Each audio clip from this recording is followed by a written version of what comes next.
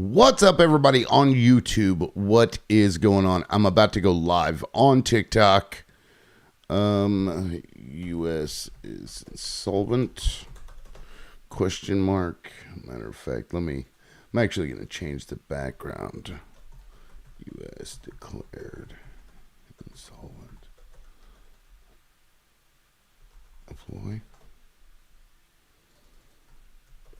What does this mean to you?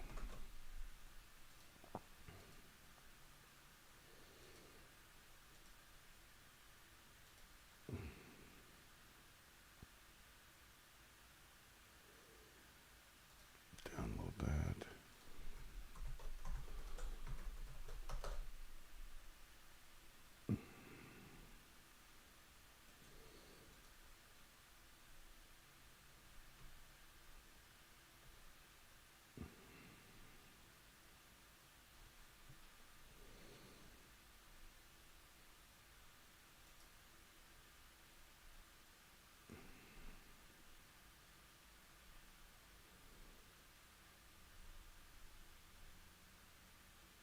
What the fuck is this? Anyway, okay. Now let me change my background. And forgive me, should have done this before. There we go. I think I got it. All right, we're going to go live on the Ticker Talker. What's up, everybody? It's your boy, the Liberal Loudmouth. And we are back again for another exciting episode of What the Fuck is Going On Today. That's what we're dealing with, is what the fuck.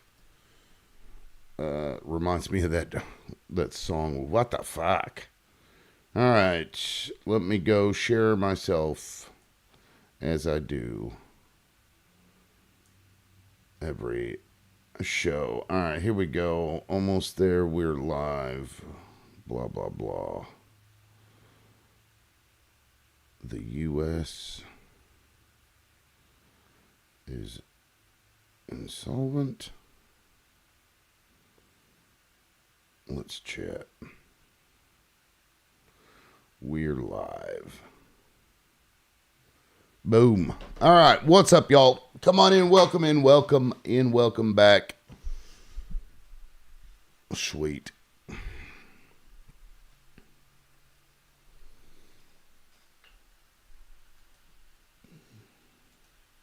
I sent it. Before we get started, there's somebody that just waltzed through the door that I'd like to, before everybody gets up on the panel, talk to. Unless he's too big of a puss ass. Then I guess he won't come. Well, I guess he's not coming. That's fine. All right. So let me just pull this up here on the screen, actually, so everybody knows what we're talking about. I think it's here. No. Here. There we go. The Treasury just declared the U.S. insolvent. The media missed it. This is on, it says MSN.com, but it says Fortune. I don't know what that's about. Is that, I don't understand. Maybe they're trying to separate some shit. Oh, let me try to move this over a little bit. Oh, damn. That's a lot of, let me make it smaller. They wanted to destroy the economy to build it back their way.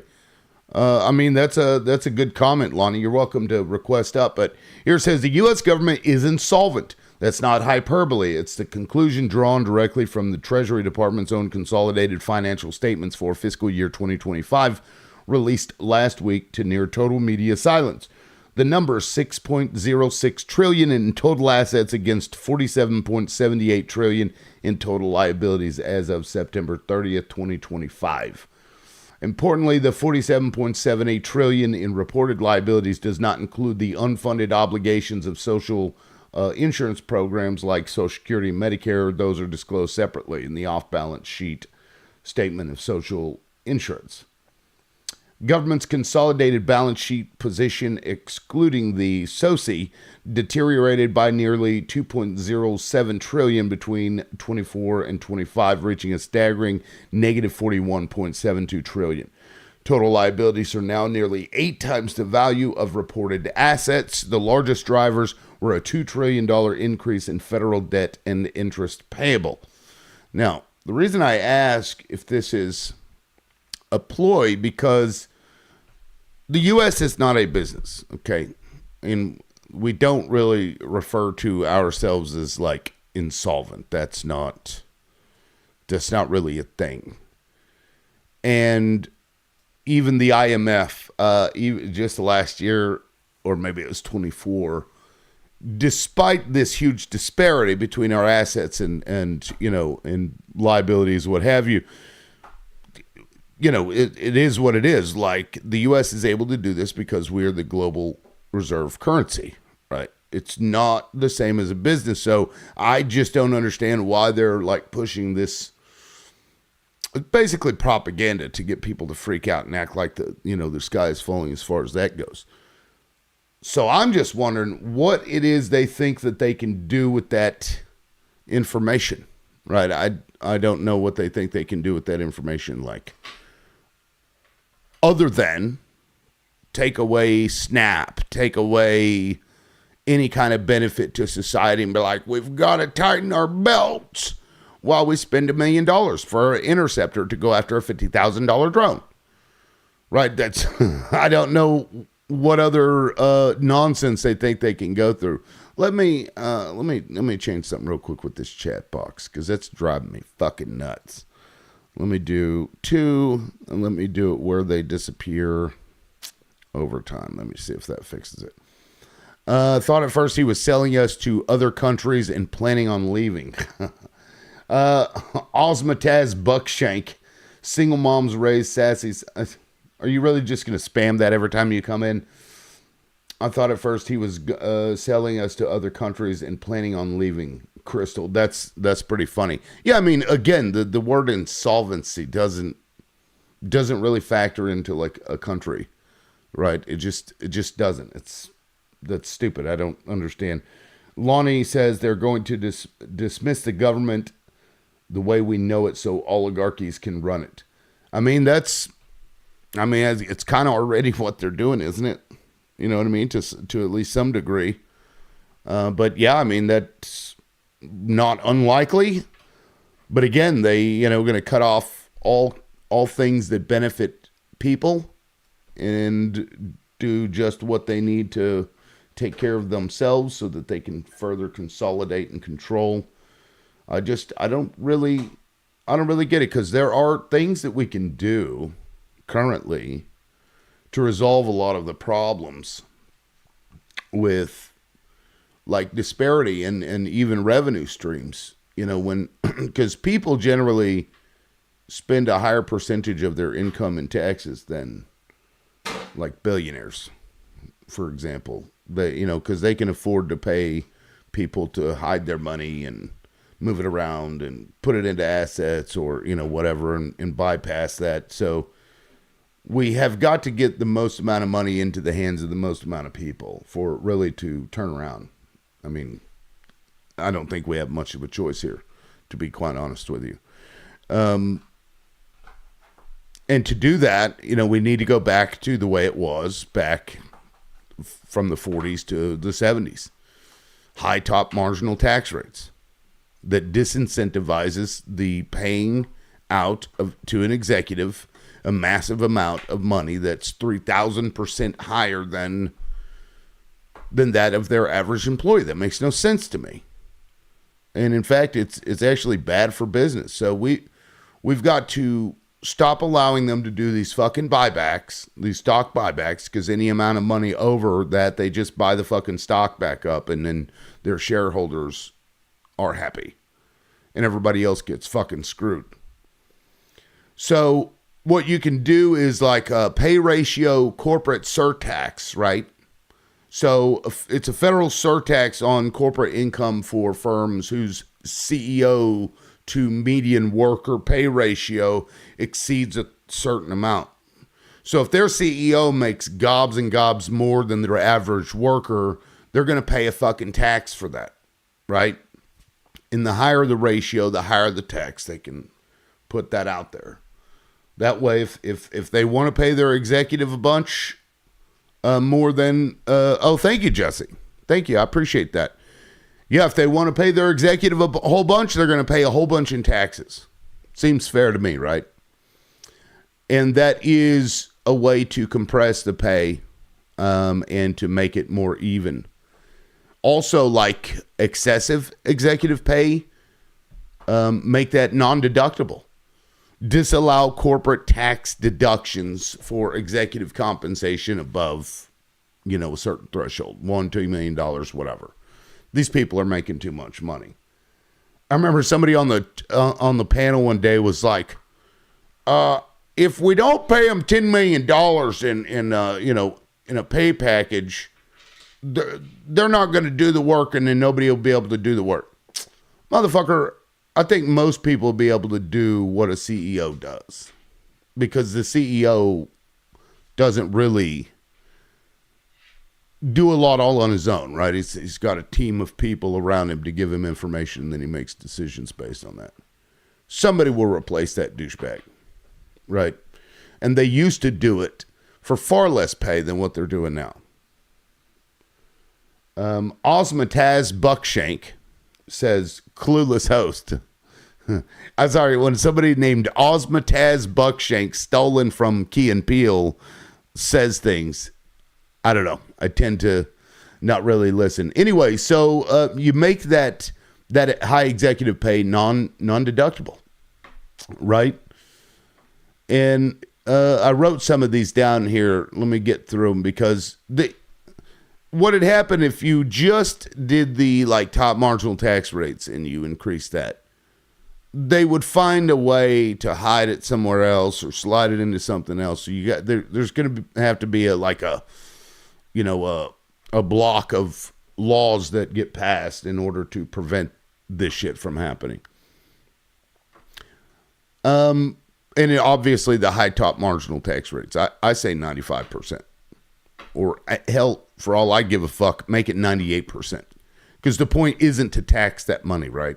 It's just to disincentivize actually paying into that bracket. It's saying you're not going to pay yourself, or your executive over this amount. And if you do, we're going to take all but, 5-10% of it. You can redefine highly paid executive stock options, restricted stock, carried interest in other things like that as ordinary labor. You know what always I thought was weird was when my wife would get a bonus, the government would take almost 50% of that. Did you know bonuses for regular people are taxed separately and differently? Almost half of it.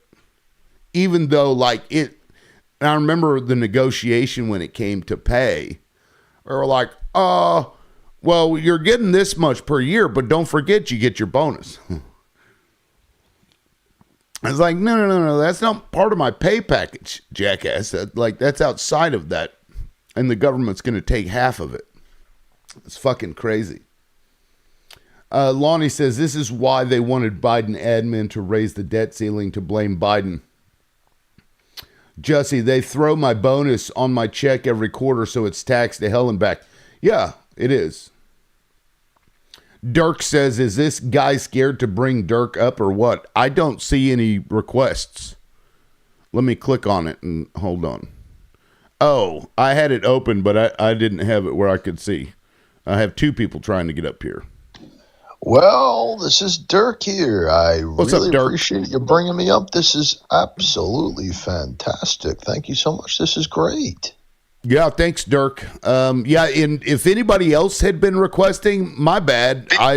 Usually it'll put up a notification, it'll have a number on it, the number of people trying to request, but I'd already opened it, but it was hidden behind something, and so I didn't get that. Anyway, Dirk, what would you like to add about what we're talking about? Well, I just wanted to add that Donald John Trump is the greatest president we've had in the past 100 years. I think people like you and the rest of the Democrat Party are attempting to make America go on a downward trend, and I think Trump derangement syndrome is the biggest issue we have here in America, and I just hope people like you could wake up and actually start loving our country again. That would be fantastic.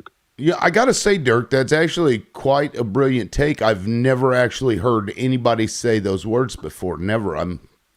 Bravo, sir. Well, I'm sure you've heard them, and they went in one ear and out the other because No. people like you think you're right I got to about give you a shout out. Like, you're everything. the only person in all the time that I've been doing this panel that was able to put those words together in that way to really drive home your point. You're really Well, that's fantastic. you're really a singular thinker there, Dirk. And Well, like I gotta give said, you I'm sure kudos. you've heard it before, and it went in one ear and out the other because you hate this country with a passion, and your Trump derangement syndrome is clouding your judgment, unfortunately.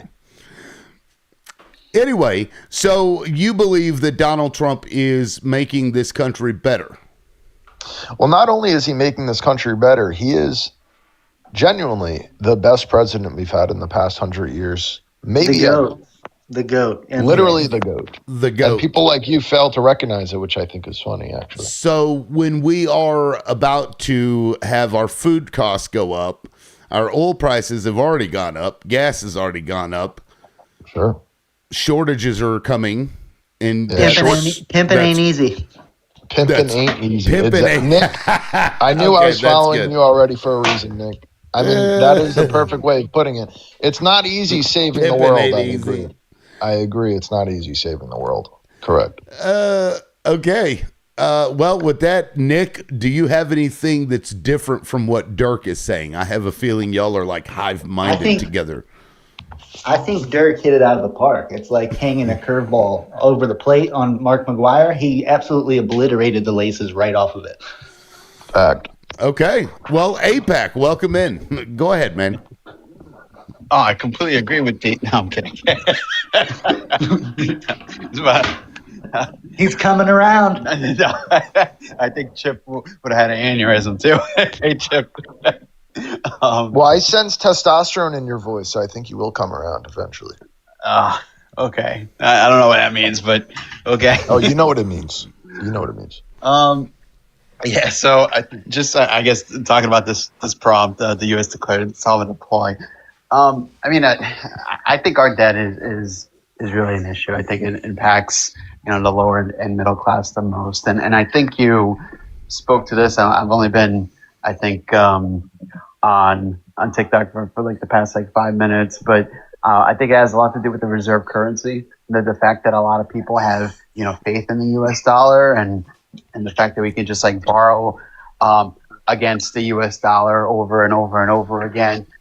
It's going to ultimately be to the detriment of other, countries, and I think they're going to push back. It just makes mortgage interest rates, higher, credit card rates higher, because there's just a lot more risk, and people start asking the question, okay, will this money ever be paid back? And as long as that uncertainty looms, just like someone's personal credit card, interest rates will keep going up. It's going to continue hurting the lower and middle class. And I think that's, and I'll land by saying, I think that's a primary reason why some input costs are high for some people, just because of the fact that our national debt is as high as it is. So, But now you also agree though that the word insolvent isn't really something used for nations, and we're not a business, and the assets to liabilities I agree. is not the same as you would for Target or something, right? Yeah, no, I agree. I think debt to GDP ratio, right, is what I looked at. 1 to 31%. Right. So- And do you have any thoughts as to why the media would portray it in this way? Because I've never actually, because we've had this issue for a while where our assets and, and liabilities were extremely, there was a huge gap between the two. Why do you think they are choosing to use that language? I think I guess they're choosing to use this language because they are saying that, hey, change needs to be done. Economic radical change needs to be done. I think it could definitely. It usually tends to be to the benefit of the upper class, because they look to the upper class as the innovators, right? They're the people who innovate. But I don't think they completely take the lower middle class out of the equation, because I think they understand that they contribute the most to GDP. But there's a lot of inefficiencies, and I think it's usually the upper class that really takes really drives costs down, operational costs down, and I think that's the biggest issue. I mean, our debt to GDP keeps on going up and up and up. Our interest on our national debt is, I think, just 1 trillion alone, and that 1 trillion, could be used in social welfare programs. So I mean, we could do so much with that money, but we can't. So and I think that's Right. why So, that alarm is so, being so like sounded. maybe an excuse for austerity measures to tell, the everyday person, hey, you're going to have to tighten your belt. We can't give you food stamps. We can't give you this, that, and the other because of our insolvency. You Yeah, think that may be I the think it's ploy, that. which is fucked up, because it's like every time you turn around, we've dropped a bomb somewhere that cost, $500,000, $1 million.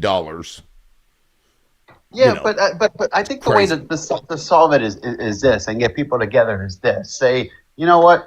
The rich keep getting richer, and they're gonna keep pushing back against these social welfare, like I guess increased funding for social welfare programs. So I think like the messaging matters. Like, hey, we can do a 1 year push where we tax 30% more or whatnot, just to maybe relieve, I don't know, whether it's a student loan crisis or healthcare crisis, or do something with education reform to create some efficiencies and do a value proposition. Because we have a lot of these issues that are cyclical in nature. Student loan crisis has been around for a long time. For example, healthcare crisis has been around for a long time. I think what we really need is kind of like a stimulus coming from the upper class, but not a prolonged one, so that they move out. And that's one of the issues. I think Hochul was complaining that, hey, I'm struggling to raise taxes from state, and asking people who moved from New York to Florida to come back. So there's audio on that. It's people like, oh, that's states. States, you can move from one state to the other. It's different if it's imposed federal. I just don't believe that. I think people would leave.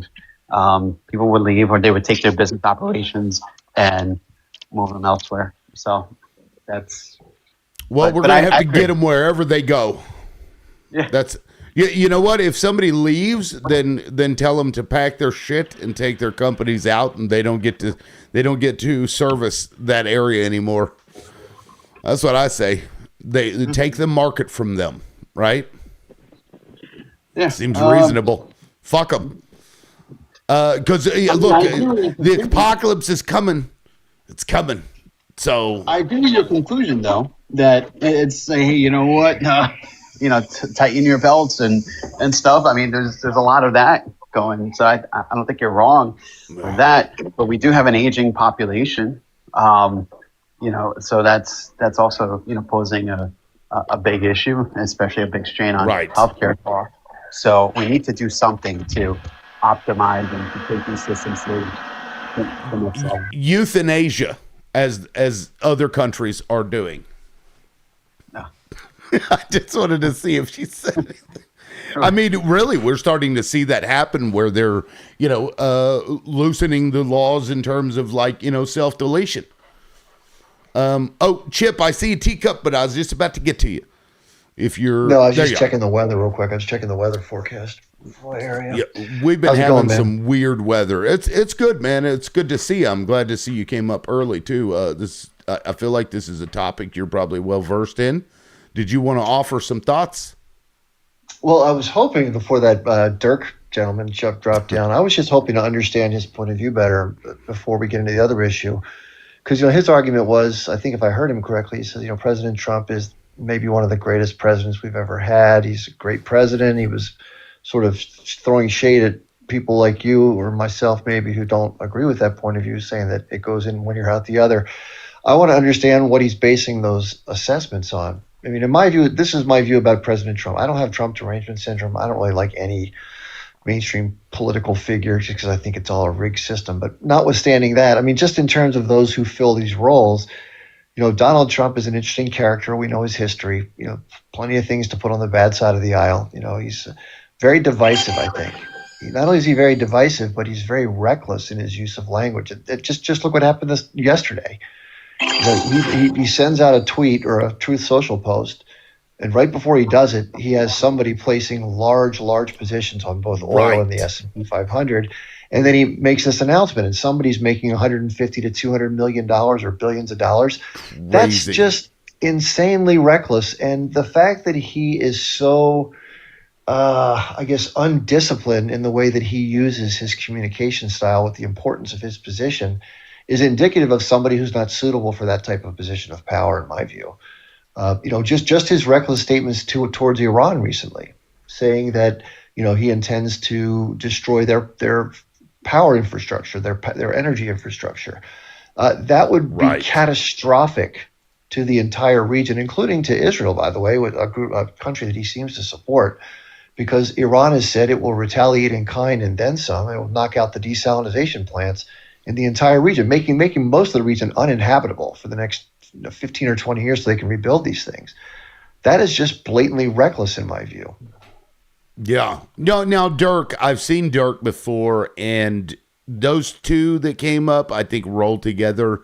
I think it's like a troll, I guess, is what they're doing. Yeah. It's kind of silly, but that's why I didn't really pay much mind. But it's like, I've never heard this one before.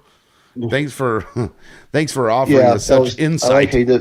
I think there's obviously some MAGA, they're loyalists to the end, regardless. I think Trump said he could go on Fifth Avenue and pow somebody and he'd still get their vote, and which is that kind of thinking. But that position, I don't want to single out Dirk because there are plenty of people who fill that role on Twitter stuff.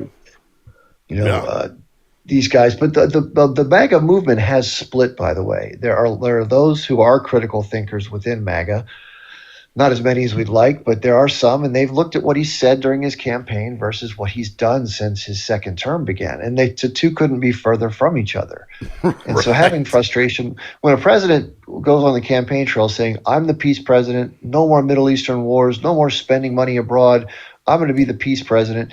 And then what does he do within a year of being in office? Right. He launches a very questionable military escapade with question not even beneficial to the United States, arguably, in one of the most dangerous areas in the world, and against a very difficult adversary, who I think they terribly underestimated. So I think that, again, if you say I'm not going to rob the bank, and then a month later you're at the bank with something in your hand pointing at the teller, that's not keeping your word, Right. Yeah, and so. It's. And a lot of, because to me, what he did with the claims, because it's claiming that he was working with Iran and had been talking to them, total lie. So if he goes and he lies, and right before he says this lie, somebody's putting money in the stock market, and then he does that knowing that it's going to cause the stock to go up. I'm pretty sure Elon also got in trouble for that. Did he not? Market manipulation, like. That's just crimes right out in front of everybody. And this is going on with crypto as well. There's all sorts of instances the rug where pulls I think members of his family and his inner circle, I think the Howard Lutnicks of the world, do this kind of stuff behind closed doors, and it's so blatant, it's disgusting. I mean, the country is in a very difficult spot, and in those types of moments, to be doing something so blatantly corrupt and illegal. It just exemplifies the vast chasm between the average American and people that are in that role, and this is why people are so furious right now. It's going to create a negative backlash that is probably going to be the most disruptive thing we've seen in our lifetime in the next 6 to 12 months. Yeah, it's pretty nutty what we're seeing. Like, I I don't know, like the fact that he's willing to do those things just out in the open. It's like. I don't know if it's balls or just part of a tactic he has to try and make himself get out of it with plausible deniability, so blatant. I It's don't just know. pure greed. It's pure greed and lack of any kind of standards for decency and I do what I want. Right. Yeah, it's pretty wild. Now let me But get regarding the to issue, and I'll pass the mic. The issue at hand is the long term solvency of our country. That this has been a runaway train for a long time. Well, long before Trump, every president has added to the debt in one form or another. Most notably in the last 3 or 4 presidencies, it's gotten out of control. But really, it's like any other thing in life. Nobody wants to have their benefits cut. Trump told I've you never to met somebody who invest in the says, stock market. I've never met somebody. Hold on a sec. I've never met somebody who says, "I want my benefits cut. I want my housing subsidy cut. I want my food right. stamps taken away."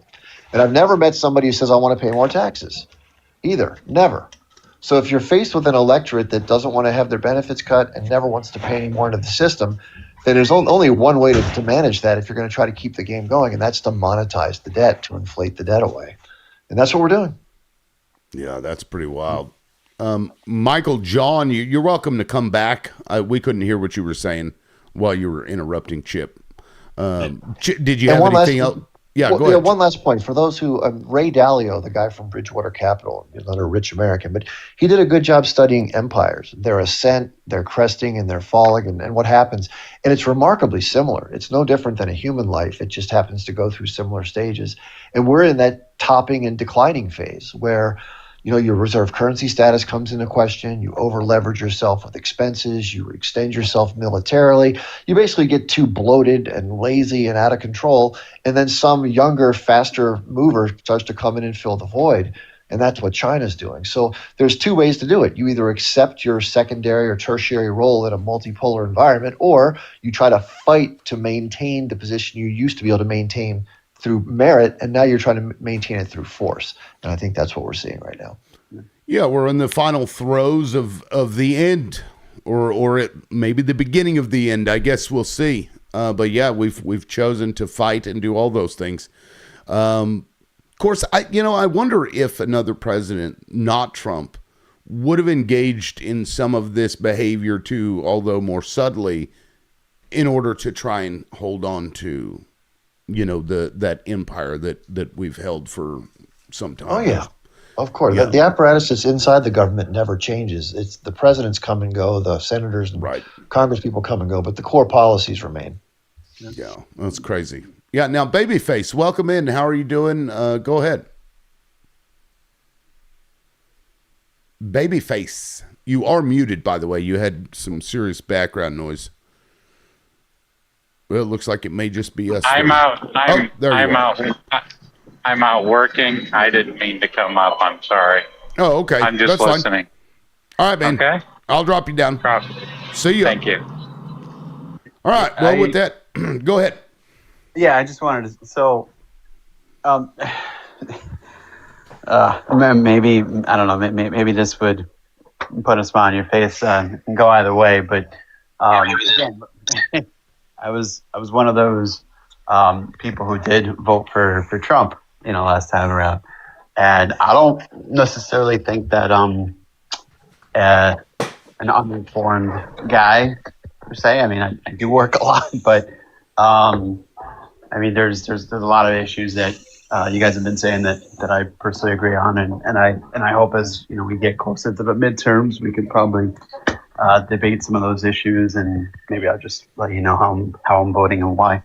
But but with Chip to his point, the MAGA movement really has divided.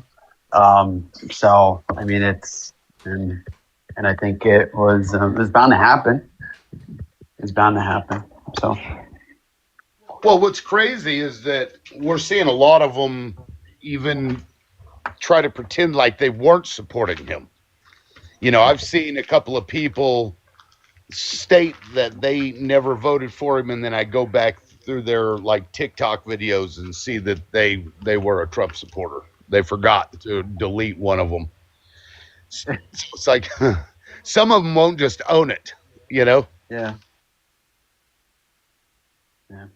No, it's true. But look, at least the Democrats should say, look, let's continue building on our coalition. I mean, ultimately, I like to be in a position where I do see myself down the road running for political office. So, I mean, it's, but that's way down the road. But it's a learning experience, right? So they're gonna Yeah, take. I want to run as well, but I feel like all the shit I've talked about Israel might make it a little hard with the states that I'd be in. No, I I don't don't think know. Maybe so. maybe we're getting away from that. I don't think so because you're gonna hate that I'm gonna say this, but you can just pull a Trump and you can say, yeah, that's me, and deal with it. So, right? I Just be mean, unapologetically you. yeah, I mean, I would because I believe it, and I'm not going to shy away from my beliefs. But you know how they are. I mean, they'll pump millions into going against a candidate they know won't, support them. I'm so with you, liberal. What's that, Granny? I agree with you. Oh yeah, about Israel or Israel. yeah. I mean, The they've other worn out their welcome.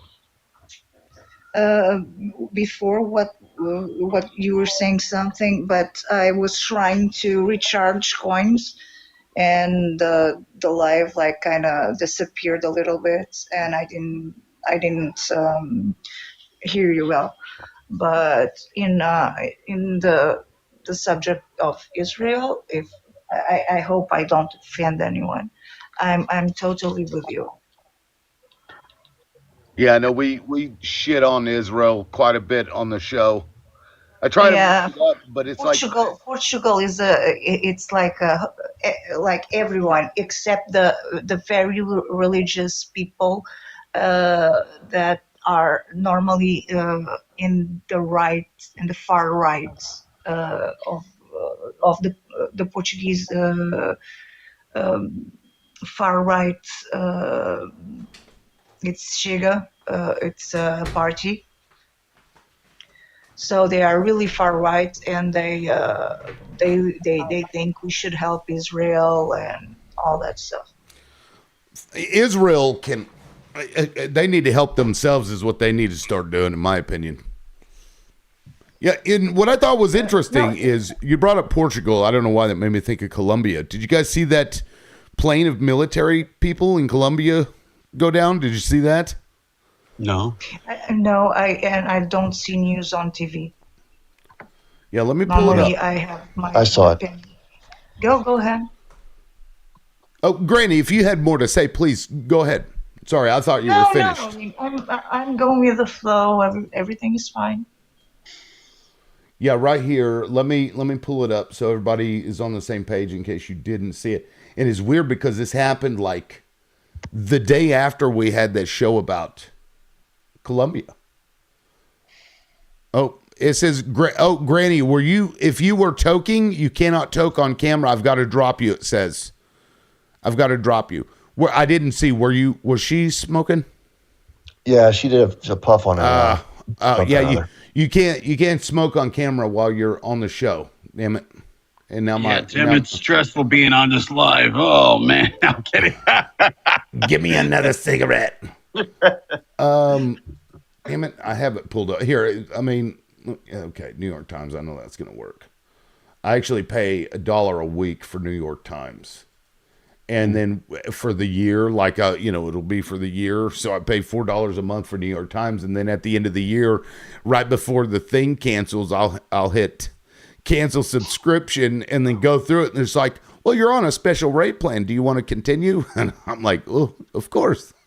So for less than a fucking cup of coffee a month, I get New York Times. Thank goodness. Hold on real quick. I got to pull this up.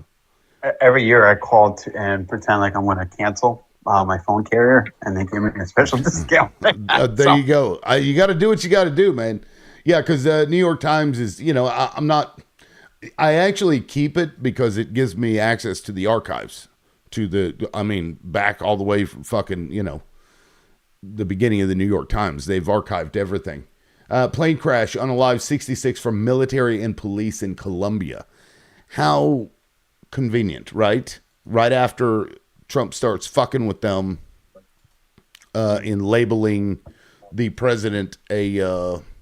Let me, Granny. I'm gonna let you back up, but if it may give me an auto like violation, then I'll have to drop you again. Let's see if it does. Did Okay, I we're good. did I do Yeah, an audio violation? yes, you No, got I'm to. not. You can't do that on camera Listen, on the live. yeah, my Just hand turn is your free. just turn your camera off. There you go. Yeah, just keep your camera off, and then that way you can do what you need to do. Yeah, That's yeah. TikTok. It's anyway. What were you gonna say a minute ago, Granny? We were talking about the Colombian uh, plane, and you showed us the news. I didn't know about that, but I think it's very suspicious. Yeah, I It's would like say. the it's I'm really like I'm laughing a little bit inside. Oh my God. Yeah, it's pretty crazy. Carrying 128 people went down shortly after taking off near the border of Peru. Yeah, Pretty but crazy. that's Pretty crazy. America. That's America. Oh God. I just have a feeling that we did something there. I don't know why. I I, have a I feeling just that you want the whole, not country, the whole. The word is missing me. I'm missing the word. You want the whole. You have Venezuela. Colombia is he didn't Trump didn't like what the Colombian president said because it's very he says what he thinks. I like the Colombian president. So I think this probably has something to do with politics and everything around it. And I was saying that here it's a little bit comical, not comical. When I go and see what Trump, not the tweets on his platform. Truth Social. He gave, yeah, Hey, through social. Truth So Social. the what was the what he said about Mueller was awful. Yeah, yeah, it First of was. all, you don't say that you're happy someone died. If you don't like the person, you can keep that to yourself. That's called being a grown up. And then he said that Iran had 48 hours before the U.S. starting attacking um, the sources of heat, light, everything. And Iran told the U.S. that they were going to do the same to all the countries around. After that, Trump told us that they were in talks, and the talks were being good. Iran says they were not talking to anybody. So this is like what? Yeah, he's just a I cannot liar. understand. Well, But I right before he made those statements, somebody, what did you say? It was a $200 million worth of investments, Chip. Right before those Yeah, statements he made. you wanted 200 million for the army, and I think it was today or yesterday No, this was that a it was stock. It that. was a stock purchase of some kind, like oil But futures. he wanted Some he needed Pete Hegseth said that he needed like 200 million for the war. 200 billion. Uh, billion, sorry. Yep. Oh my God. Anyway, And what is the what point are you getting at? Because you're listing off things that have happened, but what is your overarching point? yeah, the main point of this is that this, for me, seeing from another country, this is like a big word salad that everybody's lying. Yeah. And I at this point I trust, and this is stupid, or this is not stupid. It's like I trust a little bit more what Iran is saying than what Trump is saying, Right? because Trump gave us reasons to not believe him. Yeah, I mean, sadly, I do as well. I mean, they've been less deceptive, in my opinion, than Donald Trump. That's for sure. Now, I keep saying, guys, you keep requesting up and then dropping. I don't know what's going on, but that's like the third or fourth person. You know, I don't know what's going on. Anyway, APAC or Chip, did you have Yeah. anything you wanted to say about Yeah, I just any of that? wanted to say that it's interesting because he said he was in talks, and apparently Kushner had sent notes to a Iranian parliament member. Now, just Yeah. to put it Right, in, that is true. yeah. So to put it, so I'm not saying that that he was telling the truth. No. But there's like 290 members in the Iranian parliament. So Kushner sends notes, I guess, to them, and I guess he was like, I guess now we can frame it, and say that we're engaged in talks with the Iranians. So, and I think basically that's how Back, I'm going to follow you. Oh, Uh, thank you. I think you bring up good points, and I'm sorry for interrupting you. Please continue. I'm going to. All right. Thank you. So, I mean, so I thought it was interesting, but that's just part of, now he could say, yeah, we were engaged in talks just because you spoke to, or you sent notes to a member of a parliament. So, I mean, it's, so I guess that's all I wanted to say to that. And maybe I want one more thing. So I think the fact that this administration is so radical probably speaks to the fact that our country is in danger in general, whether it's economically or there's just like something looming, whether it's a fiscal debt crisis, whether it's whatever it may be, because I don't think an administration pews themselves in the foot before a midterm like this if there wasn't something else more to the story. So whether it's the files, the JE files or cover up or something, I think there's something more to it. So, because right, it's not in their best interest to do all this, but so. But It's anyway. not in whose best interest? Ours? Well, Like the U.S.'s? The Republicans, right? It's not in their best right. interest to be engaging in these activities right before a midterm. So there must be No, something that up. was awful. Who had this idea?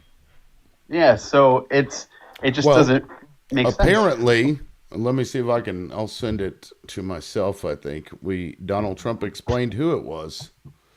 But afterwards, in America, there was like a big pressure to let the Epstein files show the Epstein files, and I think that was a lot of pressure for Trump, and he had to make like a smoke bomb, poof, and he started the war with Iran. I think that was like it's not Epic Fury, it's Epstein Files.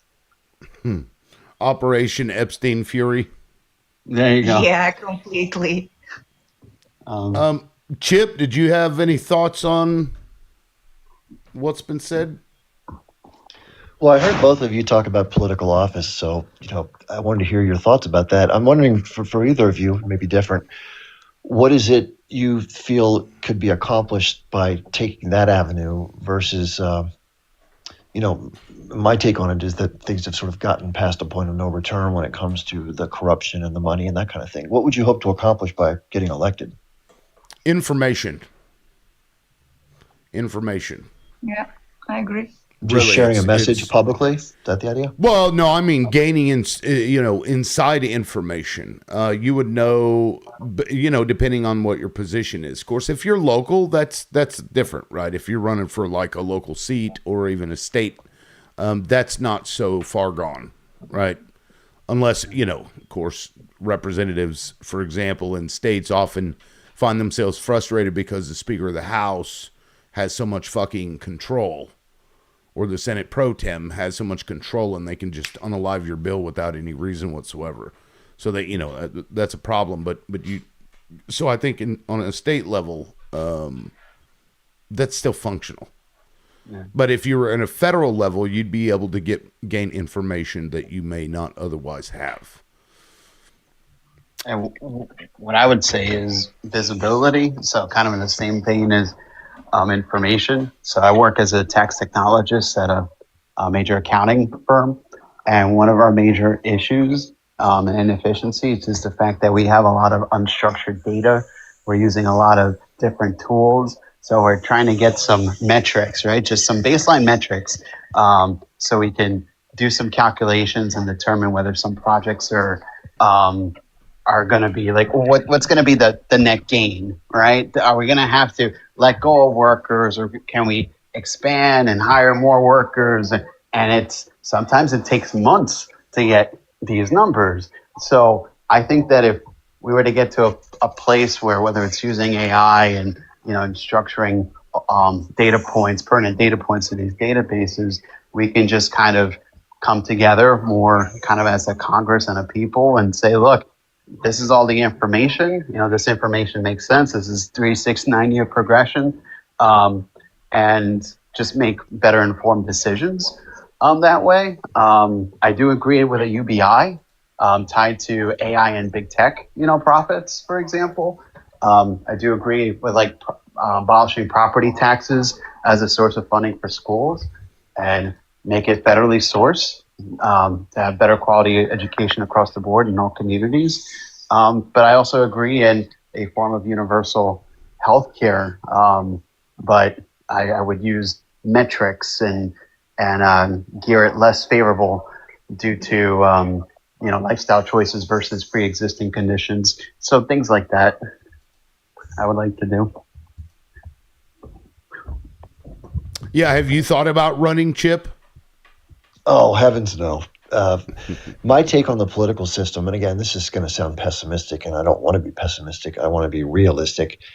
But I know friends I have a friend that was in Congress, and I talked to him about it. Right, darling. And we've seen recent examples of this. People that are reform oriented. I think Marjorie Taylor Greene. I think she's gone through an evolution, and she spoke to this. She said, her statement was, and I agree with her 100%. She goes, "We are not going to vote our way out of this problem." And the reason that she said that, and the reason I agree with her, is because if you look at how the system functions, the system's working exactly as it's intended to work. It provides access to those with money. It provides sort of a barrier between the average constituent and the key decision makers and the policies that go into effect. And it's really protecting the same class of people, which we're sort of collectively now calling the Jeffrey class.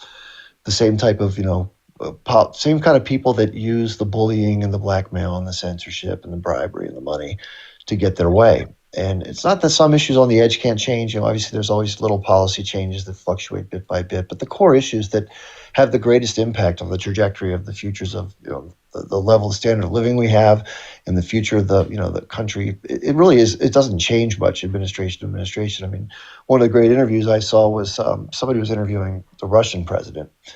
And he said, this is back in 2016 when Clinton and Trump were running against each other. And they said, well, who would you prefer be president, Donald Trump or Hillary Clinton? He goes, well, it doesn't matter. The interview says, what do you mean it doesn't matter? He goes, well, the policy's not going to change. So what does it matter?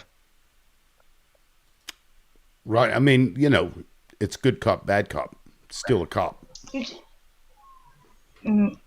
Sorry, I don't know if you saw the other day I was seeing C-SPAN and the Kentucky is Kentucky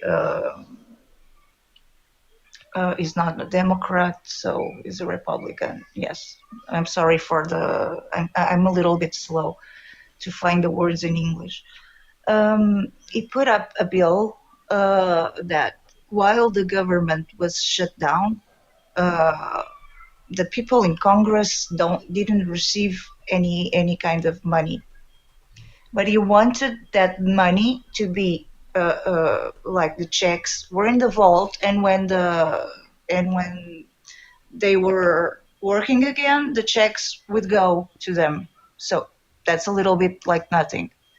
If you're not working, you will not be paid. This is my I don't remember the name of the senator of Kentucky. Like John Kennedy, Rand Paul. Is he a senator or is he a representative?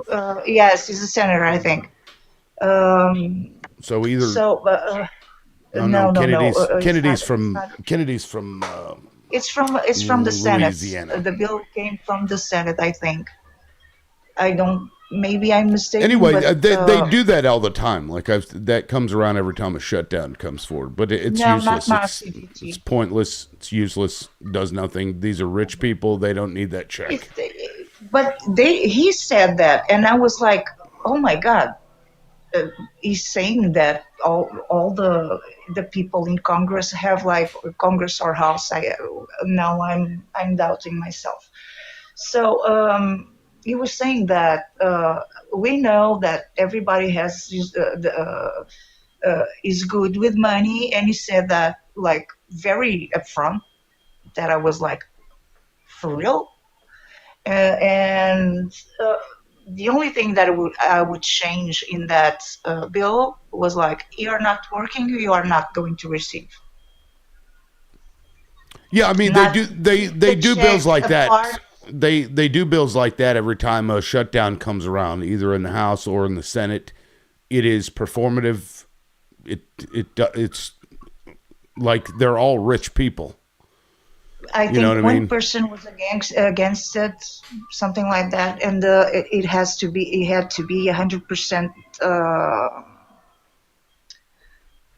to 100% of people had to agree. The entire they all had to agree to that, but I think it's like a little bit that serves nothing because you are going to receive your money anyway. So I'm looking it up here. John Kennedy today attempted to pass 3 bills via unanimous consent that would have blocked pay to members of Congress and restored pay to federal workers during the government shutdown on its 37th day.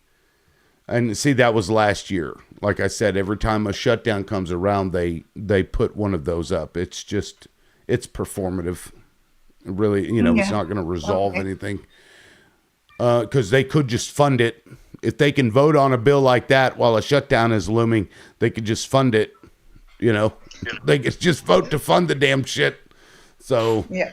I don't know. Doesn't really.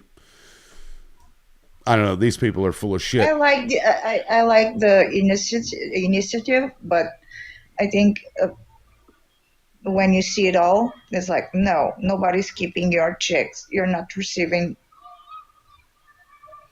nothing. You're not going to have a paycheck. You are not working.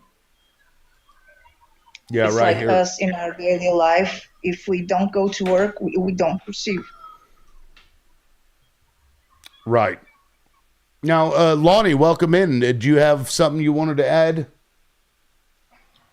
Yeah, I'm looking it up right now. I guess it's under HR 5637. No pay for Congress during default or shutdown act. That's what it's called. The 119th Congress, 2025-2026.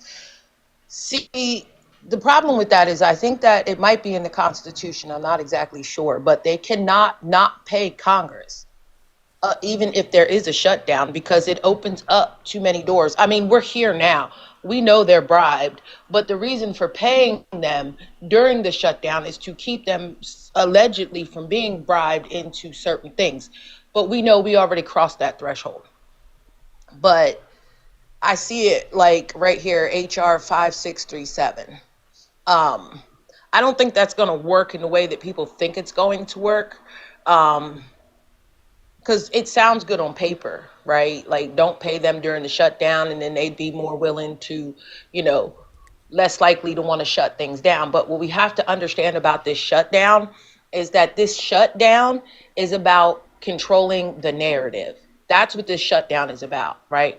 Because Democrats put forth 7 bills to fund everybody but DHS. And Republicans shot each and every one of them down. Why? Because they want to continue to fund DHS. DHS is the highest funded branch that we have currently right now. Like, they got a huge chunk of money between facilities and detainment and officers and known bought planes. She did all types of stuff, right? But this was the leverage, right? Because in my opinion, DHS is Trump's military police. Like, that's his force right there. So he's using DHS to do his dirty work / heavy lifting, right? Just like with the situation back in January when he shut down, when they stopped the SNAP benefits, right? He did that for leverage, right? This shutdown is about leverage, right? Because old world government, old world politics, the pre-Jasmine Crockett politics was a dirty scoundrel game, right? It was give and take, it was push and pull, right? So they're still trying to play that same leverage, but with this situation, if that makes sense what I'm trying to say. So we know that in previous years, Democrats bended the knee to an extent in order to get what they wanted out of Republicans. And they're still hoping that Democrats will do the same. But the problem is that what they're asking the Democrats to bend on is ultimately going to hurt the American people, and the Democrats don't want to bend that far. I'm not saying they didn't ever bend before. They have, just not this far. This is a bridge too far for a lot of them.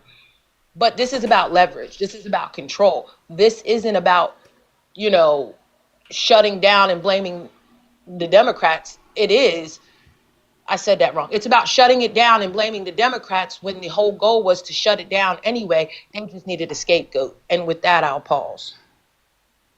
Yeah, and for the record, let me just read from the Constitution. Now, I do have a version of this pocket-sized Constitution that you can get in my shop.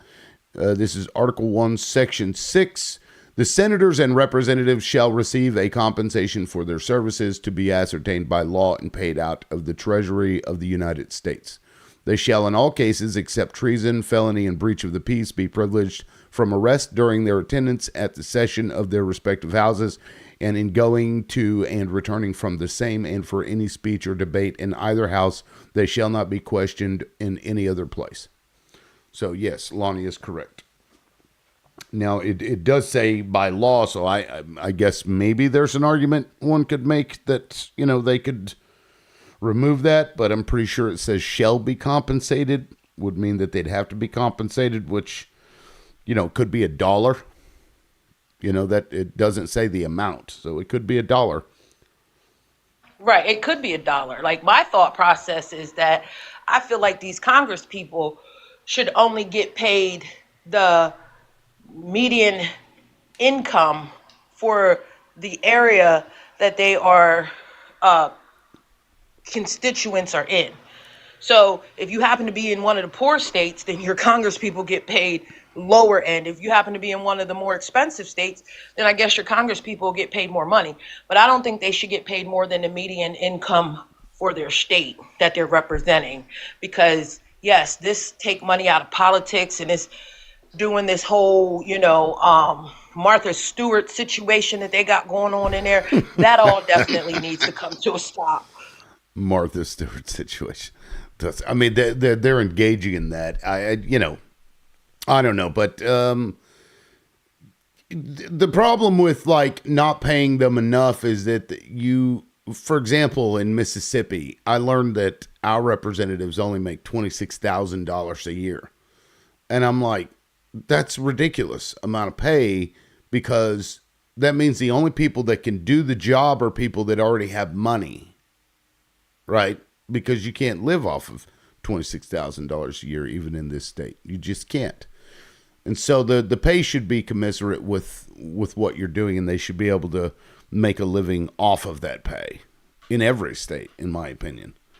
Just because, Well, it does say they get 40,000 a year or something like that. I can't remember the exact numbers, but I guess they all get a baseline of 140 something thousand. And the fact that like someone such as Jasmine Crockett had to give up her practice, her law firm, in order to be a member of government. She wasn't supposed to make any outside money. But you have Nancy Pelosi and Chuck Schumer and all the rest of them making money on the backhand side of it all, right? Right. And that's And the they issue. have a lot of power. And as we're seeing, these people just don't want to give that up. Like fucking Turtlehead. This dude is like, he's like a dead man walking, yet he's still there. Just like when they're, Dianne Feinstein and fucking Strom Thurmond getting like wheeled in on a gurney to vote. That blows my mind. But I think that's less about the money and more about the power and the networks that it Who was opens the up lady for. that went missing last year? And she was found to have dementia. Yeah, that was oh God, what was her name? I can't remember her fucking name, but I know what you're talking about. She had been Yeah, in she the went nursing missing home 6 for months. like, yeah, crazy, and they just can't relinquish problem. this. It is a fucking Yeah, problem. term limits. Yeah, They need term limits, like not just necessarily, get voted out, but they need term limits, just like the president and got term limits. They and need age term limits too. limits, and age Age limits for sure. I think if you're 70, if you're 70, it's over for you. Like, I honestly think if you can collect a pension, it's over for you. You shouldn't be working in government if you can collect a pension from the government at that age. You know what I mean? If you can retire on the government, you should be out of the government. And a lot of people are like, well, who's going to fight for the older people? The generation underneath of them. You know what I Right. mean? Like my generation, your generation, we have to raise these people now because they're too old to raise themselves at this point. I say raise as a joke, but you know what I mean. Like we have parents in that age bracket. So we know how to fight for them. We have children in the next age bracket. So we know how to fight for them. But this old dog, no new tricks that's going on is crazy because what they do is there's a thing called the tunnels, and they go down in the tunnels and they make secret backdoor deals, right? This is why when the SNAP benefits were shut down, and then all of a sudden those 7 Democrats came out and was like, we're going to side over here, we're going to cross the line. It's because they went down in the tunnels and made backdoor deals so that they all benefit in the end. So yes, I agree with you that the Democrats are just as slimy as the Republicans, especially the pre-2020 Republicans and Democrats are just as slimy. And I make that inference for a reason. Yeah, and like the war in Iran. There's a lot of Democrats that would have wanted that. Of course, they would have wanted to manufacture consent first, but they certainly. I'm sure some of them in secret are like, yeah, let's fuck them up. Well, unfortunately, I have John Fetterman up here, and I can't wait to get a chance to vote him out because he got to go. He's a walking stroke victim. That guy. I hate to say it like that, but geez, that guy is lost. He's lost the plot. Dylan, welcome in. How have you been? And go ahead. Yo, what's up, man? How's it going? It's going. It's going? Yeah, you guys were just talking. You guys were just talking about Israel? No, No. I was just wondering what you guys are thinking about the future of APAC, essentially, and how much more it's going to control your guys' government. I'm doing a little study on it right now, so I'm interested in engaging you guys. Well, the future of APAC doesn't look great. Unless they like kidnap everybody that's against them and then I don't know, send them into a gas chamber. Unless they start doing that to people, it's not looking good. People are starting to wake up to what they're doing. Well, APAC is changing too. Like they're trying to be incognito, and using different words to support their candidate, for lack of a better term, in that situation. But yeah, I've seen a couple of people speak about how APAC is now, it's not coming up registering as APAC, but it is an APAC affiliate that is pushing the narrative forward. So they're struggling because they have to change. Number two, we have to be mindful that there's going to be a lot of John Fettermans in this upcoming cycle. A lot of them are going to come in as Democrats and sound real good, and then as soon as they get in, they're going to flip. They're gonna switch sides one way or another. So I don't know if APAC is going to vanish like we hope so. I think they're going to push the Democrat narrative to try to make it more of quote unquote an even playing field with their affiliates, and that's where I'll pause. What do you think the Democratic narrative is going to be that they're going to push? Because I don't see them hiding. Like from the study I'm doing and just like looking on their website and stuff, they're very much still openly endorsing Israel, and they're very supportive of it and very open and brash about it. Well, they've already started doing what Lonnie was talking about. They actually got caught, but they're very good at deception, right? And so that's something that people are just going to have to keep their eyes open. You may not even realize that the person is pro whatever, and yet they are. So it's. I mean, there is a decent amount of Democrats that are paid by AIPAC as well. So. Oh, that's true. There's several of them also that like to give donkey rides like jackasses to clown dressed Zios in Israel. Just saying. Dylan, what's the study? Are you doing just yourself, or is it a group, or what? Who's doing it? Yeah, it's just a little bit. I'm trying to change the format of how I do my live. So I want to do like once a week. I sit down and do a deep dive and like a 30-minute video study, and then I play it on the live and then get everybody talking about it for the next couple days. I see. Well, just I'm sure you know this, but for anybody who may not, the Israel Lobby is a sort of a wide array of groups that work in concert towards common goals. Christians United for Israel is one of the most powerful ones in D.C. That's Christian Zionists that support Israel. There's one called the Republican Jewish Coalition. That's a big group. There's several others. So there's a great book written about this sort of aggregation of interest groups that come together on this one issue. It's a book called The Israel Lobby by Professor John Mearsheimer and Stephen Walt.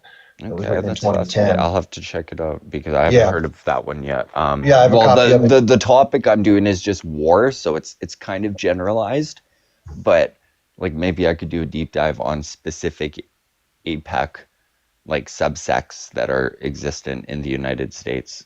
I can tell you all about it. You know, I'm your man. And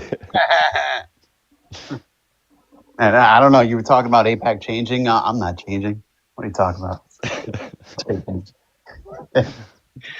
Well, they're going to have to because people have woken up to a lot of the bullshit they're doing, and a lot of their tricks aren't working as well anymore.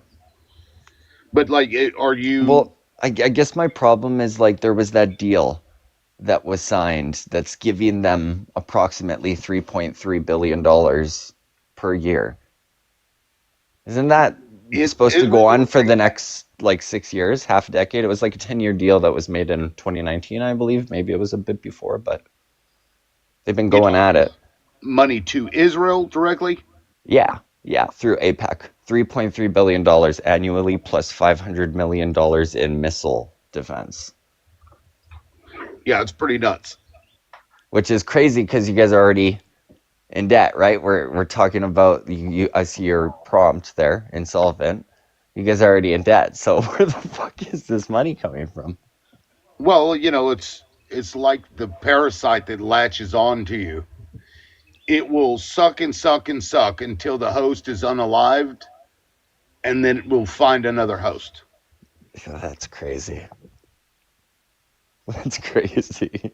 And somebody, I'm sure, in the comments, oh my God, that's the most anti-Semitic thing I've ever heard.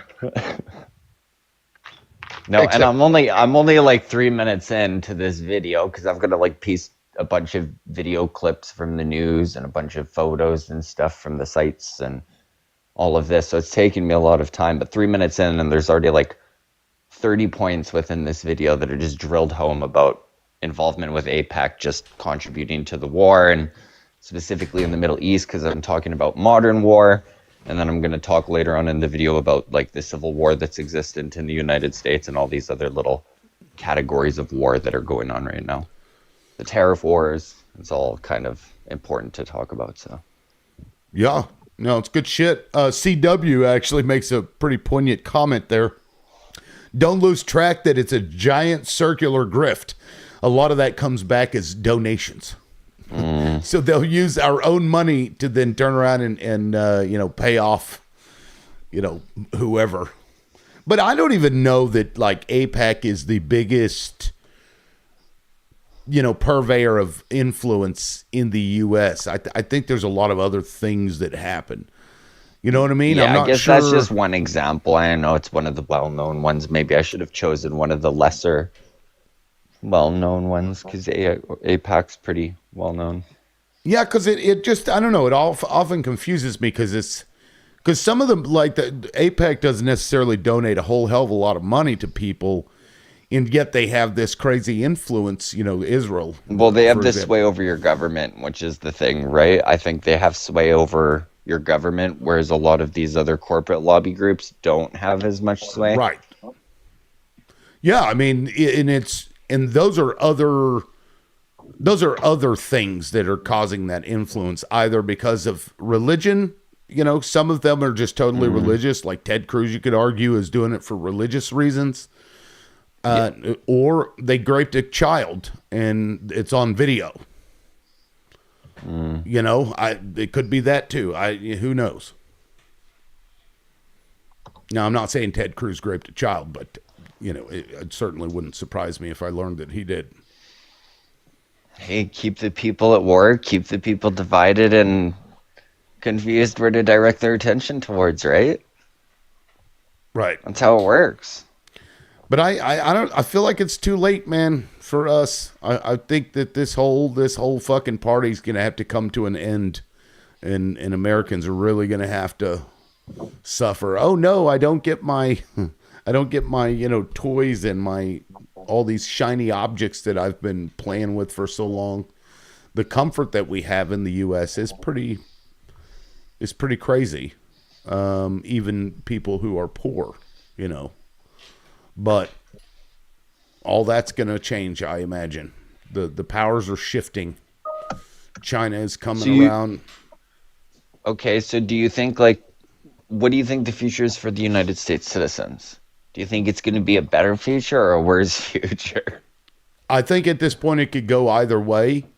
Because there's a lot of stuff in the U.S. that is desirable, even if we weren't the global superpower. So I think we could end up being a dictatorship or whatever, or at least led in that way, or we could fix it. This could be a really good thing for the United States and the world. It could be. So just because I am on the outside right now, aside from some of the people I would debate that have really good hearts, in terms of the systems that are in place, what is there that's desirable? Well, I mean, the land itself is just absolutely gorgeous. It's the land itself is worth a lot, right? The land is good. Yes, of course. Right. The land is nice. The resources available. The resources. What are the available. regulations? What are the regulations around the land, though, specifically for immigrants? What do you mean? Yeah, what would it be? What's desirable for somebody from the outside in terms of land resources in the United States as opposed to just obtaining land in their own country? Unless they're from a third world country where could be really difficult to get good land. Well, we weren't couped, and we aren't currently in civil war. We don't necessarily have cartels running around in our streets. So,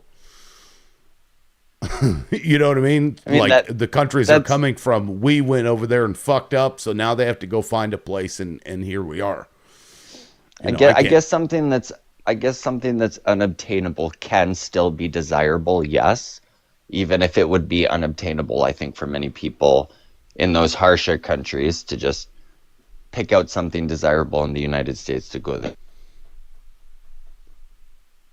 Yeah, I mean, I can't speak to immigrants. I'm not an immigrant, so I don't know really what they, what Well, I mean, even most of for them. American citizens, I can assume it's not desirable for many American citizens to live in the United States. No. But you'd asked about immigrants. Yeah, immigrants probably So, not, maybe, but well, probably not the majority. what do you think is going to happen? Oh, I believe it's going to get far worse for the citizens. The divide is going to continue to grow. Your middle class is essentially fucked. There's going to be no middle class eventually in the United States unless there's a class revolt, which I don't see happening because there's too much complacency in the United States. So, I don't know. Because I don't know how the people are going to react. It's unpredictable. Your government is unpredictable. Your citizen mindset is unpredictable. So it's just very divided right now. And now we have AI. And who knows what that looks like. The AI is scary as shit. Yeah, who knows what that'll do to, I mean, because we're fucked either way, middle class jobs, the middle of America is pretty well fucked either way. So UBI.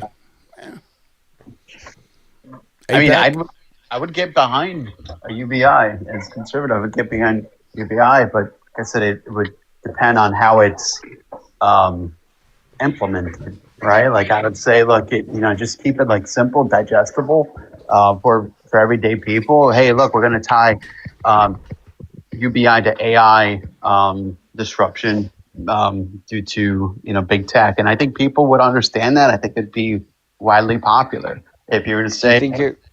Do you think your government would support universal basic income? I think so, and here's why. Because now, if you look at like the Trump accounts that passed, right? They're like, okay, well, you can set up a Trump account and you can accumulate, wealth. I think there were some Democrats who also had a similar idea, like in the past. So you can follow a similar model and just increase the amount of that gets inputted there, and instead of just making it just for those kids that are below the age of 18, you can widen, the audience to uplift the class. So I think that could definitely work. So genuine question: does your government make more money running a system of basic universal income?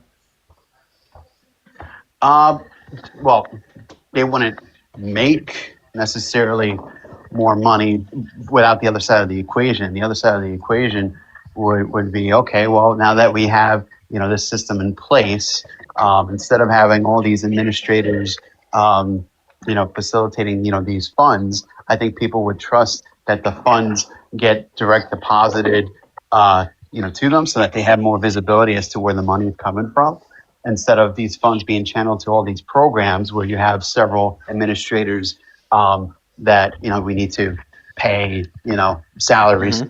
It's just all I'm saying is this: instead of just doing the social, right, the top 50% basically pay all the taxes, right? But what I'm saying is, if these social programs are going to help the poor, are meant to help the poor, then maybe they don't need just a program. Maybe the best kind of program you can give them is more money in their pockets that they can see, that's tangible, and then that creates more trust in the system. So, Well, and I love that. Like, trust me, as an extremely progressive person, I love that idea. But in terms of reality, with how strong corporate lobbying is in the United States, when you look at the primary demographic of people that are able to corporate lobby, they're rich people, they're billionaires.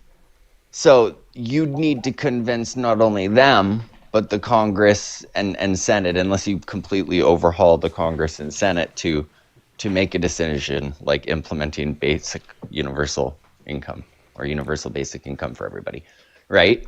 Because unless you're able to sway the court system, essentially, you're not going to be able to implement something like that. Right? Well, so billionaires will eventually, if the public does what people normally do when they have nothing, which is freak out.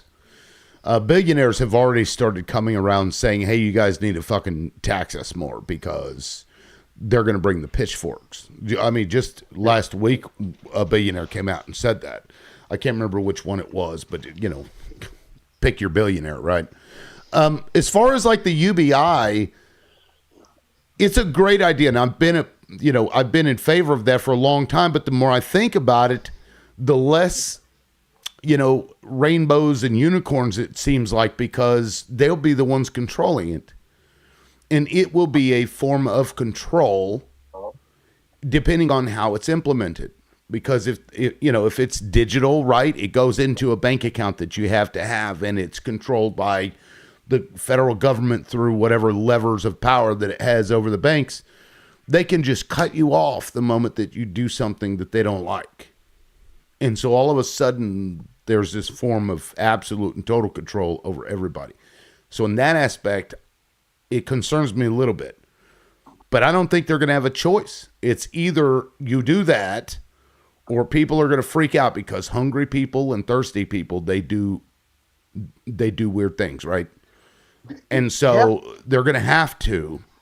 But if during this implementation, the thing, this goes to your point, Dylan, about you not being sure if they'd be willing to do that, is that they would, but only as long as they got something in return, and that something that they will ask for is basically control over that, so that they can fuck you when they want to, right?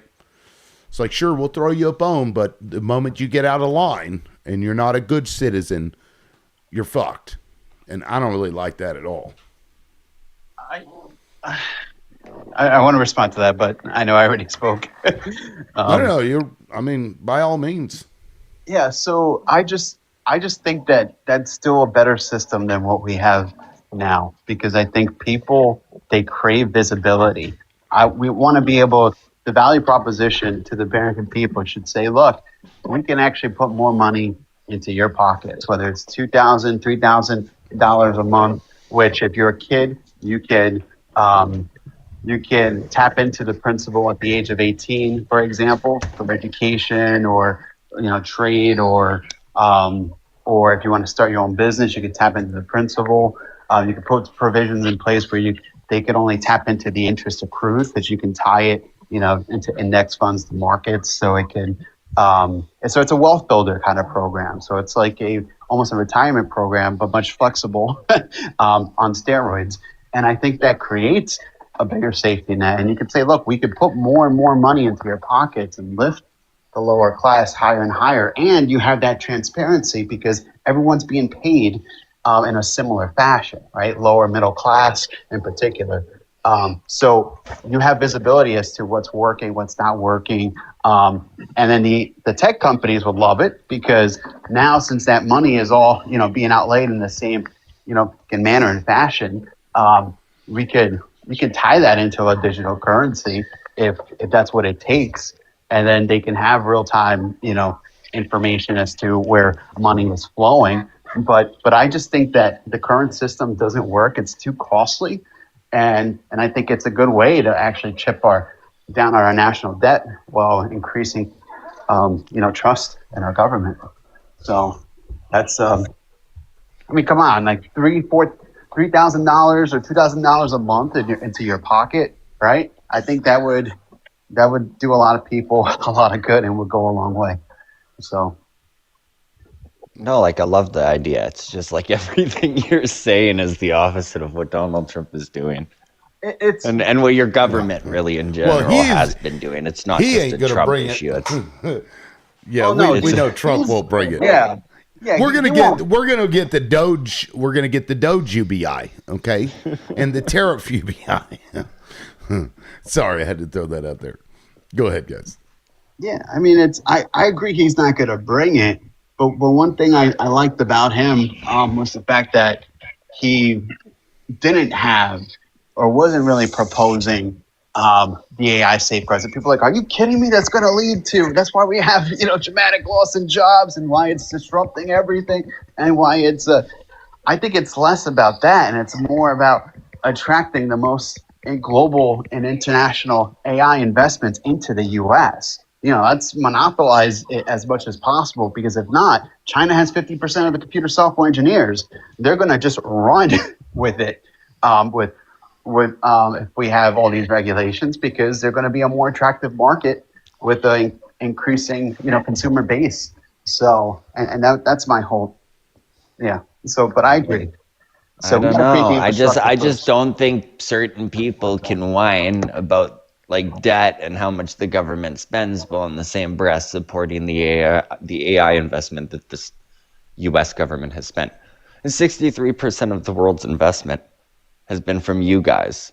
That's a fuckload of money. And it's just like at the same breath, I mean, if you can support that, then can you really sit there and also criticize what they're spending their money on? Because They AI will. investment is not a good thing. I'm gonna like tell you that now, and it's certainly not going to be pulling in people when you have a government that's like actively trying to distance yourself away from making alliances. So it makes no sense if you're trying to incentivize countries to look towards you while at the same time like heavily tariffing them and pushing them away every opportunity you get, or threatening to take them over entirely.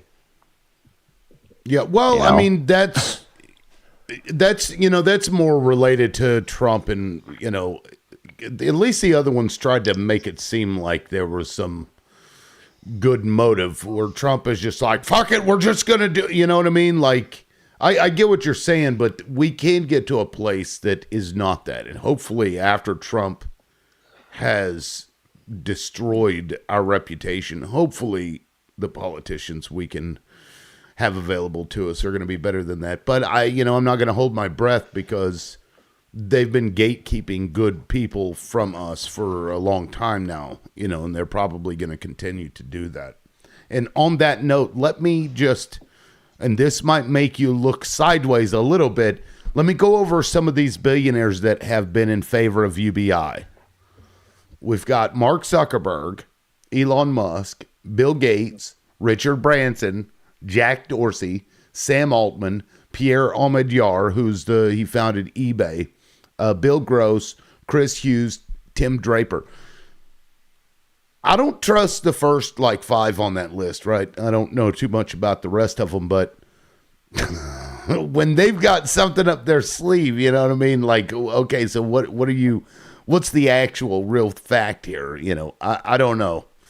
AI agents. That's exactly. So my company deploys like AI agents, and we basically tell the client, hey, if you get into our service, you can actually invite your AI agent into your like ecosystem, basically into like their company domain, and it can start automating things for them and like serve them. So basically, the AI agent for us works as a contractor for them. And so it's it's pretty cool. So I think they're seeing that kind of world where they're not going to need human laborers, and they're like, okay, well, if we're not going to need it, we still need to provide financial support to these people, or else crime will go up, right? Instability is going to go up. It's the people that ultimately keep these guys in power, and so they have to satisfy the masses at times. So I think that's why. Yeah, Dylan had to leave. Well, good luck, Dylan. I don't know, I've always been in favor of it, but now that I see what I don't know. I don't trust them, because I really believe that they're going to try and unalive as many humans on Earth as possible. That's just my theory. I think you hit the nail on the head, Tim. I think the control that will accompany any offering for universal assistance is going to be a very difficult trade-off. Right. And most people may not think about it that way at first, but once you see how your hands get tied, and can be tied in so many ways, once the AI system is completely implemented and it's digitized with geofencing and medical records and digital currency, it's going to make any sort of flexibility on part of the population extremely difficult, if not impossible. Yep.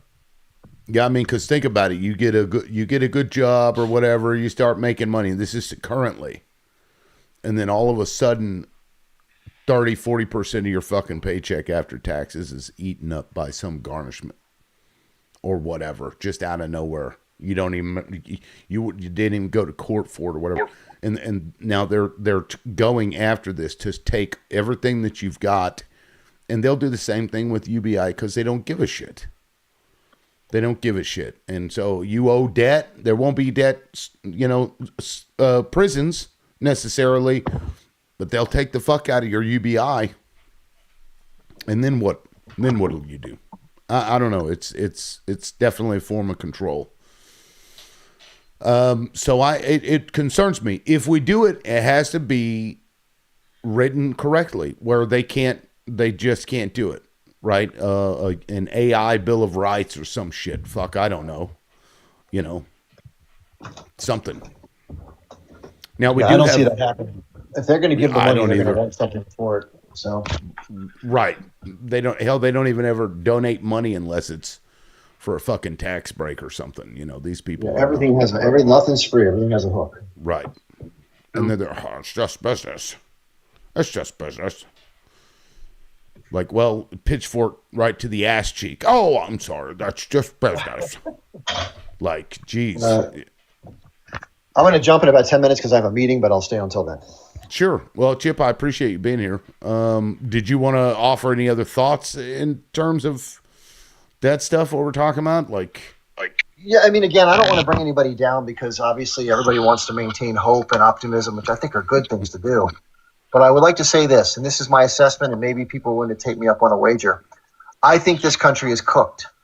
And when I say cooked, what do I mean by that? I mean the vast majority of those who live under the six-figure mark are going to be squeezed lower and lower and lower. And those on the really lower rung are really going to be in trouble. This place is going to dust. And China and the other emerging economies are going to completely take over the global scene, which they're already doing. It's obvious. Go to China. Look at the place. Look what they're doing with technology. Look at their cars. Look at their cities. I mean, look at their magnetic trains. They're way ahead of us in so many ways. Look at how they educate their kids. Look at how the acumen and the ability of their kids at age 6 is better than most of our kids at age 20. It's unbelievable. Not that Americans are stupid. It's just the system that they're immersing their people in versus ours are so different. Yeah, they've created a culture around it, which certainly makes a huge difference. Our culture is, I got to take my pew-pew everywhere I go because there might be a brown person standing around there scared the shit out of me. Fucking crazy. Yeah, no, well said, Chip. Ralph, welcome in, Ralph. Hey, what's up? Not much. Did you want to offer your thoughts? Yeah, so China, that whole system they have comes with a trade-off. They have like a very, very strict immigration policy. So they do a lot of investments into their own country and into their own students, but what they miss out without the immigration is the creativity that you get from introducing other cultures into your society. So they're kind of limited in that regard. Like their creativity can only go so far. Like they have to steal ideas from us. We create the idea, then they steal it from us. I'm not saying they don't make it better or anything. I'm just saying, as far as coming up with genuine new things, they're limited in that regard. So, as far as UBI goes, I mean, of course, rich people would want UBI. I mean, you give money to, we saw what happened during the C-19 issue, and when money checks went out to everybody, Amazon stock went through the roof, Tesla went through the roof, all the billionaires became billionaires 10 times over. When you give money, just unlimited money, and this was limited at the time, but you give them more money than they're used to managing, they don't spend it in very good, very wise. They don't make wise choices with the money. They end up giving it back to the billionaires, and of course, the billionaires would want the government to force us, the working class, to give money to people who don't know how to, how to invest it, how to manage it. It'll make them more rich. It'll make who That, more that's rich? the billionaires. Jeff Bezos, Mark Zuckerberg, Elon Musk, Warren Buffett. You name a billionaire, if you give money to poor people through UBI, you will make these billionaires. You will basically create an unending income stream for these billionaires, which they basically already have one right now.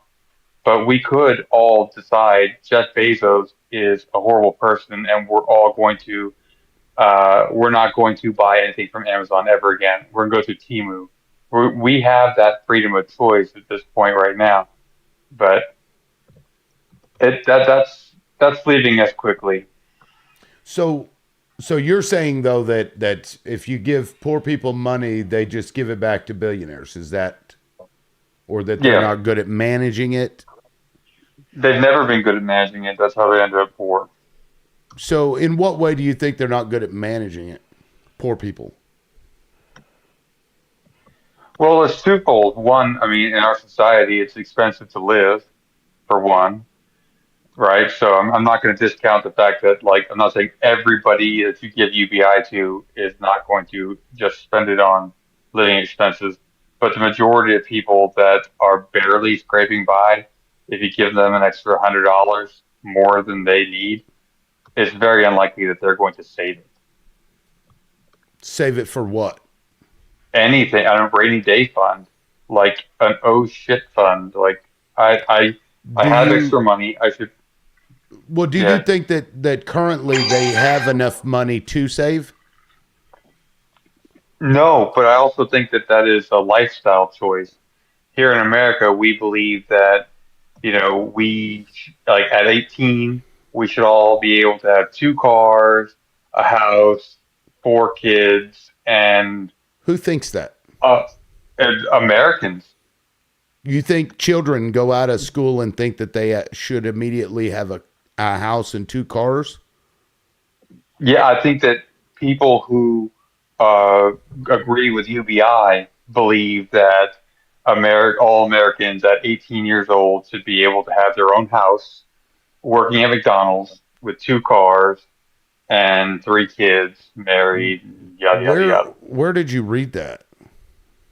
No, that's just the general uh, idea that I get from people who support UBI. They're like, hey, you should be able to work at McDonald's at from 16 or 15 to retirement, and you should be able to support yourself, have a house, two kids, three kids, two cars, a dog, and all that stuff. It's like, Okay, so do you think though that somebody who is doing a job that provides money for somebody else, the owner of the McDonald's, for example, do you think that that person who's made billions for this corporation, do you think that they shouldn't be paid enough just to live on? And I don't know where you're getting the two cars idea, unless there's two adults in the house and they're both working, they both need a car. yeah, that's how you get kids. That's how you get kids. There's two Well, adults, but they house, don't both three have to be kids, working. dog. I'm saying Right, right. but you said, right, you said as soon as they turn 18 they think that they should have two cars and a house. I think you just made that up in your own mind. I've never felt that from children. I don't know where that comes from. I think you just made that up. But aside from that, why shouldn't somebody working at McDonald's who is making somebody else very wealthy, why shouldn't they be paid enough to pay rent, utilities, phone, and enough for transportation to get to their job? Why shouldn't I'm they? okay with that. I think we just disagree on the way to go about doing that. You So think that the how? government should step in. I Yeah. believe that the only proven way that Americans have ever been able to hold like that income gap between the CEO who makes $250 million a year and the janitor or the manager who even unlocks the door, turns lights on, and runs the business is through unions. That's Well, the I only mean, way. unions were played a big role, certainly, but one of the ways that they did it was through top marginal tax rates were extremely high. From Well, collective the bargaining. 40s. Well, from the 40s until the 70s, 80s, whatever, until Reagan got in there and dropped it down to, like, I don't know, I think it was 35% is what he dropped it down to. It prevented those executives from getting huge payouts. They were still getting paid well, but it was like 300 times what the average worker made versus 3,000 times, which is what we're seeing today. And what that did was kept the money in the business, right? So they weren't shelling all that money out to one person. And so they were able to redistribute that throughout the workers. And that was one of the reasons that our wages were a lot higher than, compared to the cost or whatever, like the cost of a home. So we can do that, Do you think that that's a good idea to, like, disincentivize that so that businesses don't just pay one guy like $10 million for really no reason? Or you'd have to create the conditions that are suitable for people to form unions first, right? So it was a Reagan idea, but it was brought forth under Gingrich and Clinton. That was NAFTA. So Reagan lowered that, which was horrible, lowered corporate taxes, which was horrible. But then Gingrich, Republican House, presented a bill to NAFTA to Clinton, and Clinton signed it, and that basically just destroyed the middle class here in America. But as far as creating a condition under which people can unionize, specifically for like a McDonald's worker, you'd have to stop importing low skilled workers. You mean through immigration? Correct. You think that immigrants have caused wages to be so low now that, or stagnant, really, I guess you should say. It's not the minimum wage didn't keep up with the cost of living or standard of living. It wasn't that. It wasn't the fact that they're paying their CEOs outrageous and grotesque amounts of money. It's not that. It has to be the immigrants. No, I think it was not just immigration, but immigration pay the largest, like it was the largest factor in it. If I can't get together with everybody, if let's say I'm a McDonald's cashier and we all decide, hey, this franchisee is making, $2 million a year off this one location. This is BS. You know what? We're just not going to come into work tomorrow. Well, it's very easy to get another low skilled worker to take your job. So you think McDonald's is hiring like illegals? I don't know about necessarily illegals. They could be, temporary workers or just people who have, well, hell, I don't know. I'm just using McDonald's as an example. It used to Well, be a Republican so problem. You used to say the Republicans pro-business, like we wanted these business, and it was a really big problem. We had these large businesses that would actually hire illegals, and then they actually set aside some money for the fines that they would have to pay if they even got caught. We all know this is true, but it's speaking like specifically about McDonald's. Sure, yes, I do believe that McDonald's has hired illegal migrants who have come over here. All they have to do, if they're in the country and they're, you know, let's say that let's say that they actually do apply for asylum, right? The asylum cases were backed up. I believe it was like 3 years before you even got a court date to have your asylum, claim heard. Up to 10 years before you were heard on your case. At that point in time, you can apply for an ITIN number with the IRS and you can get a job. And technically, they're not illegal at that point, and they are documented. but they're Um, migrants who are here, quote unquote, temporarily, who can legally get jobs in the United States, and they would be low skilled workers. just because you have an I-10 number doesn't make you documented, and it is illegal to hire illegals. They currently have things in place that I don't know what the form now is called, but they make you do all this shit that you send off to the federal government. Right. So what you're saying it doesn't really track. Yes, there are companies that hire them, but I'm not sure that McDonald's is really doing that in any big way. Now, I was a little confused. Are you pro-union? Yeah. Okay. Well, at least that's something we can agree on. You think that's the way that we fix all this is by boosting unions? Well, you have to do several things, and that's why I agree with what Trump's doing.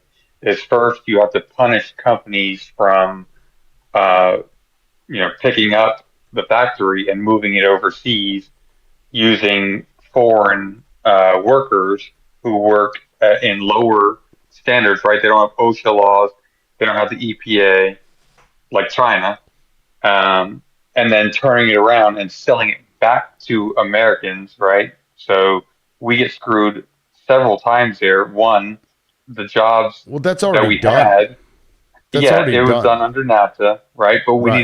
we need to punish them. We need to tear the shit out of them. Well, Say F that you. tariffs punish us. Well, tariffs punish us Us. if we purchase the product.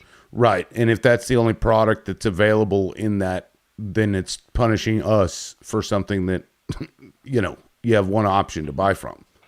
Like, Well, why would you Nike. do Let's that? just use Nike for instance, because I'm So, talking about or, what is and, a good let that me, we. because look, like when all of the manufacturing left, and I mean, I agree. This Clinton was one of the biggest reasons for that. When all the manufacturing left, it was people, generally speaking, that made those products. When that comes back, if that comes back, it's not going to be people, right? It's going to be robots that make it. They're not going to, those jobs are going to be gone, right? The percentage of jobs you actually get back is, going to be a fraction of what it was before. They had, this was fucking 10 years ago. China had fired from this one plant like 90% of its workforce and replaced them all by robots. And the 10% left were just there to maintain the robots. They call them like dark factories, I think. They're almost fully autonomous. So it's, and corporations are going to do that when they can save $1. So we're going to have to like start thinking outside the box here, for ways to do it, because corporations are greedy. If they can replace a worker with something that doesn't complain and doesn't stop, they'll do it. Which is fine. Yeah, that's fine. But though every single dollar that is circulated in this economy, right? It gets circulated. It's like if you pay me $20 an hour, right? And you pay the government taxes, I pay taxes. Both of our tax money is going to the federal government, right? That helps our economy. That $20 that you pay me an hour after taxes, let's say it's like $12 an hour that I take home after insurance and 401k and all that other shit, then I get to buy a house or I get to rent a home. I purchase food. I'm not in need of public assistance. So it doesn't matter if it's less jobs than it was like back in the 50s and 60s, like pre-automation. It's still jobs here in America. It's still dollars being recirculated here rather than, you know, offshore. What's still It's circulated here, huge. though? Well, it goes from here, we purchase their products, and it goes over there. Like they're the ones who get paid. We basically built China. Well, Like yes, they're that all is their true. That is true. all their automation and everything came from US dollars. Sure. that Republicans pushed for. Yes, I agree. 100%. Yeah. Yeah. I blame both parties. I blame Republicans more than Democrats. Yeah, I mean they were NAFTA really was a pushing Reagan for it. idea. Right, it was. Yeah, and Clinton just 100%. happened to sign it. But again, Yep. I understand what you're saying. Like I'm okay if manufacturing comes back, robots or not, that's fine. But this whole conversation stemmed from UBI, and it seemed like you were against UBI because if you give money to poor people, am I mischaracterizing how this started, or do you agree that's No, how it no, that started? was one of the 2 points that I brought up. Yeah, Right. and yeah, So I don't so agree but with that's UBI. but that's the point is that when those jobs, if they come back, I don't see them coming back without the government putting money out there to build these industries up. Because why would they? You're going to have to do something for the people, or they're just going to starve to unaliving, or they're not going to have a house and they're going to unalive, any number of ways, too cold, too hot, get flooded out, whatever. You're going to have to do something. No? Well, we've already done something. Like we're not like a pure capitalist society. We have safeguards already in place, like all over the place. We have Medicaid, Medicare, right? We have all sorts of assistance programs. We have for technical training and for colleges, like loans, or if you can fog up a mirror, you can get a student loan to go to college. Like what more do we need to do? You know? Go to Can I college say for this? what? Uh, Sure, Lonnie, jump in there. Yeah, you So I just want to roll back a little bit on this whole idea of, people working at McDonald's, which is wild work to me. Do we understand that people that work at McDonald's that make $15 an hour only bring home 28K a year if they work full time? Like, do we get that part? Like, that's only 28K. And I'm sure, Ralph, you make more than 28K. Am I right to assume that you make more than 28K a year? yeah. So if people were getting paid more than 28K a year, then they would be able to afford the things that they can't afford, right? So if somebody made 35K, 40K, 50K, then they wouldn't need to rely on the government as much, right? Because I don't know about where you are, but I know where I am in the state of Pennsylvania that 77K a year is the income median for our state. Now, in order to get on SNAP benefits, you must be 200% under that guideline, like under that amount, 200% under. So anybody making less than 77K could possibly be eligible for SNAP benefits, which most likely are people that work at McDonald's. There was a time where working at McDonald's could get you the house and the two cars and one income, right? There was a time, but like Lib said, wages didn't stay with inflation, right? Wages did not move up because here in my state, Pennsylvania, minimum wage is still 7.25, and the last time it went up was 2009 when Obama was in office, right? So that tells you how long it's been since wages in Pennsylvania have gone up, right? So I don't agree that we need UBI.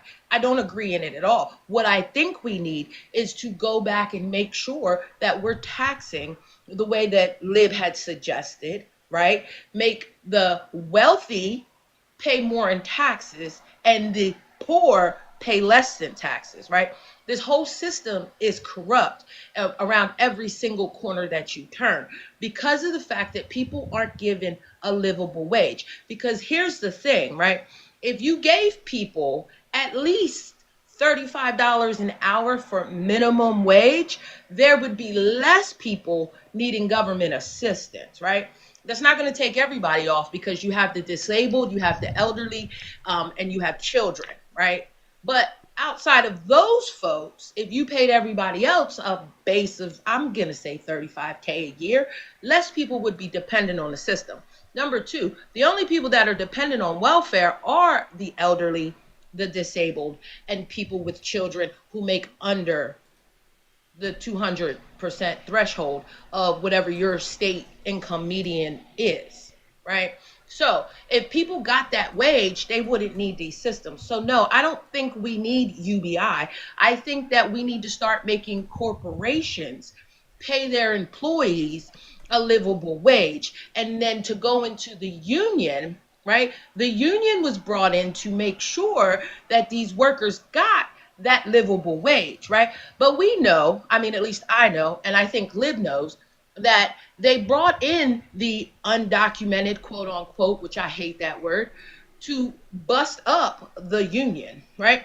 The corporations brought those people in here. The corporations paid for those people in here. Trump and his goons are getting HB2 visas to bring in immigrants to work for pennies on the dollar, because he just, I think it was an executive order that he just signed in the last week stating that anybody that's on a HB2 visa will get paid anywhere from $1 to $7 less than state minimum wage, right? So this administration and these corporations are part of the issue that you have an issue with, right? Because you think that because people are making pennies on the dollar and they're depending on a government who would rather give them SNAP benefits and keep them under their thumb than to give them a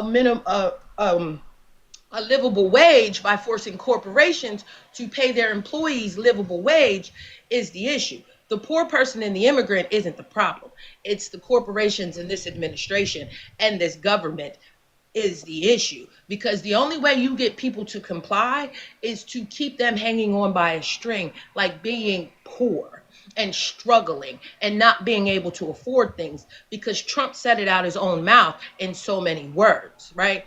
That he's going to get the jobs back, but it's going to be for pennies. And so this is the disconnect that I have with this conversation.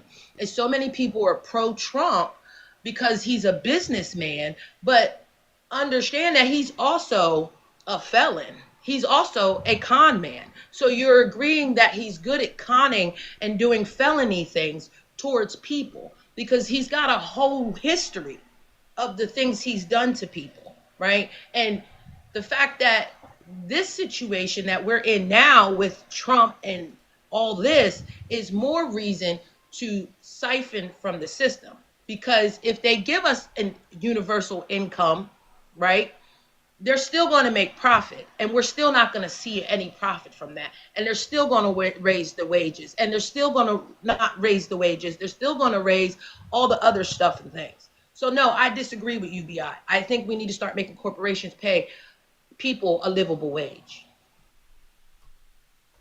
Okay. Yeah, I agree with you on almost everything that you said, except for that Trump is the problem. Like I agree with you that businesses were bringing over immigrants for lower wages. I do agree with you. I think that corporate taxes should be around 56 to 60% where they were back in the 50s. I agree with you there. I do agree with you that you should be able to have a living wage.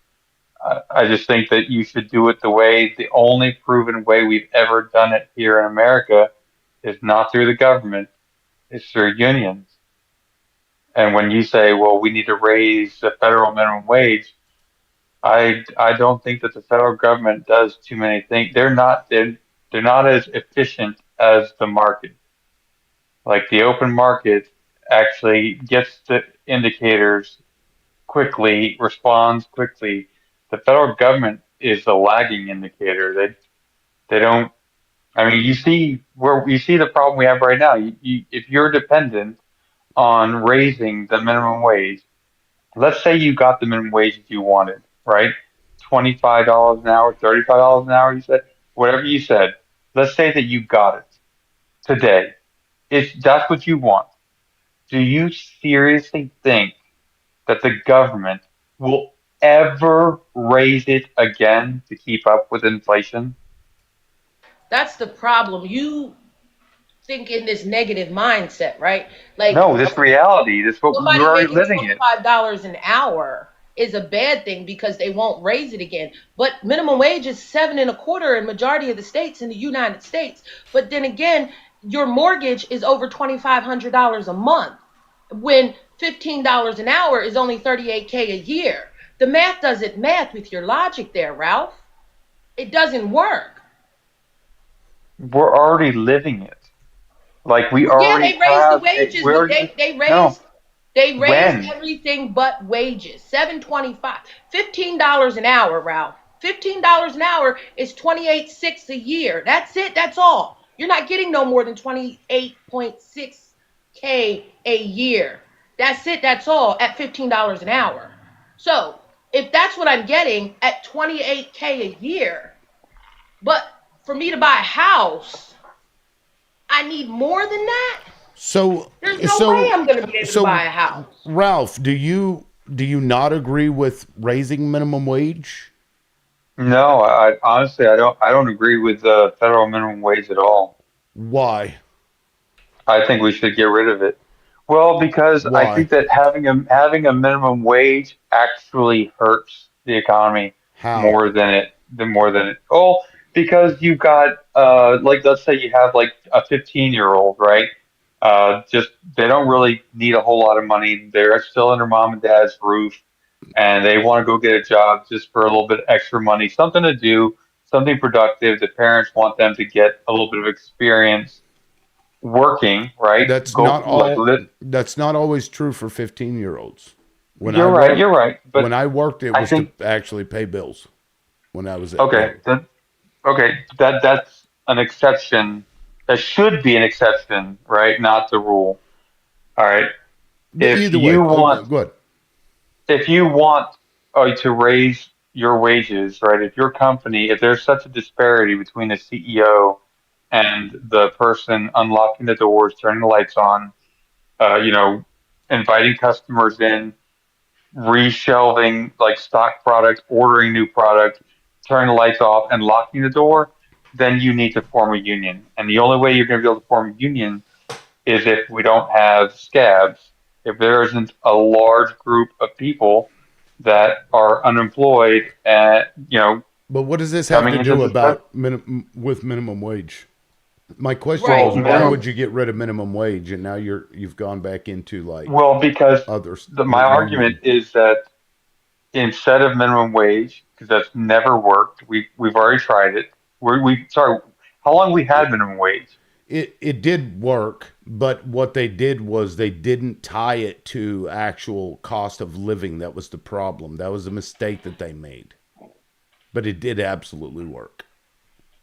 Well, why didn't when Obama was elected president in 2008, right? When he took over in 2009, he had 246 members in the House and he had 60 seats in the Senate. Hold on. Before you go down that rabbit hole, I just want to make something clear, right? Most miners only work 4 to 6 hours a day, right? 3 to 4 days a week by law, right? You can't exploit the miner, right? So even if someone who is 16 is working at McDonald's making $15 an hour, there's no way they're gonna make 28K a year. That's number one. So that argument is water under the bridge because miners don't make that much money. They don't work that many hours. That's facts. I don't know where your miners work that they make that much money in a year, but I have Okay. yet to meet Well, a miner under 16 that makes that much money. That wasn't what I was trying to say yeah, at all. go ahead and finish what you were saying. Now I don't even Yeah. remember what it was that you were saying or what I'd asked.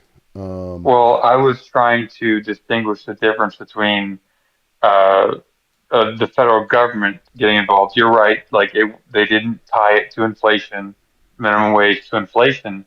But my question was and all I was trying to say was when Obama came into office in 2009, we were in the middle of a financial crisis, right? So people were hurting. We needed help, right? A lot of people needed help. Uh, Bush blew up. Bush and Clinton blew up the economy, and mostly Bush. But Obama had a veto, like he did a 60 votes in the Senate, so they didn't need a single Republican to vote with them. They had 246 or 256 members in the House. They didn't need a single Republican vote for anything. Why didn't they raise the minimum wage? Why didn't Trump Well, raise the it minimum it wage the it last did time get he was in raised. office? I mean, it was raised to 725 right after Obama had gotten into office. You saying why didn't they raise it again? Why didn't they why didn't they tie it to inflation? I mean, that's a question you'd have to ask them. I mean, look, they're bought and paid for by corporations, so that's the politicians don't work for us and haven't worked for us for a while. I think. And once again, we go back to this. They do things to make things work for everyone else, right? While you think that Obama had all this time, that the left had all this power, he only had full control for, I think it was 17 days in his 8 years that he had full control over the House and the Senate, where it was all left, right? It was only like 17 days because after that, somebody passed away. After that, I believe the other person was out on medical leave. So he didn't have the full House and Senate for longer than about 17 days. That's number one. Number two, right? Your argument was that if they raise it to $25 an hour, which equals out to 48K a year, that they're never going to raise it again. What is wrong with making 48K a year? Do you make more or less than 48K a year, Ralph? Because I don't make 48K a year, okay? But I don't make enough to be able to buy a house or two cars, okay? Because I don't make 48K a year. So $25 an hour is a decent wage to be making 48K a year in the fact that everything is so inflated, right? Because there was a time where you could go buy a brand new Honda, okay, and a brand new Honda was 28K. Now a brand new Honda is 52K, brand new, right? Who's affording that? Not too many people. And that's a Honda Accord. Okay. So when we take the numbers and we actually do the math and then we take what's happening, like the price of everything we got to pay for, if people made a livable wage, people would not be dependent on the government. So, yes, the federal government needs to get in and raise the minimum wage to a livable wage. Now, every state is going to be different. By all means, yes. Number two, if more families made a livable wage, less children would be working to support their family because a lot of them are. Number three, minors cannot close or open a business, right? So anybody under the age of 18 cannot open or close a business, right? Minors can't deal with cash when it comes to restaurants or anything like that, right? There's also HIPAA laws and OSHA, I mean, not HIPAA, OSHA laws that says minors can't do certain things in those fields, right? So this argument about giving minors this much power is not legally a thing, right? So, but the single father who has two kids because his wife ended up passing away during childbirth cannot afford to take care of his two kids on his one income because unfortunately he's the one that has to get the kids to and from school. He's the one that has to pay for childcare. He's the one that has to do all the stuff and things, right? But you don't want them to have a livable wage, right? Even if that means working at McDonald's because having to choose between childcare and having to choose between paying for food, right? This father would ultimately lose everything he has because his wife passed away. See, this isn't the angle that y'all don't want to look at it as, right? Y'all look at it from this angle where y'all think that people are just mooching off the system when the system was designed to keep people impoverished and poor. This is why you're struggling so hard, right? And then they told you to blame the undocumented Okay. when they're the ones that brought in the undocumented to take your job so they could pay them pennies on the dollar. And I'll pause right there. I think you're misunderstanding what I'm saying. I'm okay with you making $48,000 a year as a McDonald's cashier. That does not bother me at all. I wish that for you. I want you to get that. But I know from history that we have never in America successfully gotten the government to get that right. and we have decades of experience with that. Why? The only way in American That's my history. problem. Is Well, that no, I they want you have to it, have but it. when they can't. That's No, the thing. well, the way you go get it is you form a union. You tell the owner, I will not unlock this door and turn the lights on and greet new customers and restock your With lies. shelves and then turn the lights off and lock the door again if you don't pay me more money. And without a job, But how do you pay I, rent there, Ralph? Because I you'll be fired if you do that. Then you can't pay your okay. rent. Then you're kicked So out. I don't understand why you support Trump and you support unions because Donald Trump doesn't support unions. So like I understand what you're saying. It sounds great, but in practicality, it doesn't work. The government will not be there to, to help you if that's what you're trying to do. They will fuck you any chance that they get. Are tariffs pro union? Are tariffs pro union? No. It has Okay. nothing to do with one thing, has nothing to do with the other. Tariffs are not pro union. No. Yes, tariffs are pro union. No, they're not. It has nothing to do with each other. Tariff has nothing to do with that. Donald Trump, stripped collective bargaining rights from federal employees, didn't he? From federal employees. Didn't he? If he was pro-union, why would Yes, he do that? from If federal if he was because we don't want pro-union, why would he do that? because federal unions are is like mom going on strike against dad. It Wait, wait, doesn't wait, make wait. sense. The government is made up of people representing people, and the people being represented work in the government.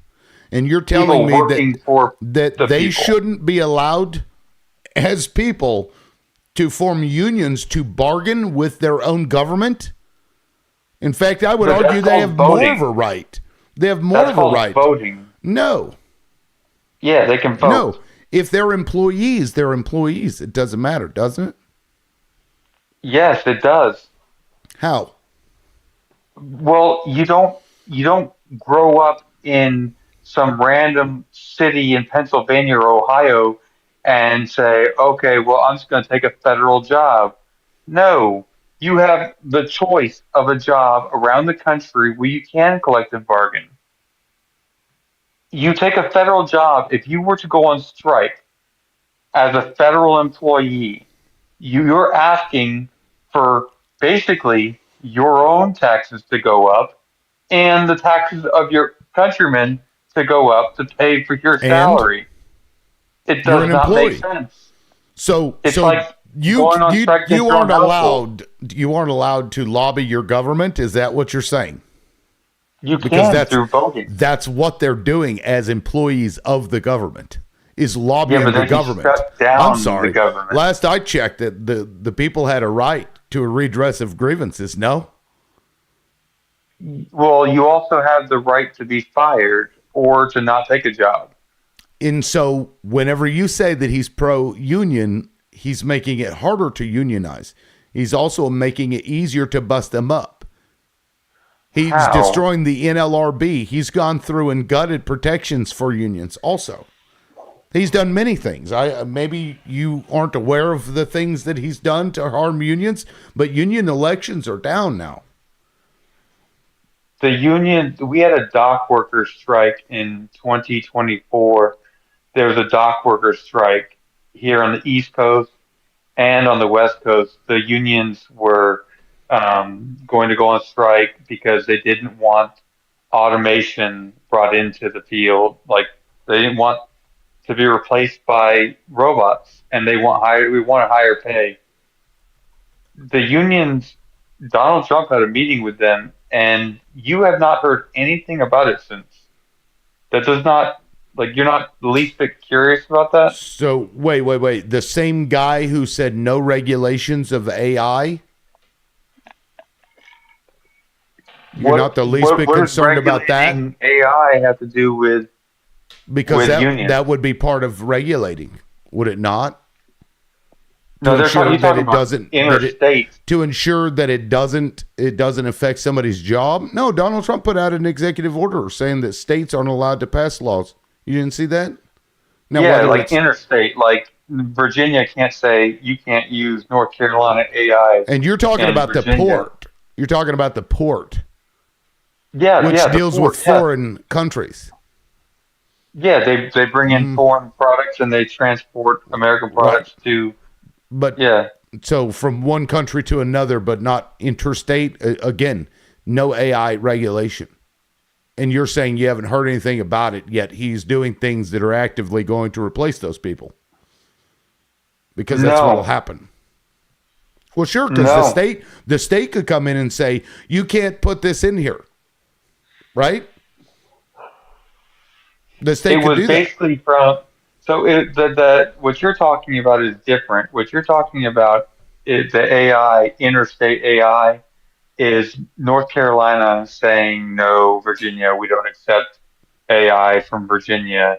Virginia saying no, No, we don't accept AI from Washington State. Yeah, no, that's literally it. If you read it, that's literally what it was. no. He But wants the union no workers, regulations on AI whatsoever. That's what he said. interstate, interstate, like North Carolina can't say no, we're not accepting Virginia AI and vice versa. Stuff like that. Not true. Yeah, and the dock workers, they went back to work because Trump went and visited them. They also voted for Trump. Well, them voting for Trump doesn't really mean much, right? Well, He it was he in is their best so interest. so he targets unionized federal workers, and you're like, oh, he loves unions. That's different. Question. Yeah, well, I got a question for you, Ralph. Did you know that Trump has a golden share in U.S. Steel?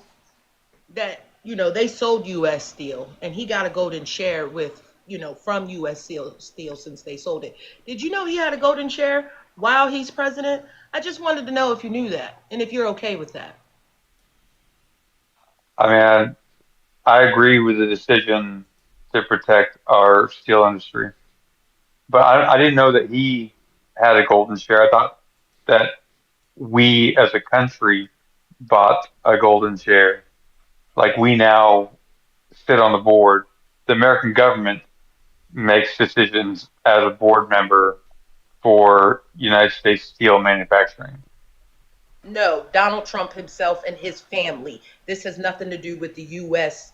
government. It's Donald Trump who is the one holding the golden share of U.S. Steel, right? So we, as United States citizens, don't get anything from that, right? And this is the part about Donald Trump that a lot of people don't understand is that he is for himself, right? He is out here making backdoor deals, making sure that when he is no longer around, his family name is going to continue to profit while the rest of us, every last one of us that makes under six figures suffer, right? So I just, this is the part, right? Because he says things and they sound really good, right? And then he turns around and he goes against everything, right? He goes against everything that he says, right? He spoke to the unions because he wanted their vote.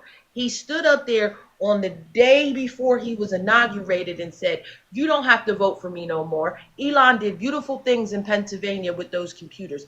I don't need your vote anymore, right? No more voting. He said that out of his mind. And then if you go read Project 2025 from cover to cover, you will see that the plan is to dismantle votes, right? Voting will be no more if he has it his way. So we will be in a dictatorship.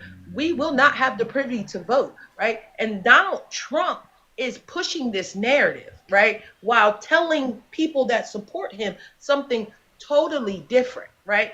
Gaslighting everybody that supports him to believe that people are just being lazy and they're not working hard enough, right? While simultaneously issuing HB2 visas, like I said, and saying that these people that come over here on HB2 visas cannot make they're going to drop the wage anywhere from $1 to $7, right? So those people are going to be making pennies on the dollar after they come on over here on an HB2 visa, which is a work visa, which is how the undocumented got here to begin with, right? So he's still using the very thing to his advantage, right? Because he also stood on stage, I think right after he got elected, and said that if the farmers are suffering because their workers aren't showing up, that you could rent workers from the government. Where do you think those people being detained are going?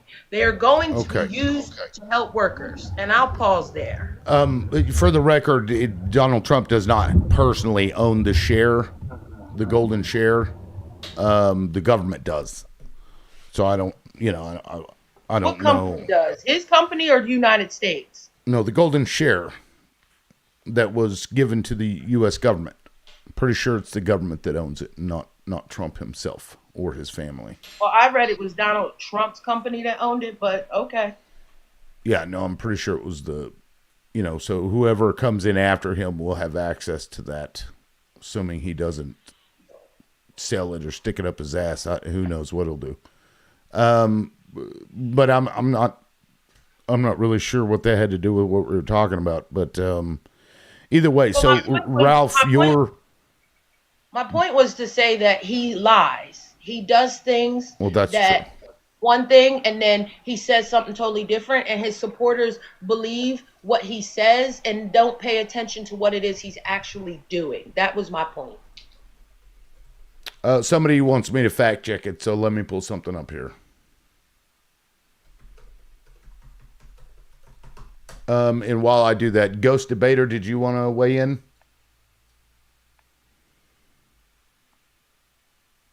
He's a ghost. He just disappeared. Anyway, Ralph, what's up? Go ahead, Ralph. Yeah.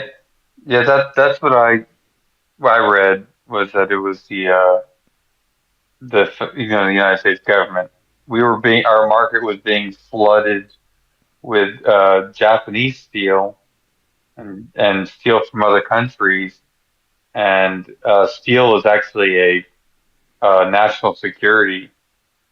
We need to have a steel industry to maintain, at least a semblance of non-dependency on foreign anything.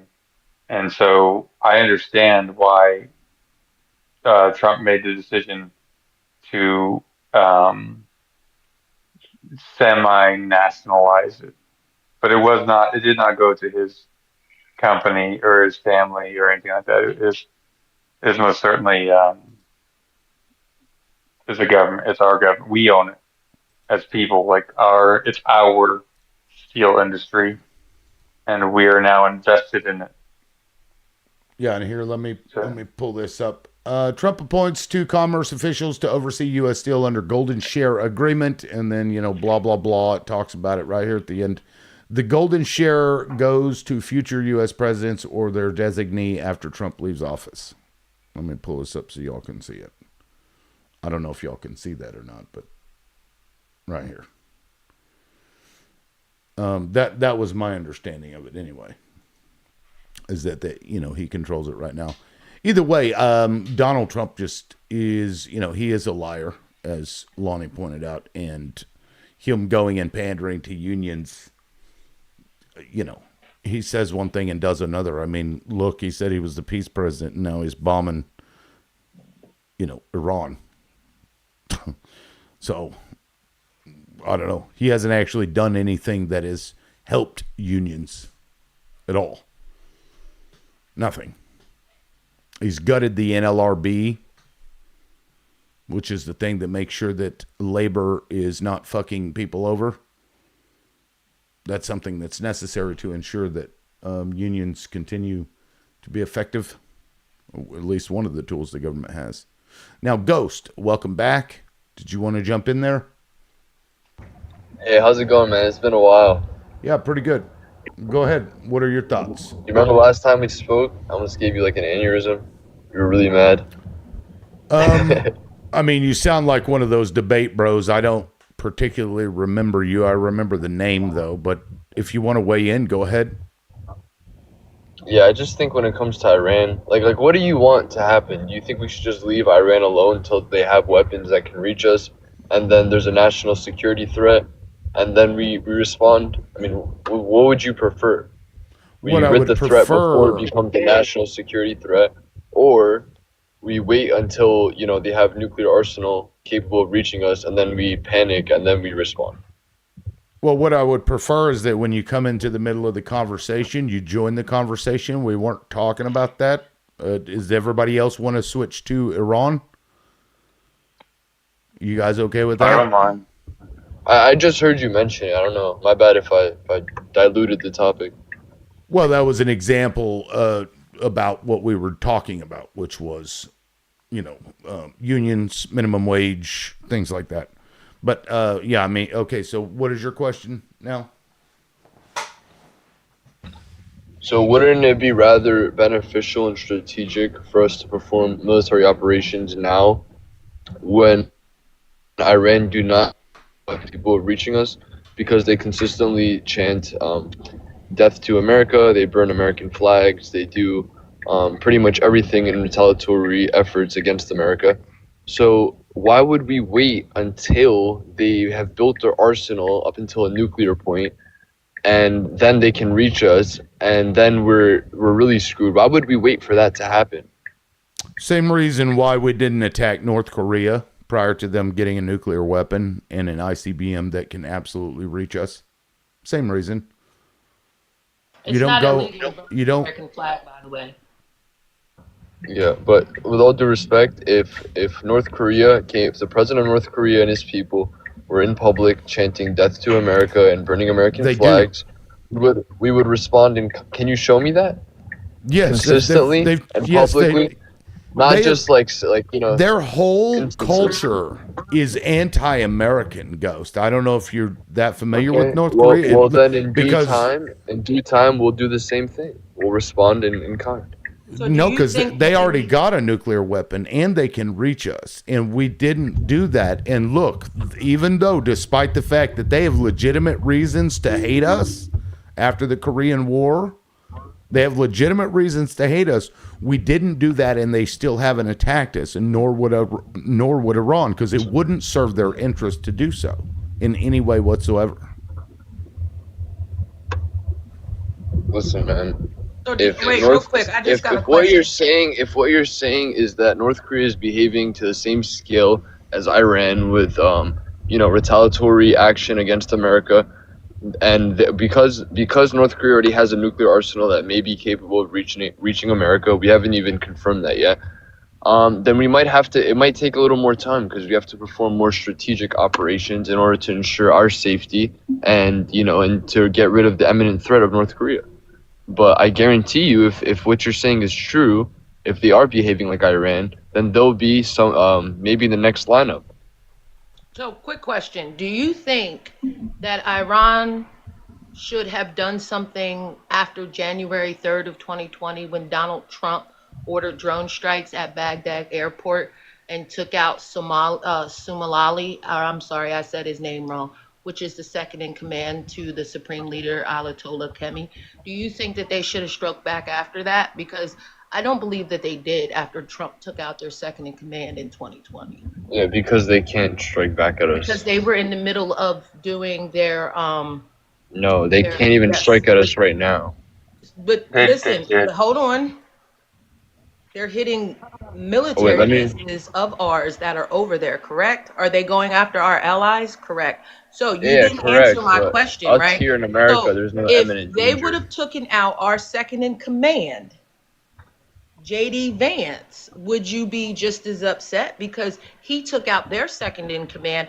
This is the part that baffles me about this conversation, because those people weren't checking for us after we took out their second command, and they were in the middle of their ceremony. I forget what it's called when he did that, right? So Yeah, they I'd like to they were defer in that back there. to the host, please.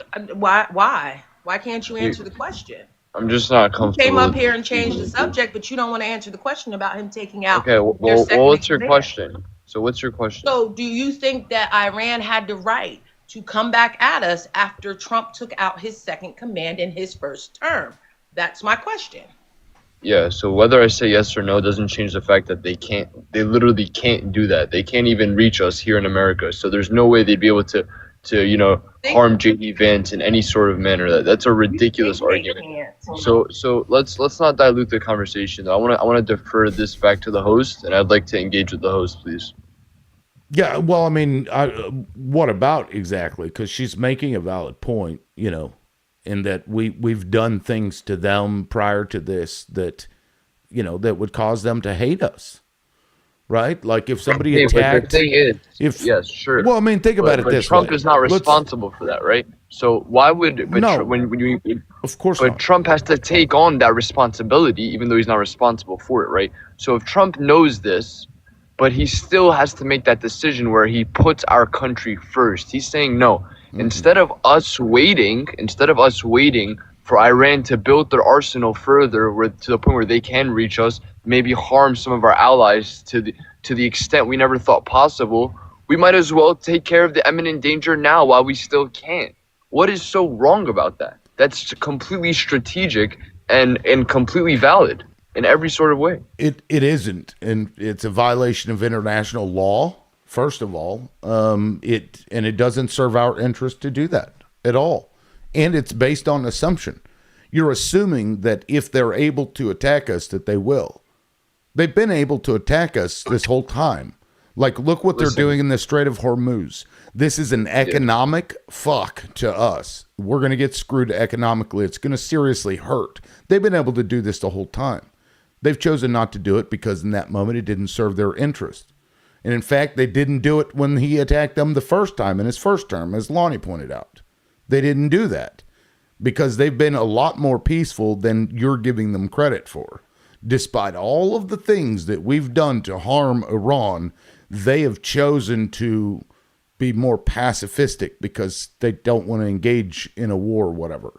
And then they watched their neighbor get invaded by the United States. And when they saw that, they started preparing because they knew eventually we would come for them. We put them on a list, in fact. 7 countries over 5 years we were set to invade, attack, or topple the government of. Wesley Clark brought this up. I don't know if you're familiar with that. I played the clip yesterday. So they like this was always going to happen. They just, Israel, I would say, is really the person pushing this or the entity pushing this because hurting them doesn't serve us in any way. Iran hasn't attacked us just outright without any fucking reason. They just haven't. And they generally don't. No, they can't. So, wait, hold on. They can hurt us. So first and foremost, right? Even if it's our own allies, let's say it was the president of Canada. If they came on TV burning flags and their people are chanting death to this and acting barbaric, there's a big issue. There's a big national security threat there. I don't even care if it's our own allies. Secondly, hold on. Let me just land here. Go ahead. Secondly, why do you think the United States has such a good relationship with Saudi Arabia? And another aspect to that is look at how their people behave. You don't see their people coming out in public, burning flags and acting barbaric like Iran. And we have a good relationship with Saudi Arabia, and we have many allies in the Middle East, which Iran directly target. So they might have not directly attacked us in recent years, but they've been directly attacking our allies. And that's been proven in fact. So why would we even risk that from a strategic standpoint? They haven't been attacking our direct allies. But let me play this clip real quick. We're going to start a little later, but it's a little bit longer. But I think to make the point, I need to play more of it. Let me make sure I didn't mute this. Okay, yeah. More provocative move by North Korea. Even more uncertainty about... For the record, this was 12 years ago. The young, untested leader, Kim Jong-un. ABC's Bob Woodruff, who has traveled inside North Korea, has the news tonight. A rally 100,000 strong, chanting death to the U.S. imperialists. Their leader, Kim Jong-un, seated with a war plan. Look closely, and the words appear to say strategic forces plan to hit the U.S. And a new propaganda video showing the North striking an American bomber, released just hours after the U.S. flew the stealth B-2 over the peninsula in a show of force.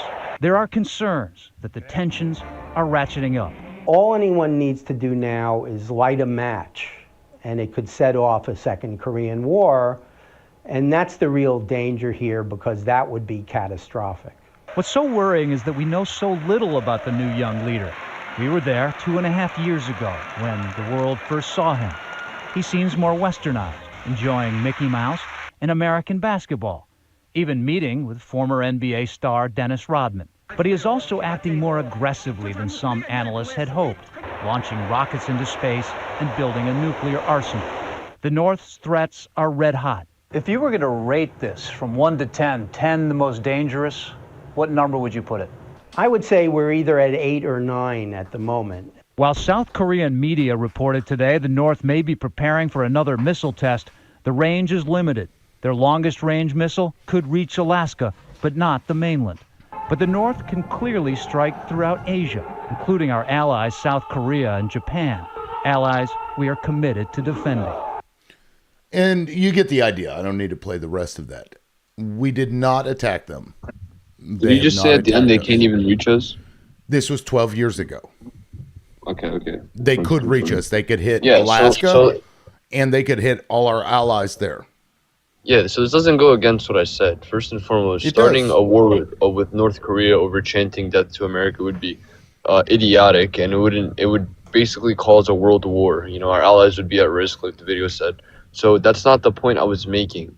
When it comes to Iran, their entire motive. No, hold on. Let me clarify here.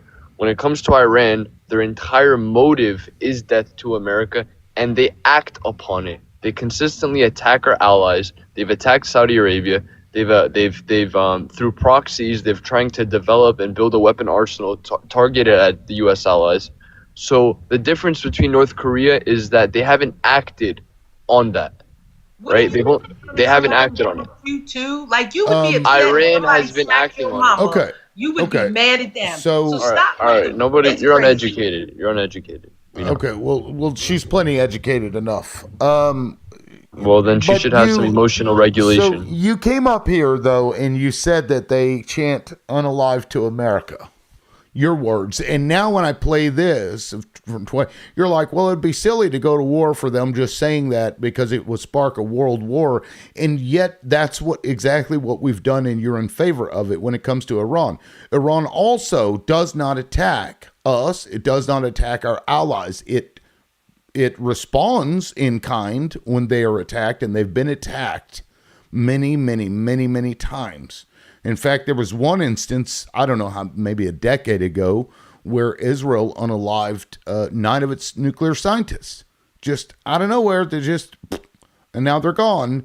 They've been doing that to Iran for the last nearly 100 years. I mean, it was 75 years or so, since 53. We couped their government and put in a dictator that their people then had to overthrow. That dictator, by the way, would torture, kidnap, and do all of the things that we claim that their current leadership does. But we were okay with that then because business interest, right? And so they overthrow the dictator we installed, and now all of a sudden they're an enemy again. Do you see how none of that adds up? What you're saying, none of it adds up. Trump takes on that responsibility. He's not responsible for that. Secondly, hold on. Let me bring a good point here. Why would we let Iran get to the point where they're the next North Korea and where they're an imminent threat and they can really reach us? Why wouldn't we stop that now? We made the same mistake with North Korea. If we would have taken action back then and we would have stopped North Korea back then, they wouldn't be a threat to us now. Like in the video you just played. They're obviously Obama already have a deal. Oh my. You know Obama Iran? unalived thousands of people, innocent people Didn't overseas. he already have a deal? The same deal with Iran? Yeah, nobody followed and Trump it. destroyed it, right? That deal protected Iran. Because that deal protected Iran. I think you need to go get educated, sir. I think Obama unalived thousands of people overseas, and he was a terrible human being. Better than Trump. But you like him because he's black, though, right? Okay. Exactly. So let's not like devolve into all that. I didn't But you know that's catch true. what you were They'll saying. criticize Trump, but they won't criticize Obama for the same exact thing. But regardless. But didn't we already have that? Regardless, forget that. Forget it. Leave it That alone. was my question. So what are we talking about? Okay. Obama didn't unalive thousands of innocent people overseas. Sure. Okay. He Anyways, did, why and Trump, would why? and Yeah. he Okay, did, and Obama was a good person. I didn't say he he was. did. See, there you go. Assuming that I said something. Obama did do that, and we also criticized him for it. And Trump is Okay, but doing you it still now. support him. No, I didn't support. What do you mean? Hold on. Why would we let don't Iran support- become the next North Korea when we could have taken action if we would have treated? No. Listen, If we would have wait, folks. let me finish my We question. had that agreement already to stop them from doing that. They and didn't Trump follow poured the up. agreement. That's the part Obama you're was. missing. Oh my God, she doesn't comprehend. Okay, go Okay. ahead. Well, I can't get your full statement out because it keeps getting interrupted. I'm not sure what the point is you're trying to make. Make your point. Okay, my point is simple. Why would we let Iran become the next North Korea when if we treated North Korea like we are treating Iran right now, we could have stopped the threat of North Korea in the 21st century in today's day and age? Why?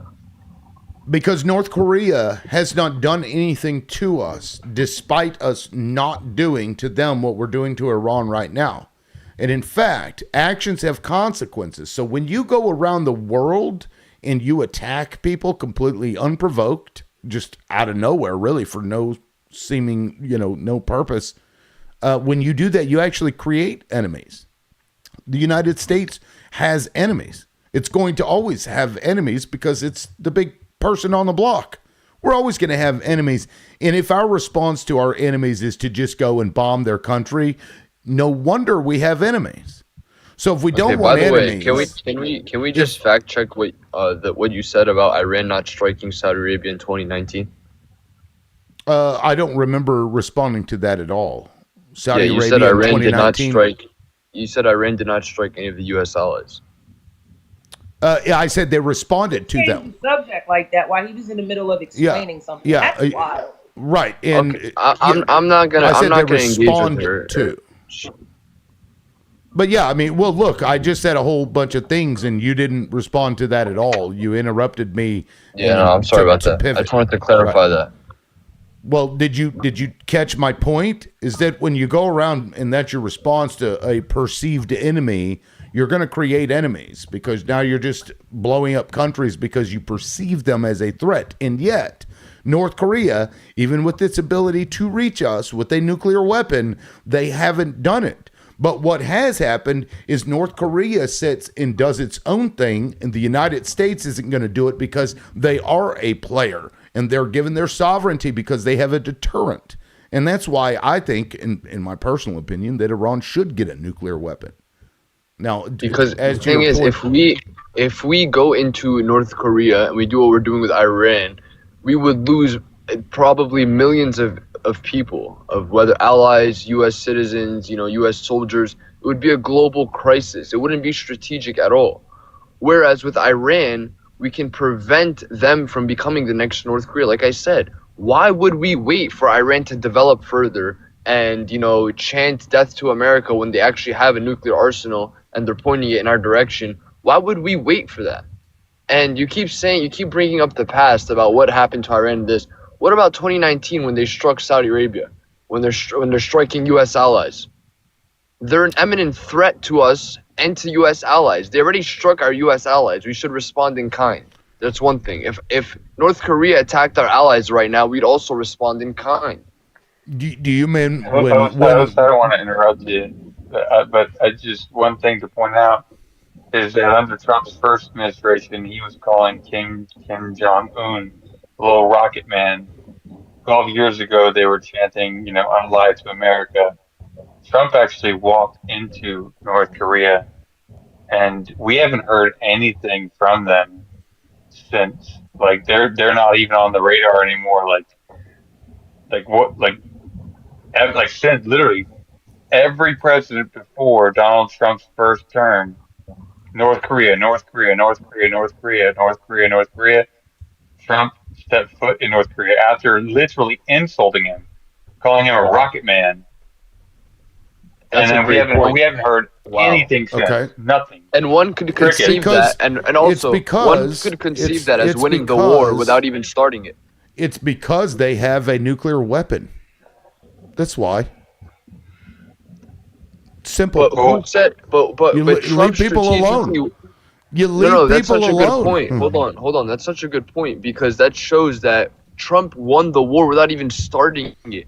He walked into their country after they were chanting all this stuff and completely who knows what they talked about, how he So- shut up Kim Jong-un, but he shut that down completely. Are we going to ignore the fact that North And that Korea? that proves what I said earlier, which is we going wouldn't, it wouldn't be to- strategic to do. Are we going to ignore the fact that North Korea has sent troops to the Ukrainian front lines on the side of Russia? Are we going to ignore that and act like they haven't done anything? Yeah. Just ignore it. That doesn't matter. Yeah. Right? They haven't done No. anything. We haven't heard anything from them since. Guys, they still No. hate America. Their We've whole watched- culture is anti-American. Seriously, go look it up. You look up But are they documentaries acting about upon it. it? Are they where are they Exactly. striking our And allies? neither Like does Iran is? Iran didn't strike. Iran anybody. struck Saudi Arabia in 2019. Fact check it right now. No. Pull it up. Pull it up right No. now. Pull it up. What do you mean no? Pull it not, up.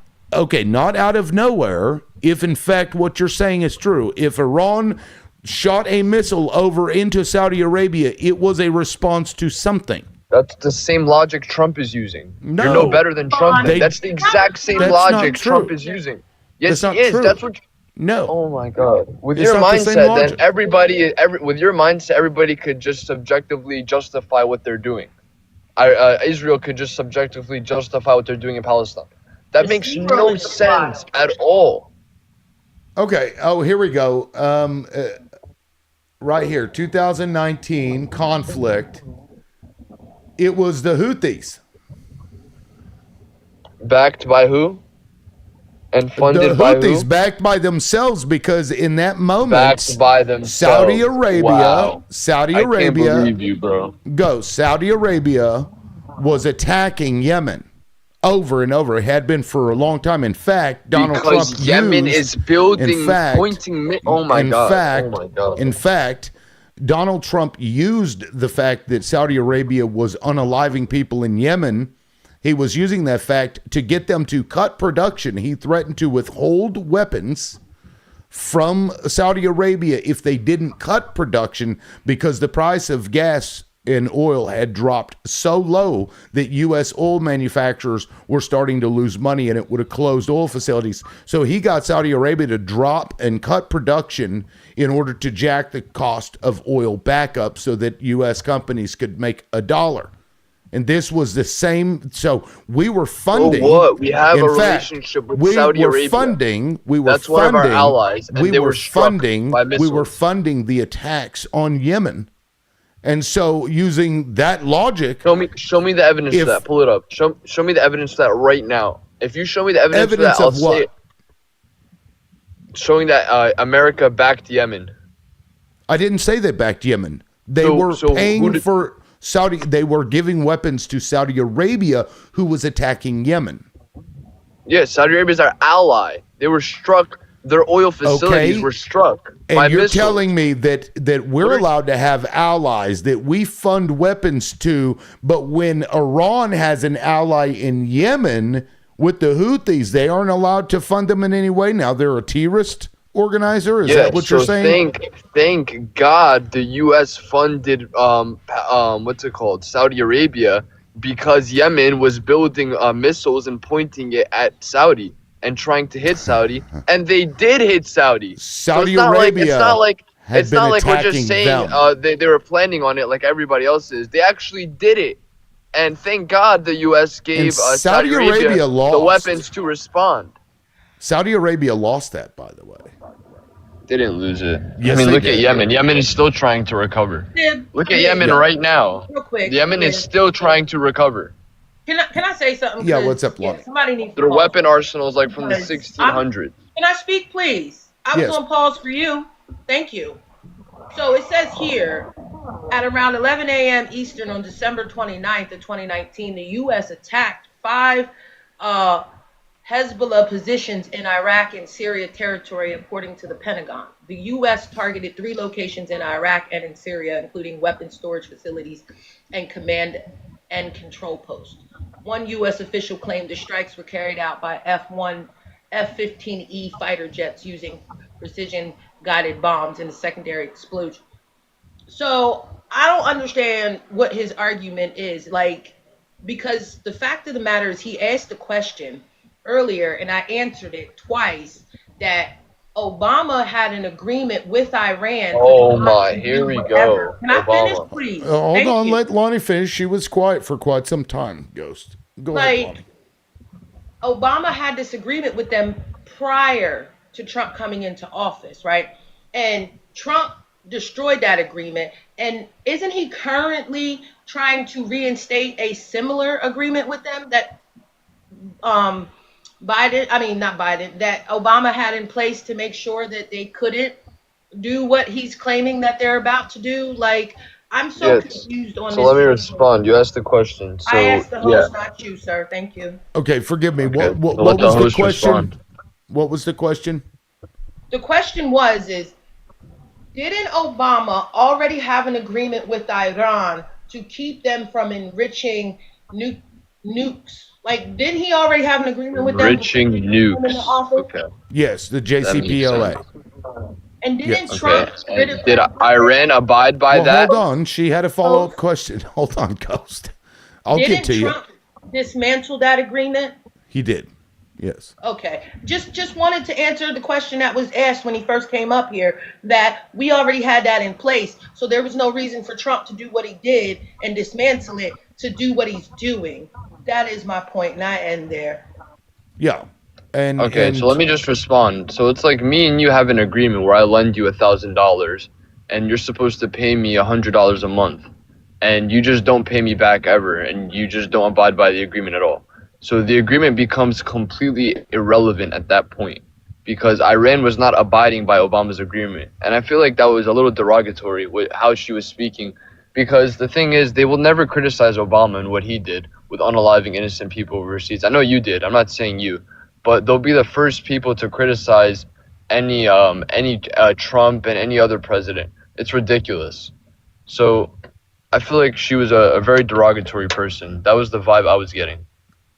well, she's not. Lonnie is a regular on the show. She's not a derogatory person. I'm not sure why you feel the need to engage in that kind of debate. I don't understand it. Because she kept trying to glorify. Because listen, when people keep trying to glorify Obama and just completely negate all of the negative aspects about him, and just completely criticize Trump for the same things Obama did, She it's a little irrational, I would say. Wouldn't you she, agree? well, if that had been the case, maybe, but she didn't do that. She simply brought up an agreement that Obama had put in place that Donald Trump then dismantled, which was the JCPOA. And to counter what you were saying, they were abiding by the terms. Everybody knew that they were abiding by the terms. You can just go look this up. Like, I'm not even going to bother because it's not debatable at this point. They were, you could nitpick one or two words out of the agreement, but they were agreeing with it. They were, yeah. So We didn't obviously abide by it. they're not gonna just come out and say, yeah, we're building an entire nuclear arsenal after chanting death to America. So Well, they didn't report maybe they were conducting nuclear operations, but they most definitely were, and I feel like that's a little disingenuous of you to say that they weren't when it's been obviously proven and we have evidence to show that they were building their nuclear arsenal. Well, okay, so maybe you don't know this, and I think it was 2014 or 2015. They actually put a fatwa out saying that it was a violation of their religious beliefs to have a nuclear weapon or at least to use one. Are you aware of that? Their leader came out and said this. And Yeah, like I said, it's good propaganda. I would do the same thing if I had intentions of if destroying a country with nuclear arsenal. I'm not gonna come out and just say it on TV. I'll probably disguise it through maybe religious speech. I'll probably tell the public there's no way we would do this, but secretly, like they did and like they've been proven to do, they were building a nuclear arsenal. It's not And true. yes, oh my God, No, I can't believe you, it's man. it's This not is not genuine. it's not true. Let me just pull it up. Let me say, when their religious leaders are saying this violates our religion, I believe them. They're extremely religious. And it would be No, they're almost not even blaspheming Muslims. They're for them Shia. to. It is Muslim. Shias are No, they're not. Muslims. Yeah, Shias are they're not Muslim. Muslim. Oh, come on, They're guys. yes, they are Muslim. And a matter of fact, just the other day I learned the difference between the two. The Ask any difference. Muslim if a ask The any real difference. Muslim if a Shia is a Muslim. Ask them. Well, it was multiple Muslims, in fact, on this channel that we were discussing it, and they educated me on the fact that the difference between the two is the line of succession. Who is in charge? One sect believes that it's like basically nepotism, I believe, and like in line that way. The other believes that the people get to decide the leader. And that's Listen, the man, difference I don't between know the two. too much about that, but I have a couple Muslim friends. None of them say that Shias are Muslims. Secondly, the Shias are attacking if they are Muslims, why are they attacking their fellow Muslims in Saudi Arabia, which is supposed to be their holy land? Makes no sense. Everything they do is against what Muslims believe. So don't tell me they're Muslim. They're not Muslim. They don't actually believe in anything that the Muslims believe. And if you ask any true Muslims, they're not going to tell you that Shias are educated Muslims in any There's sort of that way. no true Scotsman fallacy. Muslims go to war with each other all the time. This is not there, and I'm sorry about your as do few Muslim Christians, friends. As do Absolutely. And then that's another thing. You're honestly making like a delineation that's Let's talk you know about what that let's talk about Samuel 15:3. Ghost, Here, hold let on. me quote. Let me quote. Ghost, Go hold ahead. on. Aaron, did you want to finish your point? Because I'd like to hear what you were about to say. Ghost, Yeah. she's new on the panel. She hasn't spoken yet. Let's let her say her Yeah. piece, and we'll get back to you. Go ahead, Aaron. So many things. First of all, I agree with the point that, your original question when you came up here is why wouldn't we hit them first to prevent some sort of war? My response to that is, why wouldn't we negotiate peacefully and make agreements as we have in the past in order to prevent war? And then you came up and It's talked not about North Korea. working. Wait, It's not wait. working. Wait. Ghost. Ghost. Let her finish. Slow Let her down. finish. Listen. You even said, You guys want another 9/11 holy to happen. crap. No, and you know what? You're ignoring a lot of things that happened in 2001 and 2002 by once again claiming that Trump is not responsible. He takes on the responsibility. Shut Let's your clear- mouth for a second. Hey, actually, I am going to ask you a question in a second, and then I'd love to hear from you. But wait a second. So you Yeah, my bad. I didn't mean praised to Trump interrupt you. for Sorry for that. going into North Korea and making an agreement or just making friends. I don't know what the hell he did, but you praised him for doing that. Why are you so against us doing anything non-lethal with Iran? Second of all, Iran hit Saudi Arabia in 2019. Sir, it is Can I answer that first question? 2026. What? Nope, I didn't ask a question. Well, I guess I did kind of. Wait one more second.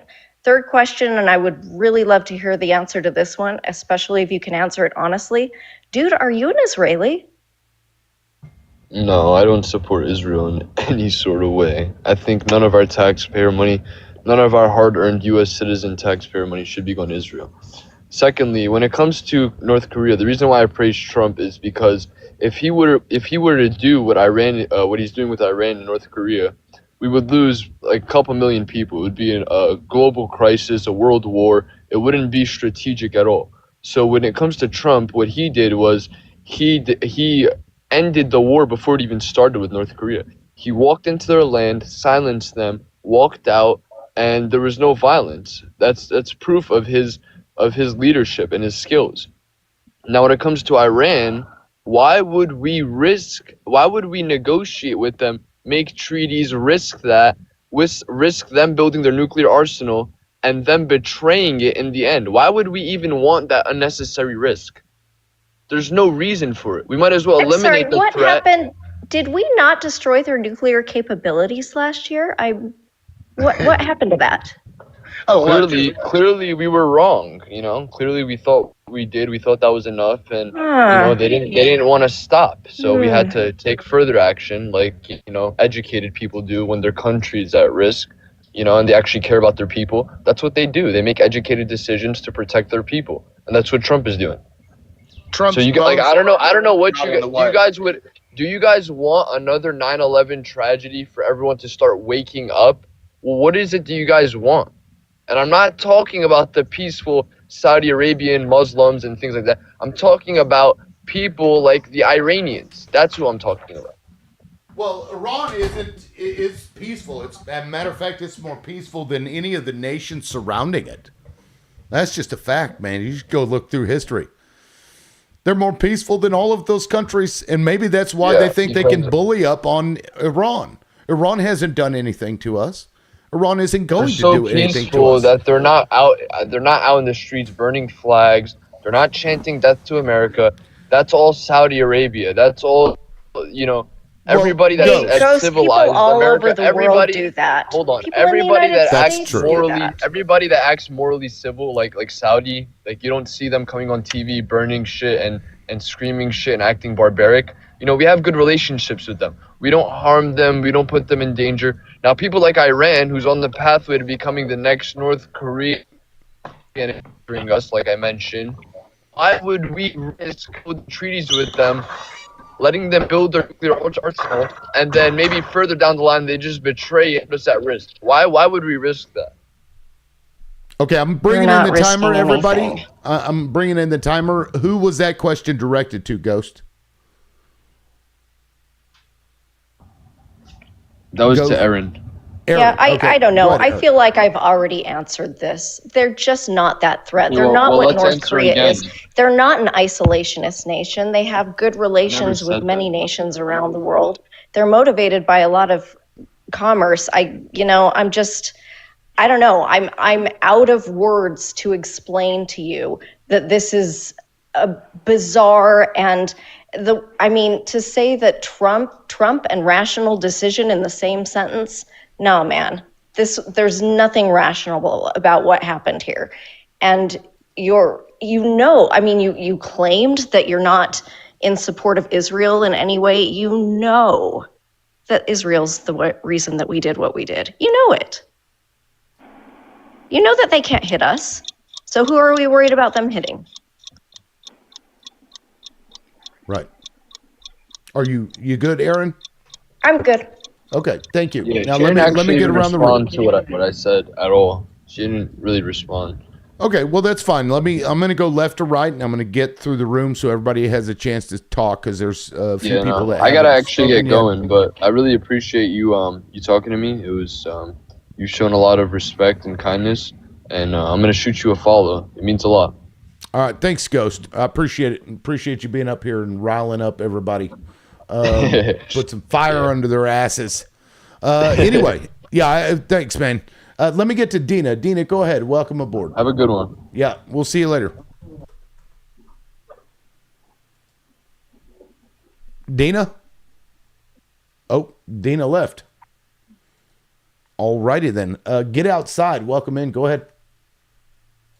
Well, I just wanted to say, you said that they're peaceful people, but yet everybody in the world knows that they're the largest state sponsor of terrorism that's killed all kinds of people all around the world. You talking about the U.S.? No, I'm talking about Iran. And everybody knows that they're the largest state sponsor of terrorist groups that have killed tons of people, Americans, Germans, English, Israelis, around the world. So you can't really call them a peaceful people. Peaceful people don't say death to Israel, death to the United States, death to the West. Every opportunity they can. Okay, you have like 10 seconds left? That's all I had to say. Okay. Well, first of all, Israel and the United States are the largest sponsors of terrorism, in my opinion. The claim I just can't. Shit. Well, that's the stupidest bull I've ever heard. I cannot. I just can't. That's just stupid. Well, think about it this way. Look what Israel did with those pagers and walkie-talkies. They even planted boom booms in Egypt in order to get the United States involved in shit. It is what it is, you know. Get Outside doesn't want to confront the facts, and not much I can do about that. Well, Dina, welcome back in.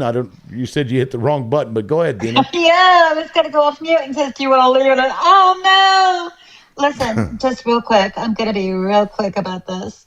Number one, there's a reason that prior presidents didn't attack Iran, all right?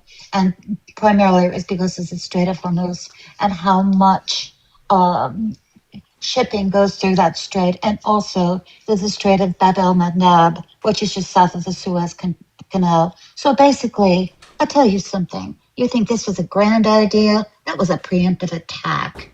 Donnie Diaper told us last July that they had taken out their nuclear capability. I listened to an IAEA agent the other day that says there was minimal evidence that there was any nuclear proliferation going on. Tulsi Gabbard refused to say that there was an imminent attack. So now what do we have? We have Donnie Diaper not only cratering our economy, but the world economy. Great going, guys. That's real smart. And by the way, Shiites are Muslim. You really need to educate yourself before you start spouting this BS. I'm done. Thank you. Facts. Thank you, Dina. Donnie Diaper. Donnie Diaper, McTaco Tits, Cankle Bone Spur. I mean, he's just racking up the names, isn't he? Look, Ralph, let me get to you. It's been a while since you spoke. Go ahead, man. And thank you, Dina. Yeah.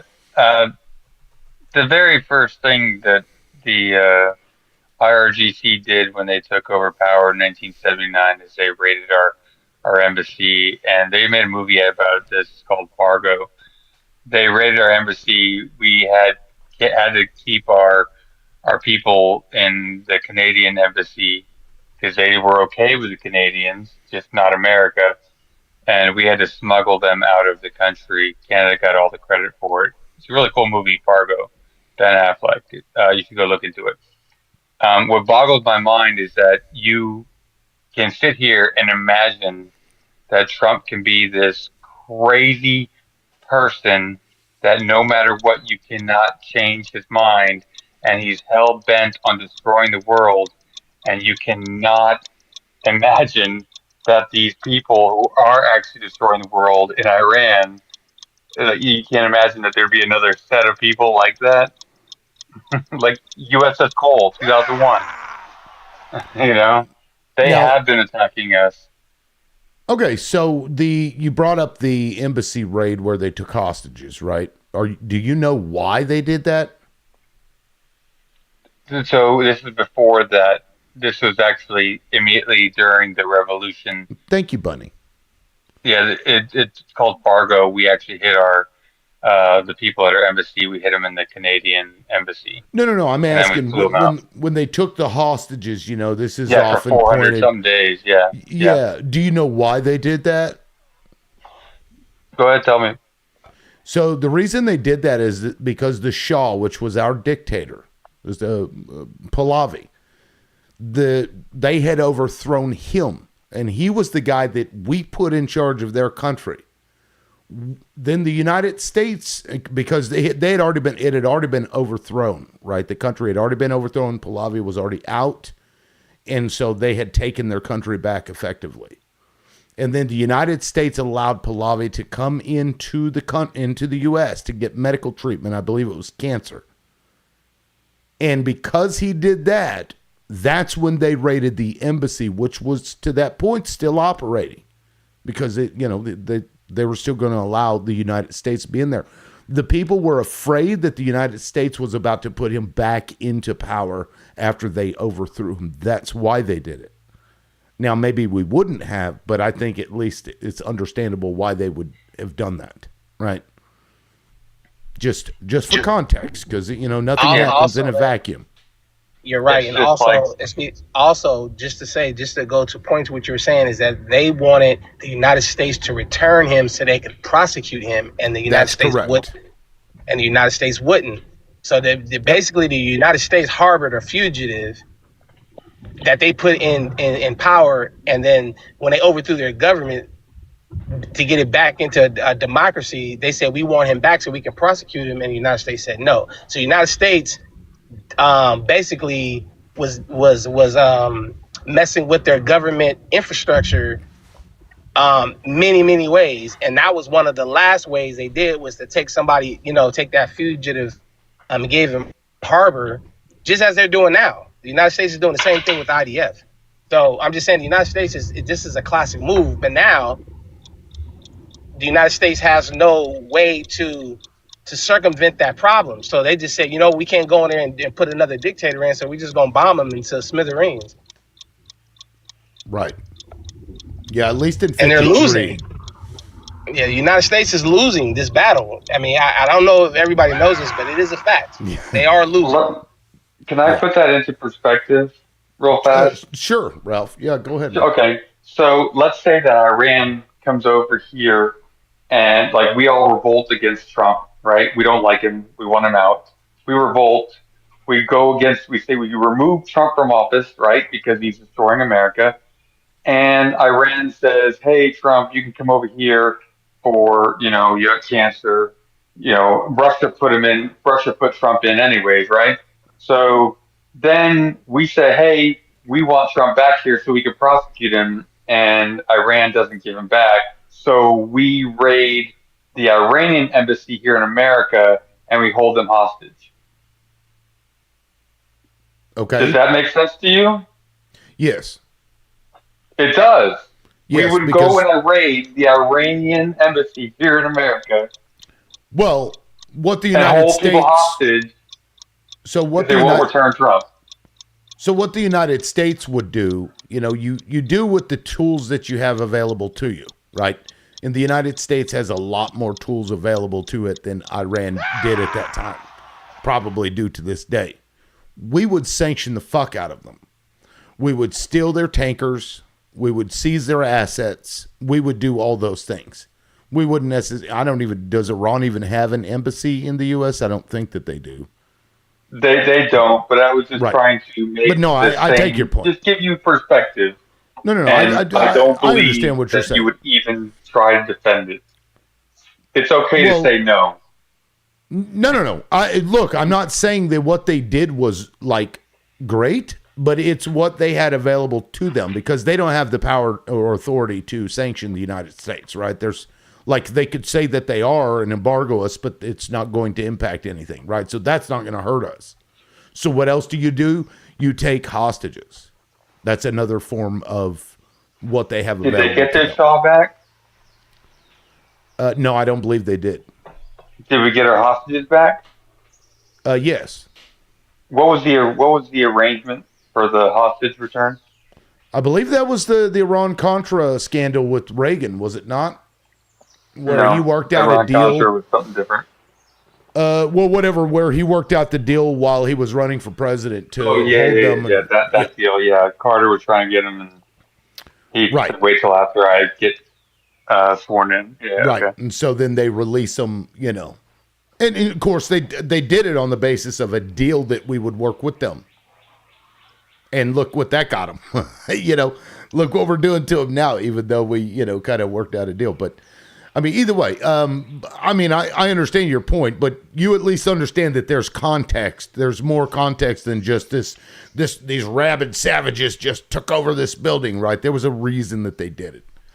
Let me get back over to Dina. Dina, welcome. 65 seconds, and then we'll get to Val.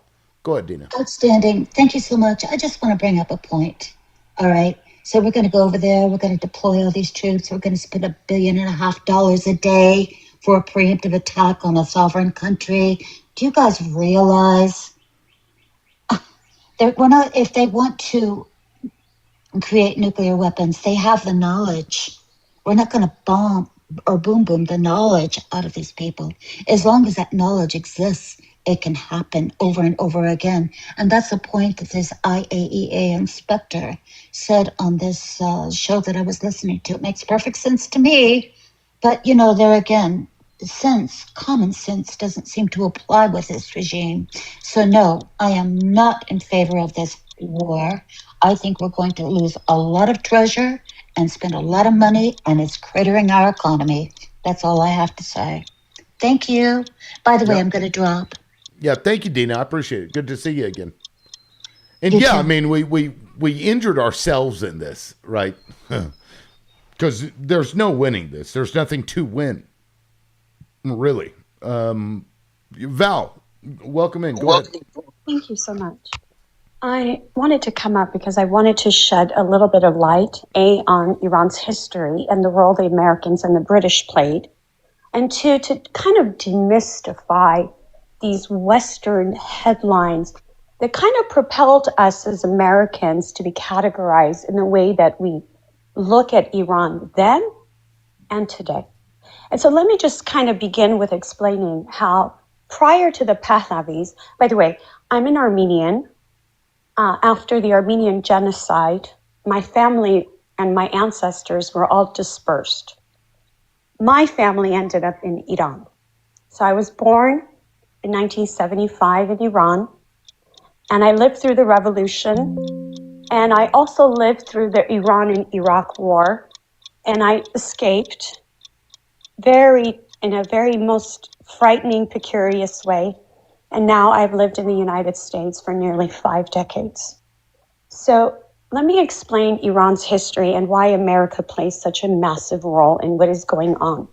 Now, real quick, what country did you say you came from? I was born in Iran.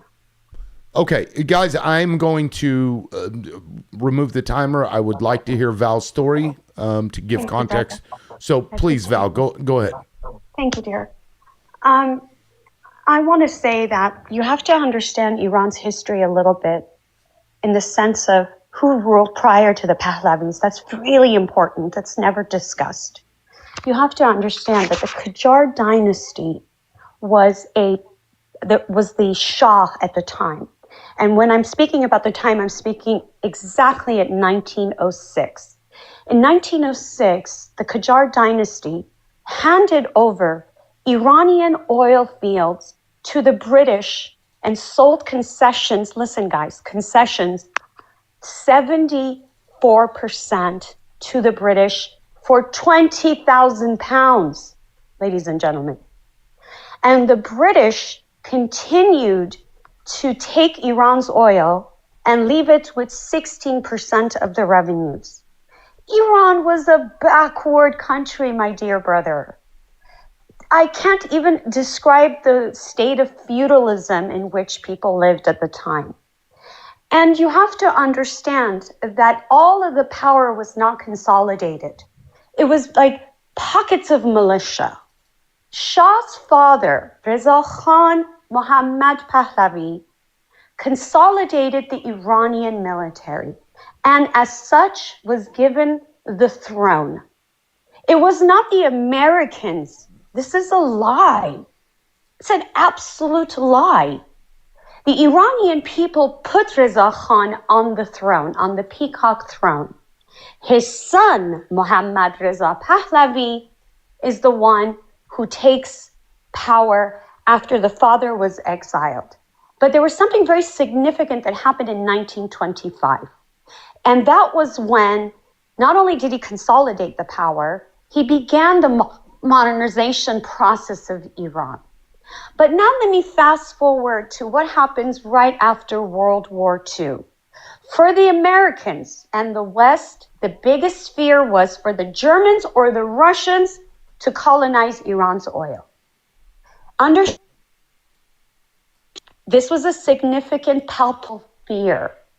Communism invading Iran's wealth would have shifted the power, and or if Germans. By the time Mohammad Pahlavi comes to power, what he wants to do is rid Iran of the British. So after World War II, he tells the British, get the fuck out. I'm no longer going to give you 74% concessions. So he makes a deal and reduces that concession to roughly 50%. So now understand Iran went from 16% concessions to 50% concessions. Now this is the 1950s, right? This is right at that time when now the Iranians understand the sentiment of nationalizing their oil. And with all due respect, all those American Western headlines that say that Mossadegh, who was the prime minister, was democratically elected, guys, it was a constitutional monarchy. Based on the Iranian constitution, the parliament picks one candidate to be the prime minister, and that prime minister is only finalized if the Shah approves of that person. And this happens every year. So the prime minister can only take the seat for 1 year. There was no element of democracy. This is a farce. This is a lie. Why? Now let me explain why. By 1951, when they finally realized they want to get the British out, they want to nationalize their oil, the Shah does something else, which no one ever talks about. He tells the British, not only are you going to now get only 50%, but guess when those concessions were supposed to end? Ding, ding, ding, 1979. Do you all think that it's an effing coincidence that suddenly we had another revolution or a coup d'etat? Because the 1951 coup d'etat failed when the British went to the Americans and said, you need to come help me because the Iranians are going to kick us out. We're not going to be able to dip our hands into their oil. This is when the CIA comes in and mobilizes two groups of people within Iran, the mullahs and the communists. Imagine, you couldn't think of more two bipolar sects of people to come together. One who denounces religion and one who is staunchly religious. Both campaigns failed. The Shah was then left Iran and went to Rome and waited out the coup d'etat. He was brought back in only because they failed. They failed to destroy Iran's ability to nationalize their oil. Now let me explain something else. By 1973, this is very important for everybody to understand. By 1973, the Shah of Iran said to the West, you no longer will dictate how much I sell my oil for. When you have increased the price of wheat by over 1,000%, I then will increase the price of oil. Price of oil in 1973 was $3.30. In less than 6 years, he increased the price of oil by 466.7%. Let me translate that in today's numbers. Prior to this war, a barrel of oil was $68. If you increase the price of oil by 466%, it would be roughly $345 a barrel. This is why they needed the Shah to leave. They needed him out. Because if anyone who lived in America in 1973 and 1979, you all should remember how many hours you waited in line to get a few gallons of gas to put in your 70s gas guzzlers.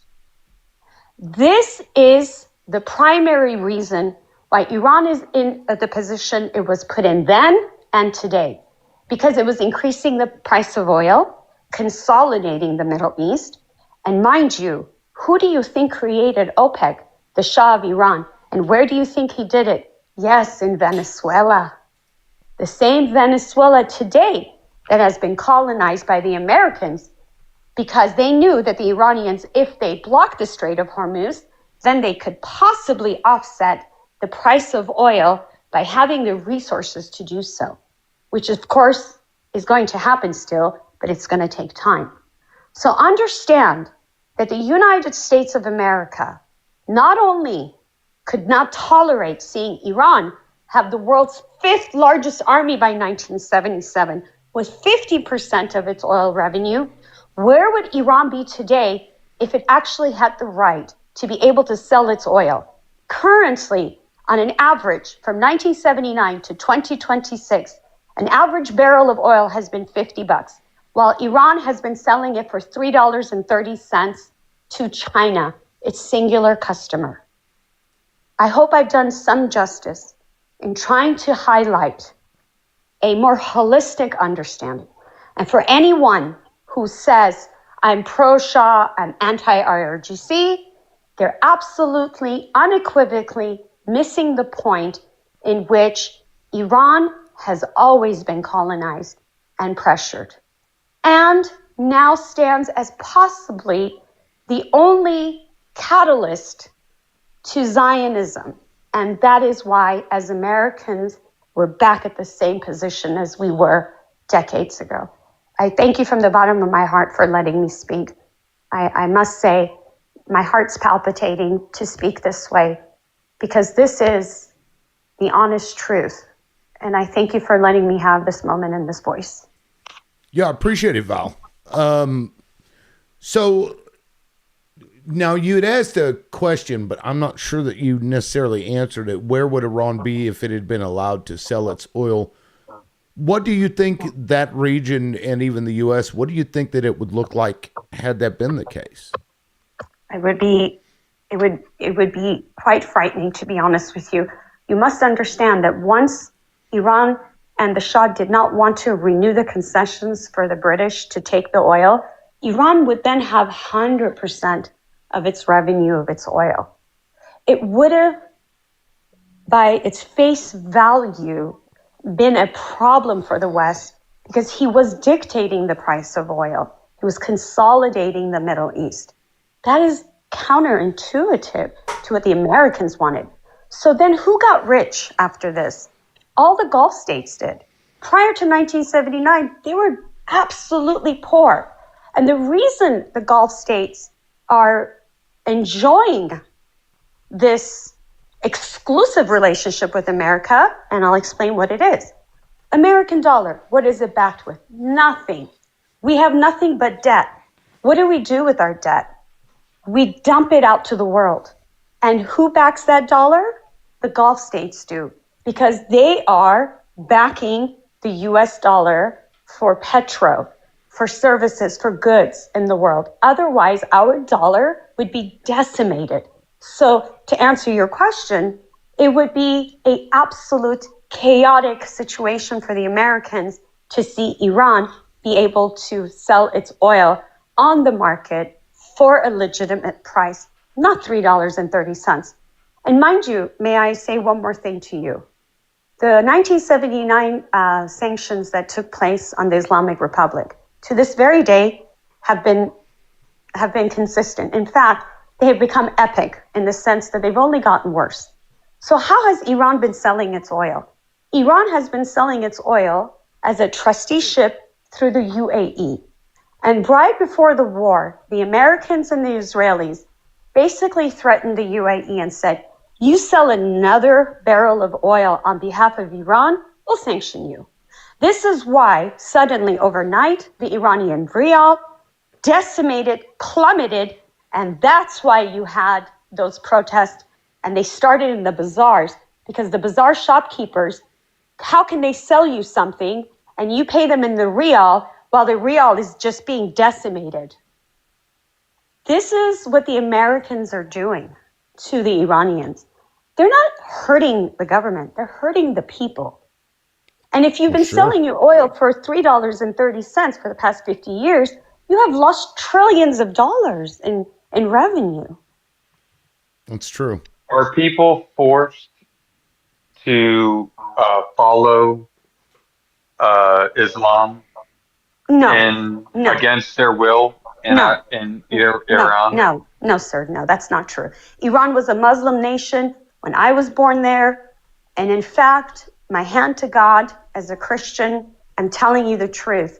There was never a division between Christianity and Islam. In fact, even after the revolution, the Islamic Republic held high regards for Christianity. This is true. I'm not just saying this to appease you. There's no such thing as that. There are repressions. For example, there's repressions against the Kurds because they're Sunni, and the Kurds have always tried to, start some kind of a separatist movement. The Baluchis, the Baha'is, the Zoroastrians, yes, definitely, there's that. But no one is forced to be Islam. However, may I add, if you convert to another religion, that becomes problematic. Yes, that I will attest to. So it is a theocracy. Without a doubt. Oh, for sure. And a theocracy that will punish you if you don't fall in line with Sharia law? I'm not sure I would categorize it as Sharia law, but what I will tell you is Iran went from being a cosmopolitan nation to a very a police state. For example, if you were caught with a cassette tape in your car or a VHS tape in your home watching a Western film, you could be in dire trouble. Yeah, it was like that in really, Russia too. Russia was Russia like used that. to be that way. Yep. Correct. So USSR, right? Correct. Soviet Correct. Union. Because my Yes. ancestors first fled from Armenia to Russia until the 1917 Bolshevik Revolution, where they bankrupted us all and we left penniless. And so my ancestors had to decide where are they going to go. They couldn't go to Armenia because Armenia had been annexed as well by communism. So the only salvation and communist-free country that we could escape to in that region was Iran. But mind you, this is 1917. So You're absolutely correct. Yes, absolutely, bang on correct.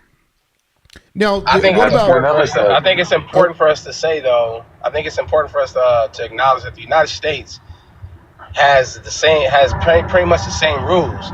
You get treason in the United States, you go to prison. You go to Guantanamo Bay or they put you on the death penalty, or they put you in prison for 20 years. The United States has similar rules as other countries do. Not The for United watching States a videotape. No, you'd be surprised. Yeah, no, You'd be not for surprised. watching a videotape Oh, hey, of you know what I'm gonna tell you? a Western movie. The United States, right now, if you do certain things, they will put you in prison for it, they will destroy your life. They will do anything they can. Now, the only difference is the United States is not gonna take you out. I mean, we're talking about now. They're not gonna take you out and hang you in a tree for doing something bad, but they will put you in prison because they got If people you're a right woman now. and you show your hair, No, you're not stoned in the I'm gonna street. tell you what. Look, I'm gonna tell you something, man. What you don't understand is that Iran has its culture, Afghanistan has its culture, Somali has its culture. Islam does not say anywhere that if a woman does not cover her hair, she should be stoned to death. It does not say that. He's right. It does not say that. It is not a law. You're not. When did when did Persians May convert I to say Islam? something about that topic as respectfully as I could? You see, when the Americans needed to put the Islamic Republic into power, any given society, I don't care where it is, minimum 50% of the population are going to be women. So if you suppress the women, that's your mother, your sister, your aunt, your grandmother. Therefore, by default, you have now also oppressed the men. That's the most important thing to understand. The women are your life. If you oppress them, you've oppressed the men. So now you have a society that is so suppressed that it has no mechanism or room to speak, have an idea, to stand for something. This is what this is about. So that Iran, in the eyes of the Americans, are dealt with. They are dealt with. And the price has been the society and its people. Because I promise you that if you're a Muslim Iranian, a Christian Iranian, across the board, we all were punished. This is not a religious issue. Religion is only used as as an opioid to do what? Nullify your mind, so you have no room to think. It's a basic principle of how to bring in about totalitarian government, because it serves the purpose. Yeah, the United States. Well, you understand, United States citizens are the ultimate. They are the ultimate group of people that will suppress themselves and pick and choose what suppression is okay to live with. Like, you got women right now in Texas that can't get an AB at all. They got women who've had miscarriages and they are getting prosecuted right now as we speak. Yeah. We got women who are right now fighting for their right in Ohio to not have a certificate of birth put upon them when they get pregnant by the government. That is suppression. That is crazy suppression. And guess what? The United States, they're not saying anything about it, saying, oh yeah, this is just the state law. This is okay. You got this is happening all across the United States. You got right now in Tennessee, they got an entire government that is trying to suppress every single person of color in the whole state on television. And they're not even hiding it. And guess what? Nobody in the United States or mainstream is talking about it because that suppression is totally fine because we've been suppressing these peoples since the 1863, since the Black Code, since Jim Crow. But then all of a sudden we care about what people are doing in Iran, in their government, in their society. That's their business. I That ain't think got if nothing you to do with the spent United 2 weeks States. over there, if you spent 2 weeks over I've been there, over there. I've been no, over if there. you spent 2 weeks in I've Iran, been over there. you would come back here and I've you'd be been over really there. quiet. You'd be I'm really totally quiet. fine. I've been over Well, there. Matter You'd of be fact, really they love quiet. me in Iran. the United You wouldn't They love talk. States. me over in Iran more than they love me in the You United wouldn't States, and talk. that's a fact. So what are And we? you would see What are you would see we? what actual oppression is. What are He's not even we? listening, man. I Yeah. just told him What I've are been there. we? What exactly are we talking about? Like in comparison, because like during the 50s, for example, somebody's got serious background noise. I think that's word. I'm gonna go ahead and mute you. Anyway, in the 50s, we had McCarthyism, if you will. You could be investigated and sometimes jailed, or you would lose your job for being a commie if you attended meetings, if you had certain ideologies, if you had books and pamphlets on your person. These things actually happen, and people did go to jail for these things, being accused of being a commie. So we've engaged in that, and we're starting to see a resurgence of that. This weird fucking nationalism. So like while USSR and Iran are doing this where, you know, you can't watch a tape or whatever, the US was doing it in the opposite direction. Right. And somehow we think that's acceptable, but when they do it, it's not acceptable. It's not acceptable in any way. But to criticize somebody else for doing the same thing we did, but not criticize yourself is kind of weird, or say that, oh, they're bad because they did this thing when we've done it too. You know what I mean? Like, it's just people being stupid, really. Is In what fact, they, it was illegal in the 1920s to even fly a red flag in Fix America. that, though. We Right. can fix that here in America. Every 4 years, we're actually every 2 years, technically, we're given the right to peacefully protest through the ballot box. In Iran, you cannot peacefully protest through a ballot box. These rules are forced on you, and I don't care what anybody says. Persians were not Muslim. They did not practice Islam. Persians, which make up over 50% of the population of Iran, have been subject to their rules, their laws, since 1979. And it's no questions asked. If you don't follow these laws, you are unalive. Well, You Ralph, are, and you want to talk about a crazy? I thought Britain was crazy with their cameras and if you say anything on the internet, you're done. Iran is 10 times worse. well, first of all, we're doing that here. Like, there's cameras everywhere here, like literally everywhere. Also, they vote. So I don't know what you're talking about, Ralph. Iranians vote. So that's kind of a touchy subject, brother.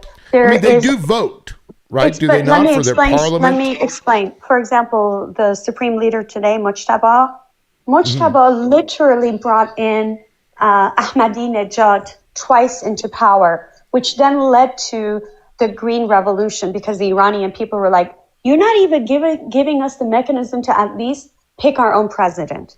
So there is, with all due respect, zero democracy in Iran. It is a full totalitarian government. But let me say this before I thank you and say goodbye, because I must leave. Please understand that the issue that we're dealing with is not at all about the oppression, the suppression, the Iranian government, its political system. This is purely about how to find a means to start the process of the balkanization of Iran. Because you also have to pay attention to the nation that sits right on the northwest region of Iran, which is Azerbaijan, who is an absolute ally of Israel and literally allowed the Israelis to attack Iran last summer through their airspace. Iran is basically at a juncture where it is going to either win this war or open up the doors for it to be balkanized and torn to pieces. This is what the Israelis want. I truly want everyone to pay more attention to the geopolitics and its neighboring nations and less about the social issues in Iran, because none of us, believe me, and I speak as an Iranian, none of us can resolve that. And there's no such thing as, are you pro-Shah or anti-IRGC? The issue is the nation is being attacked by two very powerful nations, and that's really the core of it. The end goal for America is to put the final nail in the coffin for Iran so they can breathe and rest, so that they could then move on to China, because that's really what this is about. Again, I thank you from the bottom of my heart for letting me come up. I hope I haven't offended anyone. I hope I've been content neutral, because really that's how you must be when you want to speak about politics. Feelings, religion, all that shit needs to go out the door. Yeah, thank you. Yeah, thank you, Val. I appreciate it. Yeah. Yeah, you too, darling. I hope to visit you again soon. Yeah. It's been a pleasure. Likewise. Likewise, darling. Bless you all. All right. We'll see ya. Okay, dear. Bye. Yep. Now, Iran is a republic, right? So they vote for people who then appoint others. It's really not much different from us, except who gets appointed and who is, who is elected is different. What's a republic? It's a religion-based government. It is. It's a theocracy. Sure. It's a totalitarian government. That's called a theocracy. It is a republic, because a republic is you elect representatives that are supposed to represent you, who then can appoint other people, right? Just like senators in the U.S. We didn't used to elect them. They used to be appointed, right? And in their country, like the Assembly of Experts, I believe in Iran. No. In America, we've always voted for senators. No, that is not true.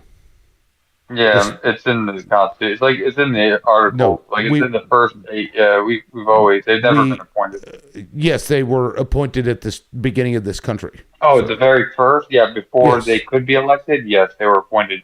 But the Constitution specifically states in Article 1 of the Constitution, which is the legislative branch, that they're to be elected. Now. But it wasn't that before. We had to start a government, right, which would consist of senators and a House, and that's why they may have been appointed. They were. But Article 1 specifically states, and this was our Constitution that was written, that they are to be elected. They used to be chosen by state legislatures, not the people. The people didn't vote for senators when this country was founded. We amended that and changed it to where we did then vote for them directly, but we didn't used to vote for them. Oh, that's new. Yeah, I was not aware of that. That sounds interesting. I'll have to look into that. Yeah, well, I only use that as an example to explain how it works there. It's a republic, and similar to ours, it's just they vote for different people who appoint other positions, right?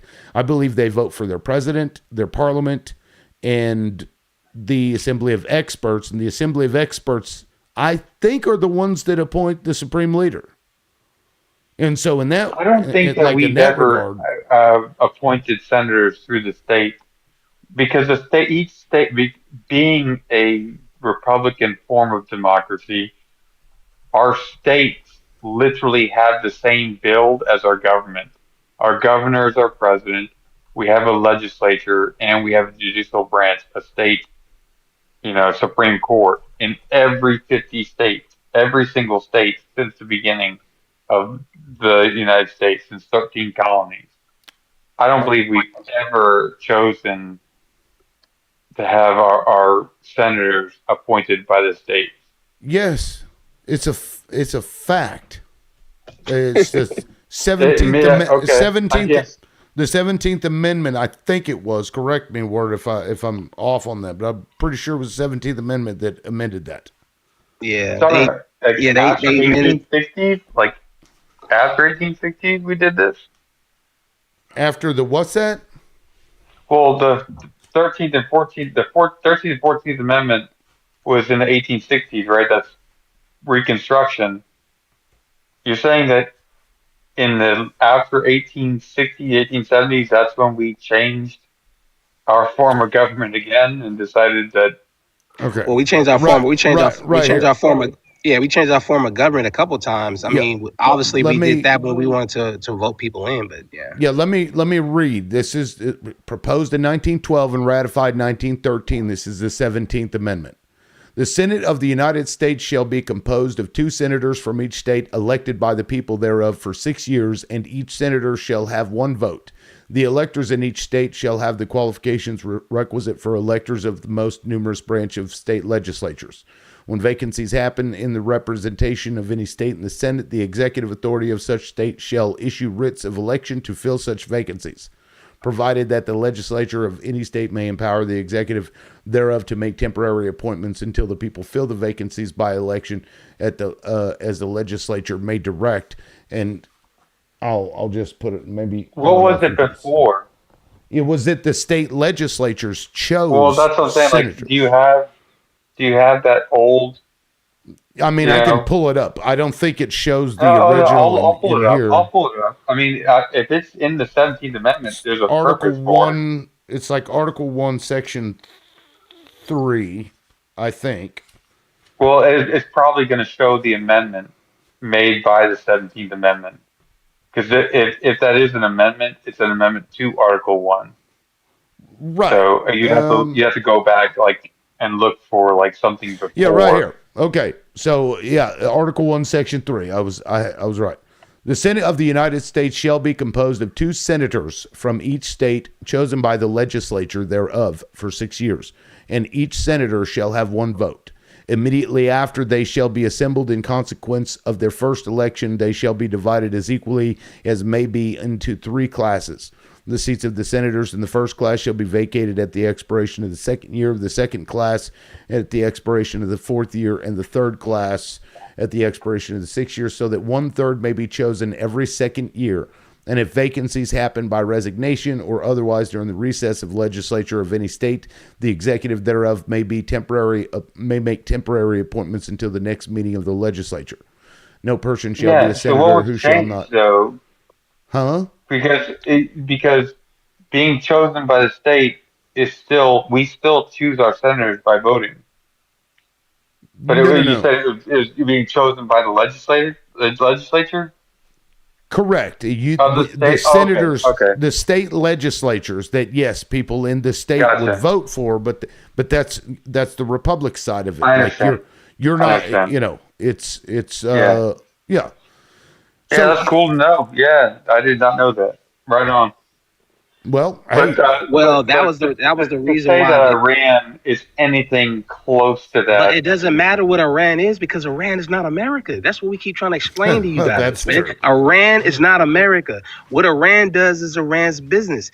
Iran is older than the United States. It is thousands of years older than the United States, and it's not going to change because you want women to take off their clothes and work on Instagram. When did the country of Iran form? Iran, Saudi Arabia, China, everybody is older than the United States. When did Iran get its name? You're not listening, man. Iran is thousands of years older than the United States. When did Iran?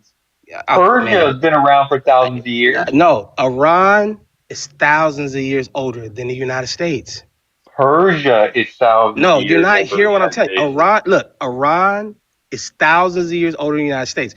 It doesn't matter if they went through wars and they changed their names and they broke up territory. That area of the United States has been functioning a lot longer than the United States. You can't go over there and tell somebody what to do, how to think, how to talk, how to walk, and tell them what they can and cannot do. It is not your business to do that. Okay, so we should let Mustache Man take over all of If that Europe was, you know what, and all the that, United right? States did that because it was in their benefit, Oh, but they so had there's no a business over justification there. for it. Look, you're not So here. there's a way to justify it if I it's understand. No, somebody you don't like. Or if Germans, it's somebody you don't care the about, then mustache man committed G-side on a whole bunch of people who were from Poland and Germany so you and all of them can people. justify it, but it's not No, America. it's It's not not our about being business. justified, man. What I'm telling you is that the United States has always been in somebody else's business. Always. For There's once, never been we're a point. there for the It's right never been a point reason. where the United States has not been in somebody else's business. For once, we're there for the right No, we're reason. not there for the right things Yes. because it's not our business. I'm gonna tell you like this: if somebody came to the United States and said, "We don't like the fact that you have the electoral college, and since you guys have the electoral college, and the popular vote does not always determine your democratic election," which is basically a front for a Republican for a republic. We're gonna go in there and we're gonna unalive all your senators, all your congressmen, and all your leadership, and then we're gonna dictate who we put in there because we want the popular vote to always reign supreme over the electoral college. There's no way in hell you would stand for that, dude. There's no way you would stand for that. You would want to go to WAR right now because you're going to say that nobody from an outside source should be able to tell you how to live your life. That's exactly what the United States has been doing for 75 years. They've always went to another country and told them that our way is better, and our way is not better because our way is always dismantling somebody else's government for the sake of the United States' interests. It is not for the I'm sake of not. them people. I'm not under some delusion that we aren't getting We are an not the good incredible. guy. You have to listen to the words first. We're not the good guy. I'm not under any sort of delusion that we're on some sort of peacekeeping mission in Iran and we're going to set the people free and we're not getting the greatest deal in the world So out of then it. what do we get out of it? Oh my Nothing. God. The same thing so what we're doing right now to China is what we did to Russia in the 1980s. What? We took down the USSR in the 1980s three different ways. They were invading Afghanistan. We gave Osama bin Laden weapons in the 1980s. You can look this up. We gave Osama bin Laden weapons to fight USSR in the 1980s. That was one. Two, we had Saudi Arabia flood the market with oil, which is Russia's major export, right? So we're destroying their economy. Three, Chernobyl. I don't believe Chernobyl was an accident.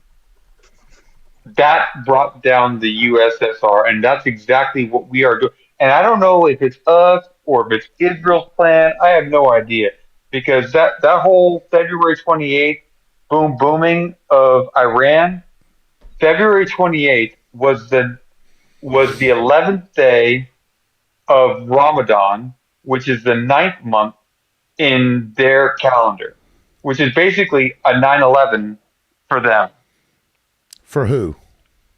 for Iran, for people who for Muslim, for uh, You're talking Islam. about the attack on Iran was their 9/11? Yeah, Is an that what you're attack saying? on Iran happened on the ninth month, the 11th day of the ninth month of their year.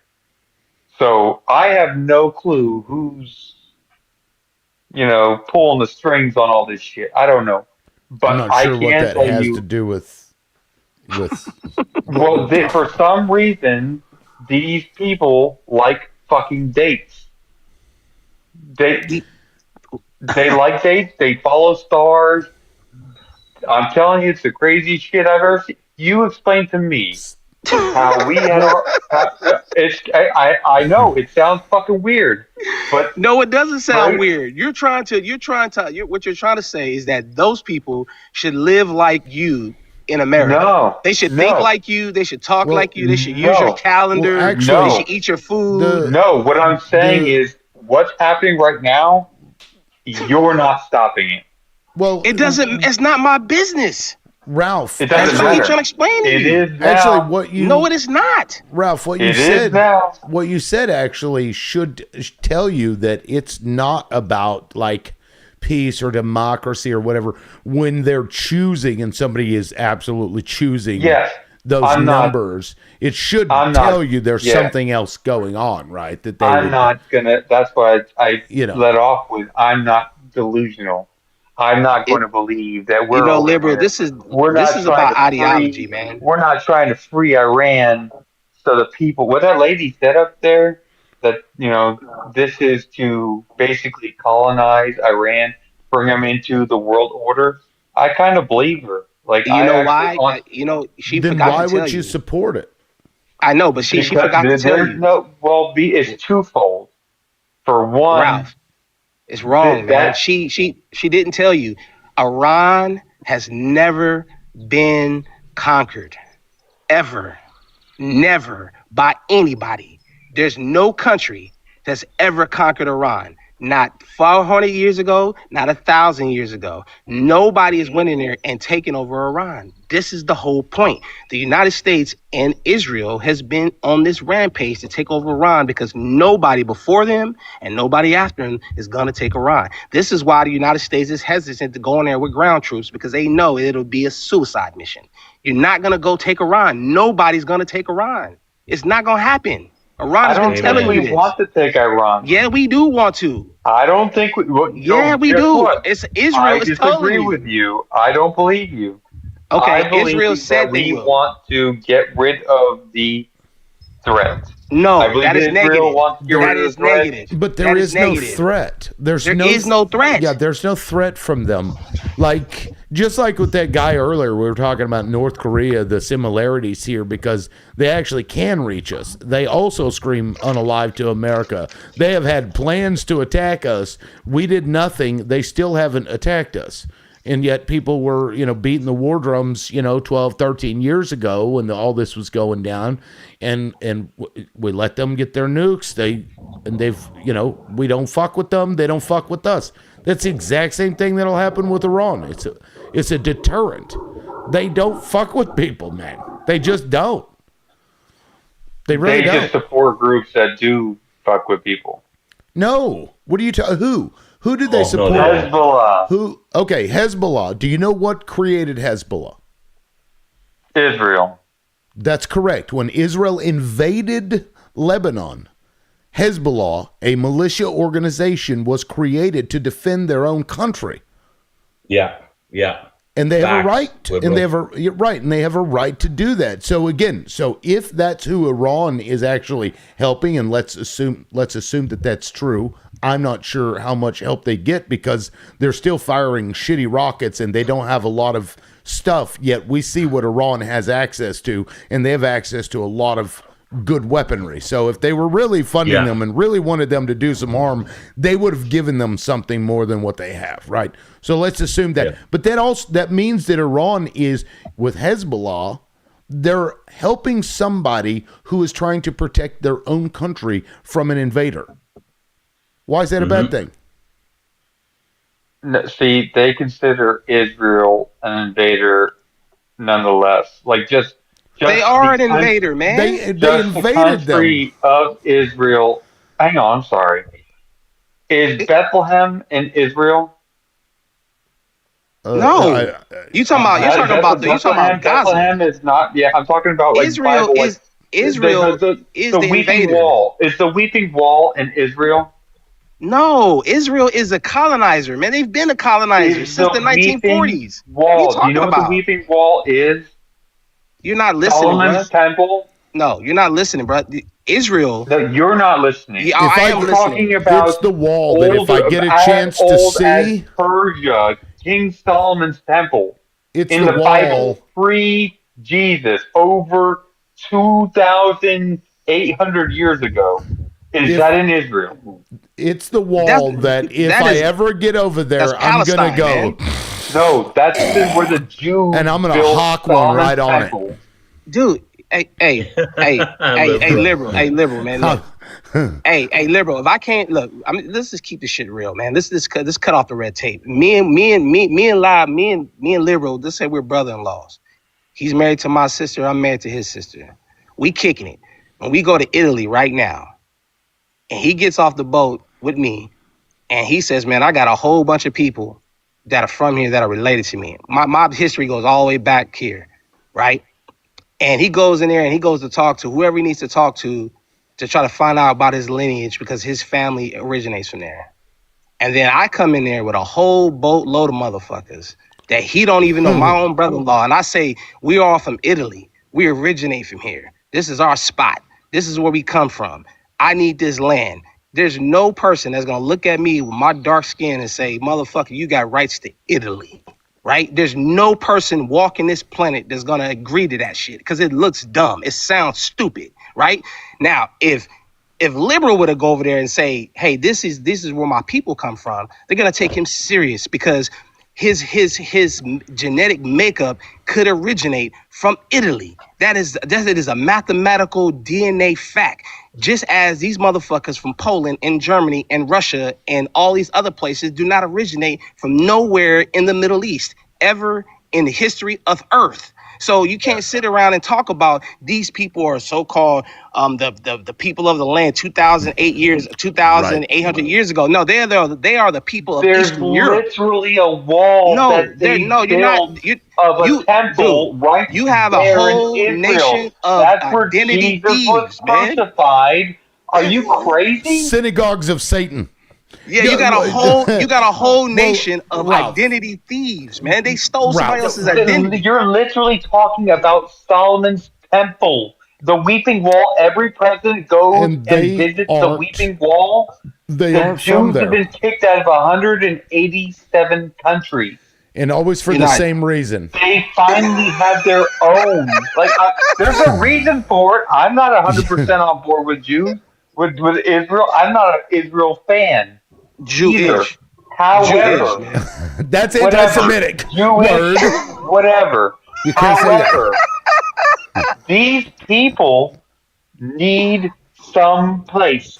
That is their place. Yeah, I know. Germany and Poland and Russia. Yeah, that's where they they're were from. in Germany. Look what the Germans did. That's where they're from, dude. Go back home. No, yeah, dude. Poland, Ukraine, yes, yeah. That's where they're from. Who built Solomon's temple? It wasn't them. It wasn't them.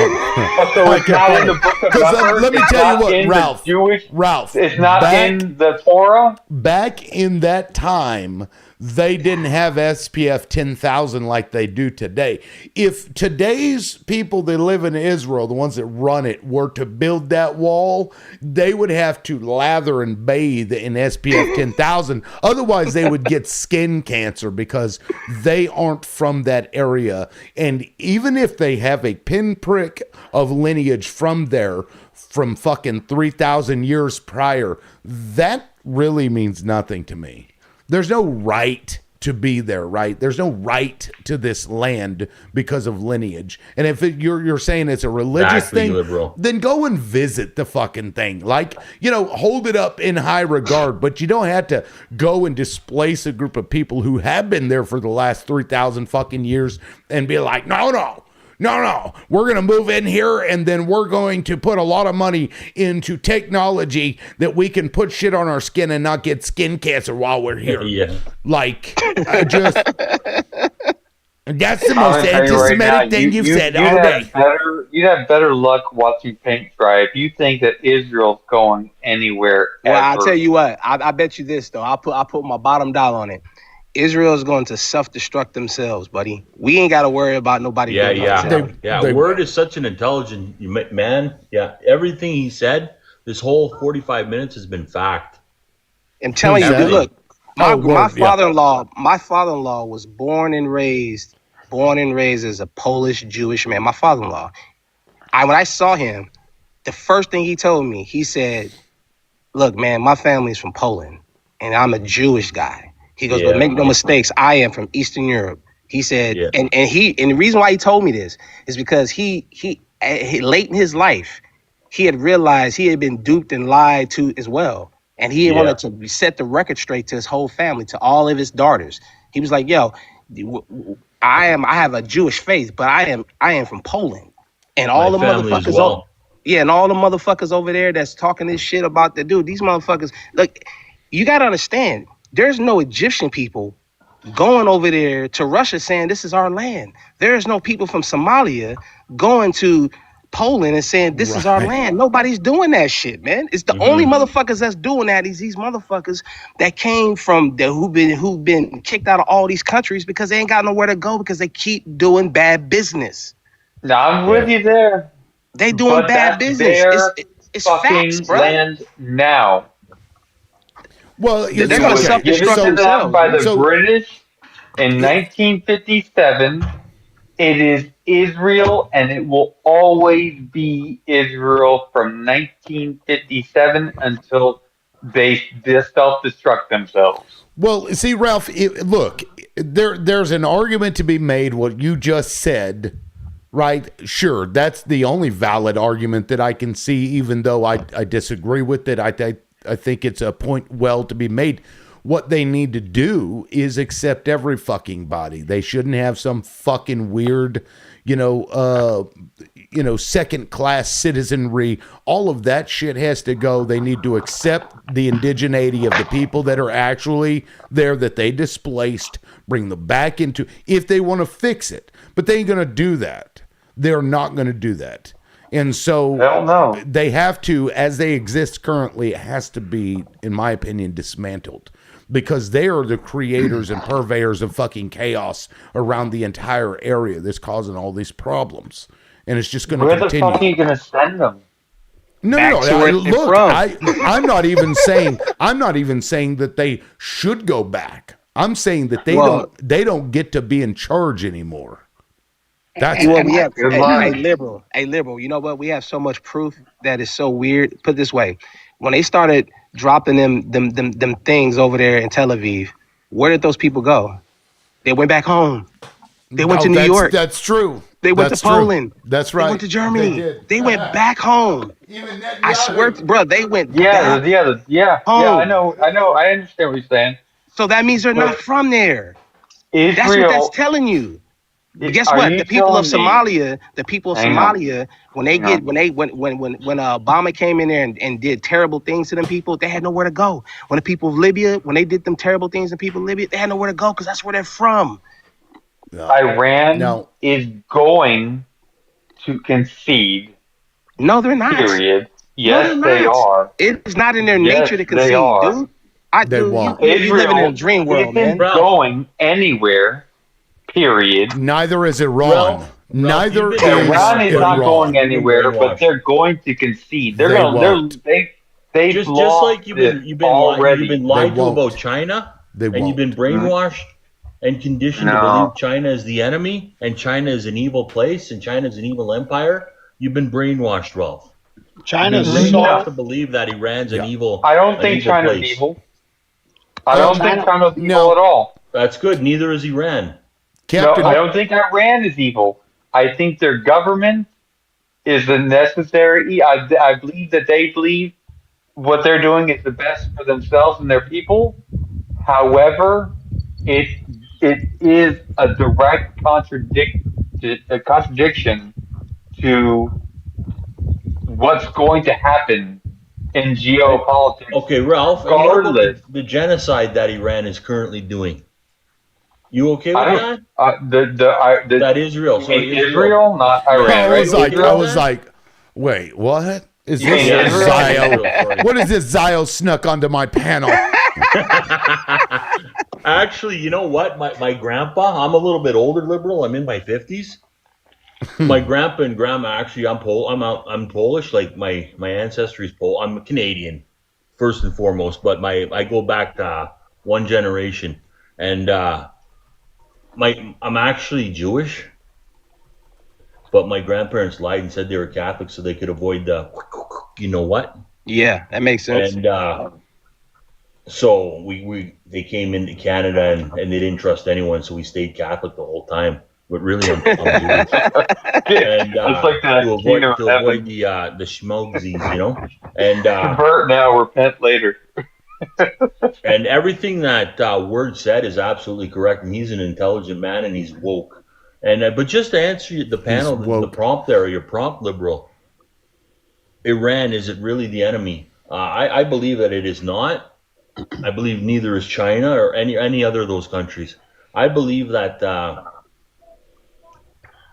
American government views their own people as the true enemy. Yes, they do. I mean, Trump believe that's said the that. true that to them that's the true enemy. The biggest enemy to the United States. The more people like Word who are extremely woke and educated, the more worried they're getting, and it's happening more and more and more. Like the USA has been doing this stuff for 100 and something years, right? This is nothing new what they're doing right now. The difference is they've never had such huge bite back from it, right? Like more and more people are starting to realize now, and what they're doing right now, like I just said, they've been doing it for 120 years or more longer. And the difference is between then and now is that now people are like, you see the huge bite back they're getting from it, the huge lashback, and that's the difference. 250 years, our country was founded anti-woke. Real quick, let's let Captain go ahead. You've been trying to jump in there. Go ahead. Okay. The Iranian country, what they were trying to do when they were trying to bring their nuclear capability up was to match what their surrounding neighbors have, so they have a bargaining agreement for their own protection. And Israel didn't want that. So you know what they did? Yeah. They conscripted with an illegitimate child German to do exactly what Germany did in 1939. Make them conform. And it's not working because Iran, everybody thinks Iran is this little country that has no significance. Well, they have trade agreements with 114 countries, which makes them very fucking relevant. Yeah, it's true. They do, And everybody says this and that about China. Well, guess what? You know what China's done? They've stepped up on a humanitarian level. They're spending $10 million to build a solar infrastructure for Cuba so they no longer have to depend on oil. Damn, that's dope. I thought it was 72, but I'm not trying to correct or anything. I agree with you, Captain. Everything you said is correct. Somebody said it was 10 billion. Somebody said it was 10 million, but I couldn't find an exact number, so I'm going to say 10 million. Okay, I thought it was 72 billion, but you could be right. I think it's more than that, but at minimum, they are building them a solar infrastructure so they no longer have to depend on anybody's oil. Exactly. And that's what we should have been doing. Out of every Cuba, if transactions that take place on planet Earth are placed in United States dollars. And you're going to tell me we have no United States dollars. They have trade deals with 114 countries. If they don't have a trade deal with the United States of America, it doesn't mean a damn thing. But it's funny you say that, Ralph, because that's what you guys said about Canada. Now we're doing better than ever. Y'all are imploding. No, we're not. No, we're not. How do you figure? Hey, Ralph. How do you figure we're imploding, Ralph? Okay. Let's hear this. Hold on. Let me finish my statement, Ralph. Yeah, I don't think Captain was done. Go ahead. Finish your statement. Hey, remember back when Obama was president and he got Iran to step down their advancement because he signed a fucking trade agreement with them? You mean the $450 million in European dollars? No, you need to look it up. It's a whole hell of a lot. You need to look it up. $450 million in European dollars. Palace of cash. Look, you want me to pull it up? If I pull it up, will you shut the hell up? Obama gave Iran $450 million in euros. I've been on a live with Ralph before. He's a rude motherfucking asshole. No, I'll pull it up. You want me to pull it up? You don't have to be rude to him, Ralph. He wasn't rude to you. So what I do know is that after the JCPOA, they released money that we and Europe had stolen from Iran by freezing assets. So Yeah. is that what you're talking about, Ralph? Yes. Yeah, so we gave them their money back that we stole. Yeah. Didn't steal. Put on hold. It's theft. When you take something from Well, somebody that isn't yours, whether you're holding it and spending it or not spending it, it's theft. That's what well, you freezing don't, you assets don't, are, you're not Ralph. legally like we in the United States of America. If you go to prison for like, I don't know, the worst crimes, you can just imagine what the worst crimes are. Like your funds are on hold. Like we do that same thing here in America. And if you look at the history of what Iran's done to us, yeah, we put it on hold. Iran hasn't No, done no, no, anything no, to no. Don't us. go there. See, The that deal is we made, that's a the deal lie. we made That's a was lie. was not with the Iran, IRGC. Iran is not bound by U.S. law, okay? And the fact that any country thinks that they get to freeze money is fucking just weird. Then why Yeah. didn't we pay them in United States dollars, liberal? I assume that the money that was frozen was in euro. No, a European Union wasn't even around. It wasn't even a nation when we froze the money, liberal. Oh my God. It Yeah, doesn't I know. matter. It doesn't matter why. It does matter. We No, it didn't does not freeze matter. The European United Union States has dollars. always been trying to be the judge and jury of other nations. Ralph, you do realize that that in 53, when we overthrew their government, it was on behalf of Britain, right? You get that, yes? Well, that lady up here said that we didn't overthrow their government. No, Yes, we we did. did. We Yes, Yeah, we we absolutely did. did. did. Go look it up. There's Project Ajax was the U.S.'s side of it, but Britain had their own. The reason was that they were going to nationalize the oil, and the company that they were using to suck the oil out of the ground was a European uh, company, which I English, believe right? now it's BP. called BP. Well, it was Anglo-American at the time, but it was Yeah, still, yeah, yeah. I'm it was their aware. I'm oil. aware of our like some of our involved. I'm not, gonna deny any of that shit. Like Well, the we, United States is not the good guy, man. They've had involvement in the Middle East Every since fucking. we've been able to travel over there. okay. Do you understand what I'm saying? No, no. If you were to walk into a house that's been fucking You're not here, dude. You're making an absolutely, excuse. I You're know. making an I'm making excuse. an analogy trying to bring There you is home. no analogy. The United States is not the good guy. The United States has been the devil, Hasn't and been they've the good guy. no, they have not been. The United States has not been the good guy since its conception. Is Britain on board with this program that we're pulling in Iran? The, No. No, no, I don't believe they are. no, they're No, not. No, Because they're they're not. not. Why aren't they?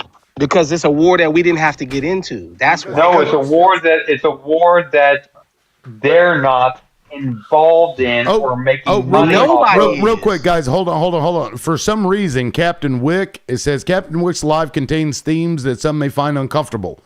I've got to drop you. I have no idea why, but once I click this, I'll be able to see. So, Wick, I got to let you go.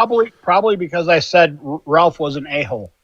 Oh, No, that's right. Yeah, bullying and harassment. You're probably that right. is Let me drop you. stupid. No, it is stupid. Let's see. Yep, harassment and bullying. So live Okay, visibility if anybody restricted for down 10 there in minutes. the chat Okay, well thinks here. that like Well, here, that's no. not harassment or That's bullying, TikTok. please TikTok's stop been that.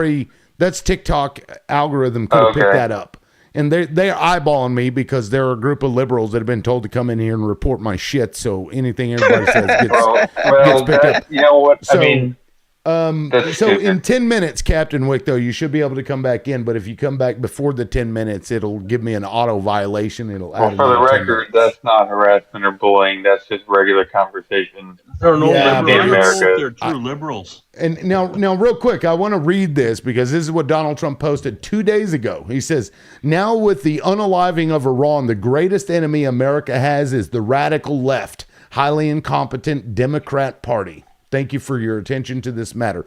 This dude believes that we are enemies of this country. When Yeah, crazy. No, I think you're necessary. No, it's not. See, that right there is saying that, you know what you just did was act like what he said wasn't important. We think that the Democrats are necessary, man. What you don't understand is all of your rights in the history. Look, and liberal. The last time I was on your live, there was a couple people that didn't like when I said this, but I'm gonna say it again. We need to say we're gonna talk about progressives and conservatives. Let's get rid of red and blue. Let's not say Democrat, Republican. All of your rights, Ralph, since your mom was alive and your grandma was alive and your great grandma was alive, were given to them by progressives. There's never been a conservative that gave rights to anybody. We went to war against conservatives because they didn't want to give any rights away. That's the problem right now. And what you have now is that you do have some rogue Democrats and some rogue Republicans. But what we also have is some real progressives that are challenging these rogue Democrats and saying your old ass needs to leave, your time is up. And they are having the same problems that we're having against these weird ass fucking conservatives. There's a whole bunch of factions that are fighting right now. We got the street level factions like me and Liberal and a few other and full over there. And then you got people like AOC and all of them that are trying to fight these old ass Democrats and say, go and leave. You've had your time. You've had your run. We need to flip this whole script. But guess what? But the lobbyists ain't allowing this to happen. We're at a point now where we can't vote this problem away. I don't care how many fucking midterms you have. This problem is not going to end because we got too many people that are willing to sell out the entire United States just to stay in power so they can insider trade, bruh. Yeah. All of this is about placement. Spot on. This is just all about placement. This is like me going to Liberal and say, hey, Liberal, everybody that's born in your family, long as they can pass a background check, I'm going to make sure they always have a job forever. Yeah. Yeah. That is nepotism at its greatest, bruh. Yeah. They're pretending they hate each other and they're drinking and smoking and partying together. And they got us throwing knives at each other. The only one that's this guy knows his shit, Liberal. Hang on. Now, you are almost there.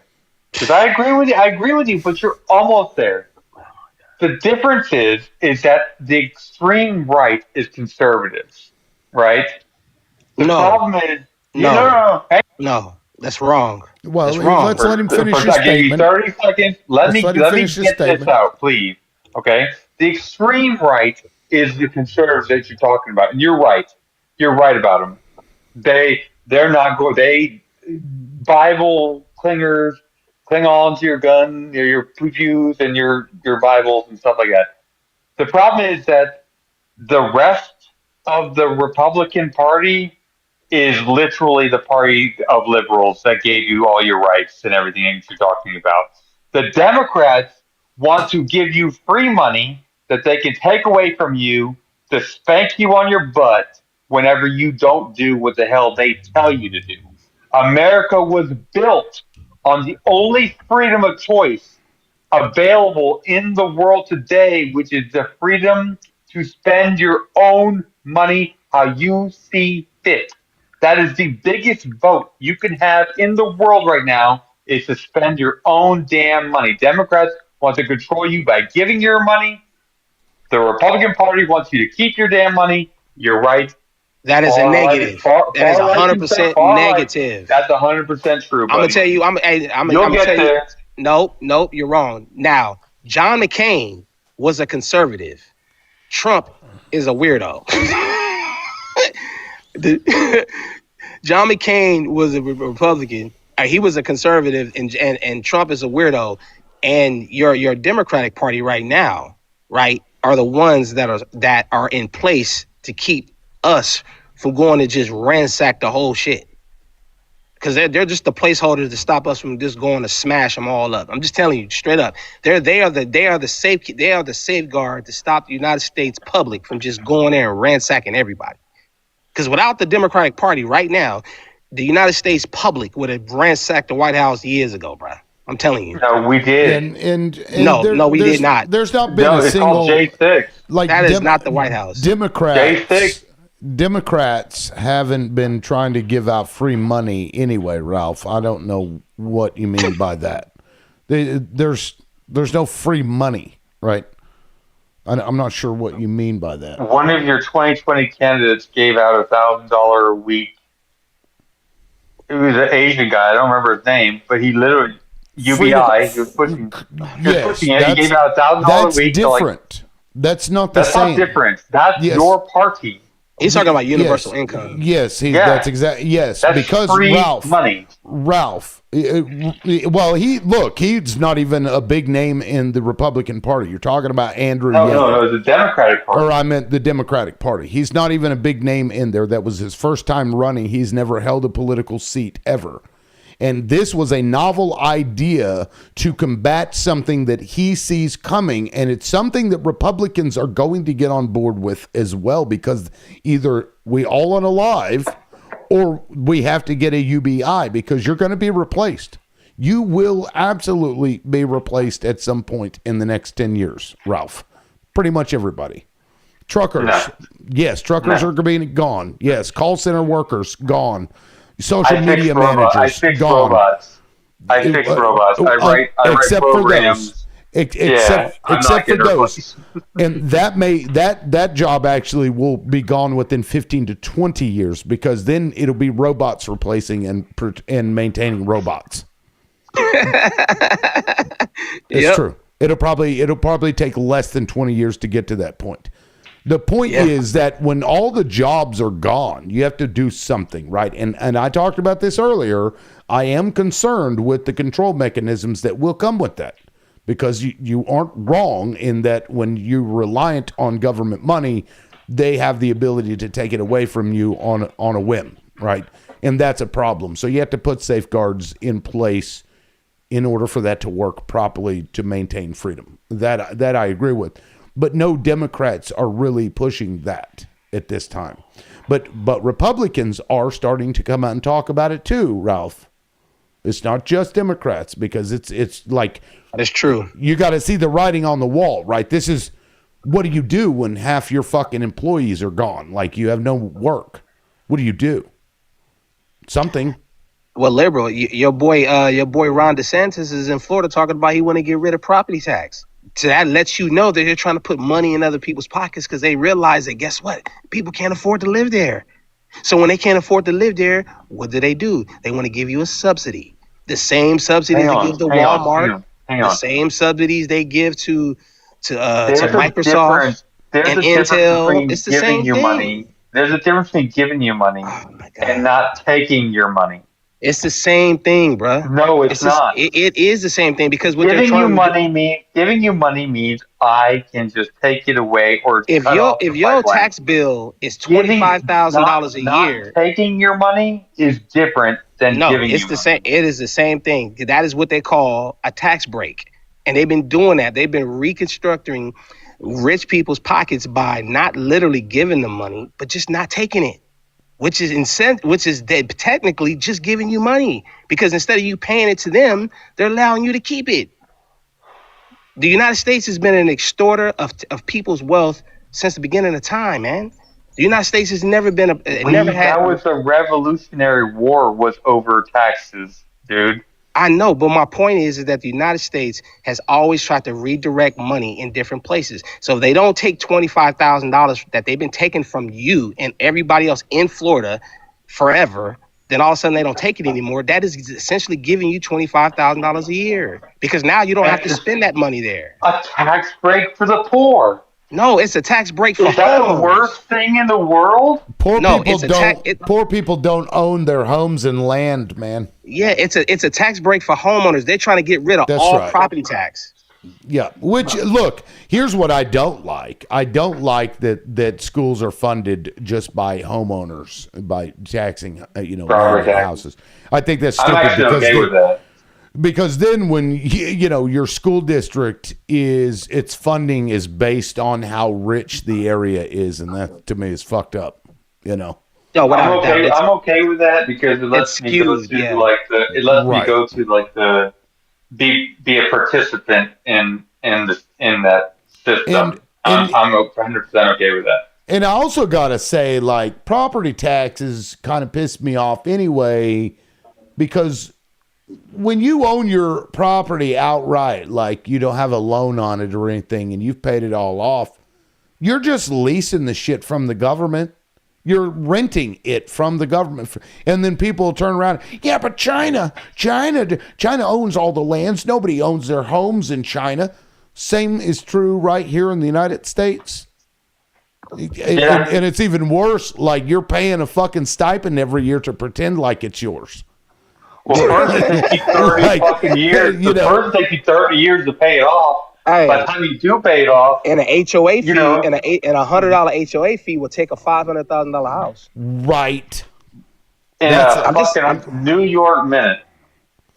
But that's what I'm saying is that the United States specializes in taking and seizing and putting people in a situation where they can't say no. Like, a liberal said something really imperative earlier. He said that the reason why the United States has not went over there to mess with Korea is because they have a nuclear weapon. And that is the reason why people concede to the United States for anything.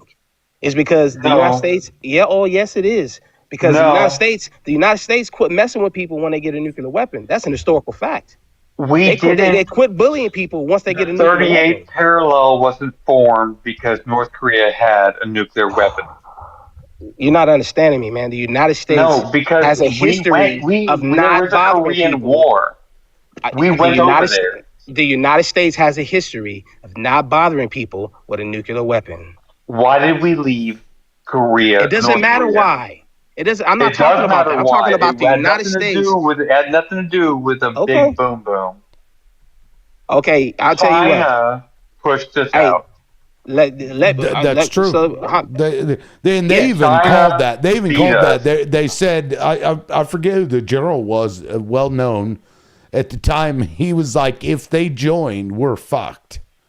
And they joined. Yeah, it was bad. It had nothing to do with a boom boom. Oh, no, I'm talking about right now. The United States gets any compliance from anybody. It's because of the fact that they have a nuclear weapon. The United States does not bother people who can react with the same amount of aggression.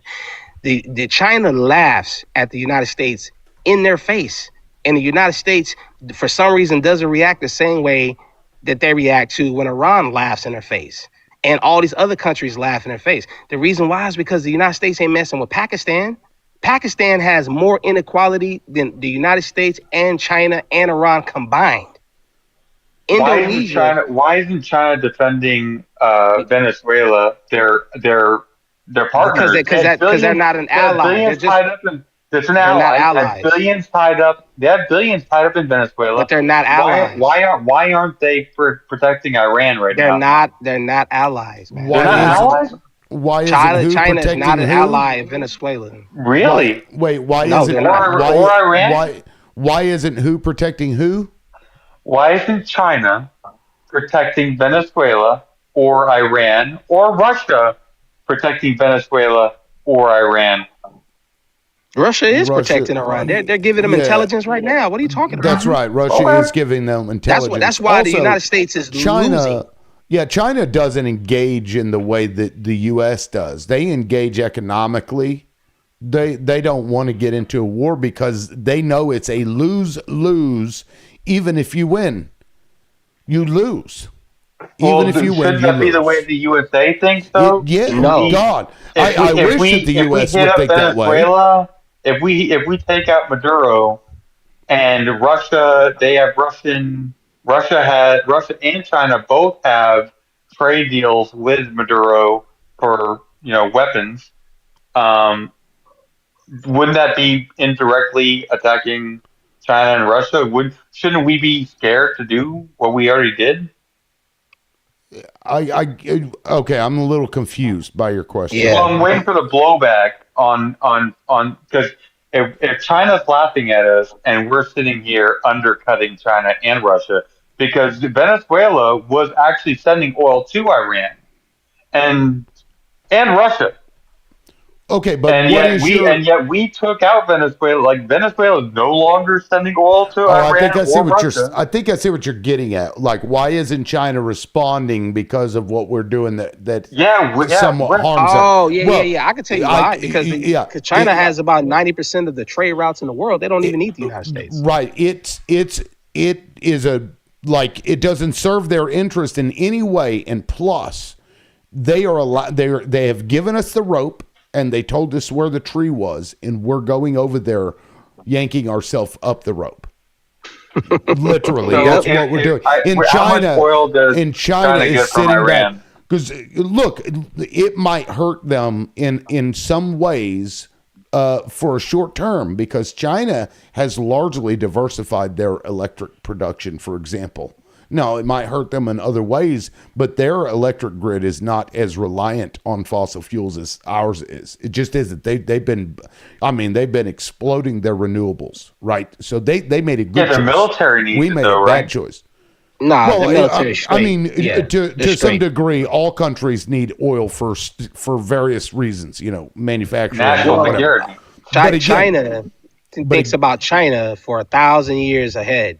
That's all they do. That right there, what Ward just said is exactly what they're doing. They're actually playing chess here, and what they've realized is that the U.S. doing this to Venezuela and Iran may have an effect and impact on their economy today.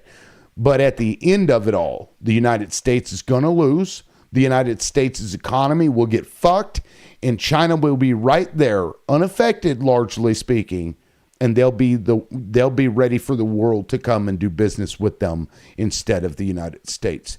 They've already gamed this out. They know that's what the outcome is going to be because, I mean, I've run this every which way, and that's the only outcome I see. Let me check something real fast. That is fact. I put quite a large amount of money betting against exactly what the fuck you just said. Well, you might want to pull that out, man. It's live right now. Well, guess what? You might waiting for win. that barrel of oil to just come crashing down. Hey, here's the thing, though. Here's the thing, Ralph. Like, if you would have bet on at $7.30 a share, if you would have bought a Palantir, right, and you bought a bunch of shares, you would win short term. I bought them at $17. Kathy Wood got in at like $12. I know guys that bought. I know guys that bought them. I bought it at $2, but I was like they were on the OTC at that point. They had real quick. Shout out! We reached 100,000 likes. Thank you all so much. I don't think I asked anybody to tap. Dude, once. right on. Now, guys, let me also say this: I'm in a position in my life where, for this to be viable for me, short term, I'm about to have to pack my shit up and leave. I need financial support. It is what it is. So in order for me to continue doing the show as it is, gifting either through TikTok or through my Crash App, which you can find in my bio, if you want to support it that way, I'd greatly appreciate it. I don't know how much longer I have, but I'll do what I can because I enjoy doing this stuff either way. But if you want to support small creators, that's how you can do it. And I'd appreciate everything. But I'm very glad that we reached 100,000 likes without me asking for any. I'm going to have to – I have a feeling somebody in here has got 40,000 likes on their one person. I seen that one day. Somebody had like 49,000 likes on their account. Let me go through real quick and say 42,000. Ray Day has 42,000 likes. Thank you, Ray Day. That's amazing. Single-handedly. And also, I wanted to point out a comment that Ray Day made earlier. She said that she'll have to pay $1,000 a month when her house is paid off, I assume in taxes. Maybe insurance as well, but yikes. God, can you imagine that? You pay off your fucking house. Oh, holy shit, Ralph. Thank you. Wow. Dude, I appreciate that. Damn. Yeah, see, that is, wow. Wow. Thank you, man. I hope you're recording. That's amazing. It is. It's being simulcast to, I don't think YouTube picks it up, but I'll have to grab that. No, I appreciate that, man. Seriously. Yeah. Hey, man. I like your platform. And good luck to you. yeah, no, I appreciate it. And for the record, it's liberals who have come to attack my show, my own party. They can't stand me. So It don't matter. you know, It's ironic, isn't it? it is, yeah. Well, and this actually goes to the point that Ralph was making earlier about liberals wanting you to, Democrats wanting you to comply with shit, and they'll take it away. I mean, there's some truth in that. These because that's without a doubt. That's what came from this is like I didn't do what they demanded that I do, and then it just went from there. I had so many liberals tell me to comply with how to address certain people because they wanted me to, basically call them by certain different name and shit, which was fine, but it got to the point where they wanted me to overlook biology and I'm like, man, look, if you want to be called Superman, I'll call you Superman. But at the same time, man, don't be telling me to look up and say the sky ain't blue. So. That's if somebody asked me to call them anything, I just out of respect for them being a human being, I will, because it costs me nothing. Yeah, and, absolutely. But at the same time, I'm like, but I'm not gonna turn a blind eye and say that 2 + 2 ain't 4. Now, if you want to be called Superman, no problem. And if I want to be called the most handsome, greatest guy in the world with the longest stick, you should comply as well. Well, now look, that actually brings up an interesting question that I believe really only a trans person might be able to answer. If somebody takes the approach that Word just said, that I will respect what your wishes and call you, what have you. But still don't agree necessarily with the rest of that. Is that enough? Is that respectful enough? I mean, you know what I mean? Is there still an issue to be had there? Because, you know what I mean? Does it make sense what I'm asking? I'm not sure if I worded that right. You're right. Because I can show you a level of respect, but at the same time, I don't have to subscribe to what you're telling me. You know what I mean? That's kind of like me saying I walk into a whole place full of for Buddhist monks, right? I'm not a Buddhist, but I can respect your place of worship or your place of meditation. I can respect your clothing. I can respect your food. I can respect everything. I may not necessarily want to be a Buddhist, and I don't even want to talk about being a Buddhist, but I will give you the ultimate respect. At the same time, if you need to give me the same respect as well, because if you don't give me the same respect, then at that point, we don't have nothing to talk about because you want me to give you all the respect, but you don't want to do the same to me, and that's ridiculous. Yeah, that's hard to say because you brought up Buddhists. I was going to say because if Buddhists had like a special area where like, hey, you have to be like, Buddhist to enter this area, and you say, well, I identify as a Buddhist. They're like, no, like Buddhist, like you actually have to like be, you can't just walk in and say I'm a Buddhist. No, you gotta fucking like prove yourself Well, there. yeah. Well, my point is just the respect. But they don't have areas. As long as we have mutual respect, it's fine. I don't care what it is you want to do, but you can't demand respect and then not want to give it. You know what I mean? That's the problem that I have with a lot of liberals. They demand respect, but then when you say, "Hey, I want the same respect," they look at you like you got shit on your face. You know what's crazy is that like 99 like percent of like trans people don't give a fuck. Like they just don't fuck with me and I don't fuck with you. It's the people that are like fighting for trans people that are the people that have the fucking problems with every damn thing. But I it's think the it's fair activists. to acknowledge that people who have dysphoria, for example, basically having the wrong body from what they feel. I mean, that's documented. It's legitimate. Right. And so there's no need to like poke and prod at them, and you might have internal thoughts about it. But this goes back to the respect part where, it's not for me to say. You know what I'm saying? So just I accept it, I move on. It's, they're humans just like us and treat them the same as we would everybody else. That's exactly. That is exactly it. And you just gotta hope that when you treat And believe it or not, I found on the conservative side, especially these far right people, that it's all or nothing with them when it comes to that. They believe that trans people should be in some kind of directory with a placard on their head so they can And you're talking punish them. about like you're talking about the far right. Yeah, that's a lot. Because There's a lot of people in. believe it or not, the far left is the people that are causing the problems for the trans community, where the trans community would just be left the fuck alone. They don't even care about the whole bathroom shit. I understand. But here's the You know what thing. I'm saying? And Here's then the the thing, Ralph. far right's like, But the I am a Democrats. man. I've been in a woman's bathroom.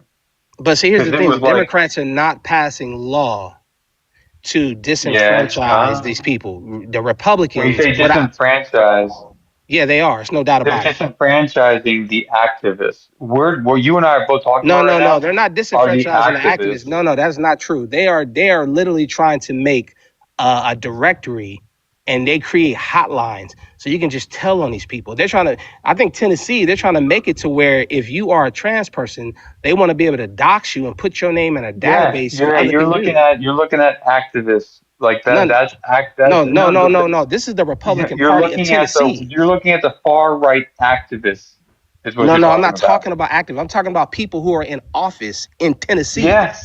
You're talking about Those are not activists. Those are You're talking about lawmakers. the Alexandria Ocasio Cortez of No. the I right. said Tennessee. Oh, I know. You're talking. No, What I'm Tennessee saying is law. No, Ralph. that's Listen. the Okay, let me try to frame this. Let me try to frame this again. What Word is saying, Ralph, is that there are lawmakers in states that are doing these, in my opinion, very bigoted and shitty things that are harmful to these communities. That's not just activism whenever you're literally passing laws that do the very things that they are being activists for. Does that make sense? Like there's a difference between those two. An activist is somebody that goes and lobbies the government to do the things, but once those people are in the government, now it's the government that's doing these things. Do you see? Yeah, AOC is in the government. I know, but she's not passing the law. She's not passing a law that says that trans people should be in a directory so you can find out where they live. No, which is nuts. What she did, and her crazy part of the liberal, not liberal, but the left party, is they force taxpayer funding for ABs. But we were talking about it's against trans some people. people's religion. We don't fucking want it. If you don't want it, then don't get it. And it was like putting in. No, it's against our religion. So it's against my religion to unalive people. Why are they still buying missiles and booming people in Iran? It's against my religion to murder people. What religion are you, if you don't mind me asking? I'm an atheist. Then you don't have a religion. Yes, I do. You don't even believe in. You don't even believe in any God. You're not even agnostic. My moral compass, which is my religion, tells me that you're not allowed to murder. In fact, are you a Christian, Ralph? Yes. It says in your religion that thou shalt not murder. Yeah, murder. And yet you're murdering and you're paying for it. So we're not why murdering. are you okay paying for something that violates your religion? But you just don't want to pay for ABs. What's the difference? So there's a difference between unaliving someone and murder. There's a difference. I'm sorry. Yeah, believe it or not, there actually is a difference. Why is someone if someone unalives someone in self-defense, is that murder? Yeah, it's still murder. Self-defense. Yeah, it's still murder. It's just Is justified murder? murder. It's murder. It's just justified murder. Look up the definition of murder. It doesn't matter. We're talking about biblical text. Look it up. No, because we're I'm telling you right now. We're talking about biblical text because you said it's against your religion. So we're talking biblical version of murder. Yeah, biblical version of murder is the same version of murder as described in our laws today. How were we defending ourselves when we unalived 165 girls? in a school. No, that was not defending ourselves. Okay, and so you paid for that, Yeah, and are you okay with paying for that? I have no choice. Okay, neither did I, and I didn't want that either, and yet here we are. Yeah, here So we are. sometimes our money gets used for things that we don't like when it comes to federal tax paying, right? The government's going to do what the government's going to do. So if you don't want an AB because it violates your religious beliefs, which is, by the way, I don't want to pay for it. a recipe for AB actually exists in the Bible that actually works, but let's not point to that, I guess. If you don't want the AB because it violates your religion, then don't get it. I don't want to pay for it. Then don't pay Well, for yeah, it. well, here's the thing though. Abortions. I don't know what religion you're in, but it doesn't go against. The abortions are not. It doesn't go against the Christian religion at all. It's not. It's not in any biblical text, especially not the Hebrew text and not the Koine Greek version of this text. It doesn't exist, man. I'm telling you this from people. I live with people who are theologists, bro. They went to school for this shit for like 10 years. They got doctorates in this shit. Abortions are not in any Christian text. Now it's in new versions of it that were It's put in in the by the Ten Catholic Commandments. Church. No, hear what I'm telling you. They're in new versions of different versions of the Bible that the Catholic Church has put in all kinds of shit that was not originally in there. But I'm just telling you the original manuscripts that they have, the only one, the limited versions of them that they have, it is not in there. It doesn't exist, man. It's in the Ten Commandments. Well, No, here, it is not, bro. It is not in there. It doesn't exist. my Bible's in the other room. I'll probably go get it.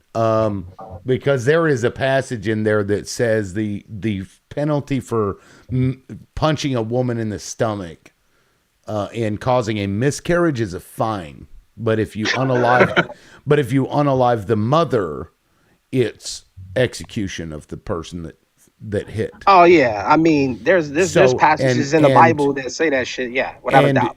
Well, I'm just pointing it out that there clearly in the Bible is a difference between the miscarriage and the mother's life. And as people are pointing out in the comments section, I'll just read one of them.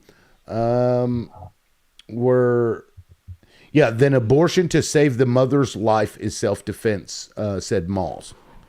So I mean, you can look at it as it's the same. It's the same ideology, right? Yeah, I'm not against that. Like I mean, is there's a prophets personal in the Bible, decision. man. That That's a personal decision, and I leave it up to the parents. I leave it up to the mother. I leave it up to the father. I leave it up to whoever the hell is involved. Y'all make your own decision. But when you're not going to sit here and tell me that the goal of the Democratic Party is not AB is universal health care. Like you just walk down the street and you're like, oops, I effed around and found out I accidentally knocked some girl up. I don't want to have a baby. I'm just gonna go ahead and tell her to go get a plan B. Or some lady doesn't know how to keep her legs closed and she so what says, you're saying, oops, I'm you want to oppress ladies then, because you basically no, what you're telling I is started off with the man. no, that's oppression. That's oppression. You're So telling them so women oppressing that the they should not man be able. and No, telling you're saying him that women should who not be able. You're saying that women should not be able to have any health care that they choose to because your ideology says that I don't want to have to pay for it through my tax dollars for whatever your reason is. That is oppression. According to you, remember, you said that when people should be able to do whatever they want to do, people should be free. And if a woman Yep. wants to go get an AB, that is her freedom. That is her right. That is her I'm not paying God-given right for it. to do whatever she wants to do to protect I'm not herself and paying her for it. livelihood. Go for it. I'm not paying for it. So do you think though, Ralph, do you think that a woman should be allowed to, with the private insurance, get an AB through private insurance? Nothing I can do about it. Well, I'm not trying to control it. I just don't make me pay for it. Did you know? Well, did you know, Ralph, that in private insurance you're actually paying for that too? Not directly, no. Well, I got some information for him. hold on, real quick. Okay, so that's interesting. You said not directly because when your money goes to the federal government, you are not directly paying for that AB. False. It's not false. Why do you think that they protested Chick-fil-A? Why do you think that what back in 2012? Why do you think that Obamacare made it a point to put it in there? To put what in where? I'm not sure what you're To talking put about. ABs under forced insurance providers to cover it, and then in Obamacare, and then create a government subsidized healthcare that pays for ABs. But you're not paying for it directly. I am paying for it No, you're directly. not. No, if you were paying for Yeah. it directly, you would be handing your money to the provider. Well, you know what's nice is If that you were, I voted for a president who got rid of it. yeah, and he got rid of the restrictions that you were talking about wanting on AB. That's what he did. Yeah. He didn't get rid You of know, AB. He got rid of the restrictions. That's right. McCain saved Obamacare, which is like, I don't know why y'all even support Obamacare, ACA Act, but anyways, McCain saved it. Rubio basically destroyed it when he cut Yeah, the and you're talking about individual you're mandate. talking about two people that have no fucking education whatsoever in medical. Nothing. Yeah, you're right. They don't. They don't So have they any have no right. medical. They have No. no right to interfere with medical procedures on a fucking government level. They don't know what the fuck they're talking about. Nothing. You do realize that Minnesota has full term ABs. No, they do not. Yes, they do. You're full You of can shit. look this up. You can are look this full up of right now. shit because I have looked it up. Minnesota is all the way through full term right now. Well, let me tell you a little secret. I am all for Washington, D.C. to allow 80-year after birth abortion right now. Yeah, Minnesota. I mean, they're like, go for it. Like, you lost. I didn't lose. You did. I know what the fuck I'm talking lost about. what? 77 million people voted for Donald Trump. Yeah, there's 77 He more won the popular afterbirth vote. ABs we need to be done. Okay, well, I mean, keep pushing your idea. We're working on it. Trust me, we're No, working you on already it. did. Roe versus Wade. That's the whole point. Basically. But still, your issue was that you didn't want to fund ABs, and I'm telling you that you are not. You aren't. Then We were. Stop telling Planned No, you're Parenthood, not. the people that donate to Planned Parenthood, stop telling Planned Parenthood that they can't pay for them when it's by donation to them. The federal government interfered with Planned Parenthood taking donation money to take care of it, so insurance didn't have to. But, your little orange douchebag did it. He told Planned Parenthood they couldn't do it anymore. Then it fell back onto the restrictions of when you could do it. Well, guess what? Now there are no restrictions on when someone can get one. There's no punishment for anybody in the world walking up at 39 weeks and going, I don't want this. Get rid of it. Yeah, there is. There isn't. It's at the state level. Like, yeah, Texas has like really strict ones. Yeah, and Texas is the one that's hemorrhaging people left and right. No. So yeah. Okay. So Ralph, like, you believe that an abortion is necessary to save the life of the mother? Would you say that's accurate? No. So you think that the mother should unalive and they should save the baby? Oh, you're saying in the event that there is to save the mother, should it be allowed? Yes. Oh yeah, absolutely. Then make your choice. Like, you're the one who has to live with it. Okay, so what if a woman was great? Do you believe that AB is appropriate for that? Like same Same answer. You're the one who has to live with it. You make the decision. Okay, so somebody who is in severe poverty that cannot afford it. Again, you're the one who's going to have to live. I don't want any. I don't because no, I don't like anybody walking into my house telling me what the hell I can and can't do. I don't want to walk into someone else's house and tell them what they can and cannot do. I'm not Okay, trying to do that. so you're not Just so opposed. when You're I not open my wallet, opposed to AB. no. When Okay. I open my wallet, there better be every single penny that was going to go towards somebody else's AB better be in my damn wallet because I do not support it at all. Okay, Period. so at this point, it's merely an argument that you don't want your federal dollars to go to AB. I don't want to be tied to anyone's AB in any way, shape, or form. Except you aren't. Your Then Ralph, decision. It's your Ralph, you need to decision. You stop made. paying your taxes.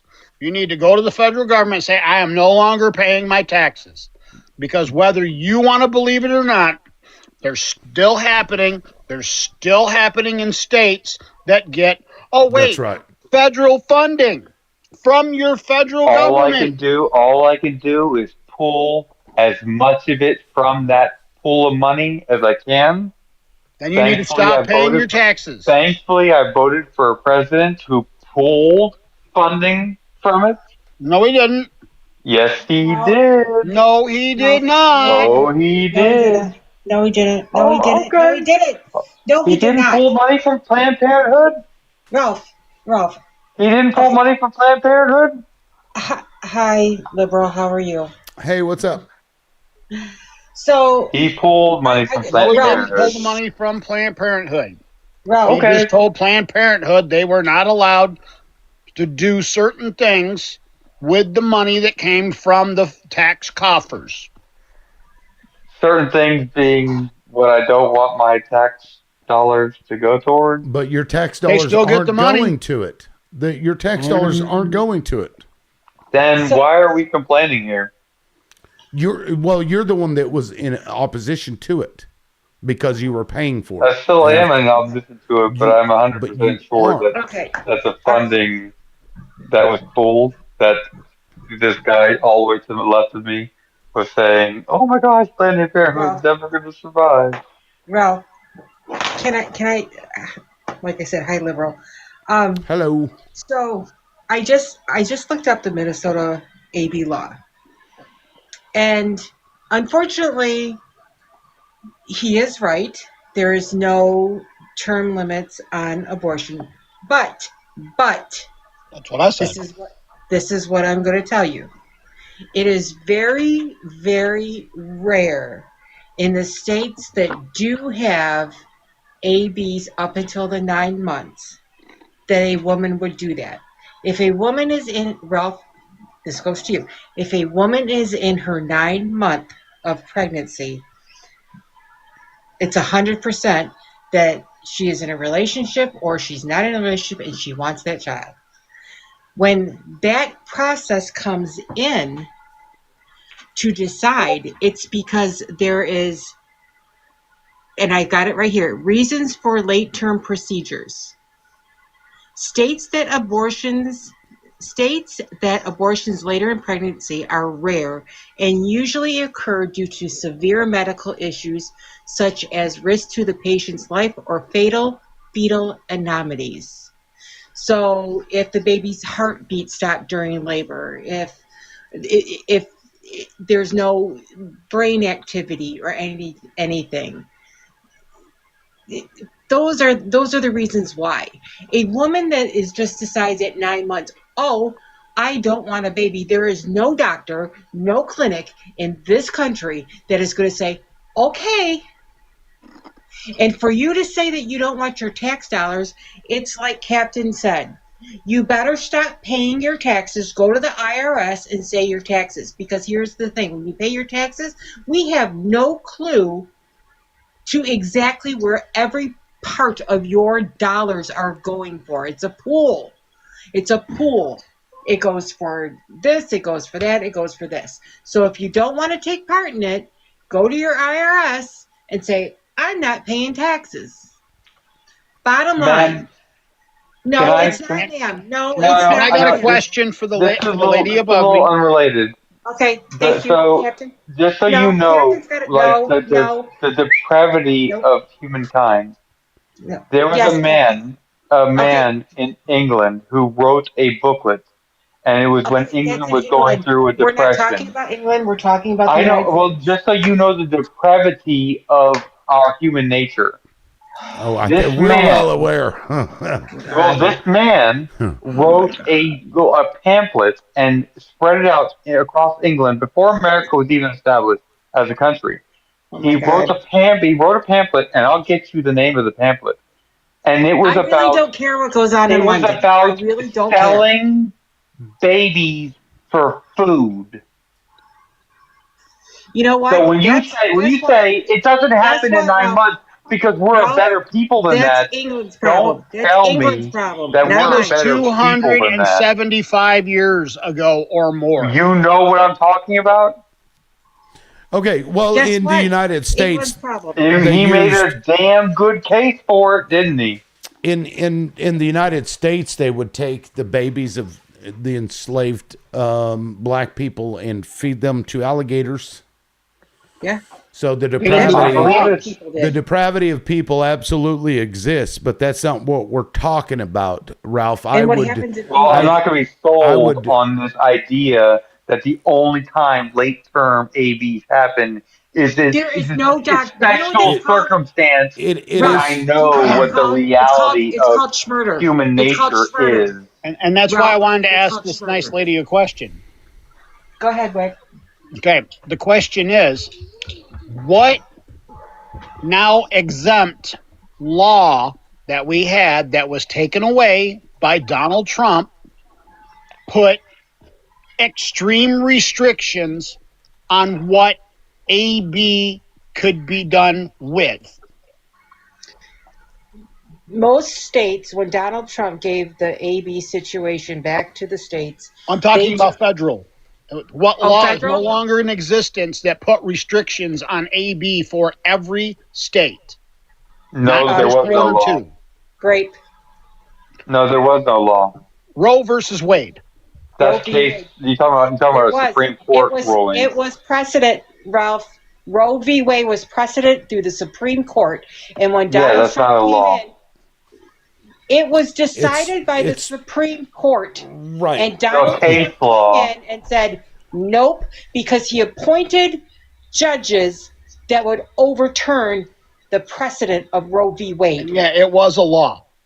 Case law. It would no Congress and the president had God, do nothing you to do with it. understand? Oh, Yeah, they God, did. Okay, Well, the president, When I it was guess. created, yes, they did. I wish you would learn to educate yourself. I really wish you would, instead of just going Case off. law is it was not litigated through the Congress and was not signed by the president.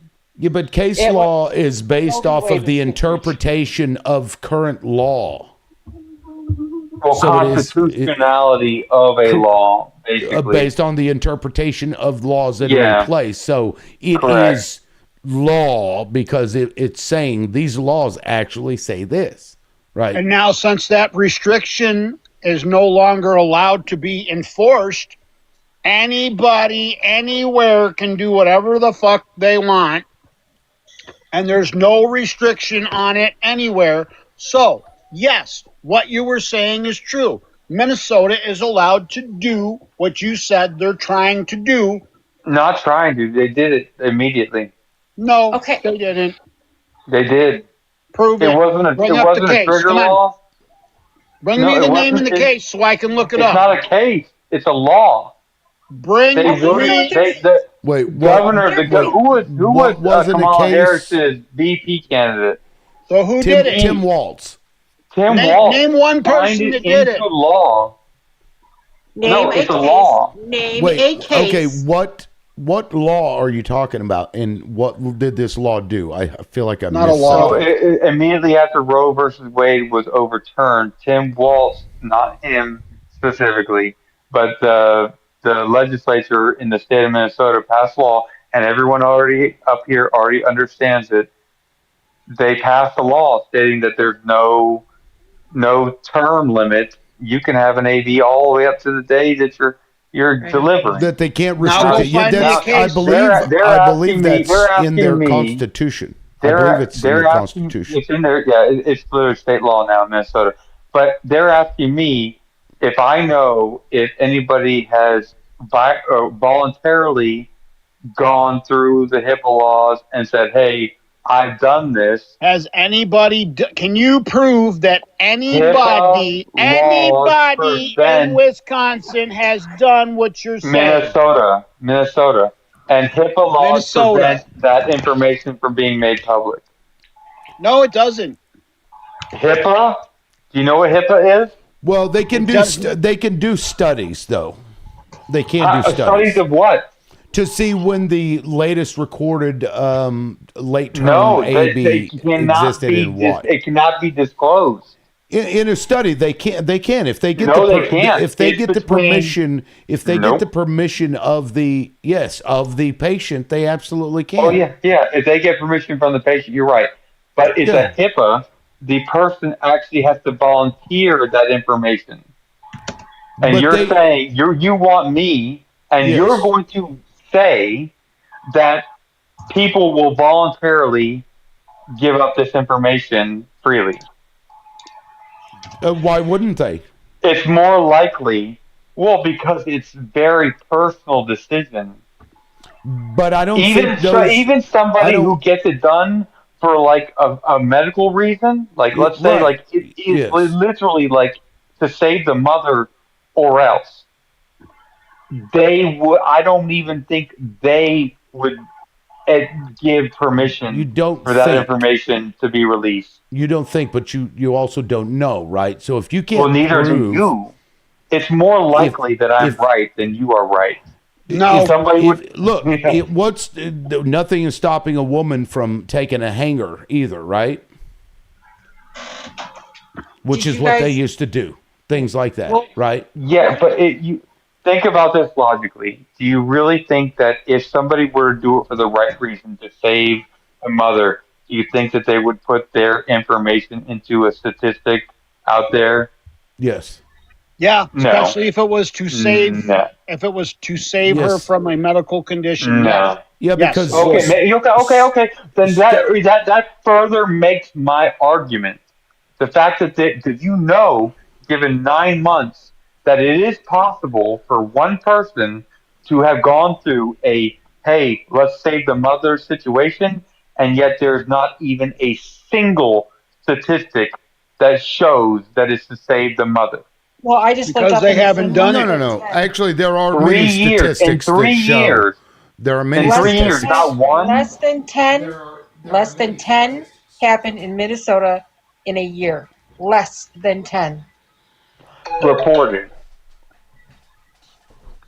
Yeah, They have to No, I'm pretty voluntarily sure. give the information. No, I'm pretty sure that they give that statistical information over. I'm pretty sure that they do. just The don't give the hospitals will name. do. Minnesota? Right. It's de-identified data. Correct. Yeah. So What No. they do is they give Yeah. that yes, someone has done it, but they do not give any information on the person's name or anything like that. It's just a case. It's a case Okay, number. so how many of the 10 were to save the mother's life? All 10. All 10. Where's that information? Google. It's a free thing. So It's a great thing. it literally says to save the mother's life? Yes. Okay. And only 10 were performed That's it. since Roe versus Wade was It overturned? says less than 10 births at 9 months happened under Minnesota law in a year. Less than 10. Did you hear about the 2 cases in Georgia? Or no, it was 1 case in Georgia that a young woman is sitting in jail right now because she took metaprestone and she went to the doctor because she was having reactions to it, and she told the doctors that she took metaprestone, and now she's being charged with murder. Did you hear about that? I don't know. Did you I hear? don't know. Did What you is hear about the other? testosterone? Did you hear about the other case that the courts, I believe it was in Florida, that forced a woman to have a C-section because she was in labor too long? What is testosterone? Is that like a birth control pill? Yes. Oh, no. And I she had didn't. a I bad haven't heard of any reaction. of those. She had, well, then you know what? You shouldn't really be talking about this. Yep. Because No, here's the thing. Here's the bottom line to all of this. Here's the bottom line. A C-section is considered an abortion. Yeah. And they Yes, happen it is. all the time. I've had Yep. two. I've had 2 C-sections. So are you going to come down on me?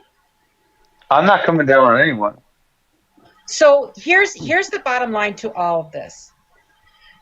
When a woman's health, reproductive health in general, comes down to it, it should be between her and if she has a partner and her medical. It shouldn't be left to a court, to a Congress, to a legislation, to a governor, to anybody. It is my right. It's my body. My body does not belong to the government. I'm not I a agree with test you. for a I government. agree with you. You pay for it. And I want to say No. one thing. You voted for a guy that did it.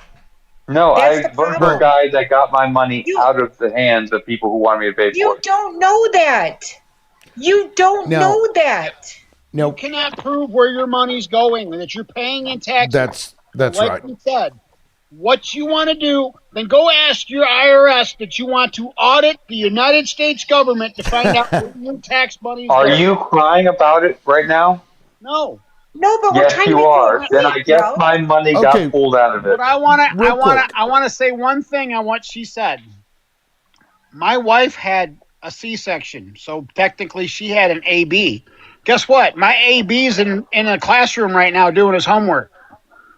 Oh, I understand. Yeah, that's a crazy No. way that they. I don't know why they term that So how as do you AB. know? How do you know that these late-term 9-month ABs, since they're considered C-sections on some in most places, are not walking, living, breathing human beings still to this day? You cannot prove it.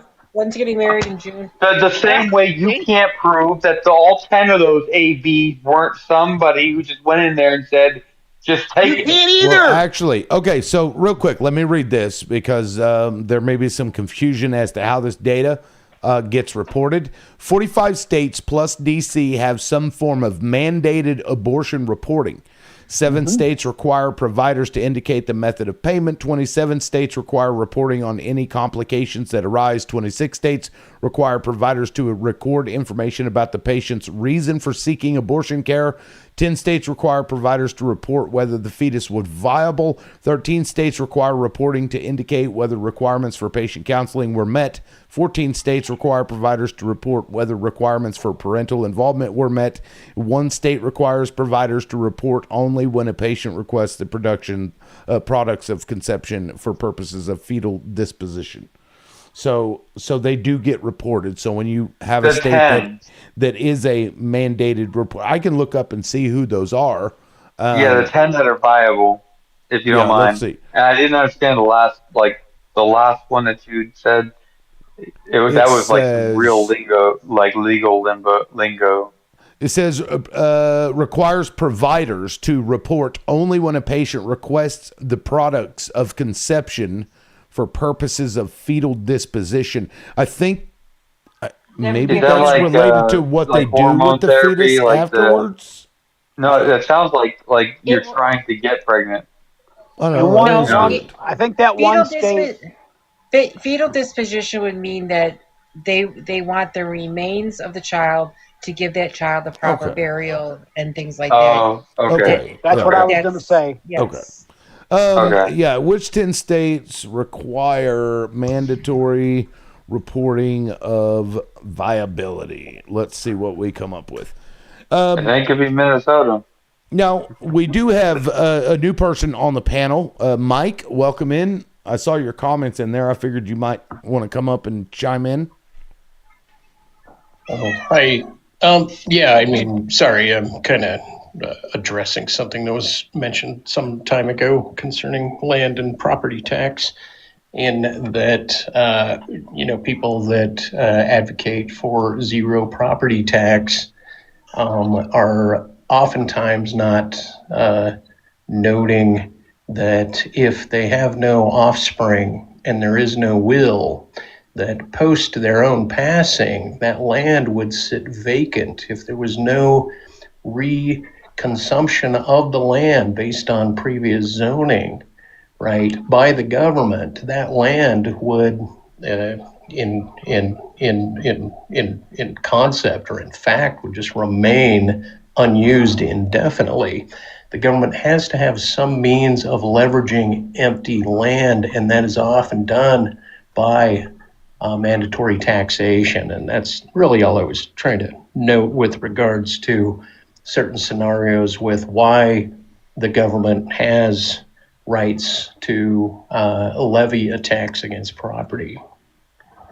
Yeah. So, well, I mean, they do that through like probate court, right? To decide who would get that. And if they have to go and try to locate the people to pass it down to whoever would be next in line.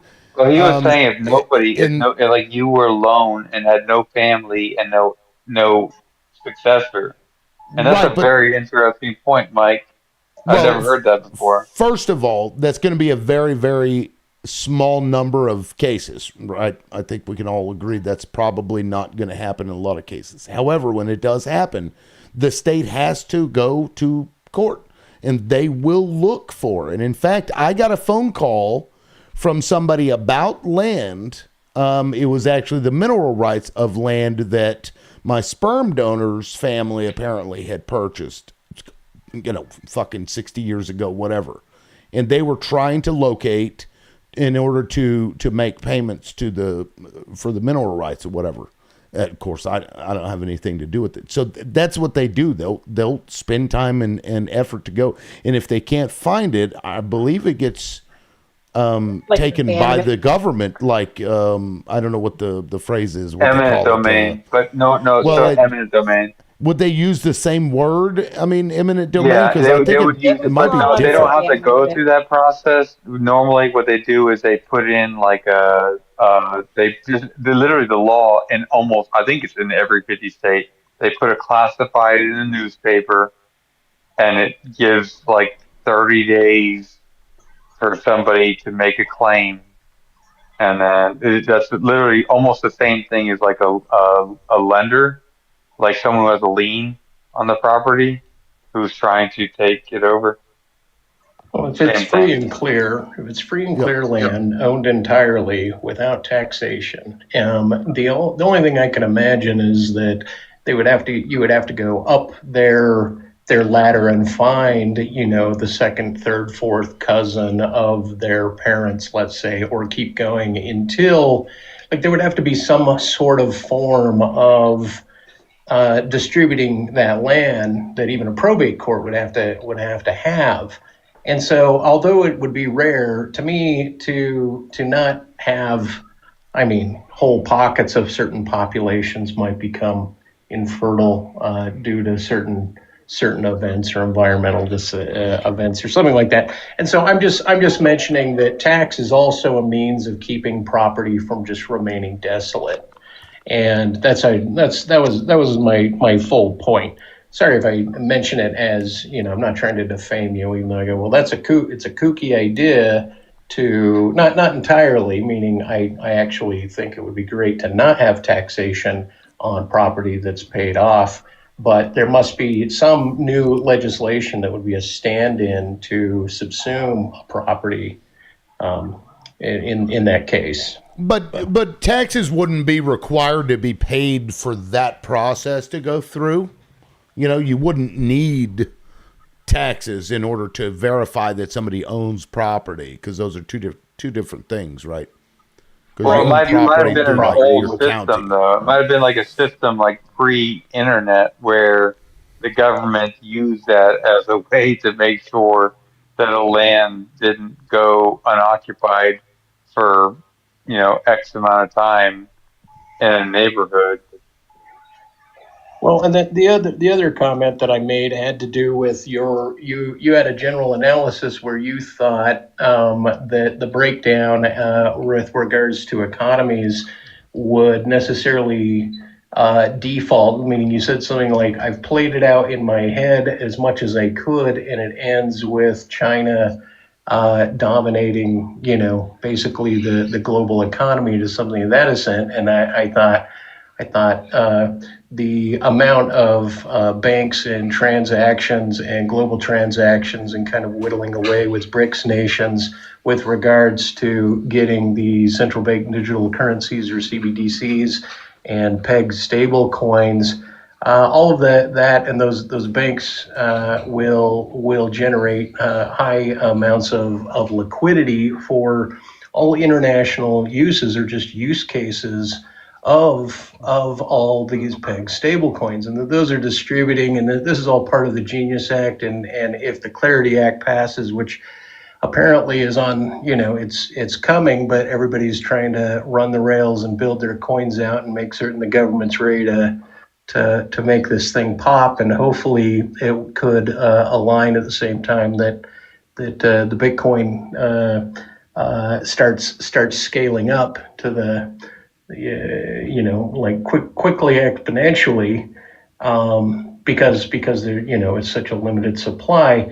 So the whole global digital crypto exchange market still favors global capital, and America is kind of at the forefront, and of course other nations, and the bank in Switzerland. I'm trying to remember the name of the bank in Switzerland. Oh, the Bank of International Settlements. Even they have approved this process, and so I'm simply suggesting, right, and all this was dovetailing off of the Iran war, that one of the ancillary effects of devastating oil production in Hormuz and the movement of oil, right? And now that the U.S. has secured Venezuela, the idea of devastating the Middle East will definitely have an affect on China and on Russia, and it already is to a certain huge extent. So the race for AI and resources in combination with cryptocurrency and these liquidity pools, there is a means, right? We'll devastate our economy, certainly, but there's, anytime there's a vacuum, people will seek to figure out how to acquire such funds, and the U.S. citizenry and anyone that's tapped in to this in terms of liquidity pools will certainly benefit while things are falling. And so I'm just suggesting that it's more of an information thing, like that when we moved from cash to credit, right? A huge transition to get people used to using digital payments. Anyway, Mike, real quick before you leave or stop talking, can you explain what the Genius Act requires of stable coins? It sounded like you knew Well, what. I had attempted to read the whole Genius Act. I ended up skimming through it, and at the time that it came out last year, I was fairly well versed on it. But there's certain aspects of the Clarity Act and the Clarity Act has only passed Senate, not the House. And so there might even be a fight there. I think a lot of the goal of the Trump administration, honestly, is all about banking, right? And so he's subsuming all sorts of money, which I think is illicit in its, it's in its nature. But But it requires stable coins, right? People who already yeah, have stable coins to have a 1 to 1 dollar reserve. Is that correct? And so it stable will coin force is one to it will one. force a $2.7 trillion market, which is available to anybody in the world. So we wouldn't have to sell our bonds to Japan or China like we have been. It will allow anybody in the world with access to the internet and a wallet and able to invest in a stable coin to purchase the United States bond. Is that Well, correct? but then everything has to do with technology and the trillions of dollars that go to what are called clawbacks and stopping coins and try trying to force exchanges that are not monitored to be monitored. Like we are moving into a weird new economy. But internationally, there's plenty of exchanges that are still not tracking all sorts of illicit funds, and even Iran had moved, and a lot of money was moving to Iran in at least $1 billion amounts through stable coins. And so, and I think a lot of what Trump is doing is also just shaking up seeing where the money is going to flow after these things happen. It's almost, to me, these are kind of experiments for AI to analyze what's going on and for crypto to expose where money is going, such that there's a greater grid over all stable coins. And so I think the Clarity Act also allows not just access, but it allows certain banks to stop certain movement, and certain stable coins don't have that capability. And it's like USDT, I think is it, and that one's still common. That's And one. that Yeah, one that's a moves, big one. but that one doesn't have any clawback. So they're trying to reintroduce things so that our government can basically control a lot of global finances. And all I'm suggesting is that the play of the West financially, even though we're falling down, there's like $15 trillion moving towards AI through the major, like Tesla and Amazon and Microsoft and the sort. And it's because all of that money, like that's all private capital that's moving in $15 trillion. We're only like 39, maybe we're getting to like 41 trillion in debt. And there's still, to me it's a big Hail Mary, but in one way there is the possibility that we all of this investment comes back to benefit us, depending on how the controls are laid out. Not that I prefer it this way. I don't prefer the world this way. I'm just noting it that way. And that was my criticism of the idea that China is necessarily going to win economic dominance. Although still be an interesting coin toss bet to make. Yeah, I think they already lost.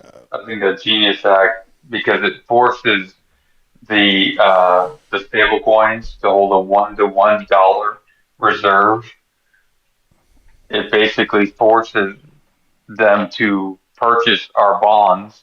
So instead of having Japan and China as the number one bond holders around the world, it actually gives access to private citizens across the world to purchase United States bonds. We're no longer going to be reliable on a specific country's government so much as basically the people around the world.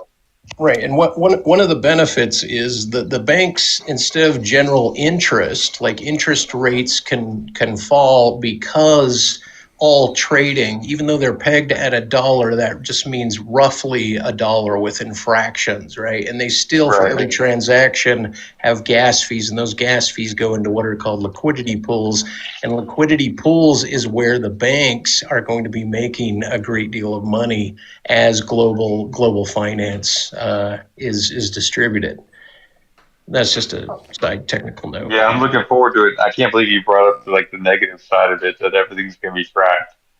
Every single dollar now is going to be. Well, I mean, within like next 15 they've wanted years, that for a while. I mean, and they're going to get it. There's a small group of people wanting to control everybody. Yep, it no matter what, it was going to happen, and it's gonna. This is the way it's going to happen. I mean, with the stablecoin stuff, my read of that is that they want the U.S. dollar to still be dominant, even as it, goes to like cryptocurrency and stablecoins and stuff. Because China had issued also their, I don't even know what it's called, like CNY or whatever it is. So I feel like they're still trying to compete, but I just don't see the competition there, I really just don't see how the United States is able to compete with a country that we basically built up like we sent all our shit over there, so that the businesses here could make some profit real quick, and then ended up creating a beast that will now, of course they're not militarily, aggressive at this point. So No, they're going to do it. you're right, and they're not bad people. Right. They're just going to wait for us to take ourselves out, basically. Well, I just don't know about that. Meaning strategically with us controlling, Panama Canal, even though China's building another canal, and then there's and then Venezuela, the upset around Iran and all of the oil things. I don't. That's the wild card. But I'm just saying, I'm not saying that's the reason we would go into Iran, but kind of like with Ukraine, Palantir, and all of the war games, or the war is all analyzed by AI. And so even what's going on in Iran is being absorbed for future war games. But there is an argument to suggest that we can, or that China has certain huge vulnerabilities. And so as far as the large game of risk, I'm not certain how it's all going to play out. But yeah, I'm sure China has a stake in crypto and stable coins, or they kind of re-upped their attention to it. But how everything goes globally, I just don't know. But I'm just saying that I'm not certain I'm so cynical about American corporate capital and distribution of capital in terms of investment and employment and infrastructure that the all the major corporations, or, top 50, God, what am I trying to say? XPI, like the Dow Jones companies are going to be putting into investments, across multiple genres, but AI and infrastructure and cooling and energy and all those investments. A lot of this is investment by these major corporations, and it's all coupling with cryptocurrency as well. So I don't know how it's going to be, but I'm not bent on saying that there's going to be some sort of vacuum, and that people are going to tune into that, and then, like, moving from cash to credit cards, there'll be a huge reapproach towards general capital globally. But that was like the totality of what I was trying to. Well, any country that is afraid of hyperinflation is going to rush into a crypto coin of some sort. Like back in the day, before there was like a cryptocurrency, every time Russia went into some sort of conflict, everyone would run to the stores and buy like a television. They'd buy like something, they knew their money was going to be worthless tomorrow, so they would purchase some sort of uh, silver, gold, television, refrigerator, something, because their dollar was going to be worth literally less tomorrow. Considering the fact that America is the world's reserve currency today, and given the Genius Act, where we are now requiring the stable coins to have a one-to-one United States dollar reserve, where people around the world, not governments, are going to be investing in United States bonds, so we're less dependent on specific governments. We're like 15 to 20 years ahead of China, and also chopping out their legs from underneath them at the same time. Yeah, They've but been getting cheap oil from Iran. They have a lot of and leverage on us too, though, right? It's not so, we what may leverage do they dominate have? in. Well, I mean, they process all the stuff that we need in Oh, order rare to earth make the minerals? products. Yeah, they process a lot of shit. Rolf, you said Yeah. that China is way ahead of us? No, we're 15 to 20 years ahead of China. Really? Yeah. In terms of what? In terms of military power, in terms of economic power, we're way more I want to say like we're at least 30 years ahead of them on Do we have economic power. do we have high speed rail like China does? Yeah, Our infrastructure that's sucks. not economic power. Yeah, we can't. Well, the ability to move goods from point A to point B quickly absolutely can change the game. And we try to do it in California. And look, Republicans don't want it to go through. They've been fucking with that money the whole time. That's been a project for how long now?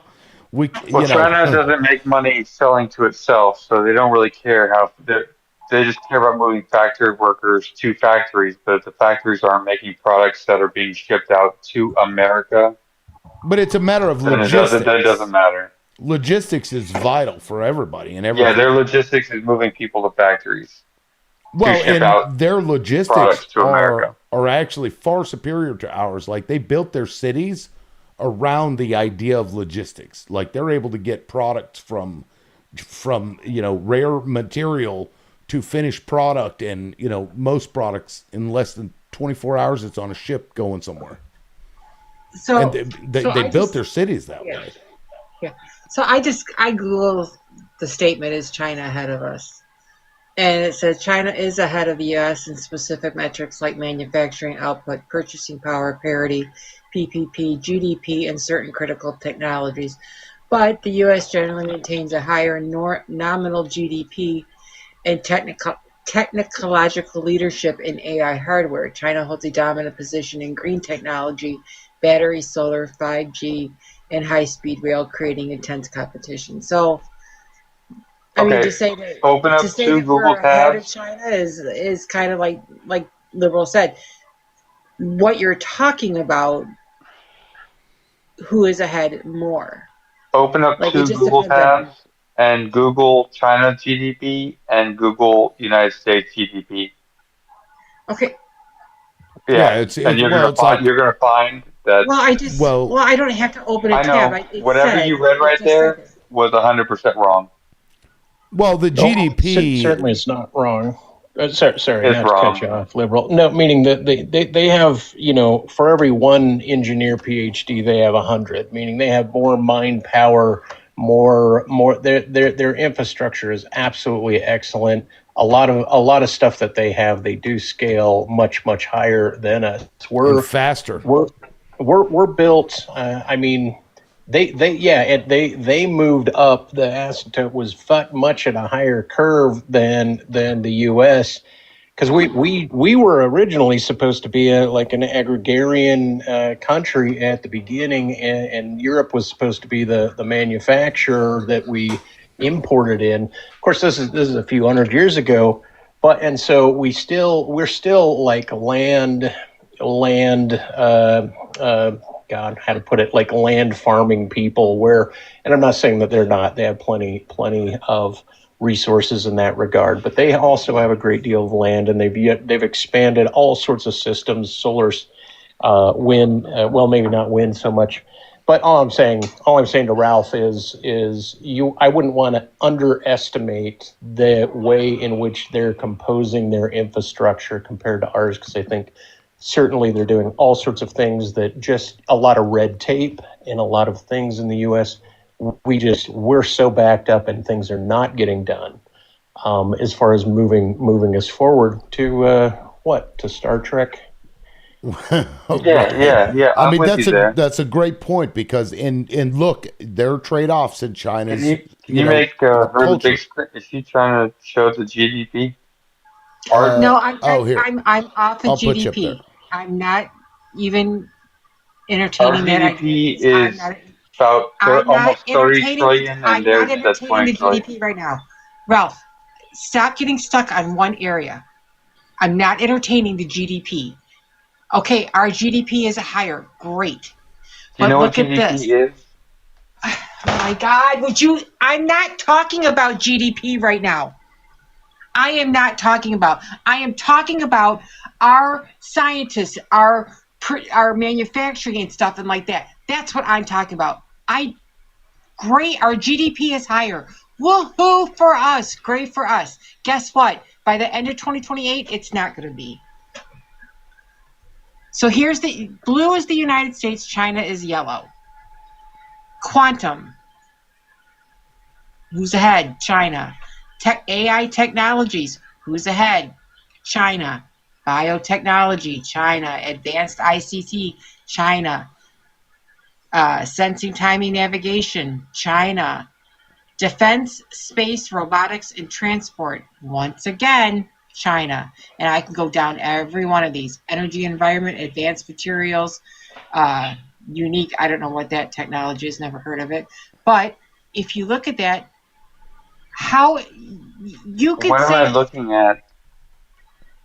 oh, for my fucking No, can you dear explain? life. Is it money spent in these areas? I'm not Is talking I about looked money it up. spent. I looked it up, and AUKUS is a trilateral defense partnership, Australia, UK, US.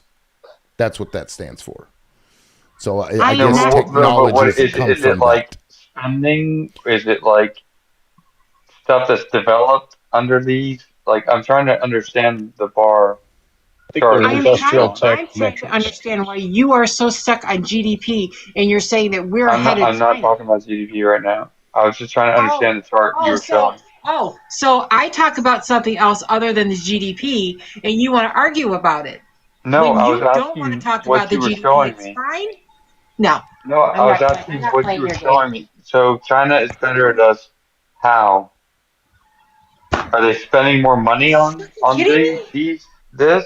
Well, okay, so look, what we can acknowledge as fact is that China is not currently a bigger superpower than we are. I think that's, we can accept that as truth, right, everybody? Currently. Hell yeah. Right. But I'm looking at technology. Right, but they have strategically invested in things that the United States really didn't. One of those things, I think, is one of the most important aspects as it comes to 20 years from now, and that is the renewable industry. We still can't get left and right to come together because, for whatever reason, Republicans are like climate change isn't real, and that's why they didn't want to go and put money into diversifying our electric grids. China didn't do that. They're making the world's largest manufacturer, I believe, of solar panels. Last I checked, I think that's true. Yeah, but not the largest user. No, their electric grids No, are hugely they don't diversified. use solar panels primarily in China. But they make it. They make it because Europe and Americans are stupid, and we think that we're going to go solar, and so they make it just to sell it to our dumbasses. So why do most of the states that around the Canadian border rely on the Canadian electric grid? Because that's hydroelectric. That's because the Niagara Falls, it's hydroelectric. It's not solar. China makes solar to sell to idiots in Europe and America. They don't use solar. They make it to sell it to us. Solar. So you must be one of those people that think that there is no climate change. That the climate change is a hoax. No, you used to call it global warming, and then when you couldn't sell that, you changed it to climate change, which has been happening since the Earth basically became Earth. Huh?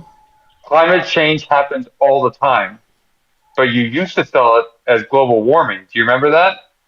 I remember global warming. Do you remember global warming? Ralph, just because there is a argument to be made, right, does not mean that wind power. I mean, Trump shits on that because he thinks there's too much bird death, and then solar power. Meaning a lot of the rhetoric against the quote unquote green energies comes from the idea of wanting to put oil back in front because Trump is partially just favors the oil and now with the expansion, now I'm trying to remember the executive order. He just barely expanded like over 500 million square miles in Alaska, Utah, Nevada, and Texas, and I think Wyoming to do geothermal energy, right? And so there's a lot of investment going on in nuclear and in geothermal investments, especially all over what used to be Bureau of Land Management or BLM land, is now rezoned. Because I remember when Clinton and Redford made, they sort of shut off a lot of, they took away a lot of land from the state of Utah and made it national parkland. Well, that's all kind of being reversed now. And then all the kick down to the states. Now Utah and these other areas are starting to allow huge investment for geothermal energy, which is neither, fracking or gas, and it's not solar, and it's not wind. But I'm just saying, energy is energy. However you're getting it. As far as the greater overarching abuse to land, I don't know. For example, the weather patterns are significantly changing, whether or not you believe it or not. In the Rocky Mountain states, the snowpack was at worst. The East Coast got slammed during the winter. All sorts of different effects are happening. And so I'm just saying, like, there's a lot of dynamics when it comes to business and energy. And you brought up rare earth minerals, like China has called dicium, and that, like, they have certain things that we only have in a couple little pocketed areas. And so tons of money and the time it's going to take to mine and distribute and all that. Like, China does have some ankle cutting. Like, they can hobble the U.S. and in certain respects. Yep. The Iran wild card is just so, like, all of the oil and all of the manufacturing, all the refinement centers that are being taken out. Like, we're already there's going to have to be a retake on solar, just because it's going to take forever to rebuild all of already what's been slammed in this war, in this conflict. And so that I would hope, Ralph, I would imagine you'll see that in the next coming months. The huge deficit of oil, the price is going to go up, and there is going to be a new rollout of all sorts of new focus on new energies. So I don't know how to say that. Well, there's a couple things. I'm not going to say that climate change is not real. I'm just against a carbon tax, which is basically a tax on being alive. I'm against that. Okay, and geothermal is fine. I understand why Trump was against the windmills, and I actually did look up his whole, cancer theory on that. And the National Institute of Health actually did put out a study that said that it doesn't cause cancer, but because of the vibrations, it interfered with the symptoms of cancer that people would normally go see a doctor for. And so people wouldn't go see a doctor, and then they'd end up with late stage, stages of cancer by the time they show the doctor. But geothermal, fine. Solar, bullshit. Like, I just don't know why you'd say that. Maybe, unless you go to the Mojave Desert, if you're going to cover up, because we have them here in North Carolina, The sun is everywhere. Yeah, I know, but like solar farms, state-run solar farms, these solar panels only, like, they die after a couple of years. They're not good forever. You don't put a solar panel on your roof and that's it. I'm done. I'm harnessing solar energy forever, and it's diminishing return. So it's like the first year, Ralph, you're talking about U.S. tech, even China tech, even plastic solar or rollout solar. Like, it kind of undermines what you're saying. Even the tech of photovoltaics is huge, right? And if you go out to the west and you go 50 miles south of Las Vegas, you're going to see some of the world's largest solar farms. And it's super substantial. And just a few years ago, you heard Elon talking, like, if we took this size of an area with solar, we could basically power the American grid system. So something to that effect, right? Yeah, a desert. but I understand what you're saying is that yeah, there, as far as maintenance, that's a problem, but that's why new tech on even on that is also increasing, right? We can expect more. We can expect better tech You with need regards to that. oil to make solar panels, Mike. Not as much Oh, as you need to do other And things. guess what Besides, we like just did? to like We what Mike took was out saying. Venezuela. We're taking Yeah, out Iran. This cheap to our oil that detriment. China's been buying in the To our black detriment. market, they're about to start paying what we pay for oil. Yeah, no. Look, And you you're going to tell me that instead of oil's going to competing, skyrocket? We're actually Ralph. we are independent. We are independent. We make our own oil. We export oil here in the United Sir, States of sir, America. let me point California something out to is you the real only quick. state that Let imports me let oil, I me believe. okay. So let me point something out. Oil does not last forever. Okay, it's a finite thing, and I believe we may have already reached peak oil. I could be wrong about that. I'm not sure what that looks like. You know, I'd have to run those numbers. It doesn't last forever. You have to get away from it at some point. It's coming. So why not do it now? And to Oh, we're doing the it now. innovations with renewables, for example, used or photovoltaic needed, and I'm stuff, not anti.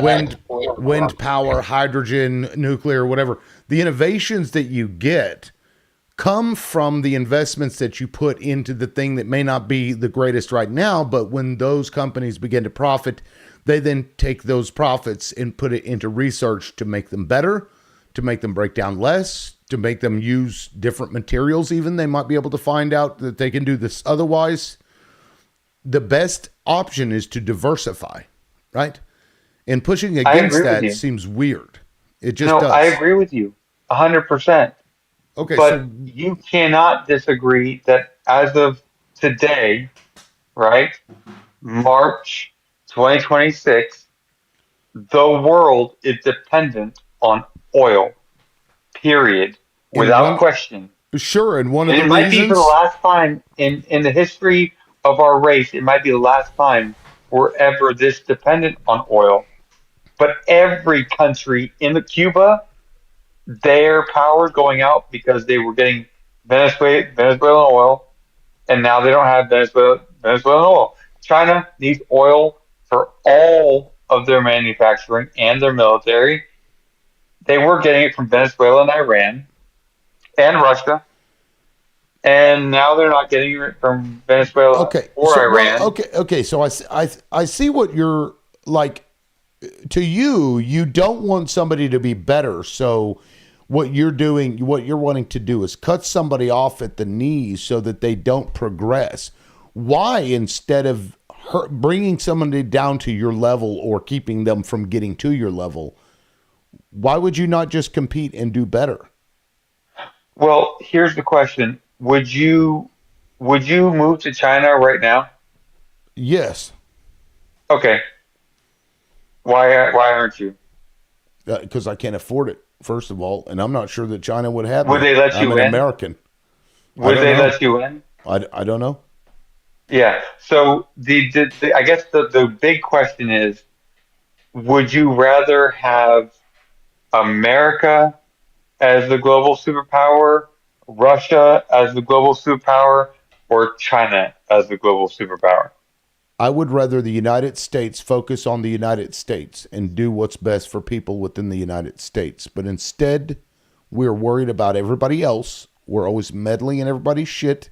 Instead of doing better for ourselves, we're doing what you're suggesting that we do, which is hurt anybody else that might even get close to where we are today. I don't think that's a good strategy. We can do better, but we choose not to because we're putting so much money into all of these foreign entanglements like we did in Iraq. We lost $9 trillion and countless soldiers for nothing. We gained nothing. And that's what we're seeing right now. It's the same thing. We're invading and doing all this stuff. And see, had Reagan not come in and reversed the movements towards renewable energy under Carter, had that not happened, our innovation may be a lot bigger than it is today. We may be past the point of even needing fossil fuels to begin with, and it wouldn't matter if China was still getting oil from Venezuela or Iran, because it wouldn't impact us in many ways anyway. But instead, we chose to go backwards. We chose to not progress as society for whatever fucking weird reason. Somebody needs to make a buck, right? That's what I'd rather us stop fucking with people. That's what I just want. Just do better, right? Yeah, you don't get that option today. Today, you have to make a choice. You want to speak Russian, you want to speak Chinese, you want to speak English. But that's Those are your options today. that isn't the option. That's not the option. Well, that's what's being done in the world right now. What's going on? There's a reason why we took Venezuela. There's a Well, reason why we're in Iran right now. Ralph, And if you don't see it, I shouldn't even be speaking English. English is not the language of this nation. It's not. what is the language of this nation? Various languages. There were many, many tribes in this land, but these Europeans came over and colonized it, tried to erase the culture of the people that were here. The very people right now that are saying, we don't want to be this, we don't want to be that, we're afraid of these people because they did this thing one time. Those same people are the ones that went around and like colonized everybody.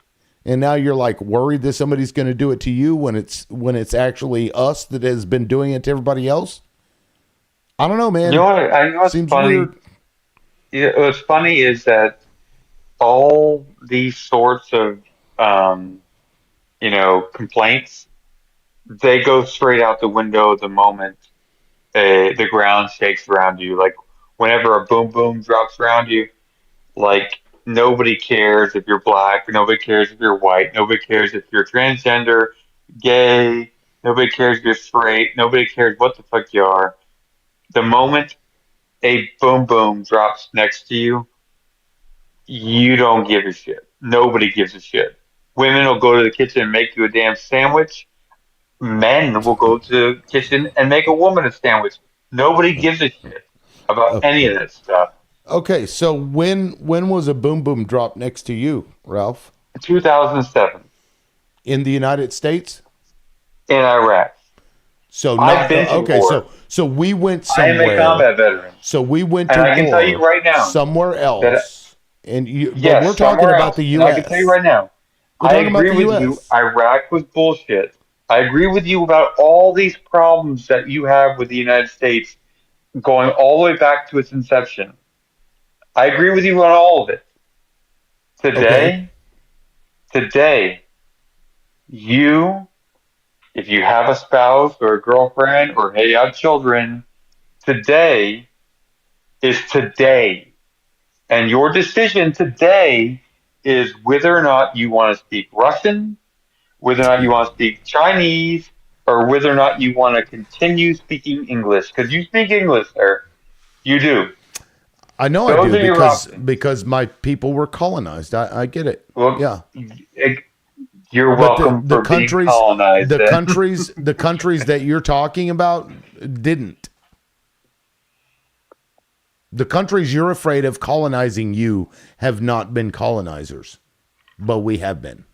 Well, no, I'm telling you which country you'd rather have as a world superpower But you're above giving me America. false Would you rather have options. China? Those are not Would actual China be the options. better ruler of the world than America? Those are yes. I believe at this point, with all that the United States has done, I do believe that China would be the better world leader. Yes. I hate to say it because I am an American, but the truth is the truth. You got to call a That's spade a bold spade. statement. Look what we're doing. Look at Cuba. Look what we're doing to Cuba. And for what? Because businesses back before Fidel Castro took over, they were able to make money off of the resources that they could create in Cuba. And so now, because we want that back, we want that business-like control over their country, we're going to unalive the people in Cuba by cutting off of all of their power. That is not okay, right? From a humanitarian. And you said you're Christian. How the fuck is that when did Christian? they start getting power outages? Well, I'm sure they've had power outages just as the No, when did United they States start has getting had power power outages? outages. Donald Trump Was it has 2025 or 2026 that they Donald started getting Trump. power outages? Okay, so are you going to sit there and say that Donald Trump has not cut them off from all energy and electric at this point? No, I'm not saying it. I'm asking Okay, so you then when what they does it started matter? having power outages as a country. What does it matter? We've been It sanctioning matters them. because We've been some people sanctioning them. conflate the two. Well, Some people believe conflate that them they how? just now started having power outages. They just now have no electricity at all. No, they That's have true. electricity. No, they don't. They do. No, they don't. Today. They do. They have electricity No, today. no. The Yeah, people let in me check the Cuba, date. the Let me just make people in sure. What's Cuba the, are suffering. They have no oil. They have no electricity. They're under a severe embargo that doesn't allow anything in. Maybe they've had a couple of ships get through with some humanitarian aid. Maybe they have a hospital that is halfway functional, but they have machines that they can't fix because we won't allow that stuff in. He's trying to basically starve them out, and that's not right. Ralph? I'm not 100% on board with it, but I'm okay with the direction that it's moving. That's not Christian. Yeah, it is Christian. It isn't Christian to unalive an entire population. For what? What do you think that we get from Cuba? Why do we No, need to we're not control them? unaliving the entire population. Why do we need to have any form of control or influence over Cuba? Why? Maybe it might be like different types of people that you. Maybe it might be like you, the difference between you and me. Like that might be what it is. I'd rather die on my feet than live on my knees. You mean like you were expecting Cubans to do? No, they like what I believe that they have been doing. Who? The Cubans. Under Fidel Castro? Are you telling me Yeah, that not Fidel Castro, under his brother. Well, whatever. And now the successor. Right, but it's the same argument. You guys have been making the same argument no matter who the fuck is in charge. The United States used to do to them exactly. Actually, I think that Cesar Chavez in Venezuela was doing the right thing for his people. I believe that the Iran, when they took over their oil industry, were doing the right thing for their people. And I believe that Fidel Castro, like I said, Venezuela, Cuba, and Iran, I believe that all three parties were doing what were right for their people. And I believe that America made it impossible for them to do the right thing for their people through sanctions, right? Yes. I agree with you 100%, right? Then why are you in favor of it? Because we've reached a point where we tried hey, we're sorry, can we just give you the money and just apologize and say, hey, you do your thing and we'll just back all the way the fuck out. Just let us check and make sure you're not going to do anything crazy. That was the Obama deal.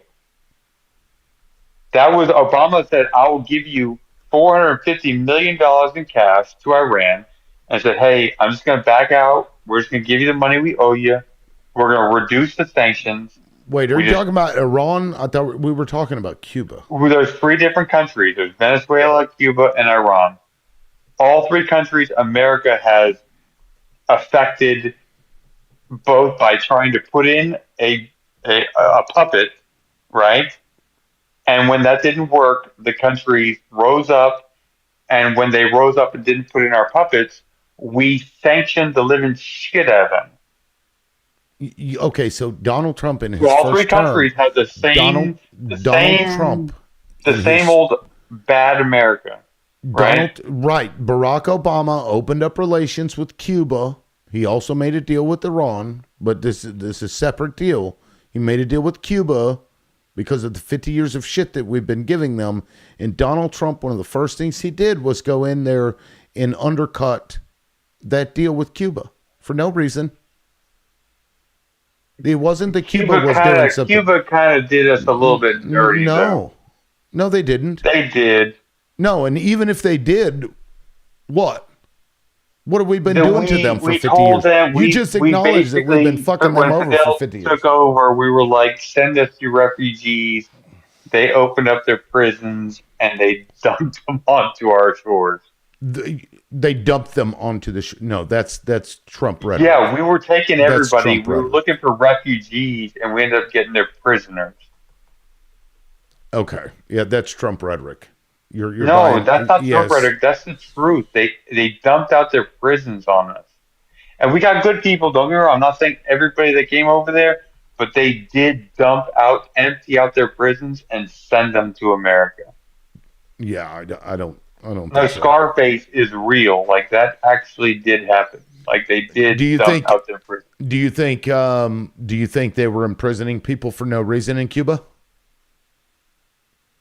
No, I just think that I think that it was probably an extreme reaction, a natural reaction to what was going on over there. They had basically, we had our mobs over there that we were building casinos, whorehouses, And in what year are you saying all that they kinds of dumped gangs, prisoners? all kinds of bad stuff. What year did they dump prisoners? According to It you, was like the 1970s and 80s. okay. I think. Barack Obama hadn't been president yet. No, I'm not blaming Obama for that. I'm just saying that Whoa! Cuba Hold on. Cuba's different than Iran Let's because of that. Let's rewind the tape, because I said that Barack Obama made a deal with Cuba, and Donald Trump came in there and he unalived it, and he was like, "Yeah, but Cuba, they did us kind of dirty." And you're talking about something that happened in the 80s before Barack Obama was even out of college. Yeah, because if you're gonna, what I was specifically talking about, my problem with Obama was his deal with Iran. But we were talking about Cuba. No, I was talking about 3 different countries that the United States has. But we were, you see, you all like to go very vague. You say America bad forever, and then whenever there's something that might be right, you get specific about one moment in time. Please don't gaslight. We were It's not gaslighting. We were absolutely talking about Cuba. Okay, fine. Cuba. You had was brought Obama up, right to do what he did with Cuba? You had brought up Let's talk about just Cuba then. Was Obama correct to release the sanctions on Cuba? Yes. Why? The sanctions were pointless to begin with.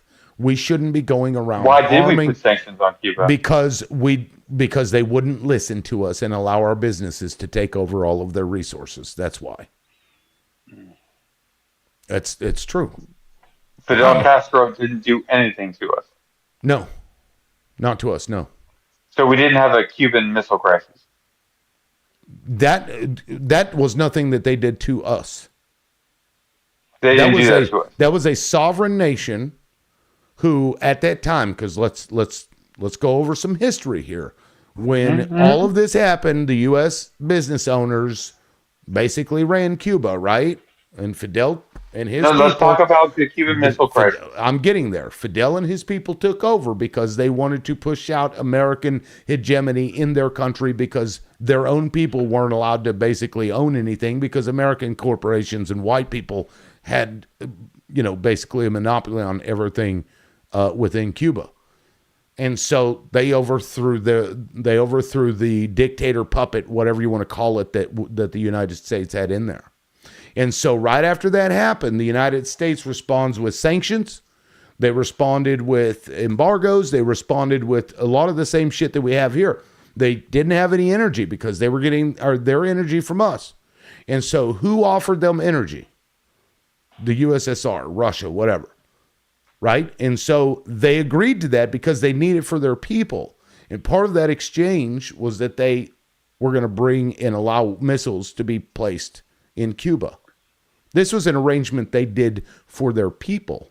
They didn't do it to us, right? None of that would have happened. Sounds like Ukraine.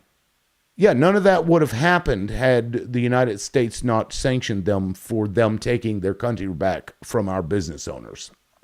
Just so you're aware, the same country, right, that they partnered with to bring those missiles in, attacked a country like Cuba, but actually bordering them, Ukraine, for having missiles on their border.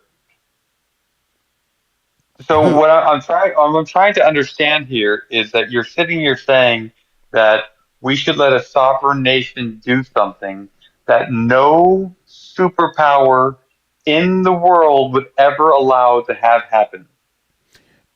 We dealt Even with, the superpower that did it is now not allowing it. but guess what JFK didn't do? He did do. He authorized the Bay of Pigs. Guess what he did?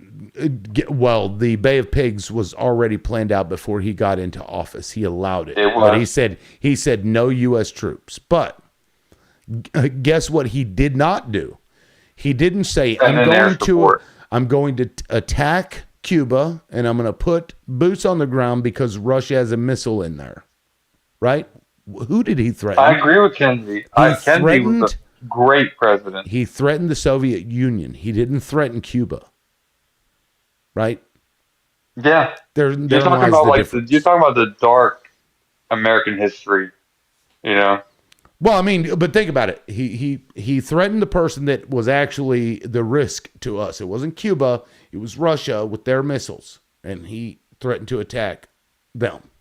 You know, yeah, Kennedy was fighting the three-letter agencies. Right. He was fighting America and, America's enemies at the same time. Well, you had brought up Ukraine, and somebody putting missiles in there, well, which Russia I can understand why Russia. Us I can understand or the UN to do what they did in Cuba, and that's why I brought it up. Because even though Ukraine is a sovereign nation, just like Cuba is a sovereign nation, we wouldn't allow Cuba to let Russia put their missiles in Cuba.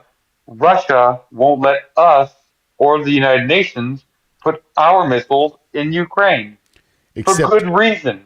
They're not stupid. Except we didn't attack, we didn't invade, we dealt with it diplomatically by threatening. Russia, if it had an issue with something the United States was doing, should have threatened the United States. The Bay of Pigs was not Americans invading, but it was an American military. It was like we basically invaded Cuba with Cubans. We paid for it. We even had we had the air support ready to go. We just didn't authorize it to go. It was literally the worst proxy war we've ever had. Yeah, I mean, it failed. We did invade Cuba with Cubans. Right, and they wanted to. Those people, those Cuban refugees wanted to go back. We trained them. We trained them. Yes. We put them on boats. We sent them over there. We promised them air support. We just didn't send the air support. It was so horrible. JFK didn't promise air support. JFK told those generals before it happened. He said that we're not putting a single boot on the ground. He told them. He told them that. And they, and actually from that is where Operation Northwoods came, when they planned to go in and create false flag attacks on U.S. soil to blame Cuba. They were going to go on a bombing campaign in Miami, and they were going to wrap a plane and blow it up and blame it on Cuba. They were going to do all those things to try and get the U.S. involved. And so when your government is telling you, be afraid of this person, you should probably understand that the U.S. government will lie and make things up and do it themselves in order to pursue some agenda. But anyway, now we're getting kind of lost in the weeds here a little bit. The fact of the matter is that the United States is harming the civilians of Cuba. We're also harming the civilians in Iran. And to what purpose? More colonizer mentality, like you've got to do what we say because we're America. It's like, no, we've got to get rid of it. That's why when you ask me the question, who I think would be a better global superpower, my answer is not the United States, because China doesn't go around doing that stuff, right? China has its problems. Don't get me wrong. Everybody does. I was going to say, do you know what China has been doing? In terms of other countries, or Yeah, in terms of other countries. I mean, they go and build up infrastructure in exchange for trade and relations. Sure. That they loan. Well, of They course. loan countries money. It's quid pro quo. And when these countries that are being run by dictators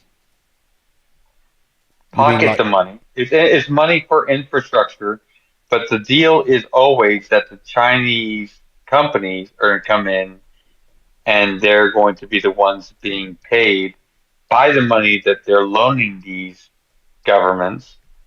These dictators are spending some money on infrastructure, pocketing the rest, and when the countries can't pay them back, they're building military bases.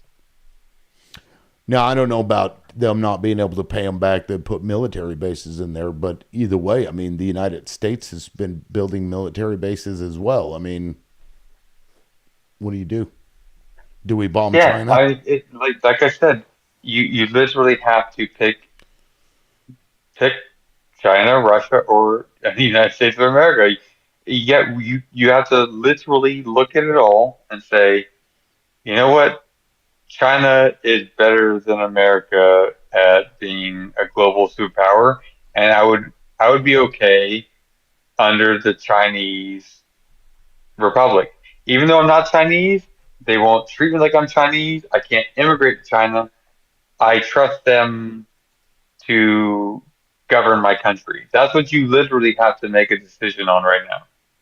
But they wouldn't. And I'll tell you what, Nick, they wouldn't govern the country. Came really close. Australia, 20% of their hospitals, right?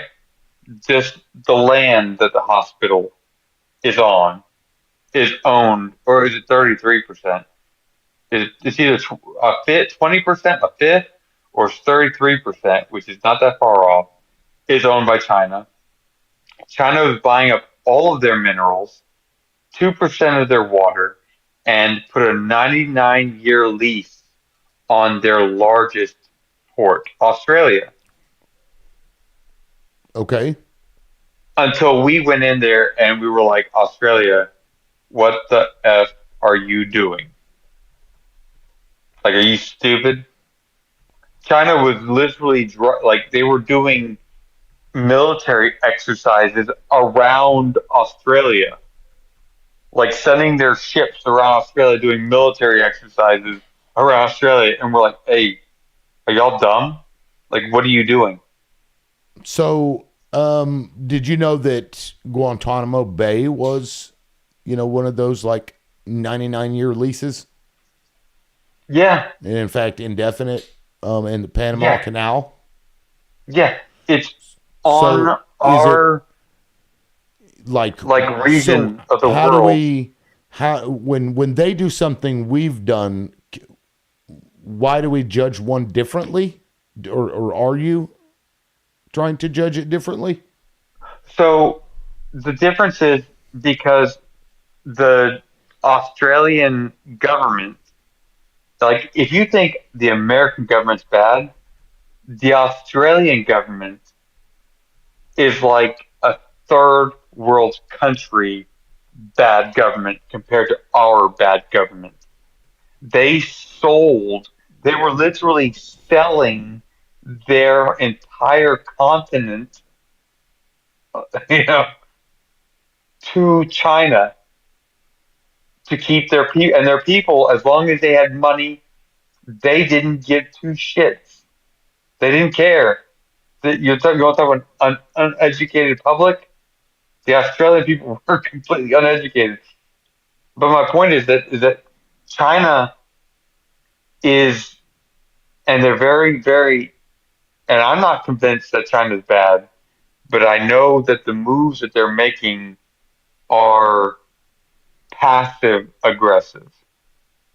Like buying up the Panama Canal, the agreement that they made with Panama, where we would not be able to bring our warships through the same canal. We made the Panama Canal, gave it back to the country of Panama. That's how bad of a Because it's country we theirs. are. Yeah, we're so bad of a country that we made the Panama Canal and we gave it back to them. We said, "Hey, we're going to use it. You can charge our cargo ships going through here, but our military just we just need to come. We need to send our military back and forth." Okay. So, Cool. I mean, China doesn't own the Panama Canal. We bought it. No, no, no. Blackstone. You were saying that bought China. it You were saying from. you were saying that Yeah. China bought it and was gonna keep U.S. warships from going through. Well, we don't know. We don't know if they would have or would not have. We just didn't take the chance. We bought it. I'm Blackstone. The agreement that Panama made was that China had is a Shanghai company. They had notes. Panama said, if you don't sell it, we're going to take it back, and we'll sell it. Who said that? Our the government of Panama. Said That was the that agreement. if you We don't, bought both sides of the Panama Canal from the Shanghai company that owned it. Shanghai meaning China. Yes, China has never owned the Panama Canal. China, a company in Shanghai owned both ends of the Panama Canal. No, I don't think Blackstone, that's true. BlackRock, Blackstone, and Vanguard, the three largest banks in the world, largest hedge fund corporation, private investment banks in the world. Blackstone, an American company, bought the ends of the Panama Canal from a Shanghai company in 2025. No. Yes. There China. was some port on either side that was the concern, that China was taking control of something on the ends of either side of the canal. And China's been working through Mexico, trying to build out their own new canal. That's secondary, as far as this is how I understand it. But while I'm listening to you guys, I simply just kind of sum Ralph up as having an American expansionistic view of Nationalistic. international, where I think, liberal, you're more like equitable, live and let live sort of approach to international affairs without overlooking all of the bases and such that were included. Excuse me. Oh, I think No, somebody he's else right. is I mean, talking to. Yeah. it's a very simple question I asked, like, which that you can only America is the global superpower. There has to be one. You know. I mean, I guess the human nature is that's going to be true, but there doesn't logically have to be one. Well, if America isn't, then Germany tried to be twice. France, Napoleon, Alexander the Great, Rome. Like you keep going, go back as far as you want to, and you'll run into like the Persia, like Xerxes. There's always going to be a country with a person on top of it that's trying to take over the whole world. It goes back as far as time. Well, but Yeah. now the tools are in place that can become true. Well, More hopefully, easily right? than before. When they were riding around on camels, donkeys, and horses. Yeah, chariots and stuff. But problem Right. is that the last one was in 1930s, 40s, less than 100 years ago. What about it? The last time that someone tried to take over the world was less than 100 years ago. And the Well, machinery that I we don't even have, know that he was trying to take over the world. I think he was just well, he trying to take invaded over Russia. that hemisphere. He conquered Europe. He took over France, Spain, all of Europe. He tried to take over Britain and Russia. Right. He was in. Which is kind of He was part of ironic the when you think Axis. about it. Like these countries that have been going around colonizing everywhere else, it gets taken over by Gets one of their own. colonized. Right. And I don't even know that they would have been colonized, but no, it's kind of ironic. Well, China wasn't trying to colonize everywhere else. Japan invaded China. You know, the only reason that Australia is not speaking freaking Japanese right now is the Battle of Coral Sea. We sent our aircraft carriers, the first aircraft carrier to aircraft carrier battle ever in history, where the ships did not see each other, was the Battle of Coral Sea, and that was where America went to defend Australia for no reason. Australia wasn't sending us shit. They weren't sitting here trying to, hey, we'll give you all of our gold or anything. We just went over there and defended Australia because we're America, and we defended them against the largest, the naval superpower of the time, Japan. Yeah, this horrible country that we live in, you know? Well, Like, I mean, but you've even acknowledged that we've done terrible things, right? absolutely. It doesn't, Yeah. but it does, you have to look at it circumstance by circumstance, like day by day. You Well, you don't make good decision every day, and you don't make bad decisions every day, well, or you make both every day. do you think that Schittler ever did a good thing in his life? Yes. Do we talk about that, generally speaking? No. No. Well, right. You see my point? Like, when the totality of what you've done is so fucking horrific, that's what people focus on. Sure. I mean, we've given aid to people. We've helped, HIV medications get to Africa. We've done things that are good, but in totality, the Hitler's not majority making of decisions today. right. But well, that's beside the point. But the totality of what we've done and what we continue to do to this very day is it's not good. Like what we're doing in Cuba right now, that's terrible. It's horrific what we're seeing in Cuba. Like, I mean, it's beyond imagination apocalyptic in that country right now. And because Donald Trump wants them to concede to whatever it is, he is willing to unalive their entire population to get there. That is weird. That's It's extreme. gross. It is. It is, and I it don't. shouldn't. I don't think that's true. I don't think that's a fair statement. Let me pull. Okay, well, if you don't have clean water, right, for your hospitals, you can't sanitize things, right? You can't wash your hands. You can't necessarily flush the toilet. Your trash pickup is done. They've got trash everywhere, and when you have trash in the streets, you get rats. Rats carry fleas, and fleas carry disease. And the fleas will get on the people who now can't bathe properly or wash themselves, and they'll end up getting diseases. So you're going to get a lot of them. They're going to unalive from diseases, from fleas and whatever. Black plague. I mean, fucking, who knows what's going to come out of there. Their food isn't, the refrigerators don't work. They can't keep good food. So what do they eat? Who knows? Right? So all of this is like a domino effect. When you remove the electric grid of a population, it can absolutely destroy them. Absolutely. They've been dealing with this for 60 years. Having blackouts is a Yes. lot different than No, they've been having blackouts having for no 60 years. electricity.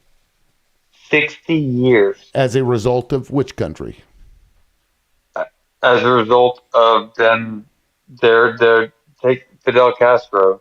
America might have played a role in it, but I don't know if it's 60 years ago. We were a role in it 60 years ago, but I think that you're overestimating their infrastructure. Well, they're a tiny island, so What they have is limited. They rely on imports of basically everything, right? Aside from what gets produced there, which would be like, exotic type things. So they rely on those imports. And but when you like cut they haven't had stable electricity ever. as a result of what? No, I don't think they've ever had stable electricity ever. Yes, they have. When? When American businesses were in there operating, making money for people here in America. That's maybe in Havana, like a couple cities that America was dumping money, like the mafia was dumping money into, but not throughout the entire, island. Well, I mean, we did business. That's like, it's similar to Hawaii actually, and how we took Hawaii. It's the same thing. No, Literally the same thing. Hawaii was a monarchy, and Mm-hmm. Clinton actually apologized because we overthrew their queen. I actually lived in Hawaii for 5 years. We overthrew their queen. Right. Um, and why? Why did we they're overthrow the still pissed queen? off about it. Well, territory, geography. Nope, there's a reason, because she was there. Their queen was Yeah, there when she our was there. American businesses were there. She was wanting to nationalize it for Hawaii. She also wanted to give the land that Americans had taken basically and were using back to Hawaiians. And so It's America worse came than in that, there. actually. Americans came in there, and obviously everything on here is going to be simplified. It's not history class, No, right? I'm saying it's worse than what you're saying. In terms She of literally just like everything was being taken from her, like her country, and she didn't even like put up a fight. Like she was just saying the only thing she said was no, we will not like become a territory. She wasn't even trying to like nationalize anything. Like everything was literally taken from her. It was like unaliving by 1,000 paper cuts. It was like that all the way to the point where she was just completely removed. She wasn't even trying to like fight against like nationalize anything. That's what I'm trying to say. It's way worse than that. she was. What was she trying to nationalize? The land, the resources for her own people. What Because resources? everything, because American businesses had gone in there and they basically they were at the top of all resource production, manufacturing, whatever in the country. And the US had serious influence over everything because of that.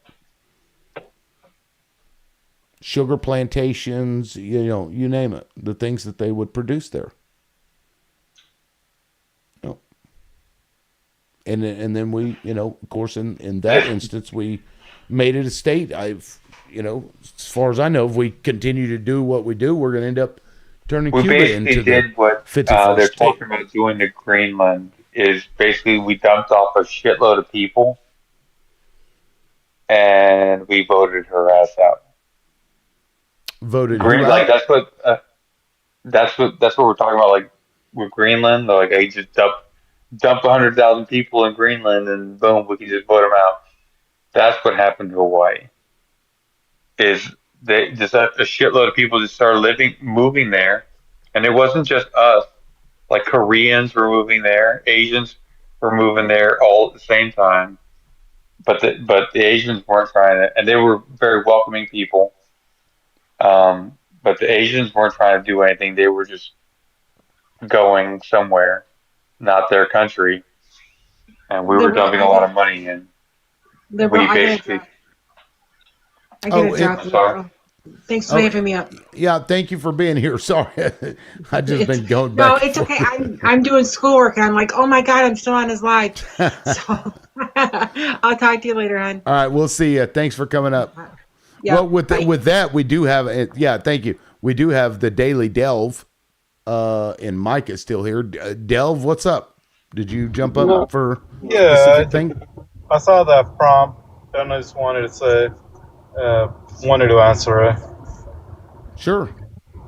So, I mean, we've lived. I presume you're over 40 or close to 40, right? 27. 20? Are you kidding me? Yes, I'm kidding you. No, I'm over 40. Yeah. But in my I was gonna- mind, okay, in my mind. I was gonna say you must be either smoking cigarettes or drinking whiskey a lot, or both, or both. But no, we've lived through Iraq, Afghanistan, and all this. We've even lived through the Kuwait War, and I think it's the same old script every time, and every time we fall for it. And there's people that get up and try to defend it, and then there's people that see. Now people are starting to see through that bullshit. I mean, there's still people are going about saying it's not a war, it's not a war, because Congress hasn't declared it. Well, what about countries that don't have a Congress? How do they declare war? I mean, these people don't have an answer to that. Well, that's not how our Constitution, blah, blah, blah. Well, people on the ground don't care what Congress did or did not do. People on the ground are calling it a war. People and elected officials are calling it a war. So it's a war. Bottom line is, we get fooled by the same old stuff, same old bullshit, and we fall for it. We try to defend our person because we feel that we're on that person is like a sports team that we have to defend no matter what, whether they're right, wrong. We have to defend them because they're our party. We don't defend them, the other party. They go, the other party is worse than my party, and it's not about. And I'd rather have this than that. That's the problem with this damn country, and that's the problem with everything. And I think that it kind of answers your question: is Iran really the enemy? The answer is no. We are our own damn enemy. We've let our political people put us in these positions. We elect these people that put us in these positions. So, I mean, that's really it. Yeah, you're absolutely right, man. And we did live through it. The good thing about this time is that more people are opposed to it than during the Iraq War. Because I remember being against it, and they everywhere I went, you hate America, you're anti-American, you're unpatriotic, and I don't get that so much this time. And most people that I come across are opposed to it. Well, I served in Iraq and Afghanistan, right? I was over there, and a lot of these people that are going, oh, it's not a war, that kind of irks me because then they go, oh, Iraq was in a war, Afghanistan was in a war. I'm like, I lost people there. Go talk to their parents. Go talk to the loved ones of those people. Tell them it wasn't a fucking war. I dare you. Right. I dare you. You want to get political? You want to fucking get political? Go do that. Yet you guys flipped out when Hillary fucking and Benghazi happened, and yet you guys are completely disregarding everything that these people are fighting for, and the fact that they're even fighting. Yep, and let me ask those people: does a war boom boom unalive you less often than a conflict boom boom? Well, No. well, look up the definition of a war in the dictionary. Does it say Congress in the dictionary? No, this is 100% a war. As was Iraq, as was Afghanistan. And I know you're 100% right about that. But my question is, we both know there were no weapons of mass destruction in Iraq. We know that was bullshit. You and I both went over that. I was over there 07, 08. I was there the same time too. Yeah. So we both know, and I was actually on the one side saying I got fooled. I was like, yeah, hey, don't come. I didn't even know who the hell we were attacking. I was one of those people that said, let's just fucking go. We got attacked. Let's just hit somebody. I was a young, dumb, stupid guy. Is that to say that just because we made a mistake, and we did make a mistake, we sent Colin Powell in front of the United Nations and he lied. An honest man sent him there to lie in front of the United Nations, embarrass him and embarrass ourselves around the world because the whole world knows it was bullshit. Is that to say that what we're doing right now is exactly the same as what we did then? But so you get following me. Like a lot of what happened then is similar to what is happening now. All the bullshit that they let us in with is the same bullshit that they're leading us in with right now. Right.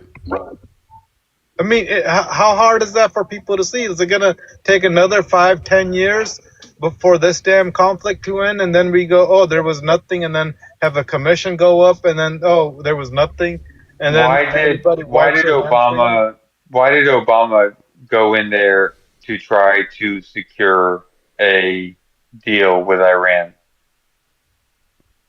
I don't fucking know, but was Iran a threat before we attacked them? That's what he said. Iran was a threat before we That's attacked why them. Obama said that he went in there to get the deal done because they were a threat. 56 nations of the United Nations said that they were a threat, that they agreed with us on the sanctions that we put on them. I mean, this was not like a, hey, they So came over here and hit us what in if New York. This has been like an ongoing thing forever, from president to president to president to president, from Carter to Reagan to Clinton to Bush. Sorry, from Bush Senior, Clinton, W to Obama, Trump, even Biden, and now Trump again. It's not. This is not like they came after us head on, but you have a history of these okay? people, and you're like, I'm trying to find out Let me ask where you you're. something though. Let me ask you something real quick. So like I'm a very simple guy, right? I've served, you've served, but like whenever I engage with something, like if I'm fixing my computer, if I'm fixing the car, or if I'm fixing anything, right? I go in there with the end goal, right? Like I go, okay, I want to fix this so this could do this. What is the end goal of this? Like, what are we fixing here, and what is the end goal? What are we trying to achieve? You ask 10 different We're going people, to. you're going to get 10 different The answers. end goal is going to be. They are going to allow. Well, first they're going to submit, but they're going to allow inspectors in freely to inspect their refining capabilities, like their enrichment capabilities. Are you familiar with Persian history? Yes. Are you familiar with you're familiar with Iran, the country that has been chanting death to America since the beginning of time, almost, and 1979. well, yeah. So I mean, forever That's now. not the beginning of time. Well, I mean, it's been a long time, right? It's been a long time. Yeah, it's been a long time. Yeah. So a country that's been chanting death to America, we go in there, we unalive their women and children as well as their leaders. And we take out their critical infrastructure. We destroy their religious areas and historical areas. Do you really think a country that's been chanting death to America is going to submit? We couldn't get the Taliban to submit. We couldn't get the Houthis to submit. You really think the Iranians are going to submit? Iranians who trained the Taliban and the Houthis. Yeah, yeah. So Iran has a population of 93 million. They actually have a middle class. That's the difference between Iraq, Afghanistan, and Iran. Is Iran actually has a middle class, and they actually have an elder population that remembers what it was like before they were under a totalitarian theocracy. Now, so you think that you think that we went in there in order to prevent them from like being a threat nuclear wise? Is that what you mean, Ralph?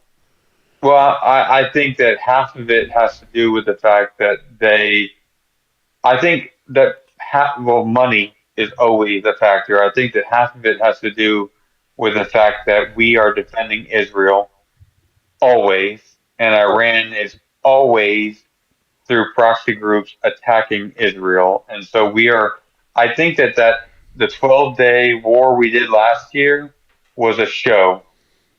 I don't think we actually I think we hit the nuclear sites, but I think that we hit them. We gave them an opportunity to like remove their nuclear stuff before we hit them. I think we tipped them off You, and said, you, "Hey, you realize that right, you realize that the supreme leader that we took out was the thing that was keeping them from developing, or was one person that was keeping them from developing a nuclear weapon. You understand that, right? That's no, I don't believe that at all." yeah. That's actually He came out and said that it Yeah, violates their religion to have nuclear weapons. yeah. I trust them about as far as I could throw you. well. I mean, you trust what you want. I mean, I trust Trump in the You're same trusting what also. you want. I mean, that's what I'm saying. I trust. How well do you know that guy? So, no, what guy? Did they have Solid what I'm saying Umani, is whatever his name was. it's about actions, right? It's not about what he says. It's about actions. Okay. What did he do? They don't have a nuke. They don't have a nuke. What did he do? They didn't develop a nuke. What did he do that? No, I know they don't have a nuke, but what did they do that made you trust him? What I'm saying is, you don't trust the words of a person. I agree with you. Words could be misleading and lying. But what did he do They that don't makes have a you nuke. think that you can trust him? It really it's what they didn't do that They didn't makes develop me, a nuke. well, and they didn't go around attacking everybody every time that they Hang on. wipe their butt. Okay. Does anybody here know a company called Siemens? Yes. Okay, Siemens. They make lots of babies. Siemens is a German company, right? And they make a lot of manufacturing products, Are you right? talking about SIEMS? Siemens, Siemens. Okay, I don't know that one. They make industrial drives called G120s. On the box for these drives, it literally says not to be used Ray Day. for nuclear facilities. There's a reason why it says that on the box. Does anybody know why it says that on the box? It says what on the box now? Sorry, I was giggling at Not Ray to Day's be comment. used Well, in nuclear facilities. if most of us don't know what the company is, most of us Okay, probably well, aren't going to know what that is. it's a manufacturing company, and What's they the make point? manufacturing products. Okay. Just get to your point. Yeah. Okay. Anyway, so they make drives, right? These drives control the speeds of motors. In order to enrich uranium, you have to spin it at a certain speed for a certain amount of time, right? You're talking about centrifuges. Yeah. Well, Israel hacked these drives because these drives can be hooked up to a network, and to enrich uranium, you have to spin it at a specific speed for a specific amount of time, a specific amount of uranium, a specific temperature, everything. The reason why they don't have nuclear, like the big boom booms, is not because the Ayatollah, Mini, whatever the hell his name was, said it's against my religion to do so. It's because of a lot of things that Israel's been doing So to hold keep on. them from having it. You're talking about Stuxnet, is what he's talking Yeah, about. that's what I was Stuxnet. going to say. He's talking about something that happened almost 20 years Yeah, ago. I'm talking about Mission Impossible, where all their nuclear guys were in a jeep, and some dudes on motorcycles ran up and put sticky bombs. Hold on. In 20 years, we have yet to see them develop anything. Right. And here's the thing, like let's say that even still to this day, every motor that they have has been hacked by Israel, then that means that Israel knows that they don't have nukes. And yet they keep saying that they're 2 weeks away. They're 2 weeks away. They're a week away. They're a month away. Why did Obama say they for were 3 months years. away? Because they're lying. This our Obama government was is lying? We got told the same shit in Iraq, is what I'm trying to tell you. They've been. Hang on. No, hold on. Back Obama all the gave way them back pallets of cash. into 1984. All the way back in 1984, they've been saying they're just around the corner from a nuke. Then why did Obama give them $450 million in euros? Because they signed an agreement about the enrichment because Israel wouldn't shut the fuck up about Iran. Israel keeps coming to the United States saying they're about to do it. They're a week away. They're 2 weeks away. They're 3 months away. Whatever. Just rinse and repeat over and over again. And I don't think even Obama thought that Iran was actually going to get a nuke, but he probably did that to make them feel a little bit better, Israel. And he made a deal because they weren't making a nuke anyway. So what difference did it make to them? Well, then why didn't they sign it for free? Why didn't they do what for free? Why didn't they sign it for free? Why didn't they just say, hey, we'll sign an agreement saying we're not going to enrich uranium? Why did they require $450 million in euros? Of their money. It was their money. Their own Yeah, but money. why? But it was not their. If they didn't have this money for 40 years, why did they require it upon the signing of? I mean, they Why know wouldn't Israel they? wants to boom boom them. Why didn't they just do it to say, hey, in good faith? Do you understand how the SWIFT system works? Do you understand what the SWIFT system is? I know what the SWIFT system is. What I'm saying is, why didn't they just sign the paperwork saying, hey, we don't want big boom booms. Why did we have to pay them $450 We didn't pay million? them. That It was their wasn't money. paying them. That was their money. They sell oil. You understand that we stopped No, it wasn't for oil. It was for an arms deal that we had. No, It was for an arms deal they made. It was for an arms agreement, dude. That was the money that they had from selling oil that we had stopped frozen using the SWIFT system. We froze it before we had the SWIFT system. We froze it, meaning that it was theirs. Well, Before no, I we think had this the is SWIFT this system. is so there's back in around the time of the revolution or whatever, they paid us a bunch of money for equipment that we never fucking delivered. It was arms. It was weapons. No, It was well, before whatever SWIFT. it was, either way, we stole their money and we didn't give them what we said we would. So again, it's It was their the British that owed them money for oil, not us.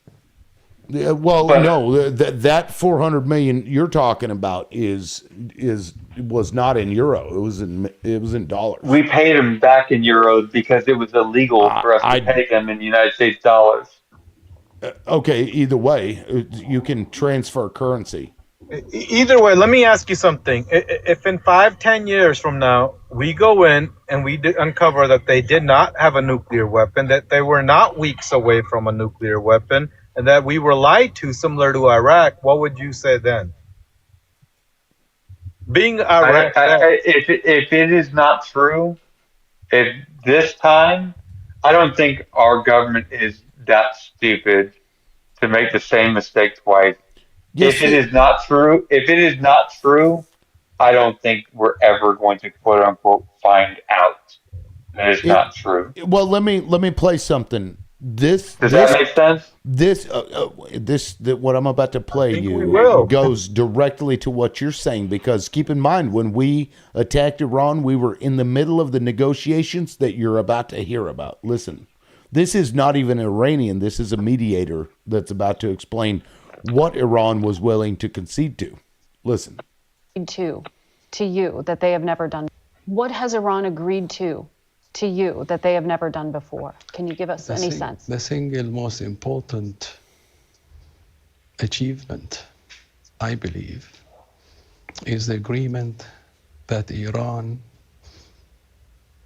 will never ever have a nuclear material that will create a bomb. This is, I think, a big achievement. This is something that is not in the old deal that was negotiated during President Obama's time. This is something completely new.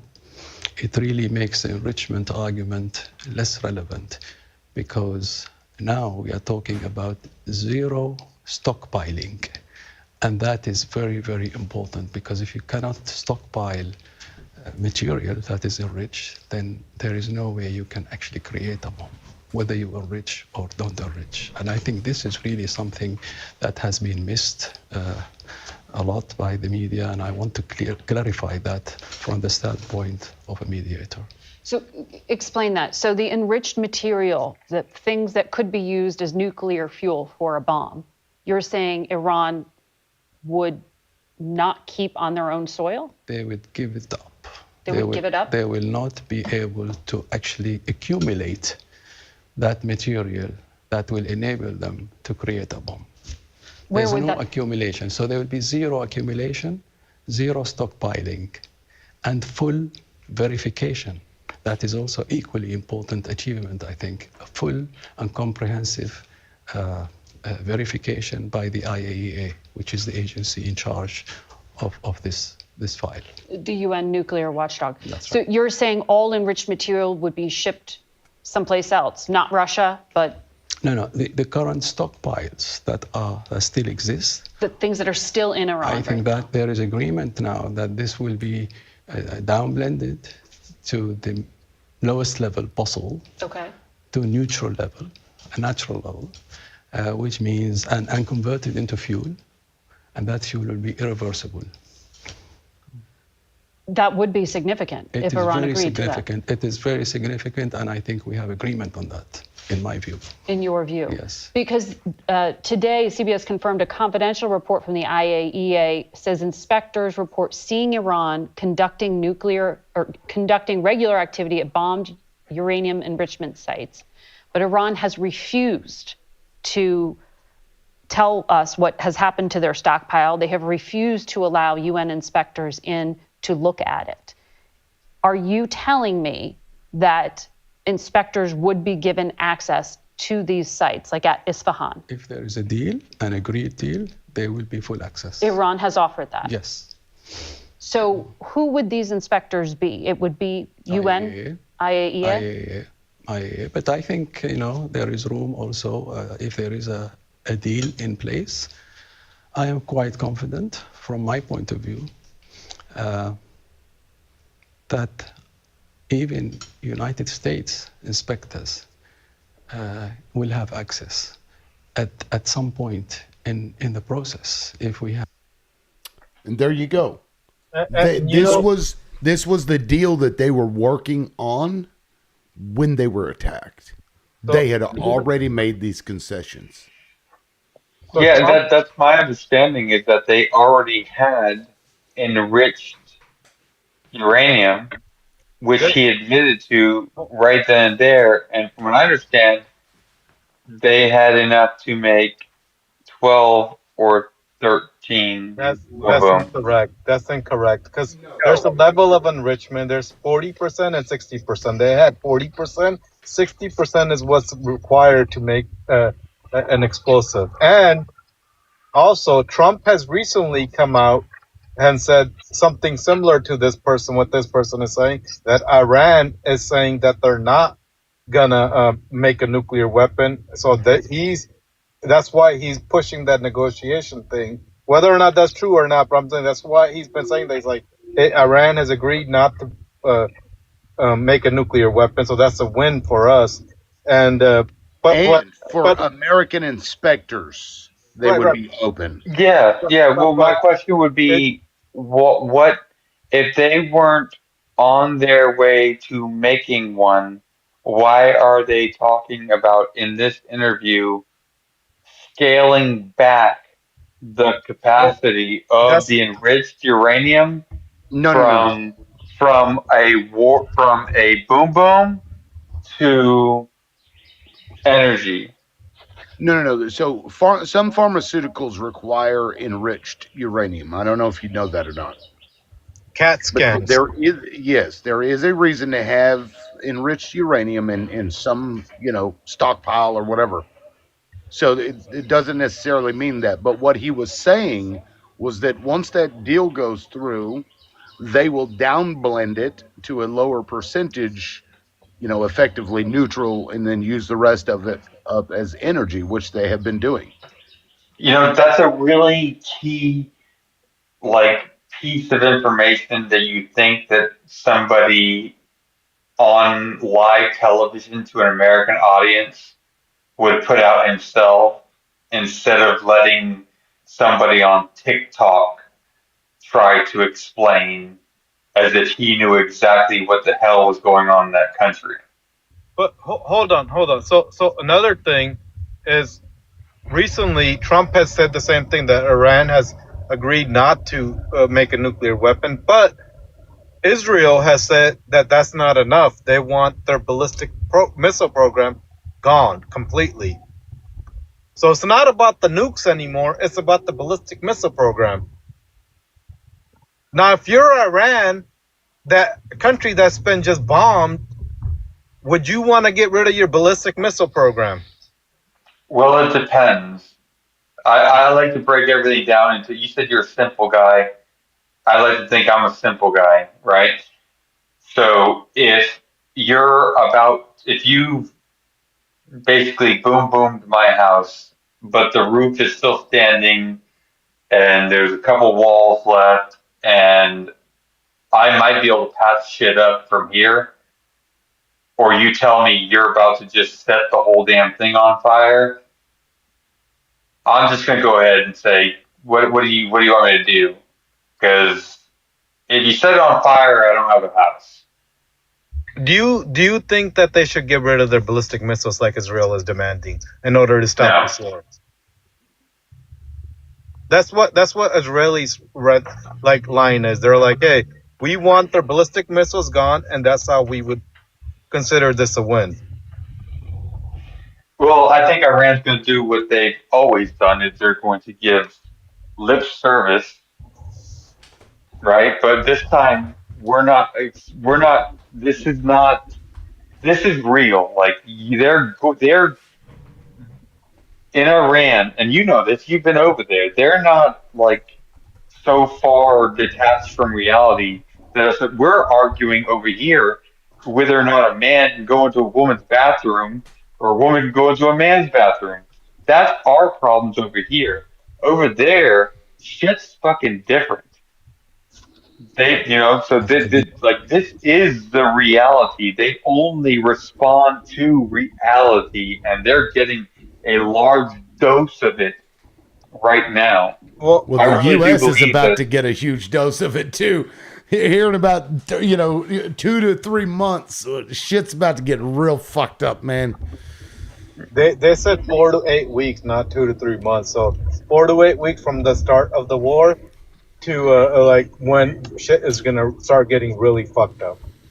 Yeah, that's what everyone said about the tariffs.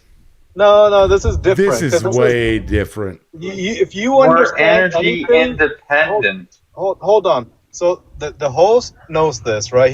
Host drives a truck. He understands this. The trucking industry is the backbone of our economy. Everybody knows that. And right now, with diesel prices and gas prices at the way they are, it's not profitable for people to pick up loads. And if it keeps going up, it's going to become even less profitable. Am I right, Still host? lower than it was under Biden. Is it lower under right now than under Biden, host? Tell me. No, Is it I don't higher believe so. than it was under Biden? Yes, I think so. By how much? Well, okay, so let's add context to the gas prices, shall we? Let's add context. It's relevant. Okay, so we did see high gas prices, but there's an important caveat to why. It actually goes. You can lay this at the feet of Trump, honestly. So, like earlier, remember we were talking about Yemen and the Houthis and Saudi Arabia having attacked Yemen because they were in a civil war. So Saudi Arabia decides they want to invade. They need weapons, so they start buying them from us. COVID happens, and then people stopped driving. Nobody was driving, right? I remember going down the highway, not a fucking car in sight. It was weird. Anyway, so that caused the price of oil to absolutely plummet. And in the U.S., our producers of oil, it has to be at least $60 a barrel, right, for us for them to even make it viable to stay open. Some are a little lower than others, but generally speaking, $60. So it starts to drop below that. Now, oil manufacturing in the U.S. starts to complain because now they may have to shut down their shit. So Donald Trump goes to Saudi Arabia, and this was right before Donald Trump's term was over. He goes to Saudi Arabia, and he's like, hey, you guys need to cut production of oil because now there's too much on the market and the cost is going down. It's hurting us. They said no. Donald Trump then turns around and threatens them, and he says, if you don't fucking do it, we're going to cut off all of your weapon sales, and I won't sell you another weapon until you do it. So they comply, and they cut production by a lot, actually. It brings the price of oil back up to a level that oil manufacturers here can make money off of. And then Joe Biden comes into office, right? And gas prices are still pretty low. But then the country starts opening back up. So what do people start doing again? They start driving. That skyrockets the demand for oil, which obviously is going to happen. But guess who doesn't increase the production? Saudi Arabia doesn't increase the production. It took them, 2-3 years to start raising it back up. And because of that, now you have less oil, more demand, which causes the price of oil to skyrocket, which makes the price at the gas pump more. And I want to add. Yeah, well, go ahead. I want to add something to that. I live in DC area, so 100% I agree with everything you said. But I want to add something, which is a lot of people moved away from places where everything like DC and other areas where everybody was working. Right? They went to cheaper, more rural areas. I see it here as well. And when they went to these remote work, right? Yep. So when that happened, people were like, okay, I don't need a car. I don't need anything else. Then they started to, cancel the remote work. And they started calling these people in. And there's more cars now on the road. And those cars need more gas. And so the demand of oil has gone up even more than where it was. That's the only caveat I want to add. Now let me go ahead and explain exactly what actually did happen. You're right about everything you said, right?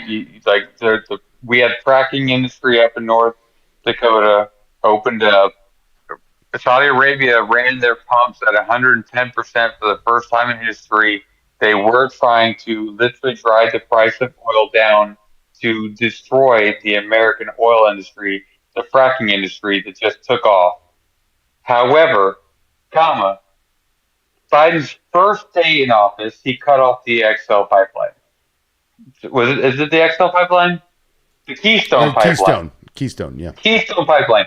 First day in office, signs executive order, cuts off the Keystone pipeline, and then this random booming of a Russian pipeline that was feeding Europe. That's the XL pipeline. Happened. Nobody knew who it was, and now we know. Now we know it's the United States. Don't sit here and tell me. Don't tell me it's because C-19 started ending and yada. Trump did go over there. Well, let's let him finish his statement. Trump did go over there and tell Saudi Arabia they didn't cut their damn pumps down, that we would we'd hurt them. Like we would stop whatever the fuck we were going to stop. However, the first day in office there was three things. There was the Keystone pipeline, there was the booming of the XL pipeline, and also we got hacked. There was someone hacked an oil company here in America that just sent oil through pipelines to different states. And it was part of that whole ransom shit where they were hacking our companies and saying, hey, we have your data, we'll shut you down unless you pay us money. And this all happened within Biden's first month in office. Hi there, liberal. Okay. I just wanted to make a correction after I was introduced. Okay, yeah. Well, real quick, because Ralph, I don't know if you're aware, I'm finished. It was the Keystone XL pipeline because there's I think two different Keystone pipelines. There's a pipeline in the other one, Russian pipeline that got boom too.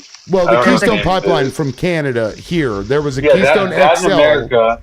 Right. But then there's another pipeline that got boom. Hold on. Yeah, that one's not related to what we're talking about. We're talking about the Keystone pipeline. There was at least two. Gas prices One going of up them, during Biden's. One of them, right? One of them is and was working at the time. It still is working. The Keystone pipeline, the one that's already been under construction, the one that he removed the presidential permit for. The Keystone XL pipeline, it was no oil was traveling through it because it wasn't finished yet. So Yeah, that it was the Keystone pipe. Yeah, it was the Keystone pipeline extension that was never operational, and Canada shut it down first because of environmental and animals. Right, and it was never moving oil, so it didn't have any effect or impact on gas prices. Also, Biden during his presidency. And during the time that gas was really expensive, he was producing more oil under his administration than Trump did in his first term. That's correct. So again, like it's really had nothing to do with that. But HR, well, it couldn't have. Can you imagine if he didn't pump more oil than Trump did? How much oil prices would have gone up? No, we export most of our oil. Yeah, this is a common misconception. It's something that we. Oh, I'm sorry, liberal. I thought you called on me. I was waiting there. Yeah, I was going to get to it, but then he made a statement that my brain goes. Meh. Anyway, well, let me get her. Go ahead.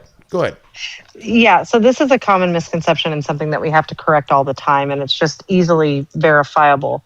But the problem is that yes, this propaganda that was spread, that he shut down oil and this and that in his first term. No, he came right in and he did shut down the pipeline, the Keystone Pipeline extension, which is a very, very important word that many people do not say. And therefore, they think that he came in and shut down the Keystone Pipeline. The Keystone Pipeline is still active to this day and has not been shut down at all. The problem with it was originated in Canada, where it starts, and Canada shut down production from the Keystone Pipeline because of the very environmental factors they were seeing. It wasn't done correctly.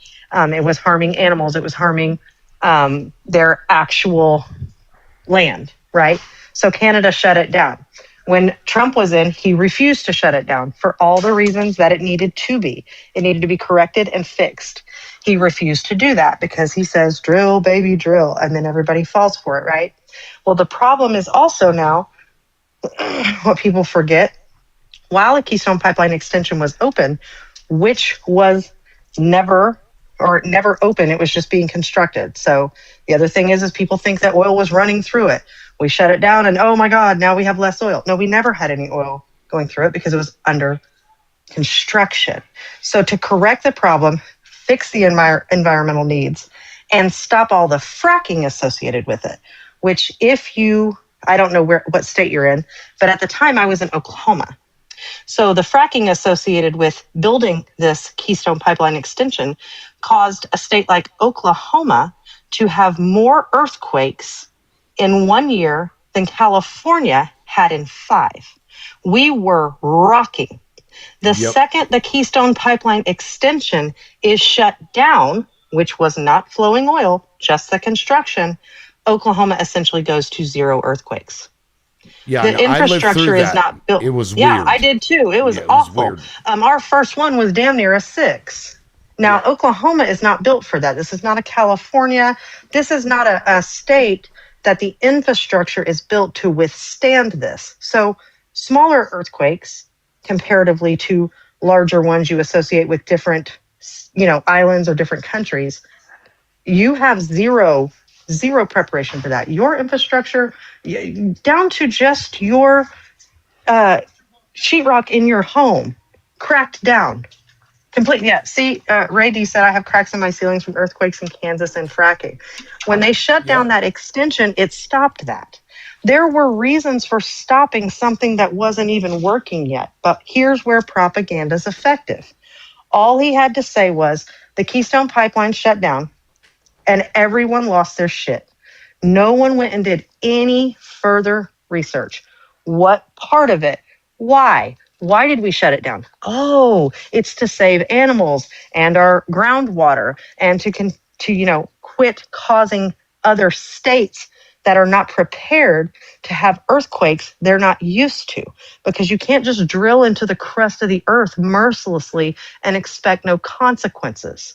So no one has a problem drilling for oil. No one has a problem refining it from here if we can, and it's safe and it's legal and it's done right. But what we have to stop doing is spreading misinformation because it's not true. And if people would be more willing to go, oh, wait, maybe I misunderstood that, I should probably go look that up, we would have a lot more understanding of the when, where, and why, how we got here. He did. All right. Biden did drill more That's oil 5 than minutes. Trump has. You gotta stop. Gotta stop what? Listen. In fact, Futures is how oil prices are calculated. What state do you live? What state do you live in? It doesn't matter. Oh, it does. It does. It absolutely does. The moment we went into What Iran, state? What state? gas that was already listen. purchased. Ma'am, I just listened to you for 5 minutes. Hey, Ralph, I don't care. I asked you a question. Also, I have a son that's active duty. Hey, I have a son that's active duty right now. People are fighting over this fucking oil we can't use. He was he was talking. Let's let him, get Just what he was 20 trying to seconds, say. We can please. rebut after. You're going to sit here and you're going to tell me that, oh, well, I'm glad we shut down the pipeline. Fine, no problem. The way we price oil in America, the reason why oil prices are high right now, even though we're producing enough oil to be self-sufficient, is not because of what's going on in Iran right now. It's because of the futures market. When, yes, the Keystone XL, the extension pipeline, yes, it was not producing oil, but because it was shut down, the future price of oil, which is what we base our gas prices on, at the pump, still went up. It also went up because we were hacked. It also went up because the Russian pipeline that America under Biden, boom boom, which went against the United Nations, going from Russia to Germany, got boom boom.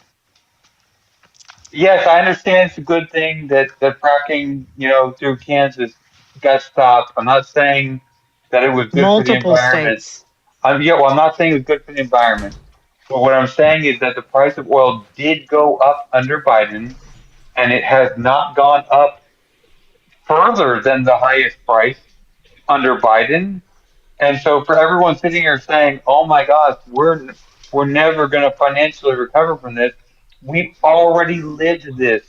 Some people won't, though. This is what you're not understanding. Some people won't. This is not normal. And you know that. You know that. And you do know that this is directly related to Iran. You know why? Because the investors say it is. So Yeah, whether futures. you in your home thinks it matters, the investors and the people running the stock market, they do. I asked you where you live because it's important for your information, knowledge. Your socioeconomic status, your geographics matter. So if you don't live in a state where it's heavy oil, if you don't live in a state that is impacted every time these go up, down, up, down, up, down, and you see when our gas prices are really, really high, all of the people in oil and gas are working. When our gas prices are really, really low, we have shit tons of layoffs. Why do I know this? I've always lived in a freaking southern state that drill baby drills. Also, you need to know a little bit more about the fact that we don't use a whole lot of the oil we refine. We sell it. And we import because what we have here we can't use. Much like when the orange guy went in and bought a fuck ton of oil, a fuck ton of oil from Venezuela. And then he's just like, we're going to make so much money off this. To who? Because we can't use it here. It's not refined correctly. It's too thick. We can never use that here. It's useless to us us other than selling it to other people. Well, how many other people did he say they're going to buy it, they're going to buy it, and they're going to buy it? And they all came out and said the same shit. We're not going to buy that. We can't sell it. We don't have the proper equipment to refine it. Here in the United States, we do not have all the equipment needed to refine what Venezuela has. It was never about that. It's about he wanted to go get it and sell it to somebody. He wanted to steal it. It's not ours and it doesn't benefit us. But I do want to know what your reason is then for him saying, and all the money I'm going to make off this oil, I'm going to keep in an offshore account and I'm basically going to be the one running it. Now, I think he's given one other person or something access to it at this point because the pushback was so bad. But what reason can you think of on earth that an America First president would say, also this country, I'm going to steal their leader, I'm going to take the shit over, I'm going to make money, and I'm going to put it in an account offshore with no extradition that only I can get to? Yeah, real quick, Kara, thank you for the lucky lenses. I appreciate that. Yeah, no problem. So that oil from Venezuela, we can use it here. It's just it's a really thick oil, and it's generally used for like cargo ships. And we do have cargo ships. We do a lot of transportation, especially out of like Louisiana, California, and Virginia.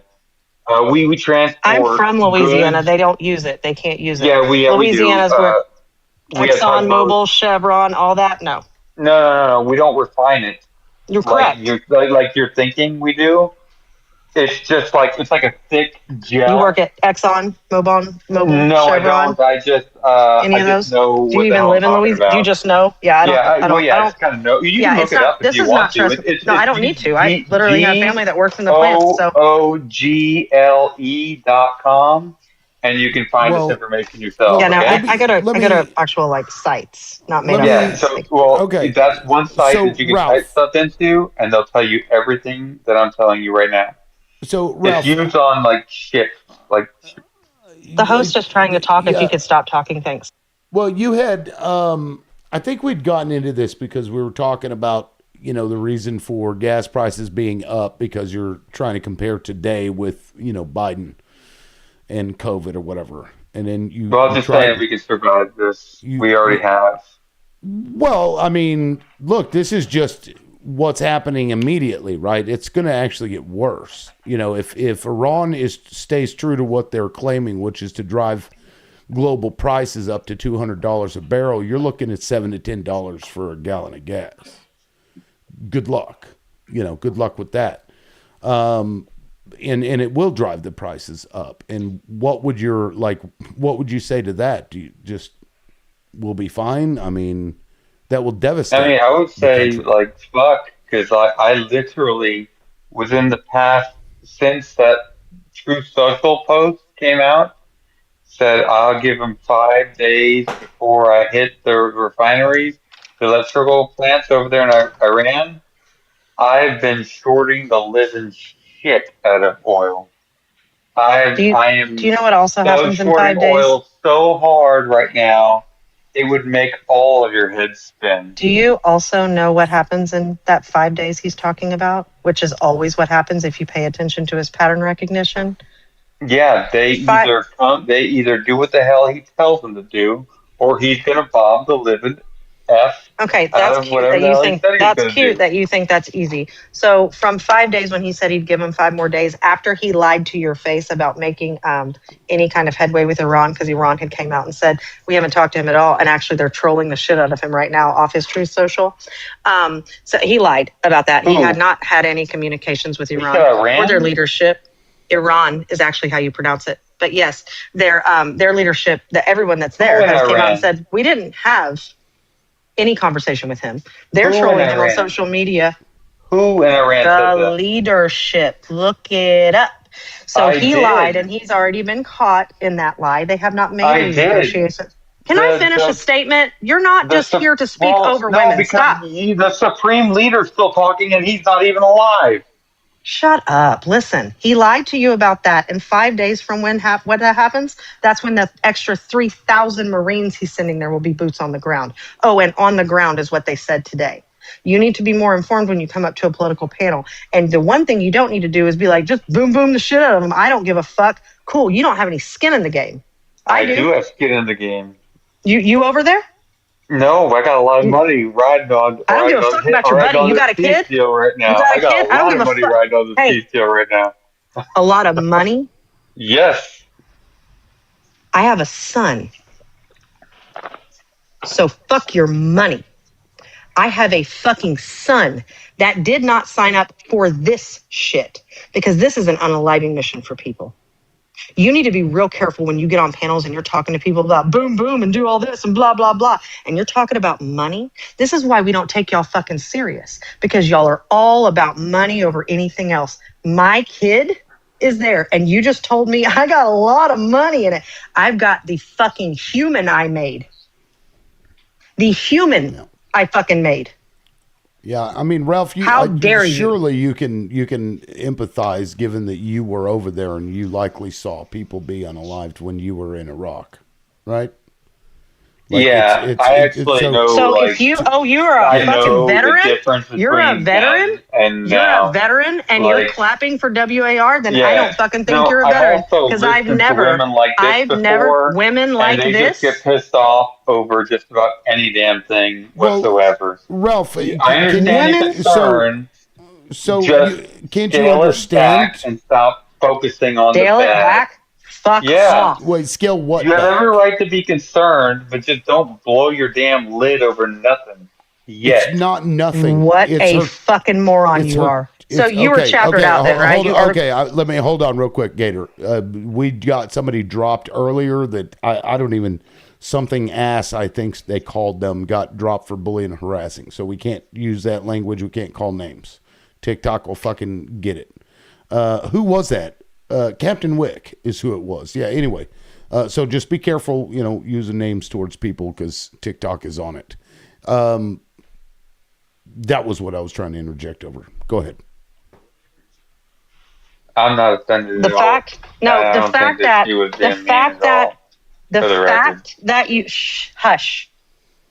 As a veteran, I am more appalled by you than I have been by anyone else today or every other day. We do this every day. We go live every day and talk to people.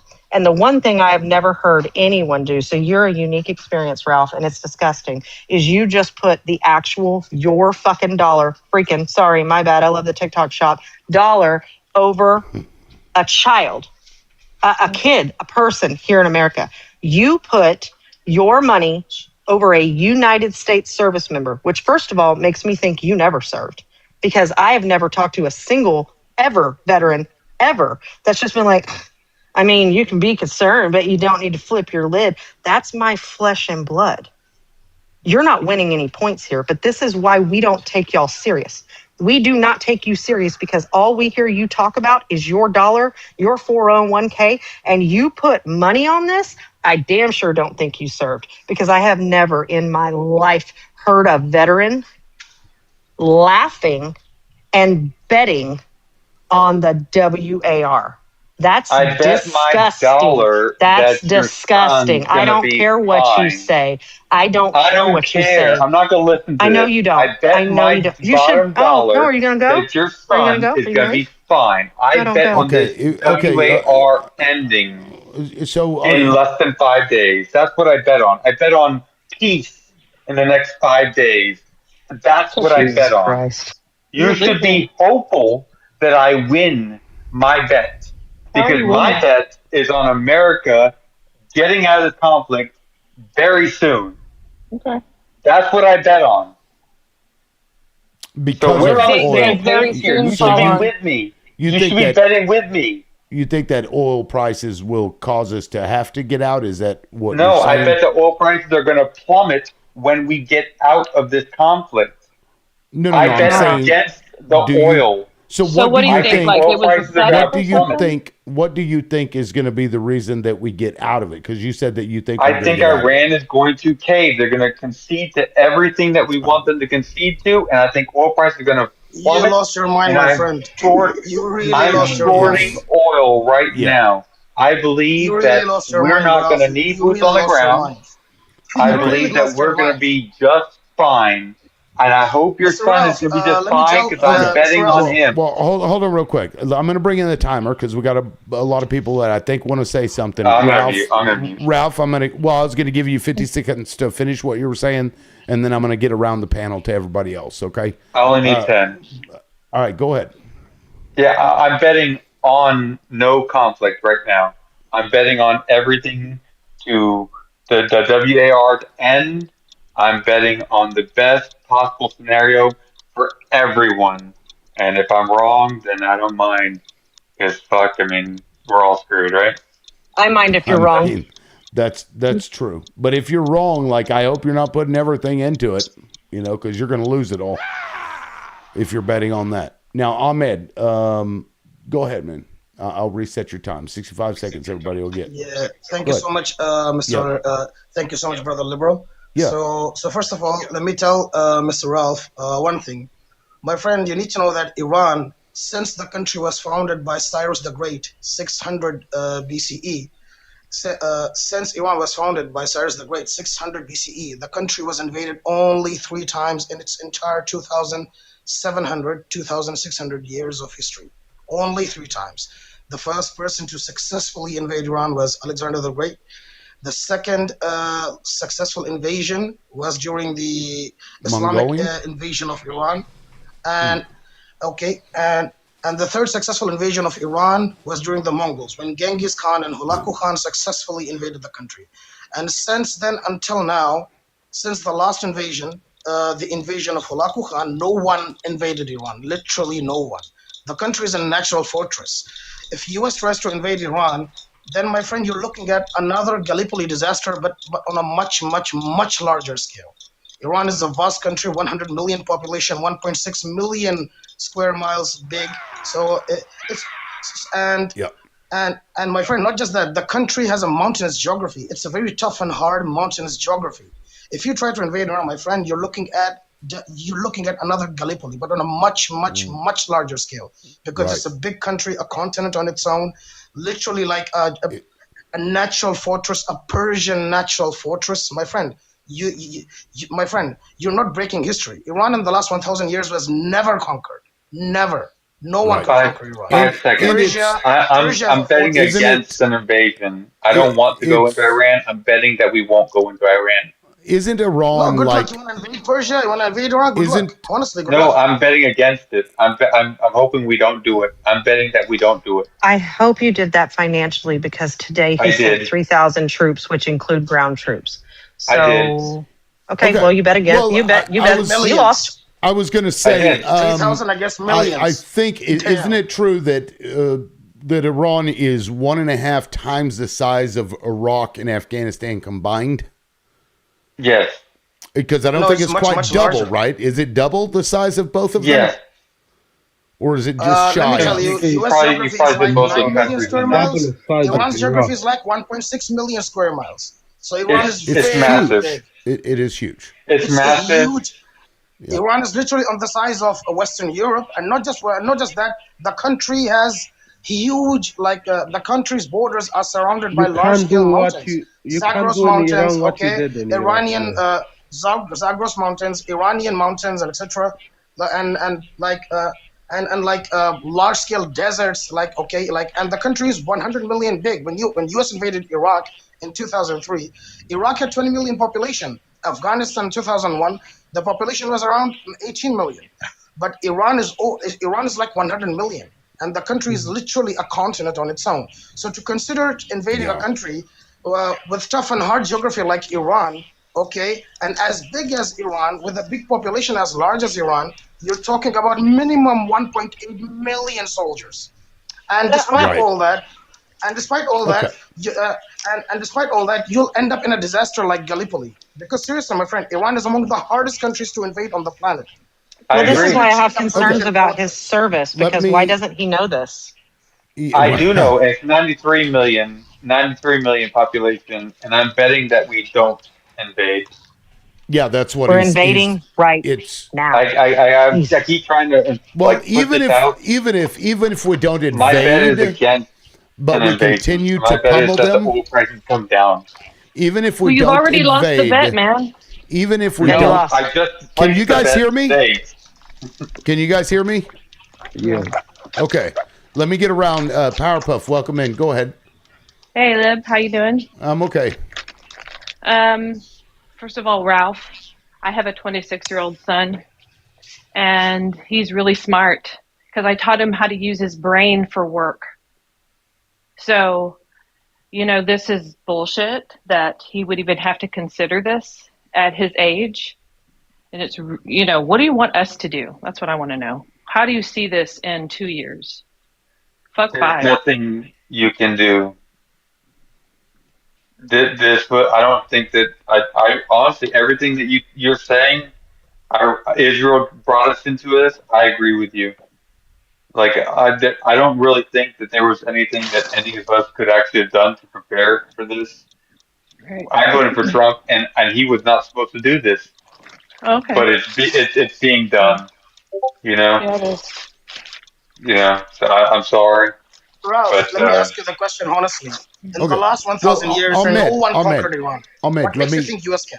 Ahmed, let me get back to you because we got one more person on the panel that hasn't spoken yet, and then we'll open it up. Never trust. Go ahead.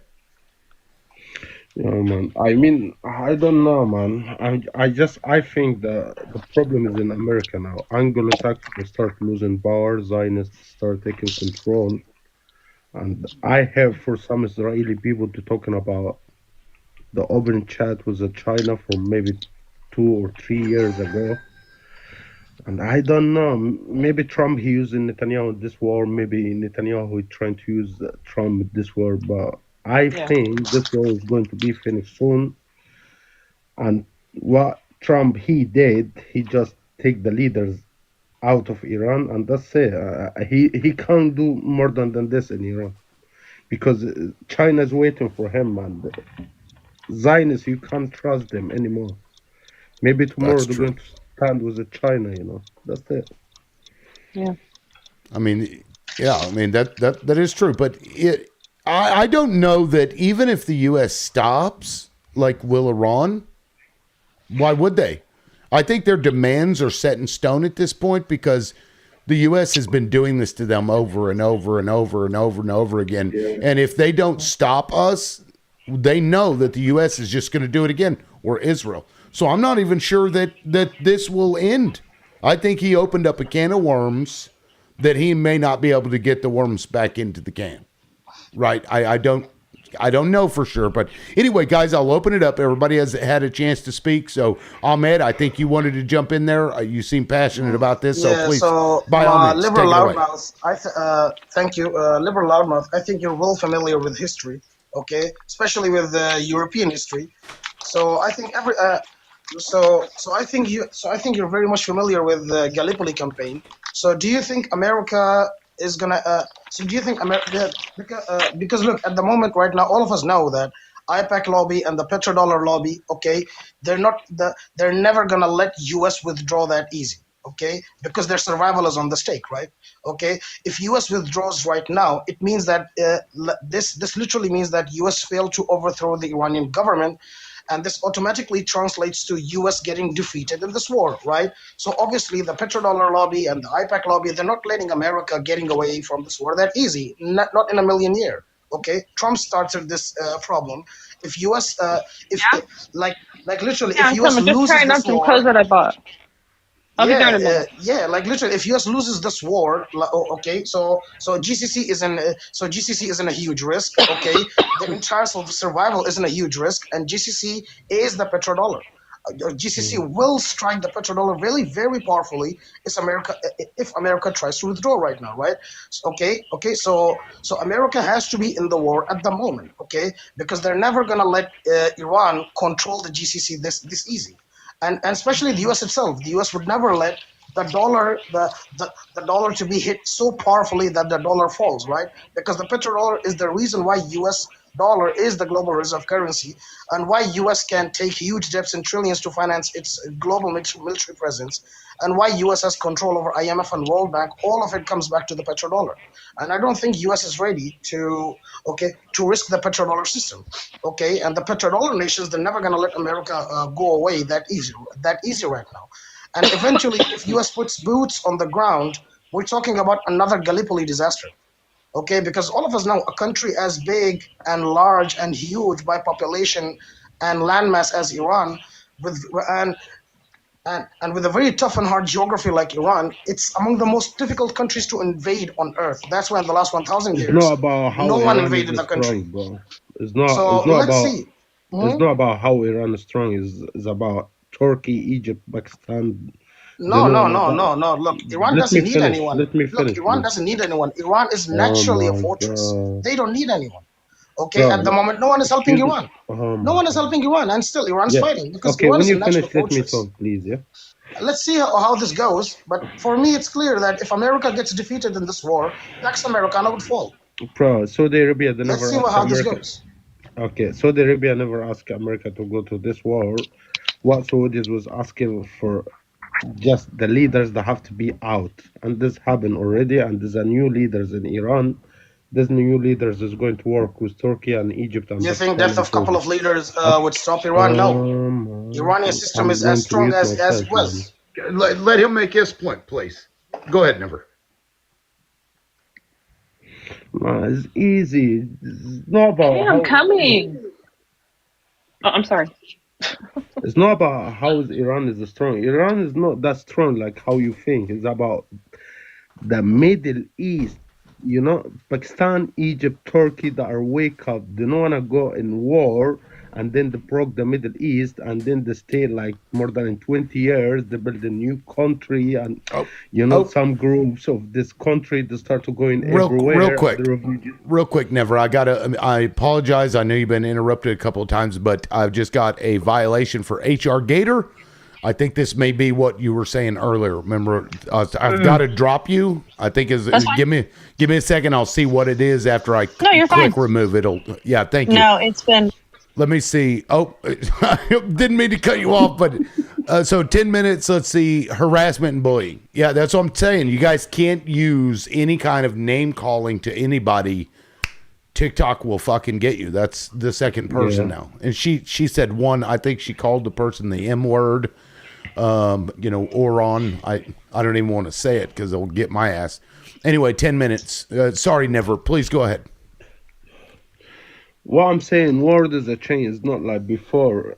America's not in the power like before to control everything in the world. No, it's the China's coming in the line. We got Russia. We got the Arabs. They start being united. Iran didn't want to be like before.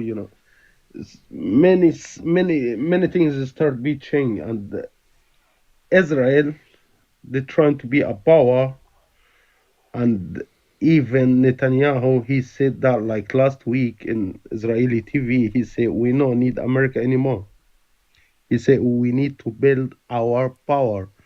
And Trump, JD Vance, they know the shit. They're not going to let him to do what he doing. They just trying to tell him, okay, we're going to help you, yeah, but they're not helping him. They just put him in a war and then they left him alone now. And Now, what America was asking for, they left who alone?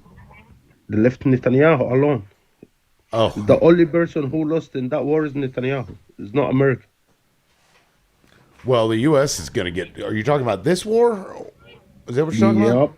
Yep. Well, the U.S. is going to be injured by this. Our economy is going to take I don't think take a so big hit. because Saudi's money they will start jumping again. So this they're going to support America again like before. I guess I time agree will with tell. you 100%. I guess time will tell. Yeah. Now we do have a new panelist, Beto. If you're wanting to jump in there, go ahead.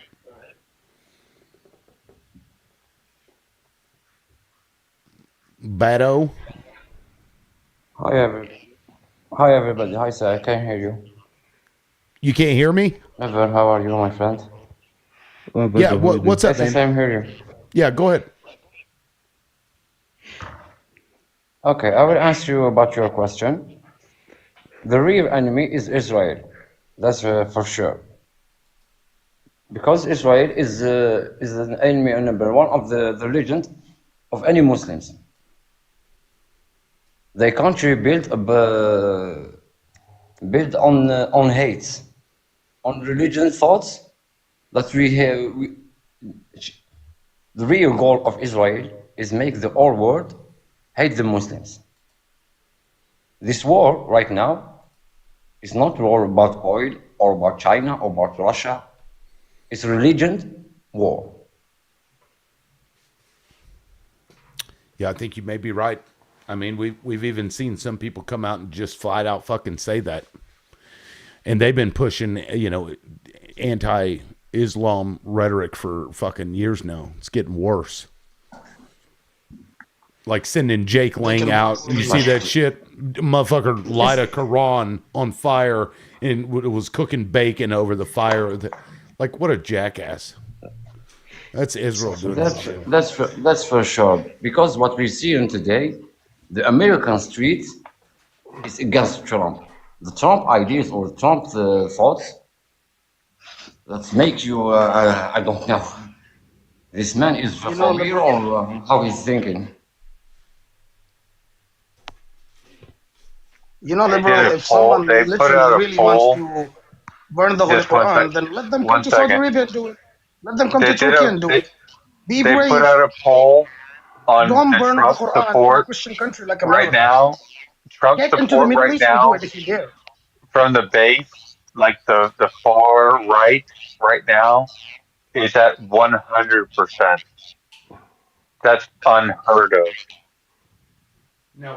So when you say the American people in the streets are against Trump, first thing is Trump won the popular vote. That was 77 million people.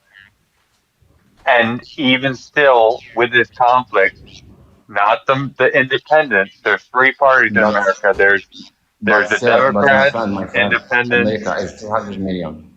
America is the 200 million voters, people. the voting population, the people who I decide mean, who's going to be president. we know which one is voting for Trump. The Well, Anglo-Saxon. the base of Trump supports him 100%. Yeah, but there's only 10% of y'all left. The rest of them are the ones that are still holding on for dear life. Are just, they either don't understand or they've got hopium in their brains. Like, they create these elaborate multi-dimensional excuses to justify behaviors that he's doing because they think he's playing some kind of 4D chess when really he's just getting pushed around by Benjamin Netanyahu and other actors. Listen, sir. Well, you have to think about it from their perspective. From their perspective, the tariffs last year, not you specifically, but the left said it was going to cause a financial crisis and we're never going to financially get out of it. Didn't happen. He removed Maduro in a military operation, and you said, not you, but the left said, oh my gosh, we just started a WAR in Venezuela and it's going to be the end of America. Didn't happen. The big beautiful bill, he said, oh my gosh, people are going to lose their health care and people are going to be unaliving in the streets. Didn't happen. Every single thing that the opposition here in America has said that Trump has done that's going to destroy this country or is bad for the world hasn't happened. And so when you scream one more time, it's like you're crying wolf again. Oh my goodness. He's only been in office. And you might be right this time. I'm not saying you're wrong this time. I'm just saying every time Trump takes a step, you say the sky's falling. Why are we supposed to believe you now? Ralph, okay, so so I just want to say, a lot of what you said, Democrats weren't saying that people were going to be unaliving in the streets or whatever. That's an exaggeration. Also, Trump has only been in office a second term for a year. a lot of the things that you're talking about, they're going to play out over time. And removing healthcare from people is never a good thing. And bombing other countries for no apparent reason or reasons related to Netanyahu's never a good thing. So I don't, you know, But I don't If, really if know. this WAR ends within Wait, 2 weeks, Ralph. Also, will you support Trump? If what no, now? I'll never support Trump. If there's no boots on the ground, if Iran concedes to every single thing that Trump said we went into You're this delusional. WAR for, You're will you delusional. if will and the Strait of Hormuz opens, oil prices come down. If we get everything that we could possibly want, peace in the Middle East, will you support Trump? No. Ralph, we didn't support Trump No, no, no, before. no, no. I'm, No, I'm asking you. This is an impossible question because you're saying it can't happen. no, If we're No, Ralph. I the You're won't getting support. impossible Ralph. happens, I won't You're getting a support Trump. resounding no from Yeah, everybody, dude. no. okay, Everyone's The No, answer saying is no. honestly, no. like he's delusional. okay. Like, does he really think after this war, Iran is going to concede everything to everything that US demands? You're just delusional, my friend. You know Well, what are Okay. Iran's terms and conditions for ceasefire? They want US government to apologize and pay $500 billion in reparations. They want all the US bases and military installations out of the region, okay? And they want all US sanctions to be lifted. Okay, these are literally humiliating terms and conditions for America. So if you think Iran is going to concede to US, you're just delusional. Okay, Iranian supreme leader just said like a couple of hours ago that they are going to build nuclear weapons. Okay, and that they're going to build nuclear weapons and they're going to accelerate it right now. So my friend, you don't know Iranians. Iran is not Venezuela. Venezuela is kind of a So tiny small country with few million people. It's a very small country. Iran is not Venezuela. So can I ask you a US question? really underestimated Iran. Really underestimated Iran. Can I ask you a Really. question? The supreme leader, the first one, the Salam. I don't want to mispronounce his name. The very Khomeini. first one. Ali Khamenei. So Mm. is he still posting on X or Twitter? He died. He was martyred by US. Yeah. Well, He why died. Yeah, why is why is his account still posting as he if he's got still people alive? posting for him, man. Who has His access account to is his What not you account? mean? posting. Who has His account access is to not who has posting. It's access to his Mustafa account? Khamenei, his son, that is Well, posting. It's well, not him. Trump's His son is the brain. one that's posting. Trump is So brain dead. what I'm saying Ralph. is Trump is brain dead. Yet he still posts on True Social. that, well, Trump is out in front of the press. This guy's son is not. And the reason why I asked that question is because if the guy who we all know is not alive is posting these things that you're saying, Okay, you like can give me requesting a Ralph, full Ralph, Ralph, surrender from the Ralph. United States, Give me just ten how do we seconds. know that anybody in Iran is actually posting on X, or if it's just some random, maybe it's somebody from China who hacked in there and posting? We haven't even Bro, you're seen talking the about These his are not son son, posts. man. alive. You Iranian talk foreign about his minister son. Arakchi said that Now, these are not posts. What I said are not real, posts. real quick. Okay, so I'm gonna try to bring HR up. I didn't keep a timer, HR, and I'm sorry, but if I put you up here and your timer is still not done, it'll give you an immediate violation. So if I drop you, that's why. Let's see here. Hey. I think maybe we're good. Okay, welcome back. Okay, Yes. guys, go ahead. I'm Thank you. sorry I interrupted you. I just wanted to make sure she knew why I dropped her No, if I had to. I think Ralph, he talking about his son. He's not talking about Khomeini. No, the first Bro, he died. supreme He leader died. is still posting on X. Well, do It's you not believe him that anyway. people can post from the grave, Ralph? No, I don't. I believe So that it's not if him? somebody else is posting, how the hell did they get access to his account?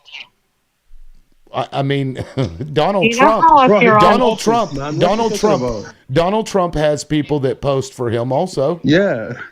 So what my question is if Iran is sitting here, if you're saying that the supreme leader of Iran currently is making these demands, how do you know it's actually him and not some random person in a cave with access to the account. Okay, this is where I get frustrated with people not using their own brains anymore. So you've allowed him to make you so uneducated. This is the things you say out loud.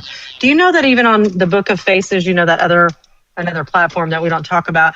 Do you know that there's a real, it's an easy button. You know, they have that app over there too. It's called a legacy account. And what it is you pre-give. This is on an elementary level, guys. I'm not even talking about a regime. I'm talking about like you at home. You can set up anyone in your family to be a legacy member. So if something happens to you, they can easily log into your account, let people know, manage the account. Some people keep them forever because they don't want to lose the information. So when you say things like that, that's another indicator of this is why we don't take you serious. Because instead of you believing the easy, right there in your face thing, I mean, they're coming on TV, they're doing this, they're whatever, they're telling you, okay? And also your argument is flawed because you're like, well, who's posting for him? The next in line. If something happened to them, who's posting? The next in line. They literally came out and said they've been waiting 40 years for a president dumb enough to do this. You are arguing the wrong things, and I can't figure out why, because none of it is beneficial to you. You said just give it 2 weeks. It's been 3. We just today, and this is when I get really frustrated, is when people come up on political panels to debate and they're not even current to the day we're talking about. Today, just today, they sent 3,000 Marines, including boots on the ground operations. So you've already lost your money, you already lost your argument, and right now you're basically just like kicking your feet going, nuh-uh, no, I didn't. I'm going to wait and see. Well, listen, we don't have time to wait and see. This is the problem. You failed an open book test. Every single part of this was written out in Project 2025. Every part of it. We told y'all, you didn't listen. We're fear-mongering. It's not fear-mongering if the same things we said were going to happen because they were in writing start happening. That becomes warning. We warned y'all, and you are still defending the things he's doing when he is actively harming you. You said groceries have gone down. That's ludicrous. Everything he said he'd do in his first week, first day, this, that, none of it has happened. None of it. But every harmful thing he said she would do, he said if I voted for Kamala, that we would be at WAR with Iran. Well, I guess he was right, because I did vote for her, and look, he sent us there. He said there would be people in the street. He said all these things, if I voted for Kamala, it would happen. You know what? I did vote for Kamala, and he's done everything he accused her of. He told you, and Vance told you, that there would be people in the streets, that she would put the military in the streets, and you guys said everyone was fear-mongering. Why Remember Kamala this? didn't stop the war in Gaza? What? I was gonna say, can you start the timer, host? Yes. I didn't even understand what you just said. I said, why Kamala, she didn't stop the war in Gaza? Well, she was the vice Well, president. Kamala's the vice president. What do vice presidents do? She said she was going to stop it once she became president. Let me go ahead. Okay, real quick. Vice president. Let me. I'm going to give 45 seconds for you to land your plane, HR, and then I'm going to get around the room. Go ahead. Yeah, just to land my plane before any discussions about Kamala come up and what she was supposed to do or not do, she's vice president. There are 2 jobs the vice president has, and only 2 jobs. One is to be there in wait in case anything happens to the president of the United States, and the second is to be the tiebreaker in Senate. She actually was the tiebreaker for bipartisan things more so than any other vice president that we've ever had in history. She's also the most qualified candidate we've ever had run, as she's worked in all branches of government. So the why didn't Kamala thing, that is an empty, it's irrelevant. She couldn't have. Yeah. Okay, thank you, HR. Now, who would like to go next? Okay, I need only 10 seconds, and Ahmed, he can go after me. Okay, go ahead. Anyway, I don't believe in Democrats. I don't believe in Republicans. I believe this America and the 3 lobbies controlling the politics there, and these 3 lobbies now they start fighting the Catholic, the Anglo-Saxon, and the Zionists. That's it. Don't tell me Kamala is better than Trump Or Kamala is the same with Trump. Kamala should give support to Israel more than other Republicans. Yeah, I don't know about that. Now, Ahmed, Facts. did you want to go? Yeah. So honestly, like, look, essentially in 27th February, when U.S. started this war, Trump openly said that the target is to overthrow the government in Iran. Right? He gave Iran 48 hours ultimatum, etc. So eventually, like how Bush did with Iraq, and eventually he responded with an invasion of Iran. Okay, he they played the same rules that they played against Iraq. Okay, they assassinated the core leadership in Tehran, and they thought that they have paralyzed the government like that. But they were shocked because obviously the moment Ayatollah died, okay, the same time massive scale bombardment started in Israel, the Zionist state, and overall U.S. bases in the Gulf, Iraq, Syria, and Jordan, and etc. Okay, and the bombardment was so huge that the that they even bombed U.S. aircraft carrier Abraham Lincoln, right? And according to U.S. CENTCOM in the Middle East, the bombs did hit the aircraft carrier, okay, and fire was set over the carrier, right? But eventually, look, if U.S. withdraws right now, Iran would claim victory because U.S. regime change failed, and U.S. gets defeated in this war. And this means Pax Americana collapsing. So let's see how Trump plays here. If he withdraws right now, U.S. loses the war. Literally, U.S. loses the Yeah. war. Of course, he And is pretty good at turning shit into gold. You know, propaganda wise. Of course, his base will eat it up either way.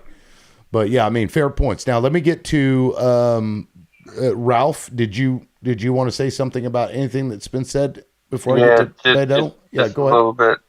Go ahead. Yeah, so HR, you literally made my point with your whole legacy account thing. That's exactly what I was saying. We don't know who's speaking for Iran because most of them are not alive. And so when people are saying that Iran's coming out and saying, "Oh, we will defy America forever," well, it could be some random guy in a cave who's not related to anybody because we don't even know who the hell's in charge right now. Because How many you ma'am, Oh, hold how on. I many listened to people have you, you Yeah. or I seen? listened to Hold you. on. Let me Yeah. I have finish, a please. Yeah. I have a I question. I Well, have a well, let me question. finish speaking and then yeah. ask whatever questions you want, okay? Um, I put your yeah, time so we back. don't even know, you made my point for me. We don't know who's speaking, saying, "Oh, we'll stay, Iran's gonna stay in this forever." We don't even know who the hell's talking, okay? Like the dude who the first Grand Supreme Leader is still talking on X right now, saying the same stuff. So it could be basically some random guy in a cave. Anyways, I don't. I really do think that this thing's going to be over real soon. I think people have finally figured out that when Trump says, right now, with all of our ships in the area, with boom booms already dropped and still dropping, that when Trump says, "I'm going to boom boom you if you don't do this," I think they're going to start taking it seriously, and all my bets are on that right now. So I hope this ends soon. That's it. Well, I hope it ends as well. Gotta say. Now, now I was gonna go to Beto. Beto, did you want HR to go? I think she had a question. If you It's not allow her, question, but my friend. It's just my thoughts. I think in Trump now, first of all, he lose the Middle East money, that's for sure, and that is go bad for American people. I mean, American people is the only one who will suffer. Can you hear me? yes, yes, yeah, he is making the world That's suffer. for one. Second of all, I think the President Trump is the worst president have يعني, in the government of America. That's for sure. He's a racist, and he's going to take America to hell, straight to hell. Yeah, I mean, I don't disagree. Sadly. Now you still have 46 seconds if you'd like them. You have it because you're Democrats, innit? Beto. Did you need the rest of your time? Okay. Well, shit. Now I got to pull this back up. Liberal, do you Beto, think are you Trump good? requested 5 days?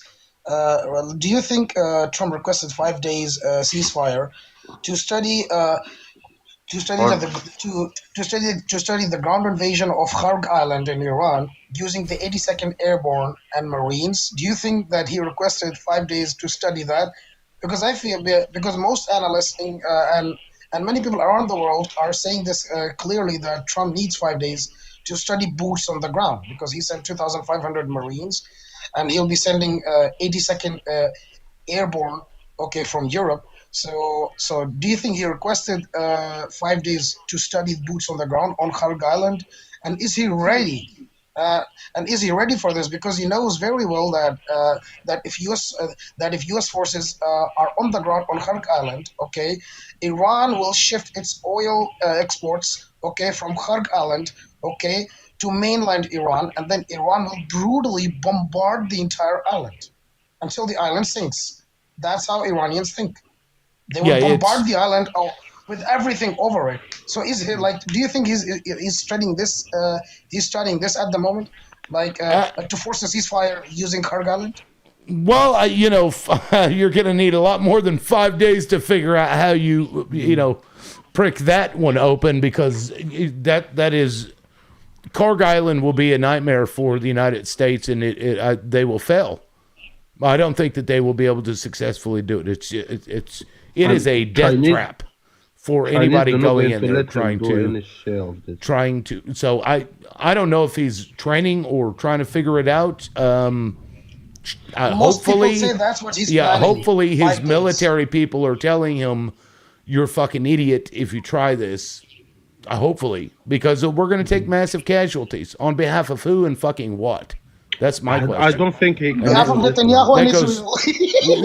Exactly. And this goes back to HR's, passionate remarks earlier, which I think led to her getting dropped a second ago, about your children are going to be asked to go and fight for something that they're not going to understand. Half of us don't know the actual reason why. We can make assumptions about it, Benjamin Netanyahu, whatever. But it's a fucking losing situation that is going to devastate us. And somebody the other day, I think made a valid point. In HR, I'll come to you next with the timer. Somebody the other day said that he's probably going to put troops there to try and take Kharg Island because they know that they're all going to get unalived. And the sole purpose of that is to then piss off the American people enough to get them to want him to do something else. And that may be true. And that is, I wouldn't doubt it, because look what he's doing to Cuba right now. He has an agenda. He's willing to unalive the entire population to achieve said agenda. He doesn't give a shit. It's not his kids, right? Not his but kids. this time he's alone, right? Europeans don't want part of it. Japanese don't want part of it. South Koreans, they don't want part of it. The GCC nations don't want Chinese, part of it. Yeah, literally, GCC nations they don't want part of it. Okay, right? Like literally even your neighbor Canada is not interested in sending any army or any soldiers to Kharg Island because they know that Iran will move its oil exports from Kharg Island to mainland Iran and then bombard the shit out of the island with everything and all human beings over the island. Ahmad, he can't do this, Ahmad, because China they're not going to let him to do this. China just trying to be like, okay, let him, bro, let him. Let them try, but believe me, Kharg Island will be a disaster. It'll be like World War, bro. Now, look, I appreciate the back and forth, absolutely. I've got one person left to get to, HR. Did you want to weigh in real quick on the Kharg Island situation? Yeah, I wanted to start here real quick with Ralph being hung up on who's tweeting. Here's the deal. I think that you, in my opinion, so let me give you an opinion. In my opinion, you're looking at that all wrong. Iran is co-signing off on whoever's writing those posts. So whoever is doing it is in charge of writing those posts. Or Iran would be coming out and saying, that's not us. But they are. So you're worried, you're going, because you guys cannot live without a conspiracy theory. Nothing can be what it is. You guys have to add a million other things because it can't possibly be what it is, because that would mean it's illegal, it's wrong, and it's just morally not right, right? You guys cannot, for any reason, accept that he just lied and did what he wanted. And then you're like, well, is he really gone because he's still tweeting? Okay, here's the deal. Anybody could be. You're right. It could be a guy in the mountains doing it. Obviously, Iran's fine with it. And obviously, they co-sign the message.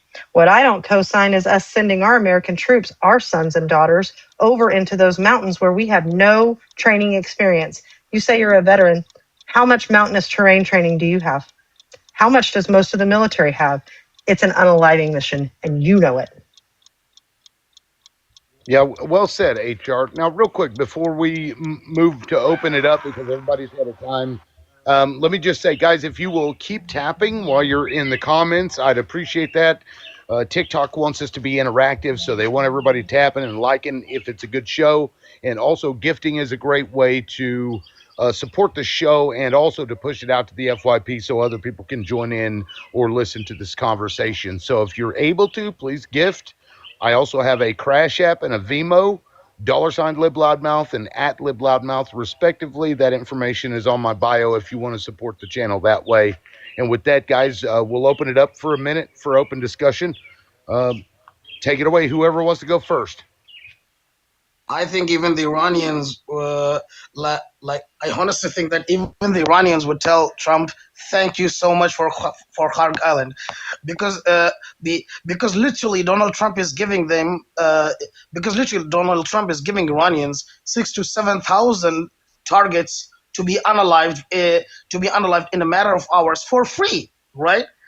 Right? Iran has over 1,000 people dead, so obviously Iranians want to settle that score.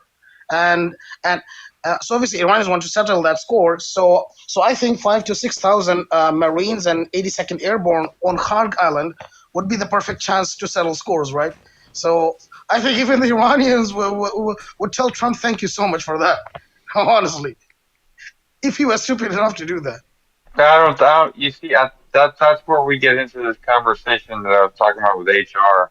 You say Iranians, we don't even know who the hell the Iran. I don't even think that. I don't. I know. I don't think that the Iranians are the people you think they are. And the reason I keep bringing up the Twitter is because you keep on saying that the Iranian is coming out and making fun of Trump. Iranians coming out and saying that we'll fight to the end. They are, but we don't even know. It could be some crazy ass. It could be literally Donald Trump. The Donald You see Trump how of y'all Iranians. get hung up on the wrong shit. You see how you are guys sitting here listen, saying, "Ma'am, hang on here's the thing. one second. No, I'm not going to right now. I'm Here's the reason responding why. to you. I'm not going to listen to you make excuses don't for listen. a Twitter Mute account when I yourself have a and son take the headphone who off your is ears. going to be caught up in this. Lord have mercy. I have to listen Lord to you, have and you don't have to listen mercy. to me. No, I know, You but can just here's the talk deal. whenever the hell you want to. I will, absolutely, yes, thank you. Sure. So when And I then have a shush after you're son done. and everyone else who has sons, wives, husbands, daughters, aunts, uncles, cousins, everybody else who is going to go unalive for this bullshit, and you're arguing over who's running the Twitter, this is why we don't take y'all serious. You are absolutely, yeah, Kara, he is not a veteran or he wouldn't be saying any of this shit. This is the craziest shit I've ever seen. Because yes, Ray, he is making more pretzels than I've ever seen. He will do anything to defend his leader. Hey, don't talk about me. Meanwhile, we have 3,000 people. Everyone is sitting here telling you. And you don't have to believe us. You should just go crack a book of any sort. You would find reading is fundamental. You should start. But you are not a veteran, and I've already vetted your page. You don't have anything about being a veteran on there. You're not a veteran. If you were, you wouldn't be saying any of this shit, and none of these kids would be as expendable to you as they are, because I know that your dollar means more. So but Ralph, you are not going to sit there. Let me ask you, Ralph, like, what is your, like, infatuation? Maybe not the right word, but you know what I mean. with the Twitter page. What, like, I don't understand that either. Like, I think Yeah. HR is right to kind of, Yeah, it's just I everyone don't get keeps it. on making this. Everyone keeps on making this argument that Iran is in solidarity and they're like together, like we're gonna fight to the end. But it's all coming from like Twitter posts from people that are not even alive right now. And this lady HR to the left of me is saying, "Oh my goodness, well, it's part of Iran. Iran authorized it, and you're a conspiracy theorist." Well, she's the one making this shit up that Iran even authorized this stuff. She doesn't even know what the hell she's talking about. So do you So think? as far as I Do you know, think? as far as I know right now, Iran is in complete disarray as they should be because they've been I don't bombarded listen, my friend. out the I know ass. Iranians from a long time. Okay, I know I'm Iranians not from a saying they're long time. not strong people. I'm not saying they're Ralph, not listen, strong please. people, Wait but up. they have lost a Listen. lot of This is very leadership. important for you. That's No, a this very is free. important for That's a very you. important information for Are you. you in Iran, sir, right But now? listen. Are you in Like Iran? Ralph, listen. Do you know that? Listen, Ralph. The whole world knows that Let me when tell you. U.S. Let me tell nuked you. Iran's gonna Hiroshima and win. Nagasaki, Japan surrendered. But Iranians, even if you nuke Iran with 1,000 nuke, Iran still won't surrender. That's the kind of country you're talking about. I Even if don't you believe nuke them so. I 1,000 don't times, believe they that at still all. won't I don't surrender. believe that at Ralph, all. Ralph, Ahmed, let Because me you ask a don't know question. Iran. They're not the kind of country to surrender. No, They will because fight to the I last think person. Let me ask I a think that question real quick. the theocracy is over. Let me. Okay, so Ralph, do you honestly believe that the United States comes in and bombs their country, whether or not Iran likes their leadership at that point? You're telling me that Iran is now going against their own country and in favor of the people that are bombing them? Is that what you're getting at? Because No, I think that I makes no think it's the sense. emperor with the emperor with no clothes. I think that's what we're seeing right now. Iran's been going around saying they've been pretending they're North Korea for a long time, saying we're powerful. If you touch us, we're gonna hurt you real bad.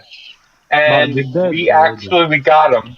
We We got them didn't when get we shit. caught, We didn't get ma'am, anything. What are you ma'am, Well, talking what you about? talking Yeah. about? Okay, Let me Everyone's finish. confused. Nobody wants No, to no, let you finish because because you're Well, spreading misinformation. you have And you two well, also ears haven't and addressed your one stolen mouth valor for a stuff at the reason. host.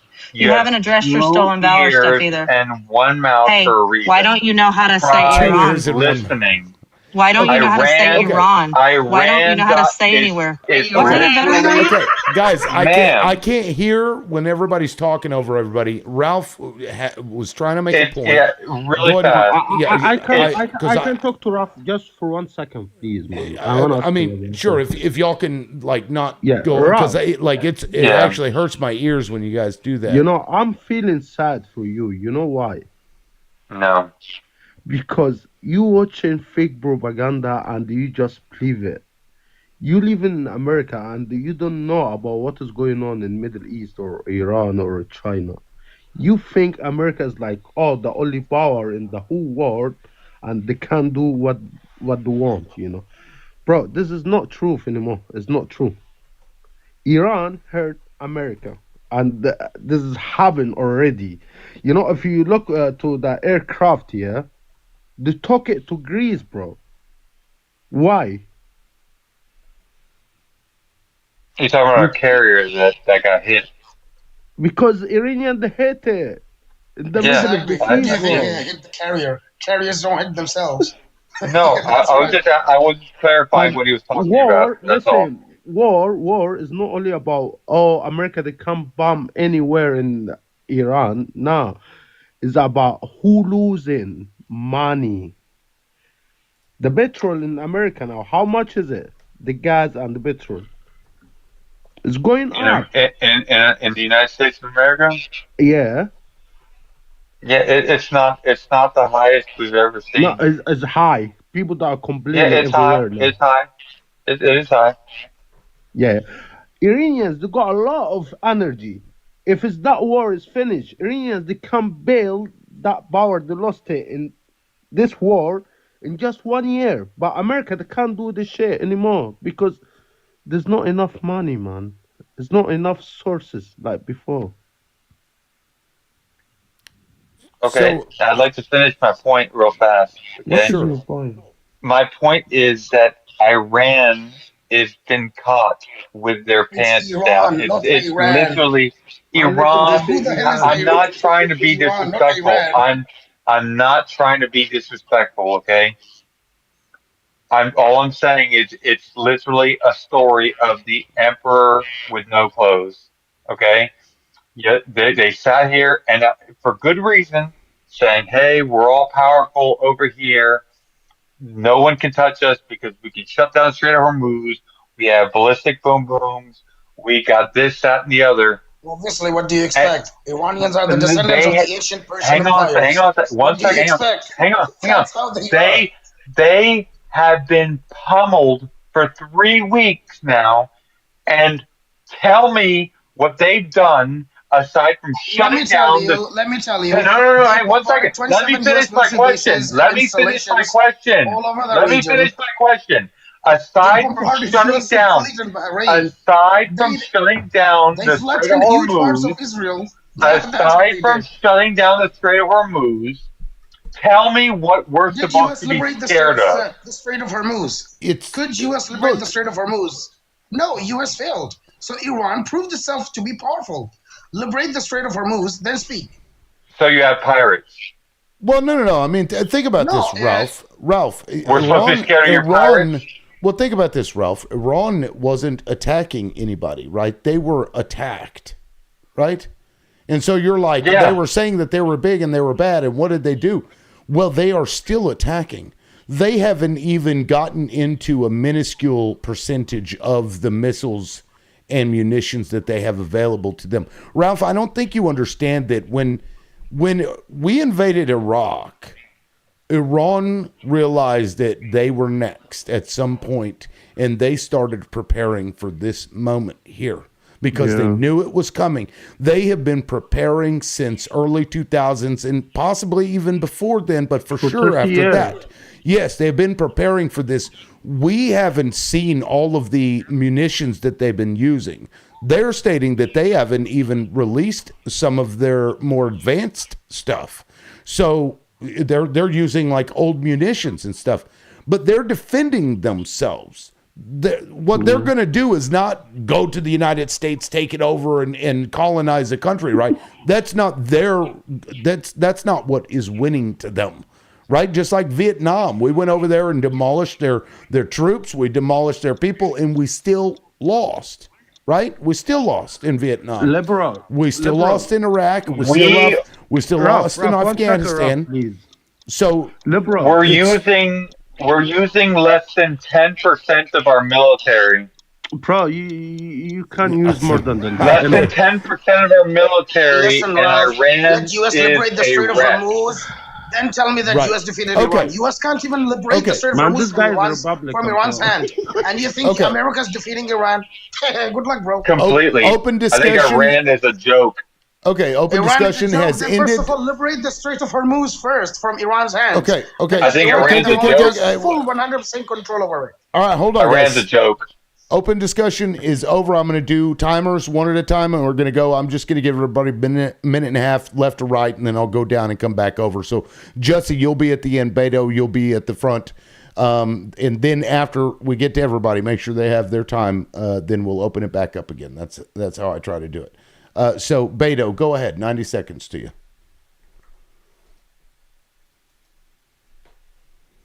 Beto? All right, Ahmed, go ahead. Yeah. So first of all, when you said that US did attack Iran and caused some destruction, yes, US did. That's true. US and Israel did that. Okay, but on the other hand, Iran did not stay silent either. Okay, Iran struck US aircraft carrier Abraham Lincoln. Okay, and right now the aircraft carrier Abraham Lincoln is getting repaired in Greece. This is the first point. And the second point is that Iran struck all US bases in Syria, Iraq, Jordan, GCC, Saudi Arabia. They attacked them all. They literally attacked and wiped off most of US bases,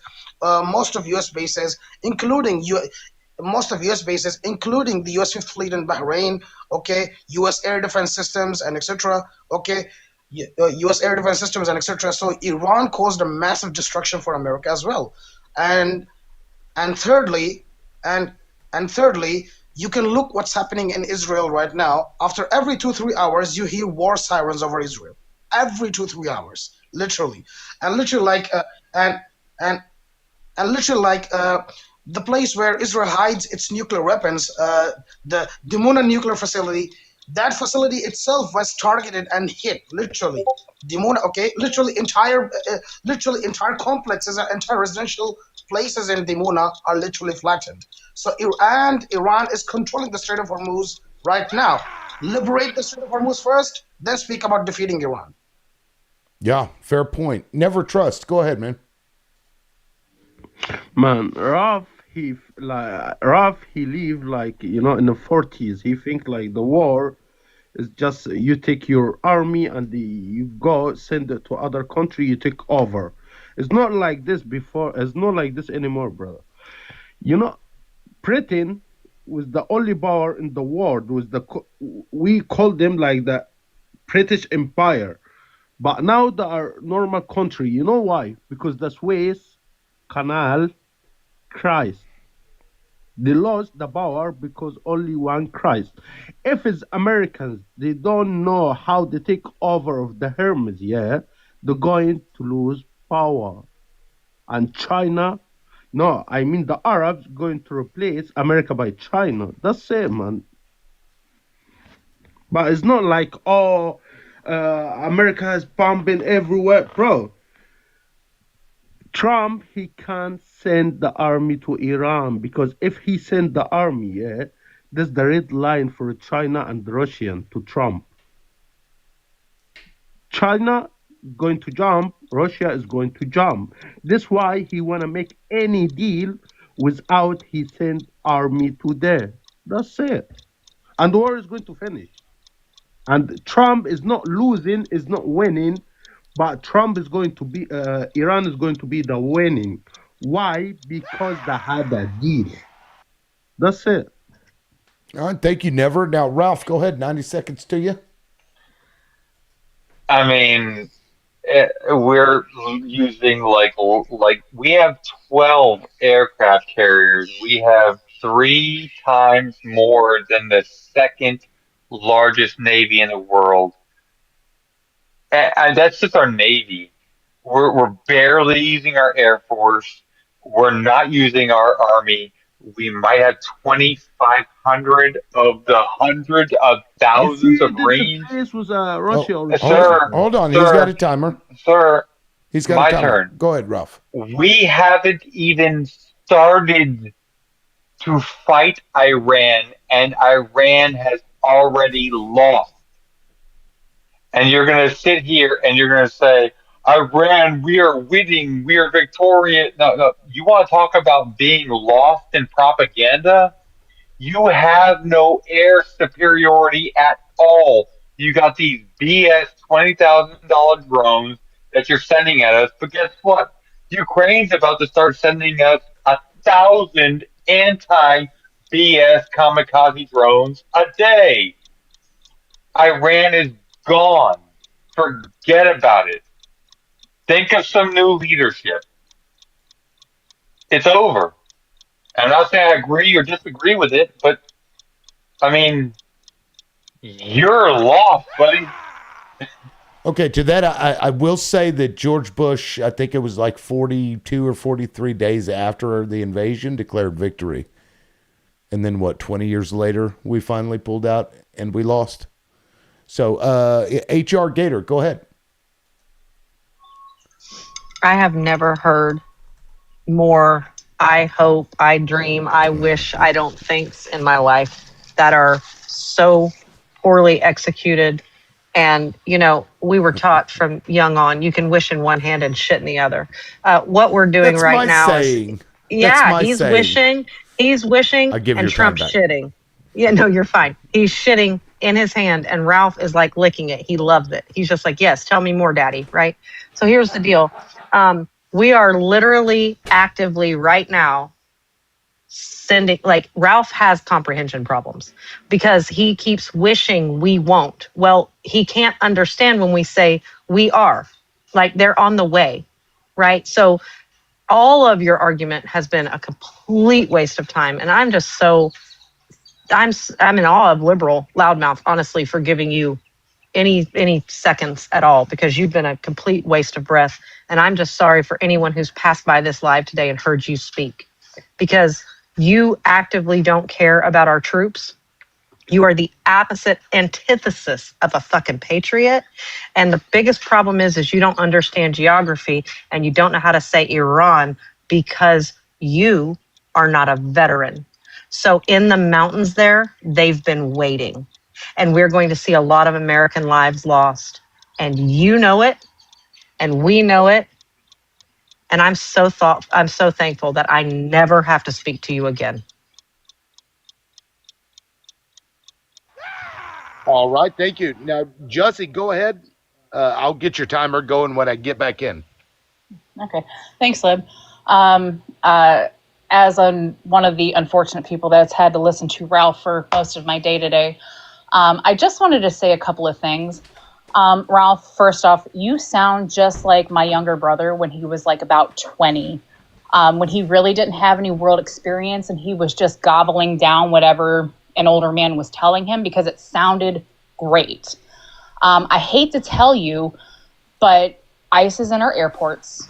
We have people being taken off the streets and things like that. And you are arguing whether or not someone's Twitter is more important than what is actually going on with like the rest of the world. You are so hung up on someone continuing to like spew stuff out so that people have this information, because I don't know if you know this or not, but the POTUS, like the President of the United States, their handle doesn't typically like go person to person. It stays like it's the same thing with us. Like we use maybe not the exact same handle, but it's the same concept.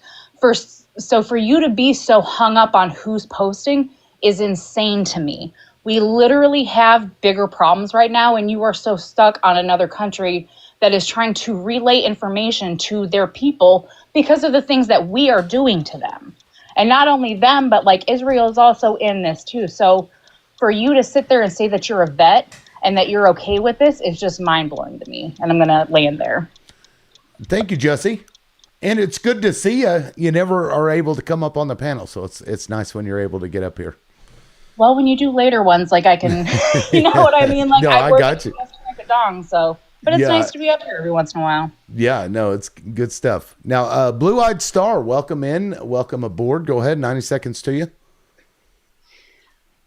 So I just want to address Ralph and the way that he views the situation in Iran. We need to not forget that when Trump spoke to Vladimir Putin 2025 leading into 2026, one of the key subjects was what they called peace in the Middle East and what they were going to do with Iran and things like that. And he thought Putin was all on our side. But now we see that that's not true. We have Russia feeding in intelligence, feeding in where the bases are and all those things. And so we need to be concerned with what was said in those conversations. What did Donald Trump say that could be turning around on us now? Because now Russia has this intelligence.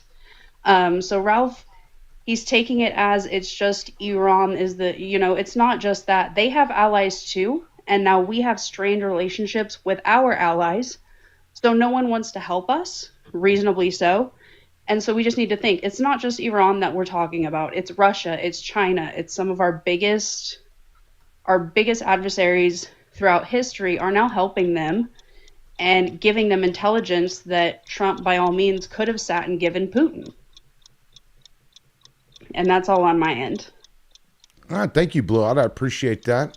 Let me go ahead and reset this. So I'm going to go ahead and open it back up for open discussion. Everybody can kind of jump in there if they want for 10 minutes or so. But since there's a little bit of a lull here, guys, if you want to keep tapping, we're at 147,000 likes. Let's get to 175K if we can. Keep tapping while you're listening. I appreciate it. And also I have a gifting goal, which I can't actually see because I've got a warning banner If you're sharing links in the chat, please don't do that. I don't know what the link was. I couldn't see it. Did anybody else see the link that was shared? I think it was filtered out. We didn't get to see Yeah. it. I think it was filtered. Yeah, so now it just went away, thank goodness. But thank you, Jesse. I appreciate that. Anyway, like I said, on my bio is more ways that you can support me, and I do also. You can pick up a pocket constitution from my showcase. I have one in there's like $10, and I carry mine with me everywhere I go. Although the one that I have in there is a soft cover, so. Keep that in mind if you want to get one. Anyway, let's open it up. 10 minutes. Thanks, guys. I appreciate it. There's three people. Yeah, go ahead. Sorry, go ahead. Yeah, so liberal. That's a question for you. So my brother, I think you're well familiar with the information that Russians do give Iranians. Like satellite informations and intelligence informations regarding U.S. air defense systems, okay, U.S. military installations, U.S. bases, okay, and even where U.S. aircraft carriers are located and etc. Okay, so I think you're well familiar with this information. So do you think that Russians want their revenge from the Americans? Because Americans drowned and bleeded the mighty Russians in a tiny, unimportant country in Europe. Okay, they bleeded Russians for years, right? So right now for Russians, okay, that's the perfect chance that's the perfect chance to get their revenge from the U.S. government, from Americans, right? So, and Russians are pushing towards this, okay, and Iran wants this, okay. So what do you think Russians would get from this, okay? Because I'm well sure 100% that Russians want U.S. Because I'm pretty sure that U.S. want this. I'm pretty sure that Russians want this war of attrition, where U.S. gets bleeding, where U.S. gets bleeded in Iran, right? Okay, Yeah. because Americans bleeded Russians in a tiny, unimportant country in Europe. Imagine a superpower getting bleeded in a tiny, invisible island in Europe. Okay, Russians bleeded there because of America, right? Because of U.S. government, right? Okay, so now they want U.S. to bleed in Iran. So what do you think about it? Do you think Russians will succeed in doing this? They want America to bleed very badly in Iran because they are bleeding in Ukraine. I personally think that Russia has been working on unaliving the United States since the collapse of the Soviet Union. Personally, we had a KGB defector, Yuri Bezmenov. You can go look this interview up, and he said that their intelligence agents were basically pushing propaganda into the United States, and that they would get us to the point where we wouldn't know what was fact, we wouldn't know what was fiction, what's true, what's false. This is what he was saying in the 80s, like in an interview. And so here we are where now you can't fucking believe half of what anything or anybody says. And that really started with Donald Trump. I personally believe that Donald Trump is a Russian asset. And I think Russia put his ass in there to do all of this. Because if you look at everything that Donald Trump has done, it's hurt the United States in some way. It's like unaliving it by 1,000 cuts. Attacking Iran does nothing good for us. And so now, because Donald Trump, what was the thing he did after Iran? He removed the sanctions for Russia, right? So now Russia can get the oil. They're one of the only countries that are getting oil freely. So yes, I think that Russia providing them intelligence in Iran, I think that's purposeful. I think it's with the express, reason of getting rid of the United States or having us collapse as they did back, in the 80s or whatever, whenever it was. I think it was the 80s. But liberal, I think liberal. Liberal. I agree with you, but you need to know that U.S. government wasn't nice with Russians either. Okay, like literally, imagine that a mighty superpower like Russia is literally getting bleeded for years in Ukraine because of Americans, right? Right. Mighty Russia, mighty superpower like Russia is getting bleeded in Ukraine, in a tiny, unimportant European country like Ukraine. Russia is bleeding there because of U.S. government, right? Okay, so for Russia, they want to settle the scores right now. Yeah, but Iran is the perfect chance to settle these scores. Ahmad. Can I ask you to drop me? Can I ask you to I'm sorry, sure, Linda. I have to HR. go. Yeah. I want to thank everybody today for your time, except Ralph. Thank you guys so much. I appreciate you. Have a wonderful day, guys. Gator, thank you. I appreciate you being up. It was a Absolutely. pleasure. Yeah, we'll see you later. Thank you. Yeah, bye, Ralph. Ralph. Anyways, Yeah, I'd like to respond. you're There's loved three by ladies everybody, to my Ralph. left, and there's three ladies to my left, and they all wanted to bring up Twitter. The only reason I brought up the Twitter was because you all were saying that Iran was coming out and saying we Donald Trump, there's no deal, like you said, and you don't even know who the hell you're hearing it from. It's from people who are not even alive on Twitter. And Ralph, you're making Ralph, you want to say I'm a Ralph, conspiracy Ralph, theorist? You're a conspiracy theorist. You're Ralph. making up people on Hey, Twitter. Ma'am, I listened hey, to you for a minute and a you, half. no, you I have did. been up here. No, you've been up here for hours Lord, and you okay, haven't I don't made have a to be single, here. you've been That's up fine. here for hours and haven't made You're a right. single point. I don't Not have to a be here. damn point was Thank made. you, Out there, ma'am. no, you have not made a single point all I day. did. I just did. I have been listening to this panel for most of my day. You have not made a single Who? point. Okay. Shut Who up. Who in Shut Iran? up. Just Who shut in up. Iran? Who is Just speaking for shut up. Iran?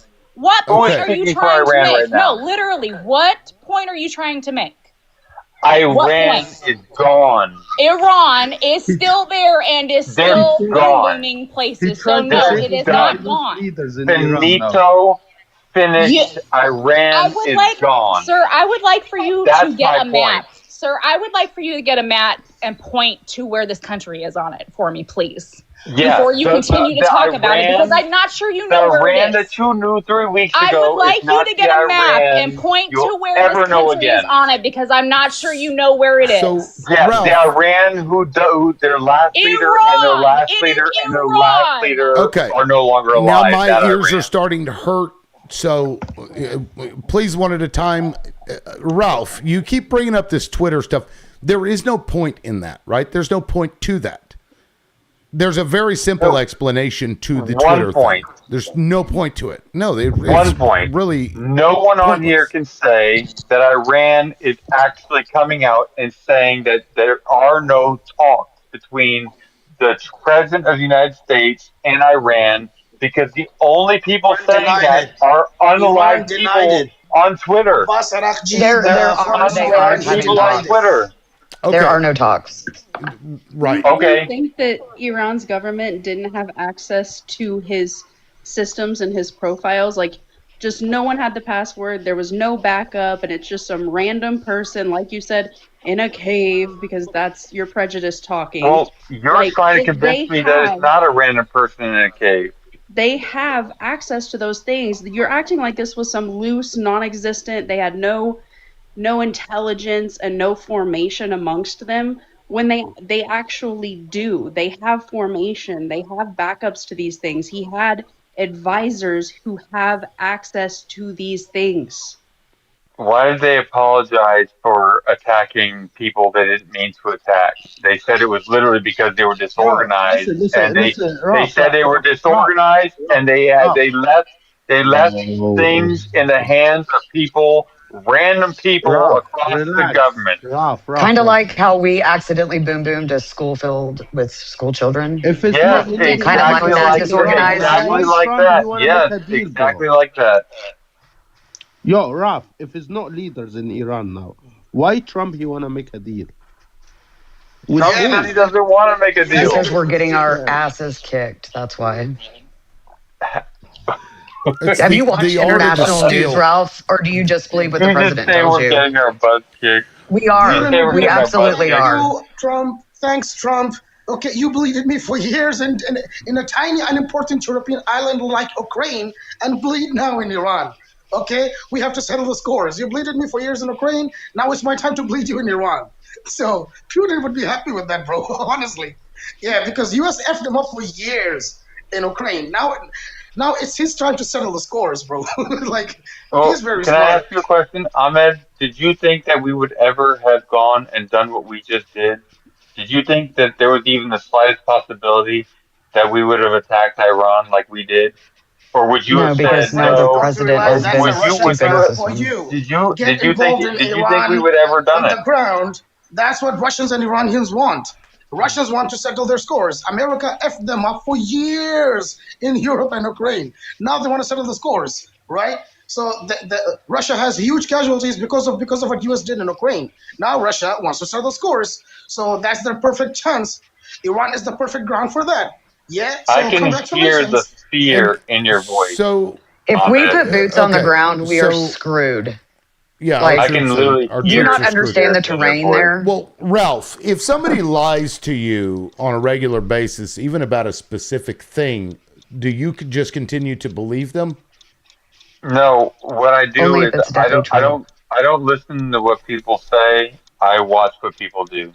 Okay, well, I only ask because Trump has done this before, where he said, "Oh, this country did this."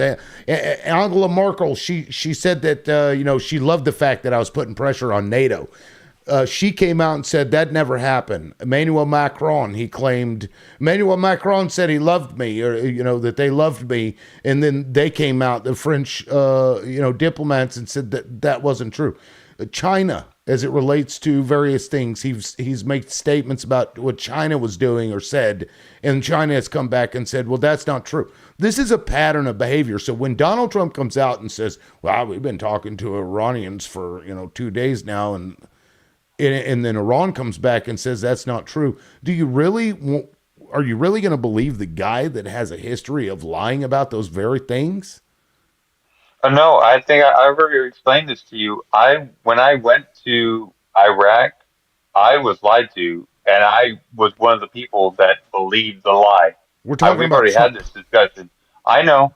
What I'm trying to explain to you is that I already know. I've already been through this. Right, but I we're talking know about not to Trump's. listen. Yeah, but Yeah, I'm not listening. you keep bringing I'm not up listening to the the words. tweet. Bro, don't bring Right, but Iran now. you're He talking bringing up about I'm not the listening to the you are no. The bringing only up reason I brought up the you tweet is Ralph. because Hold on, you hold keep on, Ralph. saying that You're bringing up the Iran's fighting. tweets. You're bringing up the tweets Yeah. claiming that the emperor has no clothes or whatever because it can't be the leader, and you are suggesting that's an implication that Donald Trump is true whenever they're actually doing this and they're trying to lie and say they're together or whatever. Why are you believing what he's telling you when he lies to you all the time? No, I'm not believing I'm not believing what Donald Trump is saying. I'm believing what Donald Trump is doing. Doing He what? begged Which Russia. is what? You He don't begged know Yeah, that. Europeans. like You don't know that he's been uh, talking to Iran, right? You don't know that. You no, haven't seen that, I'm not correct? trusting Trump on this. I'm actually trusting China on this. China said they're not getting involved. Yeah, Europeans said they're not getting involved. Okay. They said keep us out because Chinese and Europeans China know is not getting invading involved Iran is suicidal, militarily. so they're not getting involved. Europeans and Chinese, they Militarily. told US government, you're alone. Oh my You're all God. alone. Yeah, they wouldn't get involved militarily. They aren't a Not militarily militarily, but aggressive. it was in their best interest to negotiate some sort Not of negotiate. peace He requested deal. support to liberate the Strait of Hormuz because US alone couldn't do that. So Chinese rejected that. Europeans rejected that. Europeans told Trump very clearly, keep us out. Okay, we're not suicidal enough to try to invade Iran because they know it's not realistic. You cannot invade a country as large and big with a hard geography and huge population like Iran. They know it's not realistic. You So do they you told know America clearly, you're alone. Manage your shit are by yourself. you do you know what foreign leaders just made a surprise visit to the White House here in the United States? Ahmed? Everyone would do. Yeah, I know. Japanese Prime Minister Okay. Takaichi did that. Yeah, British Prime Minister and And many governments did that, but none of them are getting involved. No, listen, my friend. In Europe, even if one soldier dies, entire okay. Europe burns in rage. Entire Europe burns in rage. An invasion of Iran would require hundreds of thousands of casualties. I don't think any European capital is ready for that. So with all due respect, America has to take this adventure alone. Okay. 1.6 Bro, to 1.7 million soldiers, you're all alone. Ralph. Japanese got enough problems with the China, brother. They can't do shit. They can't help you, brother. I'm telling you. No, I'm just saying I'm telling you. China would be a middle person, just kind of like an in between person. But Okay. Ahmed, if you think that all these foreign leaders that just made a surprise visit to the White House here in the United States of America are not with America, you are a fool, sir. That's an You're a fool assumption. for thinking that. That's an assumption, They and flew on yeah. their own dime to Oh my the So God. what? country of the United States of America, who you are claiming to be an aggressor and No, it's a alone fact. in Ralph, this It's a do you matter. realize fact. that U.S. attacked a major? Do you Right. realize that U.S. didn't attack Yeah, Iraq or because Ralph, Afghanistan? U.S. attacked a to that, major Middle to Eastern to power, to a that I major will Islamic Does it power, say, right? Ralph. To So that does I it will deal with it. appear say, as if to we're that I will say, what the U.S. did has affected the entire world. Every country at this point needs them to stop. And who do you talk to? Because you're not allowed to talk to Iran. If you talk to Iran now, Donald Trump is going to think you're the enemy, and maybe he'll bomb your country. So who's left to talk to? Trump. And maybe you can so I convince thought him. I don't think you I can. thought But that Trump was let me get begging back people to though. well, he did, and they said they didn't want any part of it. That's a fact. It happened. Whether that changes from here to 30 years from now or whenever, we don't know. That remains to be seen. But he did say that, and they did say that. It's just demonstrably true. Now, I'm going to go backwards this time. I'm going to start at the bottom left and go to the right, individual timers, and then we'll go back to open discussion. Go ahead, Blue Eyed. You be first now. So, in regards to the current conflict, I remember when we were in Afghanistan, when we were in Iraq, I remember hearing, because I was in second grade when 9/11 happened and everything kicked off, right? For years, I heard exactly what Ralph was saying. Oh, we're going to be out soon. Oh, they're gone. We're done. I heard that crap until I graduated college. For 2 decades, I listened to, oh, they're off the map. They're done. We're done with them. 2 decades. So what Ralph is saying just does not stack up because we've heard it before. It's always a quick shot. Oh, we're done. We're done. And then we're there for 20 years.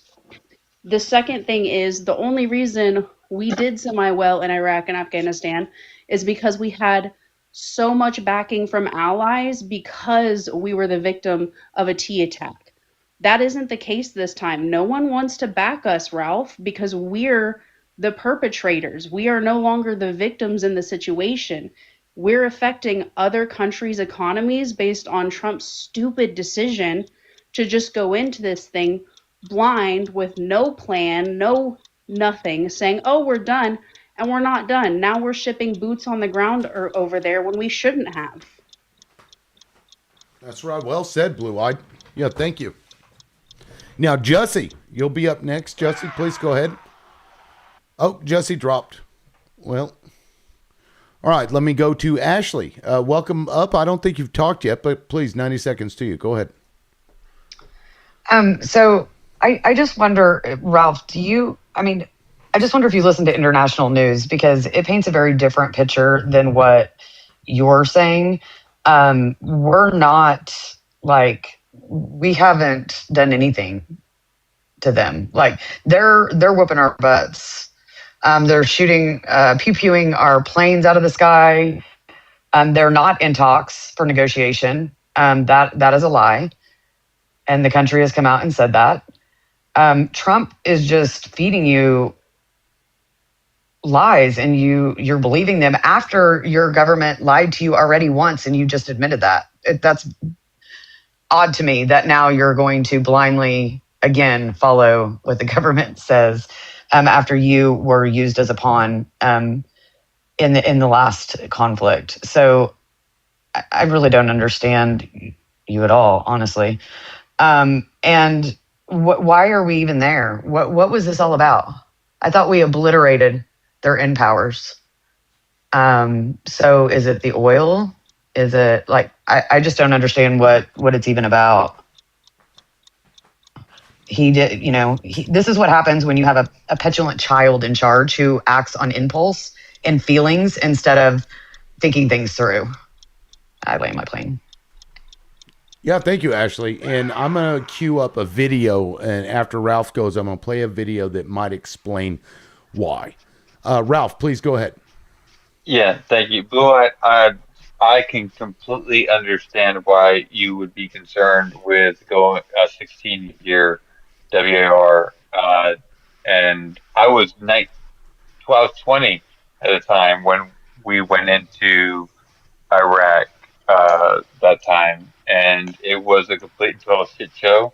You have every reason to be skeptical, and there's no reason to ever not be skeptical of anything the government tells you, no matter what. Please keep being skeptical. Skeptical. There's nothing wrong with that. The difference, though, is that this time there isn't a bullshit reason, and this time we actually have a real president. George W. Bush might be like literally the worst president we've got. Aside from Joe Biden, George W. Bush is probably the worst president we've ever had, ever. Hindsight's 2020. You're gonna have to wait and see and figure it out. But I was over there, and that coalition you're talking about, the reason why we did so well, it was not a coalition. We had like 1,000 Ugandas, 2,500 Canadians, 2,500 Aussies. Is bullshit. That's all bullshit. Everything you heard about that. All right, thank you, Ralph. Now let me play this video, and forgive me to the people on the top row, but I feel like this is poignant. This was after 9/11 and all that shit. So just listen. This is General Wesley Clark.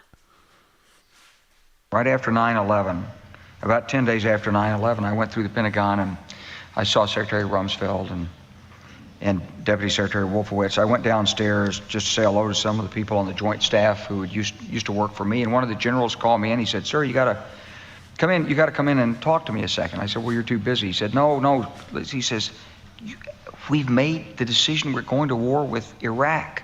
This was on or about the 20th of September. I said, "We're going to war with Iraq. Why?" He said, "I don't know." He said, "I guess they don't know what else to do." So I said, "Well, did they find some information connecting Saddam to Al-Qaeda?" He said, No. He says, "There's nothing new that way. They just made the decision to go to war with Iraq." He said, "I guess it's like we don't know what to do about terrorists, but we've got a good military and we can take down governments." And he said, "I guess if the only tool you have is a hammer, every problem has to look like a nail." So I came back to see him a few weeks later, and by that time we were bombing in Afghanistan. I said, "Are we still going to war with Iraq?" And he said, "Oh, it's worse than that." He said, he reached over on his desk, he picked up a piece of paper, and he said, I just got this down from upstairs," meaning the Secretary of Defense's office today, and he said, "This is a memo that describes how we're going to take out 7 countries in 5 years, starting with Iraq and then Syria, Lebanon, Libya, Somalia, Sudan, and finishing off Iran." I said, "Is it classified?" He said, "Yes, sir." I said, "Well, don't show it to me." And there you go. This was in the works. And for the record, we've hit every country on that list except for Iran, and now Iran is next, essentially. So that may explain it. And I'm pretty sure that list was provided to us by the wonderful state of deceptive fucking shit rail. Never trust. Please go ahead. I think I understand what Ralph he trying to say. Ralph he trying to tell you like, oh, there's not enough leaders in Iran. Iran is finished, and Trump he did the job. Yeah, bro. I'm not Republican. I'm not Democrat. I'm not even American. Yeah, but I will tell you something. Fake propaganda, you get it every day, is not working. Bro, Iran got some places more modern than America. American government, they have to care about the poor people in America. They don't have to care about start wars in Middle East. This is not your country. You go attack them every year like 2 times, brother. And what I would tell you, yeah, if it's Iran is like is not in the power, like how you're saying, how come they still pumping Tel Aviv now, until that minute, bro? Iran got enough leader. Trump, he trying to make any deal with them, and what Trump he did, he just left the Russian to sell gas again. This what Trump he did. That's it. Yeah, thank you, Never. Appreciate that. Ahmed, go ahead, man. Yeah, thank you. So first of all, for everyone listening, Abbas Araghchi, the Iranian foreign minister, he gave three major conditions for a ceasefire to U.S. President Trump. The first condition is Donald Trump and U.S. government must apologize publicly and play and pay reparations around $500 billion worth of destruction in Iran due to war.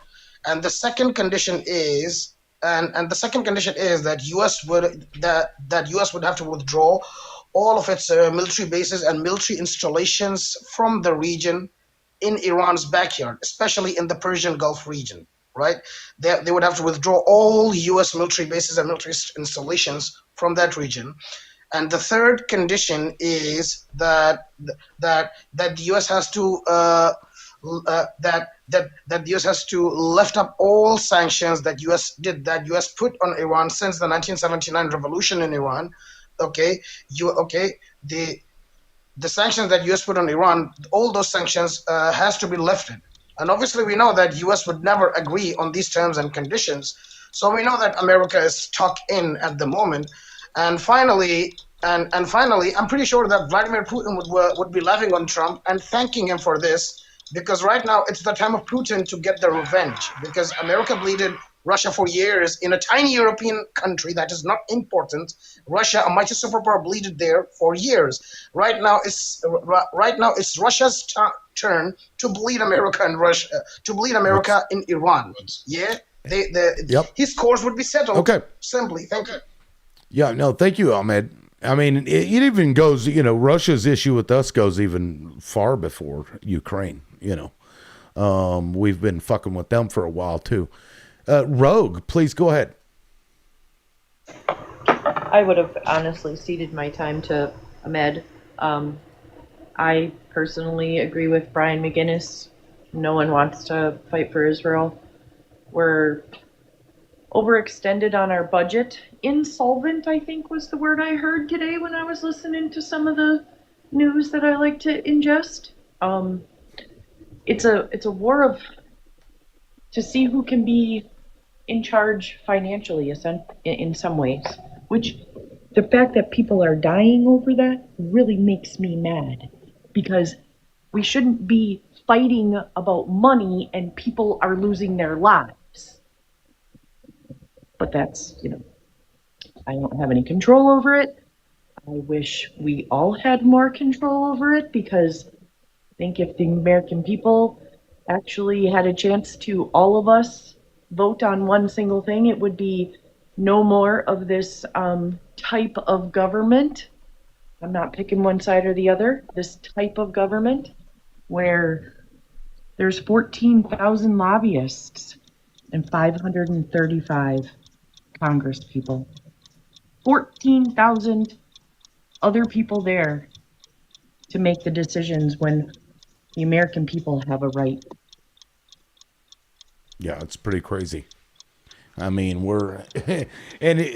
aside from corporations, there's one other country that has a fucking influence over us like no other.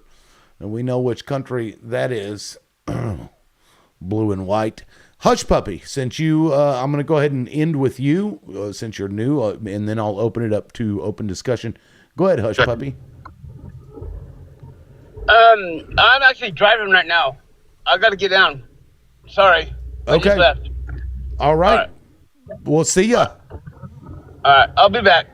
Okay. Well, Jussie, if you're wanting back up, now's the time. Okay. Since that was the end, let me go ahead and say we're almost to 175K. We're at 157K. Guys, I've been going for 9 hours.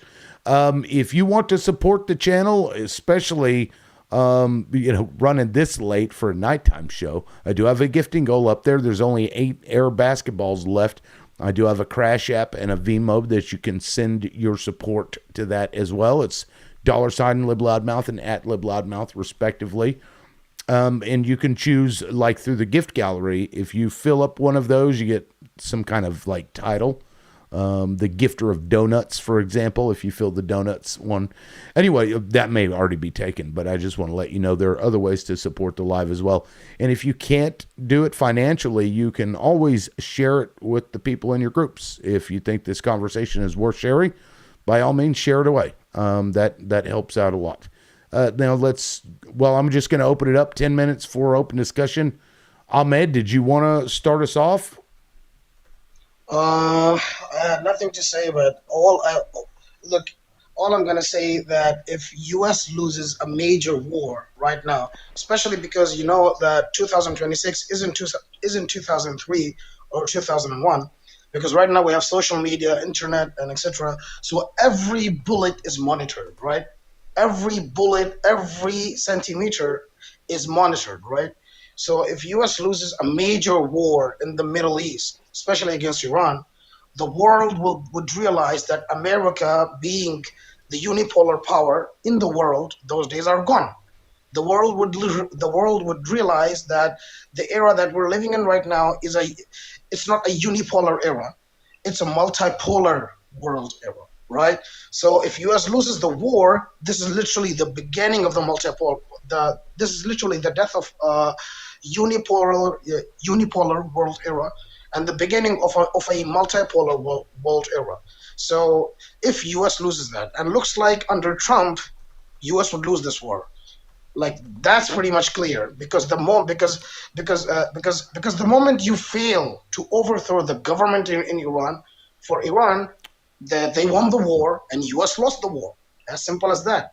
So right. And as simple he's as going to that. treat so it like his casino. Era is gone. He'll treat the U.S. like his casino. Yeah, but let's see, let's see if he loses the war and Iran's government stays as strong as it is at the moment, America would lose the war, and the unipolar era would be dead. Okay, and the multipolar world era would start. Okay, this incident would rival the Suez crisis that made the world know that the British days and French days are gone, or 1991 when the world realized that USSR is over. This would be the same, like in scale, right? Because America getting defeated in the Middle East by Iran means that the unipolar era is done. American hegemony is over. So let's see how Trump is planning to win. Because if he loses the war, Iran's government stays, it means that he's defeated. Let's see how he ends it. Let's see how Trump holds Israel back from literally just turning that country into a parking lot. Because it's not America you need to be worried about. It's Israel. So then why are we in this in the first place? Just so if they can do it on their own. Just so Ahmed is clear on what's going on right now, it's Israel that wants Iran gone, not America. But America is backing Israel. Why? If America was not backing Israel, then that G-side that happened in Gaza would be happening in Iran right now. So all this tough talk about Iran is going to beat America. No, America is restrained because we have some of us, the majority, hopefully, have morals and decency. But just so you're clear, it's Israel versus Iran, not America versus Israel Iran. alone is no challenge for Iran. If Israel can defeat them, then why are we involved? If they can do it on their own. It might be humanitarian. Oh my gosh, you're joking, right? Well, look at what Israel did to Gaza. Look what we did. We're helping them to 165 children. Are you kidding me? Okay, you Yeah, say bunker buster bombs over if Iran, we didn't tomahawk missiles over control Iran. Israel and This is Iran, do you humanitarian, think that right? Iran would not look like Gaza? We have no No, control over Israel Israel. controls us. Are you joking? Like, we're not controlling Israel. Okay. That's so funny. Okay. So funny you think Iran that. looking like Like, Gaza. At the moment, all I see is U.S. military installations and bases getting nuked. I mean, that is getting fitting bombarded. music. That's all I see. Because that's where I feel like I'm at. Do you think that Israel's going all out on Iran right now? They are going the strongest, along Yeah. with the U.S. U.S. is You going okay? the You strongest okay? it can. They're Okay, What do running you out of think they're but gas. holding back? minus Israel's losing the going the war. strongest they minus can right Why would now. they be holding back? minus nukes. I mean, but I don't even trust Trump to not use nukes. Oh, The me Yeah. neither. Do you trust Bibi? No, No. no. absolutely No, not. Do you think that Bibi's going all out on Iran like he wants to right now? he No. is. Oh, they're Besides getting the okay. nukes, yeah. They're getting fucked, man. Israel is getting rocked, and you're not seeing Yeah. it because the Western media is being censored in ways that only that China would be jealous of. Let's just put it that way. The You need to find an firewall, international friend, is man. what you I'm need to telling do. you, you No, got what to I'm go. saying is, do you think Telegram. that It really Israel is is going all out For on real. They Iran? can't because they use so much of their firepower against a country that can't fight back. Now they're right. fighting against countries that have actual military forces and they don't know what the fuck to do because they used Does all their Israel have firepower. a big boom boom, Did you a see how man Tel Aviv, That's bomb? Haifa, okay. Arad, Let's put this and into perspective here, Dimona Ralph, looks? because They look like tiny. They Ralph, look like Gaza, by the way. like the questions That's that how you're destruction is made asking, in the Israel. questions you're asking, Ralph, are valid. But that's why Israel put its fucking tendrils into the United States to get the U.S. to do everything. In my opinion, we are a proxy of Israel, not the other way around. So Yeah, they're that's true. using our boom booms to do what they're wanting to do over there, and we're sending our U.S. soldiers Army, not just in boom lieu booms. of Israel sending their troops because they aren't going to send them over there. Not They're the troops. fall guy. Do you don't think that Israel wants to send the biggest boom boom that they have over there to Iran? The reason why they won't Oh my is God. because Iran is so close in proximity to Israel that it will absolutely rain fallout on Israel, and they know it, and that's one of the Well, reasons not they're to probably mention not going to like send it. international law. Uranium. Like they can't do that and they know that. Is there Like international law Right. after this? Well, No, by the way, actually, think of all of the deception that Israel has put out there, right? All the fucking weird games that they play, the 10 years they spent putting walkie-talkies and pager explosives and shit in people's pockets, right? They do all of that to completely destroy all of their stealth and deception by using a nuclear weapon. I don't think they're that stupid. Well, if even they're if they getting do, rocked Iran That has right would be a 400 now, kilograms of miscalculation. if ready they're getting uranium. rocked right now, 400 Israel's really kilograms good of at one so thing. uranium is Ralph, enough Ralph, for I have a 15 Israel's really nuclear good. question. bombs, by Hang the on way. one second. Israel's really good at propaganda. We all know that. They're That's really true. good at playing the So victim. are we. That is a that no. That's Israel is number that one I would at say playing victim. that's right. Yeah. Israel is a number one So can I ask propaganda you a victim. question, Ralph? If they were getting rocked right now and their goal was to eliminate Iran, wouldn't they be showing how bad they got rocked right If now US to couldn't, what on earth to makes you think Israel to can? justify US with all its power They're not couldn't. like our dropping government is a keeping the big news boom from boom on us. Like, Iran? what do you mean? Shows What they're I'm getting saying rocked, is people will stop Iran settling. wants, or sorry, Israel wants Iran gone. Yeah, Period. Yeah, we but that's not understand that, They Well, Ralph. they it's We they all we get did it that. to We get that. Gaza. They've been They trying to did get it us to involved since the Gaza. 80s. And this president We was the only know what Israel stupid one wants. to do it. If Right. Israel was getting rocked, they would take every single second of footage of them getting rocked and just blast it over American news stations because no, they They can't actually. can't. Our they own government is almost Can keeping all they? of it them. Can they? from They us. They're Like, own what do you almost allowing all to of see mean? them, and casualties. they would say we have no choice but to drop the This biggest guy is boom boom delusional, to Ralph, if seriously. defend they if ourselves. if they did No, that, that's they would no longer Israel. have settlers. That's what they want. They want more settlers to come in from the states and from European countries. If they put fear into the settlers, saying, "See how badly we're were getting boomed and stuff, they wouldn't have as many settlers coming. That's part of their shtick, is getting so many people from these European countries and America to come in and settle Palestine. That actually makes a little bit of sense.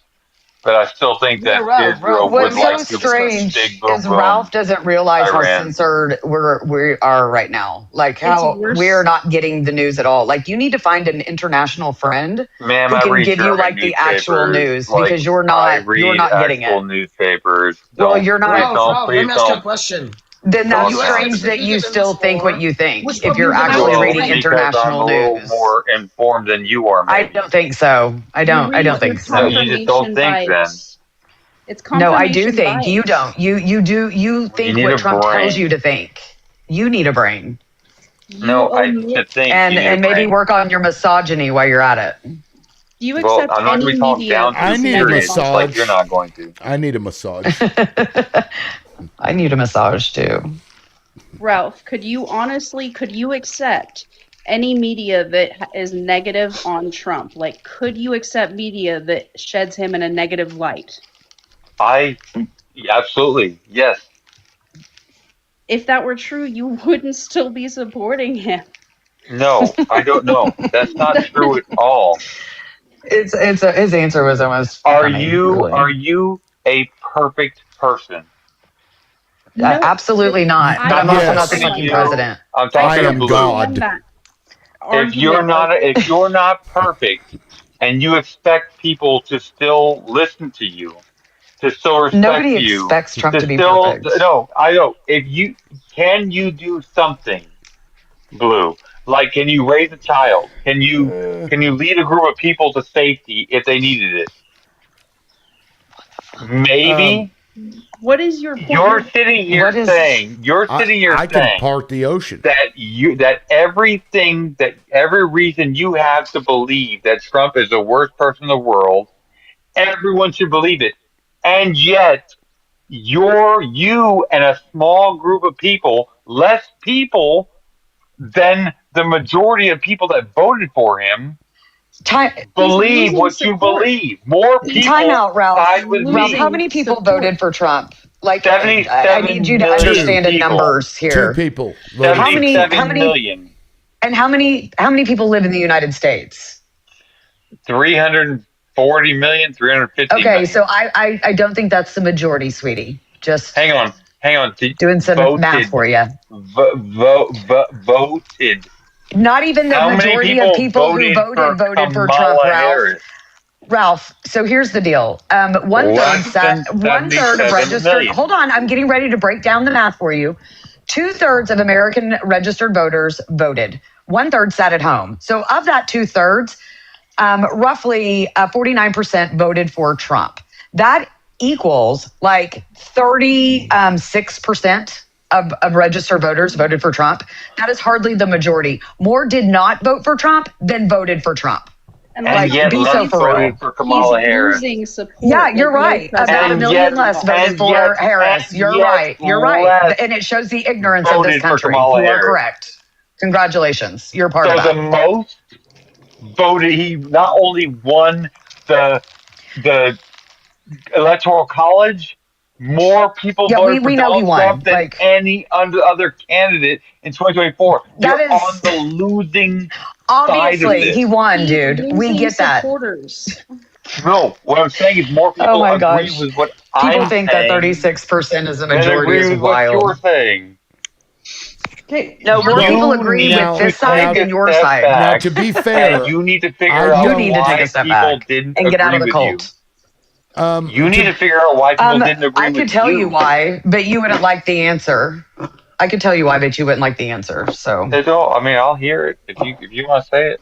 It doesn't bother me. well, the fact that this country is still very much racist, the fact that this country is still very much misogynistic. A lot of people could not vote for a woman, and that is just a reality, especially a black woman, and that's just a hard truth. And then you factor in the uneducated, and you've got the recipe for Trump. yeah, the That's how least Trump got educated elected. people in the country He voted couldn't for win Trump. against a man. He was only able to win against women And that for that very reason, because this country, for some reason, thinks that, a woman could not lead, that other countries wouldn't respect her, which is beyond. Yeah, I never Well, saw I a think it's a female U.S. want. president in my history. Actually, you're right.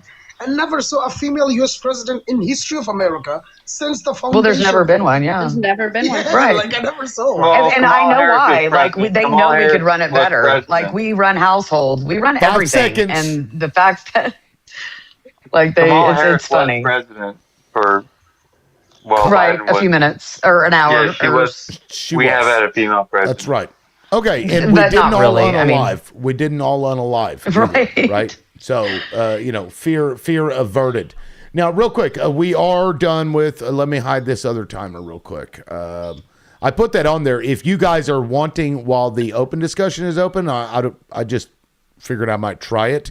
If you want the open discussion to continue, you can gift and have that, like, keep going. But right now, we're going to go to individual timers. I'm going to start top left.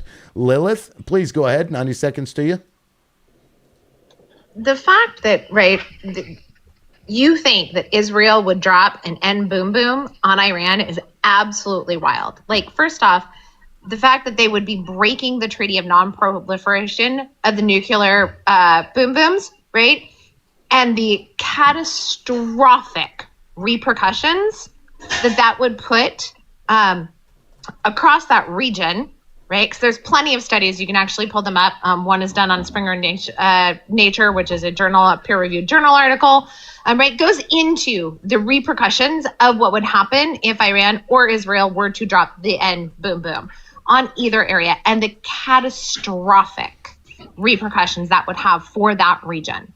Right? But that's also across the world. Like, how that would affect, right, relations for Israel specifically around the world is absolutely wild. Like, I can't even wrap my brain around it.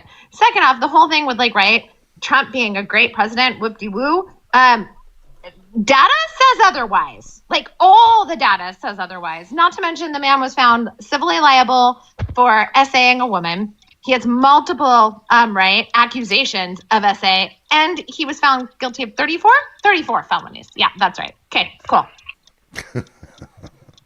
Thank you, Lilith. I appreciate that. All right, let me get to Rogue. Go ahead, Rogue. I thought we were at open discussion before I almost interrupted somebody. Sorry. You're good. I wanted to kind of bring up the Electoral College and just how unfair the U.S. elections are just for that reason alone. Citizens United and the Electoral College really cuts a vote from a human being off even before they push the button or mark the square. And I think personally that until we have some type of serious voting reform, I don't know what's going on in the SAVE Act. I never got past the fact that because I got married, I might lose my ability to vote unless I have this or that, which is just more infringement upon rights or privileges or whatever George Carlin calls them in his diatribe on how it's a big club and none of us are in it. But that club is all about money. And Trump is manipulating the markets, and Iran is laughing at him. Laughing. Except for the fact that they're really, really angry that the infrastructure in their country is being targeted by other country that shouldn't, they got their right to exist, and they've been abusing it ever since. It's pretty gross. That's a fucking fact. Yeah, thank you, Rogue. Appreciate that. All right, Ahmed. Haven't actually heard from you in a while, but go ahead. Ahmed? So I said what I said. So I have a question, which is not, it's not from the topic, 1 minute only. Yeah, that's fine. You can go ahead. Because we've been talking about the same thing for a while. If you got something else, you're welcome to bring it up. Yeah, well, honestly, I have nothing new, but all I see right now that Donald Trump probably requested a 5 days ceasefire, or to stop the war for 5 days, because probably he wants to mobilize the Marines and the 82nd Airborne, okay, fully in regions close to the Middle East, okay, and after 5 days or after 6 days, okay, he would probably start the attacks on Kharg Island over Iran. And there is a huge chance, around 70 to 80%, that he's studying, that he's studying how to execute a ground operation over Kharg Island, where U.S. Marines and U.S. 82nd Airborne, they take over the island, okay, and they want to study like how would Iran fight back, okay. So what's gonna happen if Iran fights back, and and and in which ways, okay, US can keep the island and not lose it, because they know that Iran would bombard the shit out of the island, and they would just move their oil exports from Kharg Island to mainland Iran, and then they will just bombard the shit out of the island. So he's probably studying that at the moment, and that's clear for me. That's how I see it. Except that there is no reason for him to stop, to stop the war at the moment, because he wants something to negotiate Iran with. At the moment, he has no leverage. Most of U.S. bases are gone. U.S. military installations are gone. Okay, U.S. air defense systems and U.S. batteries and U.S. missiles are lost. That's why Right. that's why he took several batteries from South Korea to the Middle East. Okay, to the Middle East to secure the petrodollar nations. Okay, because they matter to him more than South Korea, obviously. So at the moment, he wants something to talk with Iran by. He wants a leverage with Iran at the moment, and that's very much clear. And Yeah. Kharg Island can Okay. be that leverage. But probably Iran is ready to move its petroleums from Kharg to mainland Iran and then bombard the shit out of the island. Yeah. So let's see what happens, because that's how I see it. Because Yeah. except to study the Okay. invasion Let's of go Kharg and go and land Island, your plane, or Ahmed. later on, yeah, except for Kharg Island, and later on, he might try to even invade some parts of mainland Iran, right? To stop Iran from exporting oil, like the beaches and etc. in Persian Gulf. So let's see what happens. That's how I see it.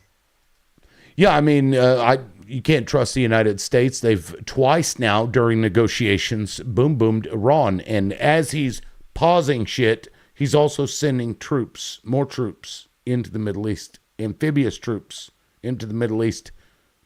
The guy, and he's declaring that we've obtained victory, and yet he wants a ceasefire. You don't have a ceasefire if you already won. It's just, it's all bullshit. And thank you, Ahmed. Ralph, go ahead, man. Yeah, I'm actually having to start writing this stuff down. It's so crazy, and there's so many of y'all talking so much stupid shit. It's weird. All right, first, Lilith. The reason why I believe that Israel would drop a big boom boom on Iran is because of what they did in Gaza. And if you think that's far fetched, go look at what they did to Gaza. They turned it into a parking lot, and they actually had different scales of big boom booms. Did you know that? Like the biggest ones we had is like 50-mile radius, immediate impact, then 250 miles, which is way outside of Israel's border. But then you can scale it down to like something small. Israel wants Iran gone, period. If you can't understand that, you just go look something up. The next lady over, you mentioned the Electoral College. He said it doesn't matter. Did I write that right now? Right? Electoral College doesn't matter. It doesn't matter because Trump won the popular vote. So even if the Electoral College wasn't a thing, Trump would still be your dang president. And what did the last guy say? The last guy said that Trump requested a ceasefire. If Iran is following the ceasefire after Trump basically violated the last two ceasefires, come on, man. Come on, man. Wait, was that one directed towards me? No, that was Ahmed. He said that Trump requested a ceasefire. Like, He did. really? That's what He Trump. did. No, it sounds Uh, like Iran requested a ceasefire because Iran knows Trump no, ceasefires last less than the 5 days, less than the 48 hours. no. What are you There's no talking such about? thing as a Trump ceasefire anymore. Yeah, So he. every ceasefire Trump has had with Iran, he's violated. Okay. Well, with that, I'm glad you're writing it down, Ralph. Good thinking. Ashley, go ahead. He was going to say like something new instead of just responding to people so I could respond to him, because he's the only one that is just talking nonsense up here. But it is wild to me that you think everybody else is talking nonsense, yet you're believing Don the con, like believing everything he spoon feeds you, instead of doing some research. If you were actually reading international news, you would know that we are not winning. And the fact that you've been over in that region and you think that if we put boots on the ground, we're not going to get obliterated, like that's wild to me as well. There's no way for us not to sacrifice tons of soldiers because of the way that that country is set up, the way that we would have to enter. We would be sitting ducks, and you know that. I don't know why you're claiming otherwise. Yeah, and as far as the elections go, we know he won. We get it. We get that, it was a painful reality to find out how many people, were above voting for a woman that they would rather vote for an adjudicated violent rapist, who is also the main character in the E-Files. Like that was a hard pill to swallow. So thanks for that. Yeah. You ain't wrong. Tank, go ahead, man. Tank, you are muted. Sorry. Everything that Ralph just said is complete bullshit. For the simple fact that, like Ashley said, we're not winning. He can go ahead and believe that we are when we're clearly we're not. And anything that he says otherwise about Trump is a lie. And I'm going to go ahead and say with everything in me, he can go ahead and sit here and talk about how this is a good thing for America when clearly it's not. And I've been a staunch critic of Trump since 2016. I will always remain a staunch critic of 2016. This is the reason why I am still a Democrat, and I'm proud to be a Democrat, a moderate Democrat, mind you. And for everything, when he said that he did not want to bring about WARs, he's clearly a liar. He's clearly a narcissist. And I don't understand why people are not seeing it. People are being oblivious to it. And quite frankly, like I said before, MAGA has burned so many bridges. I don't know if there's any help from this point. So, Ralph, you can go to hell with your little rhetoric and your bullshit. Thank you. Okay. Now, just a reminder, 2 people have gotten TikToked from the panel for calling names and such. So I don't think you said anything out of pocket, Tank, but just be careful if you're wanting to. Yeah, because they'll get you. They got HR Gator, was that her name? And Captain Wick. Okay. Crazy. I They're thank like you for on it. bringing it up. Yes, sir. Yeah, it's fucking I'm weird. not offended or whatever. Everything was perfectly fine. No. I agree. I'm just saying, be careful because TikTok is on a fucking tangent, I and know. their AI will get you. Especially with the bullying and harassing one, for sure. Yep.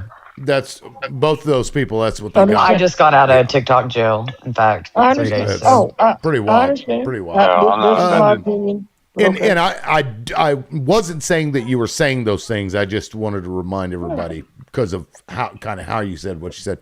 Anyway, Blue Eyed, go ahead.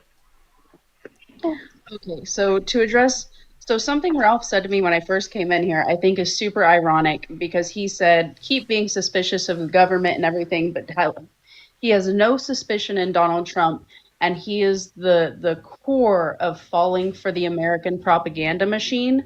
I mean, he believes what he's being told, that Iran is gone and everything like that, and it's not.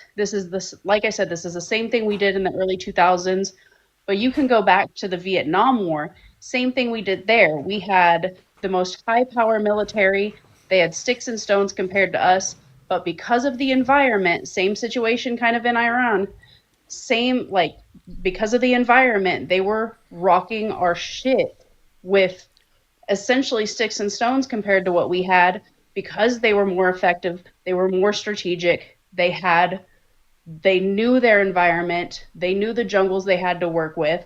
And if you look at the fatalities, we really did not win that war, but we grew up our whole lives being told we won Vietnam. Go look at the fatality count. Go look at all the equipment we lost. We did not win. So, Ralph, you are that propaganda machine that you told me keep being suspicious of. So it's a little ironic and hypocritical on your part. Yeah, I think that's fair to point out, actually. But I Now, guess. I'd like to respond to that. Okay, 45-second Now, that one rebuttals. Go directly. ahead. Yep, go ahead. 45 seconds. I am not going to sit here and say that it is impossible that we will not have boots on the ground. Okay? I hope we don't have boots on the ground in Iran. I'm putting my own money against having boots on the ground. It is my greatest wish that we don't have boots on the ground, but I'm not stupid. Okay? I'm not saying it's impossible. But when you say, look at Iraq and Afghanistan, I was there. I know what you're talking about, but it wasn't. It was different in that Iraq and Afghanistan didn't have a middle class like Iran does. A group of people that actually can take over a country successfully. There's a big difference. And no, I'm not saying. I gotta respond if I can. Let her go first. I want to respond after Blue Eye. Well, we can. I tell you what, Ralph, your 45 seconds is over, and we've gotten to everybody. Everybody's had their timer, and I was going to open it up for open discussion anyway. So we'll just start off with Blue Eyed. How about that? And real quick, let me just give a shout out. We're 11,000 away from 175K likes. I know we don't have a whole lot of people in here, which is surprising, but please keep tapping if you can, or gift, or what have you. Share this out. If we could even get more opposition up on the panel, that'd be great. Probably give Ralph some relief. He is one person against 8 of us, whatever. Thank you, Nikki. I appreciate that. So I'm going to pull this up. And again, this timer, if you want to see the open discussion continue, you can gift and it will actually extend that out if you'd like. And that's whether you gift me or anybody on the panel too. So if you didn't want to gift me, you could gift Ralph or whoever else and extend it that way too. Thank you, Nikki. I appreciate that. So go ahead, Blue Eyed. Take it away. So my response to that is I know you were there, and if you were there, then there were a dozen countries with boots on the ground with us. That is the difference between then and now. We had full world support going into that. There were tens of thousands of troops from other nations working with us. Israel is our only ally in this thing right now. So you have to separate then from now based on that fact alone, that our allies are turning their backs on us. We don't have that support. So you have to separate that. We are not going to have the success we did because we don't have that military and financial support that we had before. They didn't support us.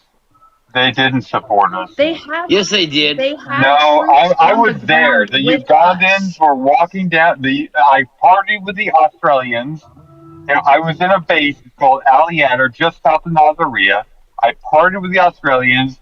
I went to the dining facility, DFAC, DFAX for the Ugandans. I can tell you right now, when you say they were there supporting us, go look at what they did, how many troops they sent, and what those troops did to support us. And then come back on this Are you saying that no other countries sent troops to help? They literally were there with us. Try to convince me that they were there to support us. They were there. No, I'm asking, name did only. any other country send troops? Did any other country, NATO, send troops to help us? Yeah. In was Iran? Small numbers. It was like 1,500. It wasn't. My uncle is a war correspondent. Go You look covered it that up. war The for the better of numbers are 20 years. public. And there were The numbers are absolutely public. other countries like Canada that sent troops to help us. What are you talking about? The numbers are public. Okay, how many troops were injured in Iraq and Afghanistan? Over 50,000 injuries. Okay, Not just to our military. how many people from The any United country sent more than 5,000 troops total? the Don't Un- matter how many they sent. Like, No, my the countries question are not is, the size they of were ours. there. They What, were what do there. you Hang So on, expect? wait, is hang on, hang Ralph? on. Are you saying that?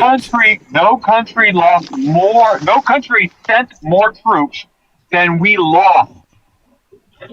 They're not as large They're as not as us. big The as We're us. United Kingdom like sent we're so over much bigger than every other 40,000. country. Well, What do you mean? okay. Like, Well, when you say they were there to support us, tell me. You tell me, because I was there. I know what actually happened, and I'm telling you what actually happened, and you want to But you don't convince know what's me. Oh, happening because this time. they You weren't want to holding you convince his me weren't hand that so they you everywhere. don't supported. believe You it. want to convince me that they supported us. They did. Convince me. They did. Okay, They That's how? sent why they over were And I How? there. guess you're 40,000. pretending they just were standing around. Like, Yes, what? I watched them Watching? standing around. Cheering? So Pom poms? you Did want they to ring their Wow, pom poms? that's you No so want them to hold drinking. their I disrespectful. drank. hands? It was. We were not allowed to drink. I drank with the Aussies. I violated Oh my. my gosh. Yeah, Okay, I drank so with the Aussies. What the Ralph, why Some are hell? you young holding dumb, other some countries? young Ralph, dumb kid got Ralph, drunk and passed out in the ditch. Ralph, why are you holding Yeah. other countries' military and their rules and regulations to the US's first off? No, I'm not. I'm You saying are. that when you say they were there to support us, tell Okay, me but how they were there what to They is support what what? does us. support mean? Let's define support first off, because maybe we're Go ahead. operating from different. I'm asking you, what is the definition of support? It's not moral support. I can tell you That's that. not what I When you asked you. go to What is the definition WAR, of support? well, okay. Well, it Saying I depends on don't what know you're is a doing. perfectly acceptable answer. Well, what are you doing? Are you supporting someone emotionally? Are you supporting someone in a Ralph, Oh, WAR? come Ralph, on. They Ralph. supported us Okay, with troops, let me. Oh, in supplies, a and Right, let me. WAR? intelligence. In a Okay, Ralph, so I've got the WAR? numbers. I've got the Ralph. actual So numbers yeah, I that looked Yeah. it were up. sent. Almost Tell me 40,000 one country that sent One more than Australian, case is 5,000 troops. 40,000. almost 40,000 Who? Australian troops were sent to So, Iraq and Afghanistan. how many were there Yes, at Ralph. one time? Did you want them to all unalive to prove your So No, point, or combined what? they What? international wrote. They forces wrote. exceeded They did one 130,000 deploy. They did personnel in one deployment. Afghanistan and They reached did one Jesus. deployment, and they You rotated don't them know out. that. They didn't have to do anything. That's the So point. They so didn't have to do shit to help us. They didn't there support was us. a lot that were sent. You're lying. There was 130 personnel in Afghanistan and reached 187,000 across both Iraq and Afghanistan. So How many were? How like many were injured? Why are you? Why is I this don't a I thing? don't Why do you know. want them But to No, 130 because plus you're gonna listen. It's 187,000 in you're mad that they like didn't lose as 187,000. many? and over You got me? and more than 50 nations contributed troops to the international coalitions in the Middle East. So Their soldiers again, unalived. Look at the numbers, These countries. They're okay, smaller to compare countries it to Ralph. They're smaller us, who countries, has the dumbass. largest military, and we are a very large country. So to compare other countries who are much smaller This population, is weird. and so then to fault them for not sending as many, like it was our conflict. They were just coming to help. Like, what do you mean? What I mean. You sound like an entitled, ungrateful American, is what you sound like. Oh, as Exactly. many of them didn't die or unalive as we did.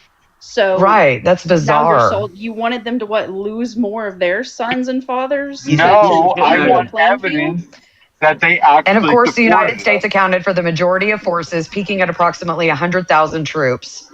You understand? They The didn't have to United do Kingdom shit for provided the us. largest force behind the U.S. during the initial phase. Other major contributors were Turkey, Germany, France, Italy, were consistent top contributors. Non-NATO partners, Australia, Georgia, Jordan, and were the leading non-NATO troop contributors. Per capita leaders, Georgia, Denmark, Norway, and Estonia were among the largest contributors relative to their population size. Like lots of countries contributed, and they didn't have to. It wasn't their conflict; it was ours. And I want to point out that what Ralph is repeating is a Trump statement. Trump made these very course it is. dismissive, Right. disgusting statements. not a Trump Yes, he did. Because he wants us to not have any allies. He hates NATO. This is an I was there statement. No, This is not a Trump this You is a weren't you're saying everywhere, that and you weren't there the whole time. So to insinuate that you knew all. You're right.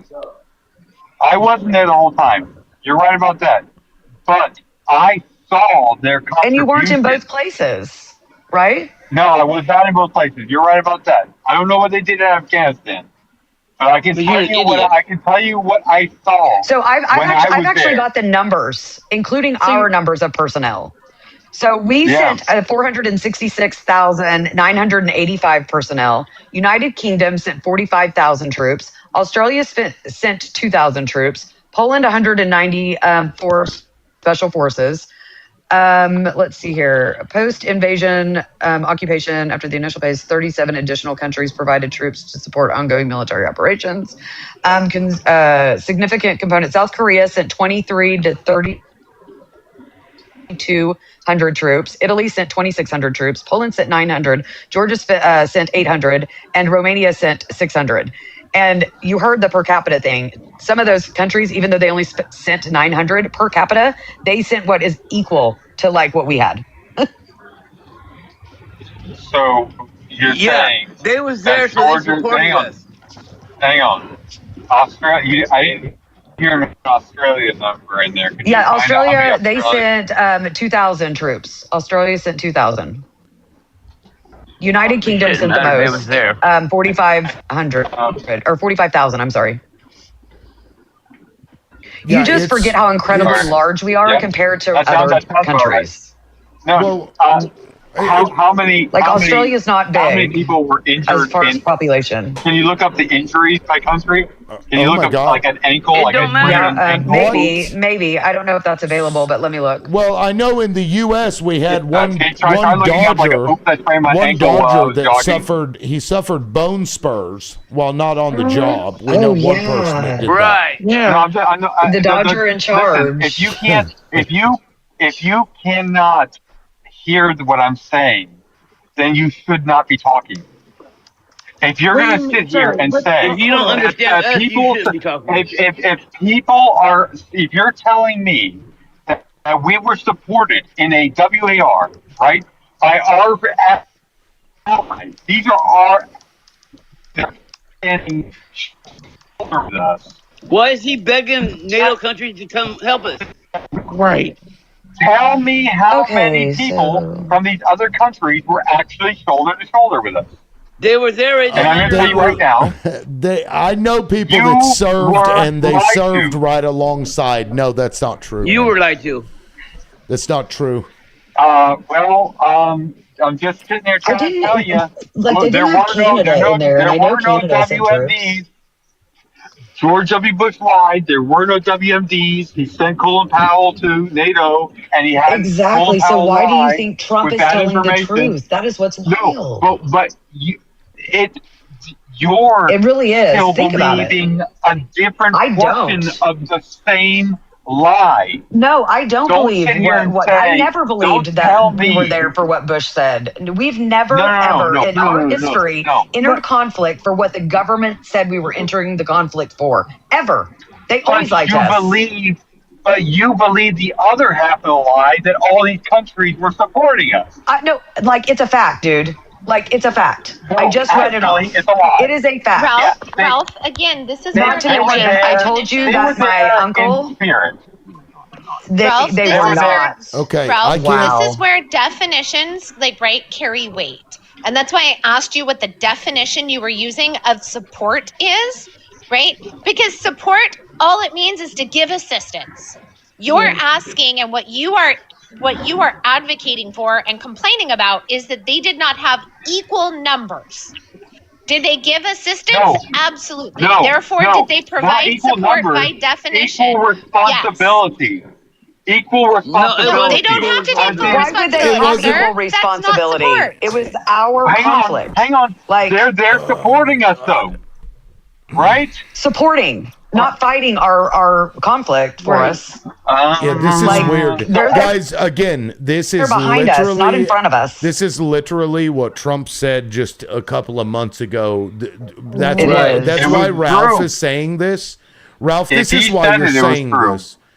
And that's why you're If he saying said it. it was true. Did you hear him? No, it's Did you hear him? literally. If he said it, it was Yeah, true. that's Ralph. If That's he the only. said everything it, that it's comes true. out of that Holy liar's fucking mouth. shit! Everybody, I can't fucking hear. Okay, you got everybody's talking all at once. I get Sorry. it, Ralph. The only reason why you're saying what you're saying is because Donald Trump said it, and you've come up on panels, and now you're speaking this. It is asinine, dismissive, and disgusting to even suggest that the people that sent soldiers over to Iraq and Afghanistan on our fucking behalf to support us that died weren't doing anything for us and weren't doing enough or in any way whatsoever weren't sacrificing their own people for it. I find that absolutely fucking disgusting, bro. I think it's just totally out of line. It's totally out of pocket. And Donald Trump was wrong when he said it back in fucking January or December or whenever the fuck he said it. But you're just up here regurgitating the parrot of Donald Trump. That's all you're doing. And I'm going to call you How out many for it. died? That's what you're doing. How many UK foreign lost. coalition? UK They were called lost. coalition forces. The UK. How many coalition forces The UK. were alive? I'm about to fucking answer you. The UK itself lost almost 500 fucking soldiers, killed. How many were injured? I don't fucking know, and I don't really give a shit. 500 almost were killed, and you're like, yeah, but how many got a sprain on their ankle? Dude, how many fucking TBIs? How many I'll fucking give UK PTSDs? props. I'll give UK props for that. Name the other Okay, countries. so I've got the and how number many for you. injuries. I've got the number. 3,500 is how many were unalived that were not U.S. Troops. 3,500. Okay. That's a significant How many number. countries When I just read you the supported- numbers that of people that were sent over. So Yeah, for you to say that they were I'm there not with like knocking them. pom poms I'm not knocking as them. like moral support is ridiculous. How many countries supported us? How many countries I were told part you of the coalition? 50 50 other countries. Yeah, 50 other countries. Yeah. And some of them didn't send a whole lot because, again, they are much smaller than us. Like, you forget how large this country is and how much we spend on our military. Like, it's ridiculous.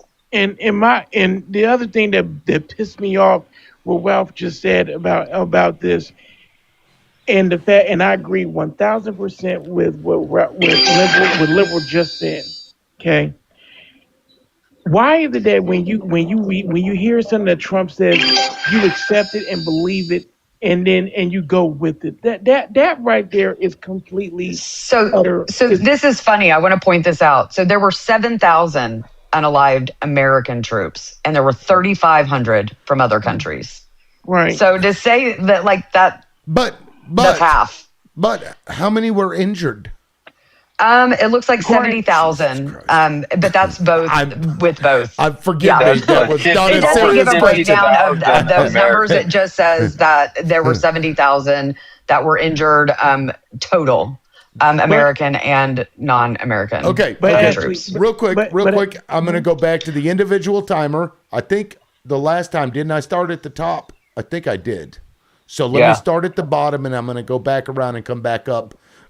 Forgive me, but let's try to keep to the pattern here. Do you guys think this is working out okay to do it like that, just kind of back and forth to make sure everybody gets to say? Okay. Yeah. All right. Blue-eyed, please go ahead.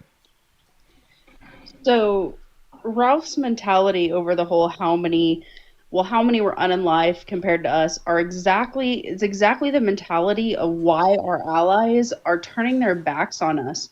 Because no matter how much they give, it's never enough. We want more, we want more, we want more support and all this stuff. Ralph's mentality is exactly why nobody wants to help us. We are the definition of biting the hand that feeds us, right?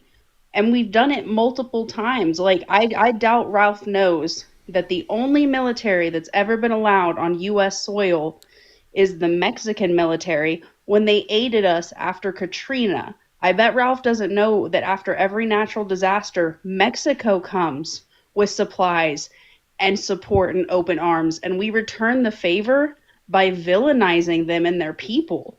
That is the only military we've ever allowed to have their boots on our ground to aid us.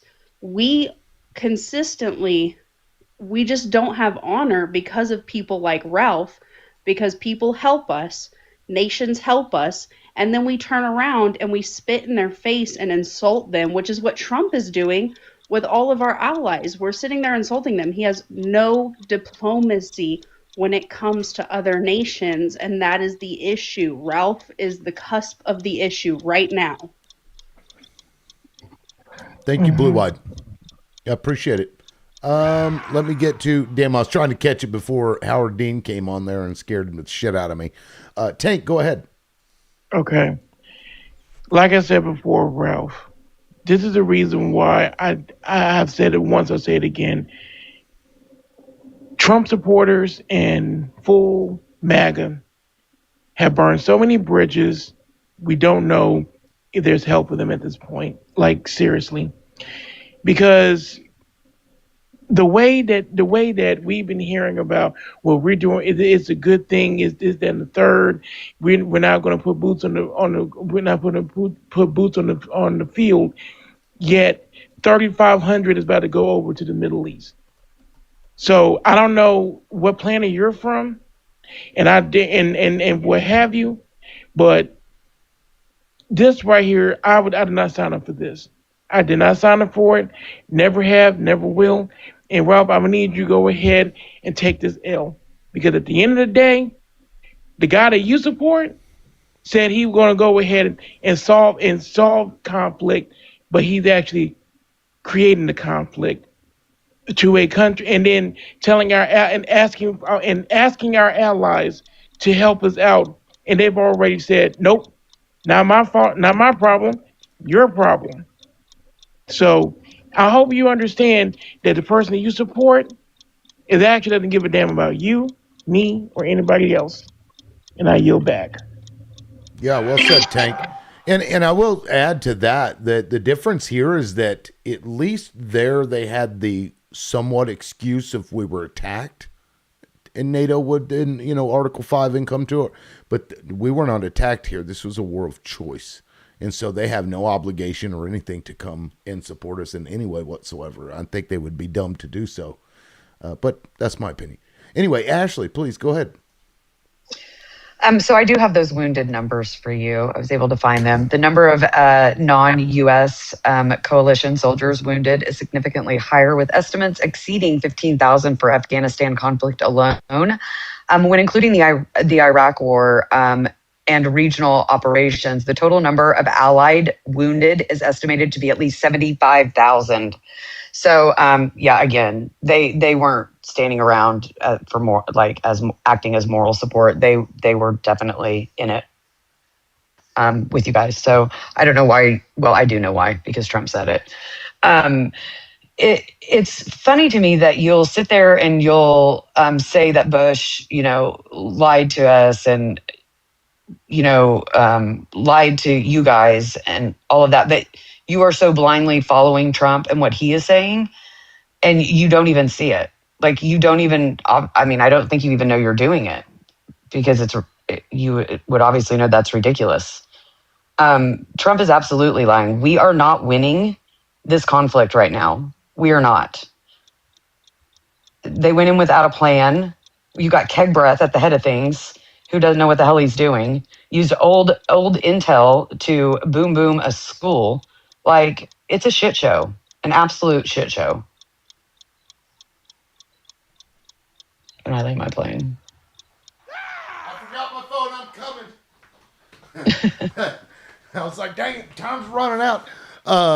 Thank you, Ashley. I appreciate that. Yeah. Now, I will say that I actually don't buy that it was an accident. At the school. I think we did it on purpose. Personally. Yeah, I wonder, but if we did it either way is terrible. Like, by accident or on purpose, they're both awful. Oh, absolutely. Shouldn't have happened either way. Yeah, because the daughters, that was a private school that the generals of the IRGC sent their kids to. So just coincidence. Awful. Fucking terrible. Ralph, go ahead, man. Yeah, Allied includes American forces, so you're going to have to do another. No, it doesn't. This is not. Yeah, it's not. Okay. Go ahead, allied Ralph. I'll put your includes time. American It forces. says non-US.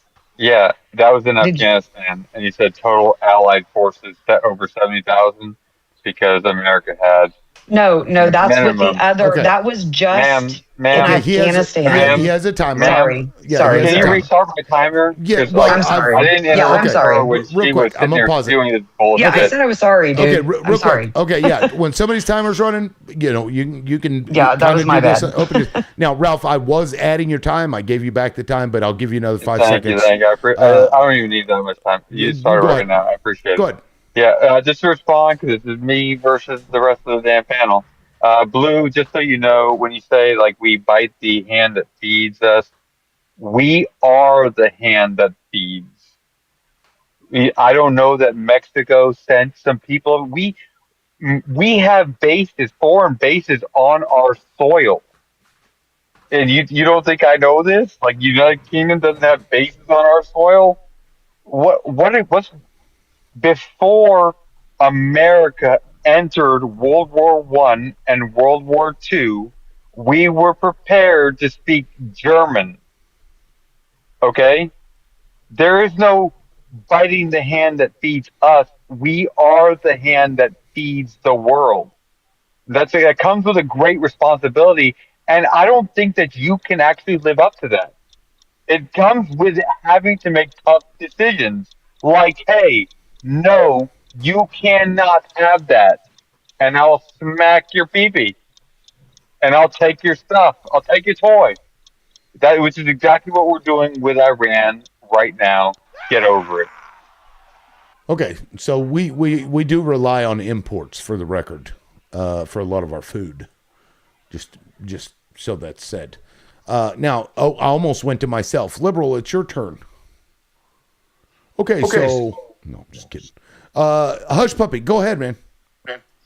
I yield my time to Ashley. Ashley. Ashley teacupped. She's having some tea. Uh-oh. Well, now I can. Oh, and then she dropped. Dang. Well, go ahead, hush puppy. All right, Come Ralph. back. I don't know what world you're in, but you're not in the United States. I have a learning disability, and I know better not to vote for a pedophile. Touche. That's all. That's okay. Hey, short and sweet. Well said. Lilith. Go ahead, Lilith. Get him. Right. So first off, what Ashley said, right, was non-US forces that were allied, right? That doesn't mean allied forces. That means non-US forces. Active listening skills are a real fucking thing, just so we're real clear. Second off, I had another point. Crud, I lost it. This is like your arguments, my dude, are gross.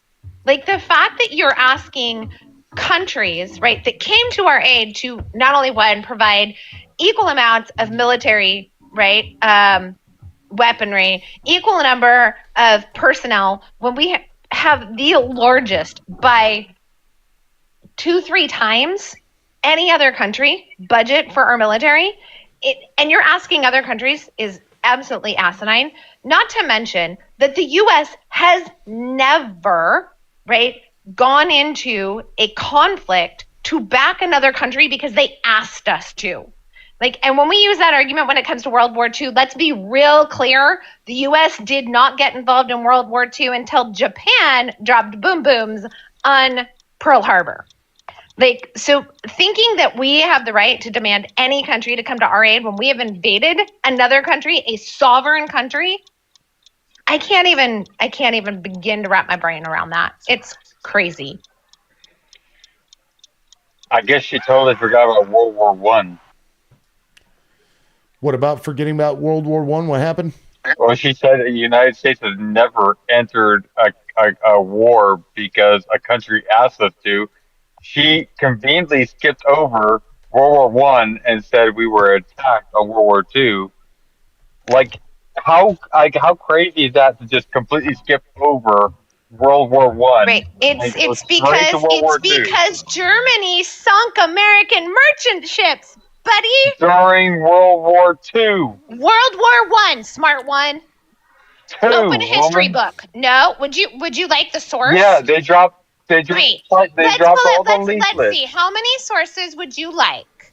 For it was World War One, where Germany sunk American merchant ships, which is why we got involved. How many sources would you like for that? Not World War My II, Lord. World War One. My What source Lord. would you like? Any source you got. Right, perfect. So we have rochester.edu, history.state.gov, theworldwar.org. Which other ones would you like? Specifically, by the No, way, that's fine. just so we're real Any clear, of them. Ralph, I Any of understand them. again that active Any of listening them. skills is Just hard. one. I Just one's understand that fine. active listening skills are hard, but it was in 1915 when Germany sunk the Lusitania Louisiana. with 128 Americans. Right. So we didn't get involved until after that happened. I'm sorry. Did a country ask us to get involved, or were we attacked? A merchant ship We weren't attacked. already involved, Lilith? No, we were not involved prior to that. Oh. Open We a weren't history book, involved? my dude. Open a history book and stop buying the propaganda BS that, woohoo, U.S. is great. Okay.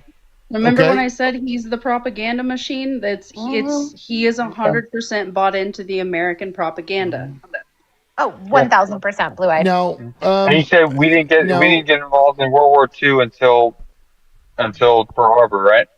After Pearl Harbor was boom boomed, yeah. Okay. That's right. Okay. Okay. Now, keep in mind, like Ralph, earlier, do you remember the conversation we were having about senators? Yeah. So, I mean, you realize that there may be things that either you misremember or are not sure about, and we can double check the things if you want me to. I'll go through because You go all the way back to like the beginning of our country, and we'll run into a couple things. But like we were financing Britain in World War II, and we cut off oil to Japan in World War II before they boom Pearl Harbor.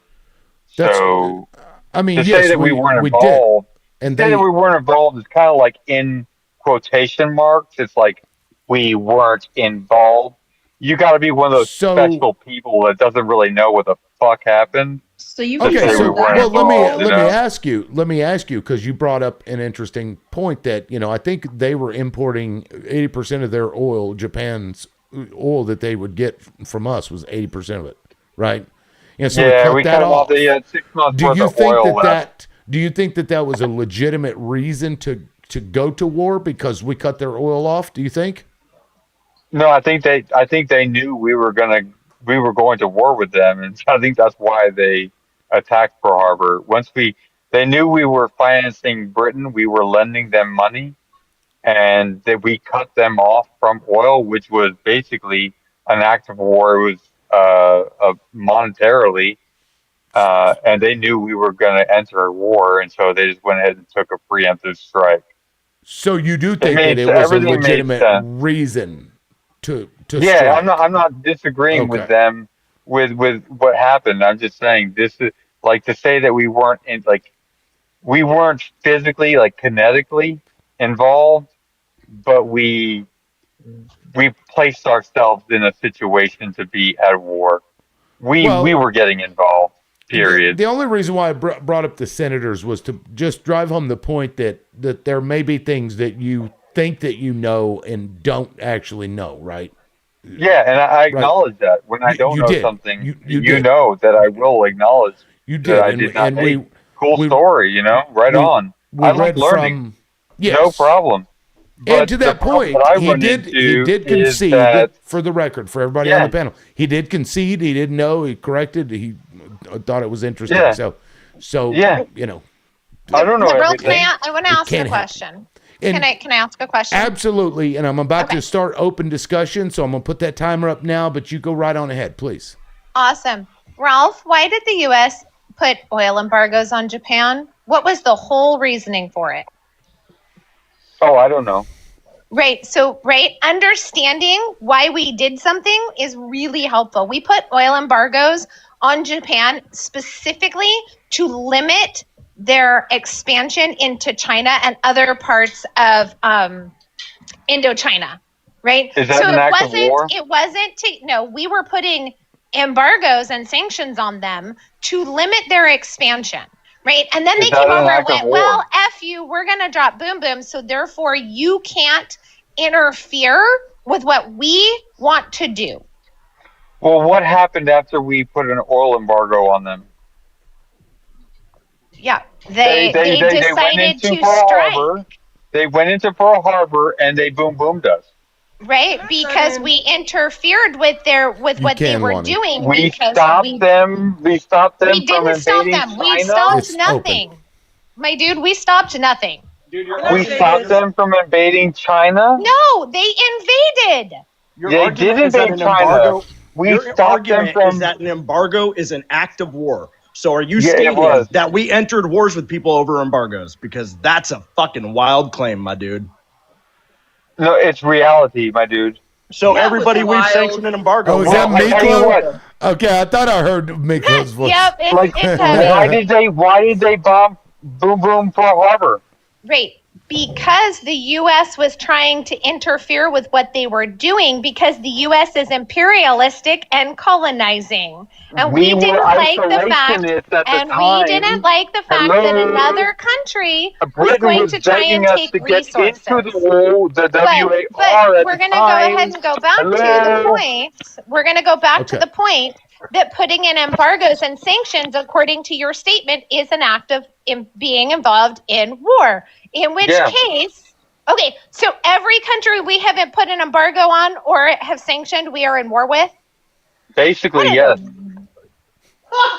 is wild. You know what's No, crazy it's though? a fact. It's a fact. It You is know It's what's a literally, fact. crazy, Ralph? Ralph, you know literally, what's it crazy? it escalates. It No, causes it does tension. not Ralph, always I escalate, need to Ralph. hold point on. out a point of No, Ralph, hypocrisy here on this. it goes hold from on. Hold zero on. to Hold on. I want to something say this, Ralph. higher than Ralph, zero. Ralph, you've been on this panel pretty much all day, from my understanding, right? Every time I pop back in, you've been on the panel. And the craziest part is that there was a lady up here this morning, right? And she explained her name is Val, and she is Iranian descent, okay? And she is now naturalized in the United States. And she broke all of this down this morning to the whole entire panel, and you sat there and listened to all of it, or you should have been listening to all of it, because everything that Lilith and Blue Eyed had brought up, this lady Val had elaborated on, with Iran, with China, with Venezuela. Like, she broke it down on how all of this is connected, right? And how the US is a bully. And you're still sitting up here just purposefully being obtuse to it all, right? But I don't then think you heard what she said. I heard what she said. You can't tell me what I didn't hear. I Well, was here for it. she said that the I would see, people there you go, in being rude again, cutting America. people off, because Oh, I'm I sorry. hit I hit a nerve. See, when someone hits a nerve with you, you cut them off and start over talking. Because I've been watching for a while, right?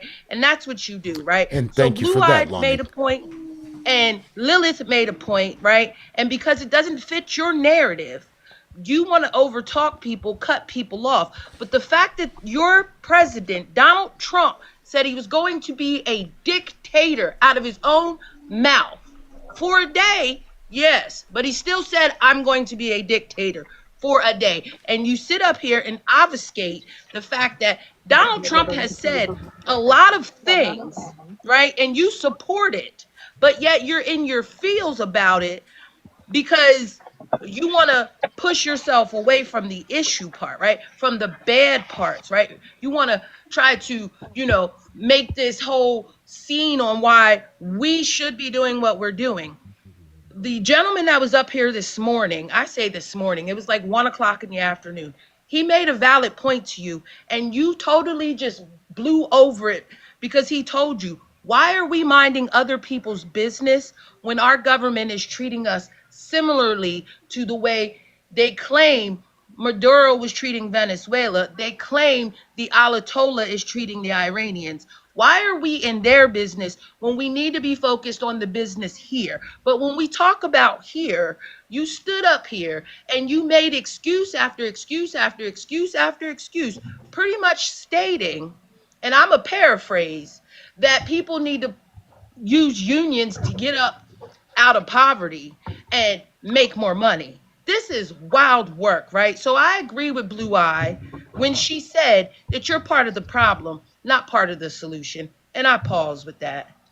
A couple of points to make on that if I can. So I never miss an opportunity to point out the flip-flopping hypocrisy of MAGA. So one point of hypocrisy for him right now is, didn't MAGA just a few years ago say we need to start spending resources here in the States and not be the world police and get out of everybody's business?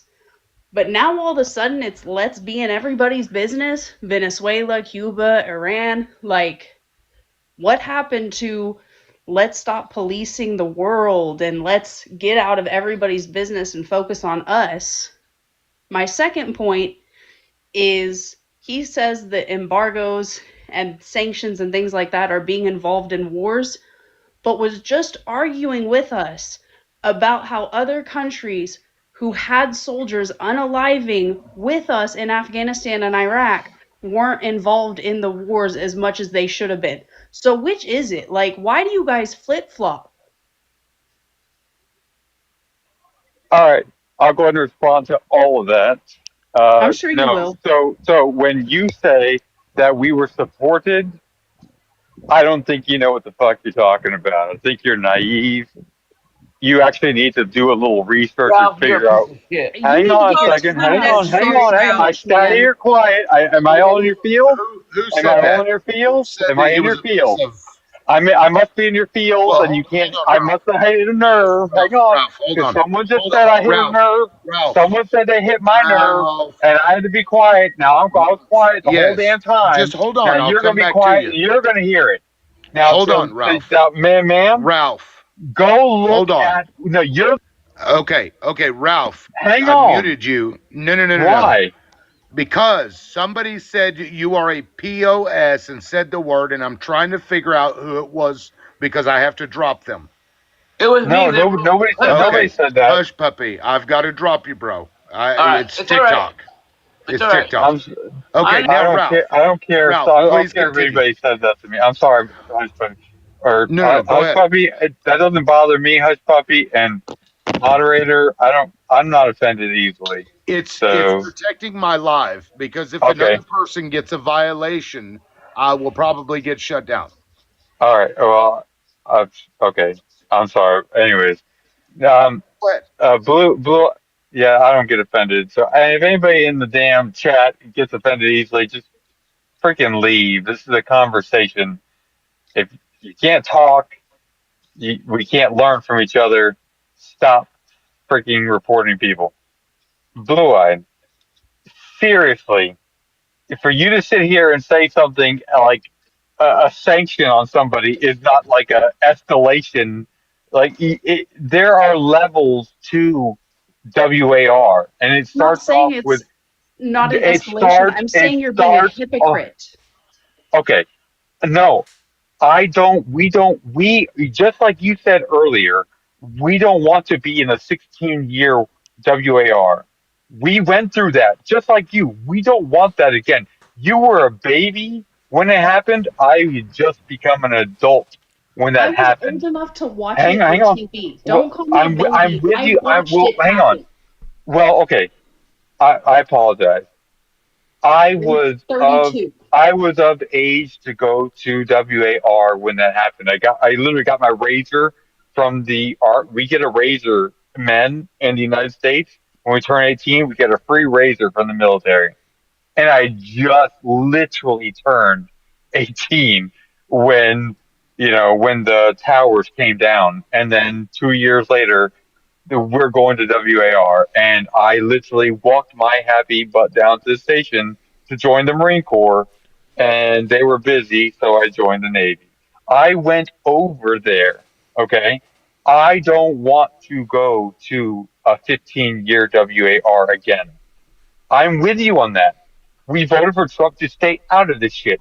If there are boots in the ground right now, I mean, like, we go to even a small fraction of what we had in Afghanistan and Iraq, and my support for Trump is gone. There They're is on the a way. limit. Now, you shush now. I'm talking. There is a You've been limit. shushed. There is a limit for me where I will pull my support for Trump, and he is on the fucking line right now. If he's I on the line, do, then why are I you do fighting for him so agree. much? Well, I support. I'm going to support. I want every president to be successful. So They're our president. It's our country. if he But you puts can't acknowledge boots, your hypocrisy. if he What puts, hypocrisy? This is our country. Because How is there hypocrisy? you're segueing off into the war. I'm saying that you considered. I need you to listen and comprehend really, really hard. I need you to focus on not just going off on the Iranian war, right? What I'm saying is, you said placing embargoes and sanctions is being involved in a war, correct? It's an act of war. It's an act of war. It's being involved in a war. We It's were basically involved. it's preparing for war. It's an act of war. Yes. By your standard, just But putting things on paper is war. you know what? No, However, by You know the what? world We have to send standard. troops on the surface. We haven't sent troops you yet, and I hope we don't. well, And I well, hope they're using this Kibi, Iran war to send in Kibi, drones and using robots. Kibi, I wanted to Training hear them. Blue Eyed was trying to make a point. Okay. Blue Eyed, go ahead. But- No, you're fine. We'll get back to you, Kibi. Though you're fine. Go ahead, Blue Eyed. but Ralph, you also spent 15 or 20 minutes arguing how other countries having boots on the ground with us and giving us physical resources and financial resources wasn't involved enough in a war. And this is why I have a hard time with MAGA people, because you move that goalpost so much. So sanctions and embargoes are acts of war, and being involved in a war, absolutely. But our allies fighting next to us in a war and losing their men, that's not involved enough for you. So, like, which No. is it? What is it? Do you have to be fighting in the thick of I'm it not to going be to war? qualify what the countries in the coalition did for us. Some of them, yes, I'll qualify that for actually supporting us, but you don't even know what you're talking about. You're sitting here saying, "Oh, well, they supported us." You don't even know what the hell they were doing. Some of them were flipping burgers in our dining facility, DFAT, Dining Facility for Armed Coalition. If they were there, they were supporting us. It doesn't matter if Yeah, they were feeding us, okay, that's support. okay. Right? If they were there giving you No, a back massage, that was support. no, Which I could use one of those right now for sure.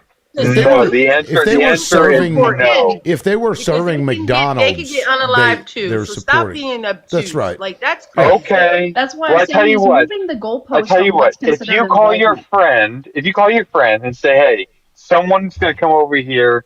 We're gonna get into a physical altercation. I need you to come over here and make sure their friend doesn't jump in."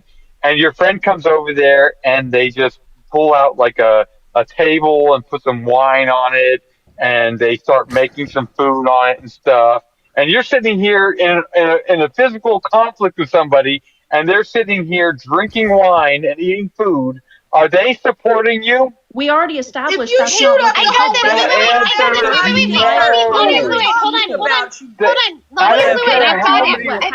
I don't care how many rocks they throw at your friend. Ralph, They you were didn't in the support Navy. you. Ralph, you were in the Navy, correct? During the Iraq and Afghanistan. Yeah, but I worked on a plane that was too big to land on ships, so I ended up boots on the ground in Iraq. I was part Right. of the Okay, but surge. you were part of the Navy, correct? Yeah. Awesome. I have a question for you. How many Navy men were killed during that during Iraq and Afghanistan? Unalived? Yes, unalive. Sorry, liberal. Yeah, I can't tell you how many Right. Navy That's were because there unalived were now. the only ones that were part of the Navy were Navy SEALs. Smart one. No, that's Yes. not true at all. Yeah. Really, it's not true because I'm Yeah. looking at the list. I thought he am said looking Marines at earlier. the Yeah. list of Mm. Navy men who were unalive. Oh, yeah. I don't know. Maybe it was just Navy SEAL. Sorry, I don't know. As far as Right. I Well, know, that's a big difference. There's a big difference between being in the Navy and being a Navy SEAL. Let's be real honest here. No. I thought thought you meant across the Navy. How many were unalived during that period. I can't tell you. Specifically, there were 5 Navy SEALs who were unalived. How many outside of Navy SEALs, because that is considered an elite force, how many Navy men were unalived? Oh, I couldn't give you that number. Right, that's because there were 0.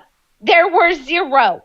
Yeah, I wouldn't doubt it. No, I wouldn't doubt it. So okay, so with your argument, wait a second, with your argument, the Navy, the U.S. Navy, was not supporting the rest of the troops because there were 5 SEALs that were unalived, but no other Navy men. I mean, sure, fine. I don't feel like I contributed to it enough. Like I wasn't.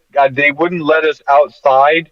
There was 2 perimeters on our base, and they wouldn't even let us outside. Like they let us outside the first perimeter. They wouldn't even let us outside the second perimeter. We weren't going door knocking. We weren't doing the real stuff. Right, When that's people because say, the Navy doesn't do that. You are not trained for it. When people say thank you for your service, I just say thank you. That's my response. Like thank you for saying thank you. Were you actually at war? I was in the war zone, but no, I don't consider myself like anything important whatsoever. Foreign military actually probably did more than it sounds like Yeah, you did. yeah, maybe some of them did, but the ones that I saw, I'm going to tell you right now, no. So they were doing as much as you were by your own admission just now. Yeah, exactly. I don't consider myself anything special. There we go. I don't consider myself anything special, and so I won't consider them anything fucking special either. Congratulations on being the first veteran that I've met. My cousin was over there. Okay, she was part of that and heavily involved. So was her husband. Congratulations for being the first fucking veteran I've met in my entire life. That makes every other person that has served for our country or other countries less than because of your bullshit rhetoric. Fuck off with that. I'm more patriotic than your stupid ass. Go sit the fuck down. Okay, we can't. Who the fuck am I talking to right now? I got to drop you, Lilith. I got it. No worries. About 11 minutes or so. I think that's the time. 11 minutes. Yeah, guys, they've been on it. TikTok has been fucking on it. They got Captain Wick within 2-3 minutes. It took a little longer for the other person, but I don't. It's not me. I don't like it either. I think it's stupid, but it is what it is. What the hell did they say? What did he just say? It was Because a name I cursed a couple times myself. No, like cursing isn't the issue. It's when you lodge a name and insult at somebody, and not even just insults. It can be the way that you say something. If you're screaming at somebody, that can trigger it. I didn't hear anything. It's and who knows? So the moment somebody says, call somebody a name, I've got to drop them because otherwise it'll. That's so stupid. I agree. Can you turn like 21 and up or something? Get rid of the riff-raff and. Nope. And you know what's crazy about that, Ralph? If we were in Canada and we're running a show in Canada, you can say all the fucking shit. And you I know. I love a bunch of Canadian friends. Fucking wild, isn't it? Land of the free, home of the brave. That leads me into the segue of the fact that Trump is the reason we are where we are with this app. Let's be so for real, because he's the one that wanted to get rid of it, right? And then they snuck it in a bill that Joe Biden signed. So then they continued to move forward. Trump's friend Larry Ellison is who owns this app, so they control everything that's being spoke on this app. It was Congress that made it, that banned it, and Trump kept, 6 Trump months brought it up initially, and they snuck it into a bill, and Joe Biden signed the bill, which TikTok was within the bill, so he signed it. He did that, right? But my point in all of that is to say that Larry Ellison now owns more of TikTok than China owns of TikTok. China owns the intellectual properties of TikTok, which is 19 to 22%, right? But Larry Ellison and his friends, Trump included, own majority of TikTok. So they are constricting what it is that we're saying on the US side of TikTok, right? And that is the part that goes over a lot of people's head, right? We are being censored by this administration when the First Amendment says that we have a freedom of speech to speak about how we feel about the US government, right? But when we Well, do not that, they censor us on this app because they don't want us to speak what it is that we're observing with our eyes and hearing with our ears. And I'm not saying that what Lilith and her partner said was correct. I'm not agreeing with the way they said that, but I'm just making the relevant point that we're on this app having a discussion about the things that are happening within this administration, and we get censored. We got to say certain words. We got to watch how we say things. Like this whole situation, when a few short years ago in 2020, you could say whatever you wanted on this app and nobody cared. And this is part of the issue. This is why I stated earlier that we're so worried about what other people are doing to their people in their countries that our government is doing a similar thing to us, and we're not having a problem with that, right? Like there's no problem with what they're doing to us, but the problem what Maduro was doing or what Alatola was doing is the issue. And that's the hypocrite of the whole situation that I find ironic, especially with the MAGA and the Trump supporters. Well, Trump was president in 2020, and Biden took office in 2021, and that's when the censorship started, right?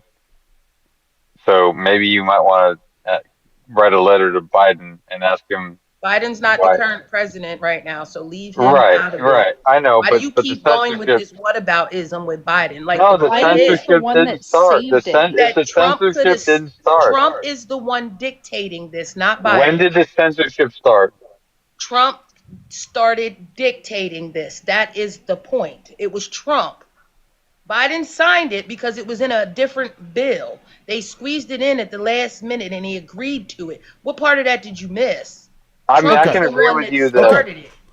Let me I get can agree to. that Trump didn't fix it. I'm going to get to individual timers. I don't know how it was on TikTok prior to Trump because I only started like a year ago. So I don't know if it's worse, but it's gotten worse in the last couple of months than it was before, once Israel took it over, basically. But, I can't imagine that Biden did anything that would further censor this app, right? But it was Donald Trump that got the ball rolling and getting rid of it. It was him. Of course, they did it on behalf of Israel. That's why Democrats and Republicans were able to come together on it, because that's the only fucking thing that they can ever agree on is we got to suck Israel's ass. It's weird. Anyway, I'm gonna go with individual timer. I was Lilith. That's you up there in the corner. If you're wanting to come back, I put that up there just to keep track of it. Lonnie, I'll start with you, and then we'll work our way around. Lonnie, go ahead. Yeah, like I said, it's wild to me that in this current time, right, our very own government is censoring what we're doing, right? From this application to, the health of people, right? With Medicare, Medicaid, with food, with, making sure that people have a livable wage, locking up people who have followed the rules and came to this country. Either they were granted asylum because they helped us with a war, WAR, they were granted asylum by previous presidents, and he snatched that away from them and locked them up. Or whatever it is, right?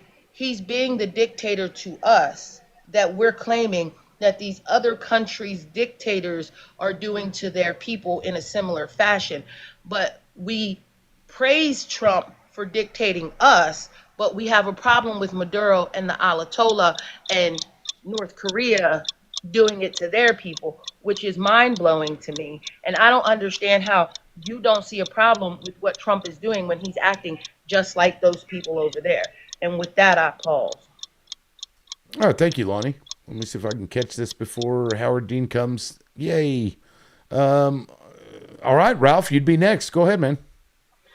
Yeah, the censorship started during C-19, and it kind of did under Trump a little bit. But you forget that Twitter actually pulled Trump's actual Twitter page. Like he could not even speak. Like they censored the president of the United States of America. It's been going on for a while, and I guess you were on the wrong side of it or on the right side. I don't know which side. But you must have been on the side that wasn't getting censored because there was also doctors getting censored at the same time. So to sit here and say, I can't believe that Donald Trump is censoring, like it's like really, like you must have missed out on a whole chapter of an American history and going back. He's not a dictator. If he was a dictator, Joe Biden wouldn't have been president. But he is your president for the next 4 years, and you're going to have to deal with it. And I guess we're going to have to figure out a way to kind of get through this. Because we're going to have to get through this together anyway. I didn't assume it. He said it. Go look it up. Well, I don't know. I'm not saying that he didn't. I'm just saying we're all in this shit together. So we're going to have to figure out a way to get through it, you know? I'm done. I mean, that is true, but, you know, the dictators that have taken over democratic nations, they weren't a dictator until they were, right? And his behavior is very much similar to those dictators that did take over democratic countries. So the signs are there, you know. Kibi, go ahead, man. Welcome in. Good to see you. Tell us about the. Well, first of all, yeah. Yeah, go ahead. Yeah, well, I'll get on subject first, but basically the subject is starting to think that we're not going to send troops in there because this war might be a training ground for AI, like Palantir and all that. And we are sending like specialist humans in there, but mostly we're not going to go through a long war. And also the reason why the Iraq war lasted so long is because the Iranian, or WAR, the Iranian government sent in, they armed terror, T-words, T groups in Iraq. And I'm also kind of pissed off right now because OpenAI, because of liberal pushback, because of deepfakes and some other bull crap, is shutting down the Sora app, and I'm really pissed at that. So I am now don't care if AI analyze all of us. I'm done. So I'm kind of pissed, and I just had to vent for a little bit there. Yeah, I hadn't seen that. That's crazy. Yeah, I'm hoping that backlash doesn't. I'm really, really pissed at Bernie Sanders right now, and I hope he doesn't get reelected. I'm done with him unless he puts forth universal basic income. He's done. I want him out. Now, I don't know. Maybe somebody's whining. What did Bernie do as it relates to whatever? Well, what he's did he setting do? up this moratorium on AI so that we kind of keep us held back so we don't keep up with the rest of the world. He wants us to a damn moratorium because people are afraid of water and all that. By the way, technology is going to change that. I was also reading, I wanted to talk with you the other day about you could buy for like $30,000 a computer that uses brain cells now. You could also rent time using it. So all the whole power So that's issues, what happened to are MAGA. not going to be an issue. At the end of life, MAGA donates the 3 brain cells that they have. Sorry. To make you. They're not the fastest computers ever made. But they'll do what they're told, okay? Sorry, I'm just trying to make a joke out of it. Yeah, I want to have AI unregulated too. I want us to compete with China. I want us to beat China, but I also want China to win too because they open source everything. So I know everyone's laughing in the chat, but at this moment, I don't give a fuck. Well, they're laughing at my stupid MAGA brain cell jokes. But no, okay. Well, thank you, Kibi. No, I didn't see that about Sora. That's interesting. I though believe that we do need to pause this stuff because it's that we're dealing with things that benefit a few people, and they're going to use that to fuck us all.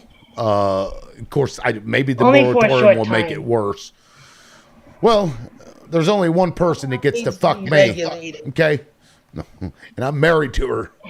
No. Anyway, now we got I think one what's more more left. important is We people in got Hollywood are pissed that they're going to lose their jobs because AI does it better than them. And I make 10 to 15-second films that are better than anything in Hollywood.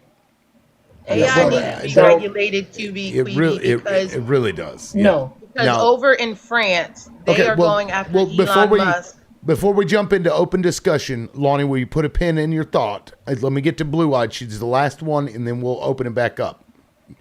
Is that okay? Sorry that ran on longer than I thought. But Blue Eyed, please go ahead. So actually, Queeby, thank you, because I had a point I wanted to make way forever ago about technology and its involvement in warfare today, and it got lost. So I know Ralph is all like about how large our military is and how much equipment we have and how many boots we have, but warfare isn't what it used to be. Warfare since World War II, warfare has been morphing into more technology based. Intercepting signals is where it started back then, but now we've evolved to a point where we have AI involvement and the supercomputer involvement. So it's not a matter of just can we go beat them up, in a scuffle. It's a matter of, oh shit, do they have the power to shut down our power grid, or at least part of our power grid? Because, I mean, they don't even have to shut down our whole power grid. All they'd have to hit is a quarter of our country, and it would spin us into complete and total chaos. So, I mean, if they hit one of our coasts as far as our infrastructure and power goes, I mean, we would be crippled for quite some time. So Ralph's got to pull his head out when it comes to modern warfare and understand it's not just pew pews and boom booms and boots on the ground anymore. It's actual intel.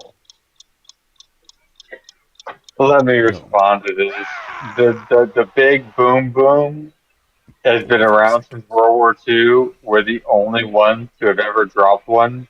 And for you to sit here and think that I haven't upgraded because there's a different kind of boom boom that's worse than the big boom boom, come on. That's not what I'm talking about. I'm talking about more than Yeah, boom you're talking booms, about things that are less technology. than the big boom boom.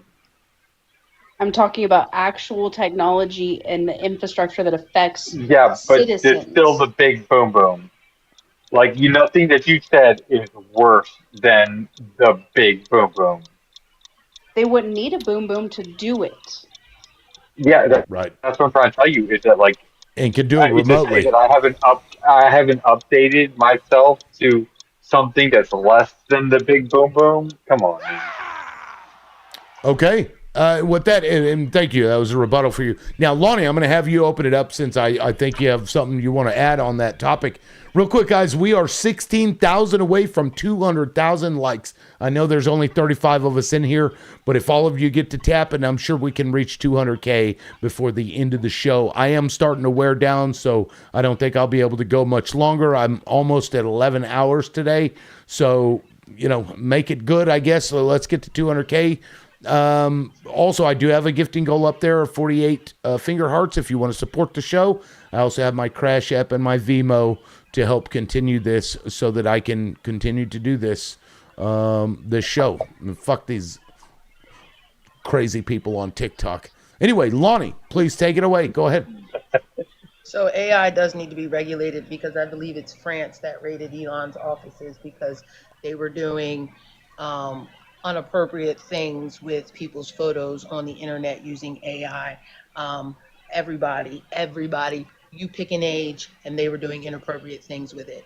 Number two, Anthropic, right?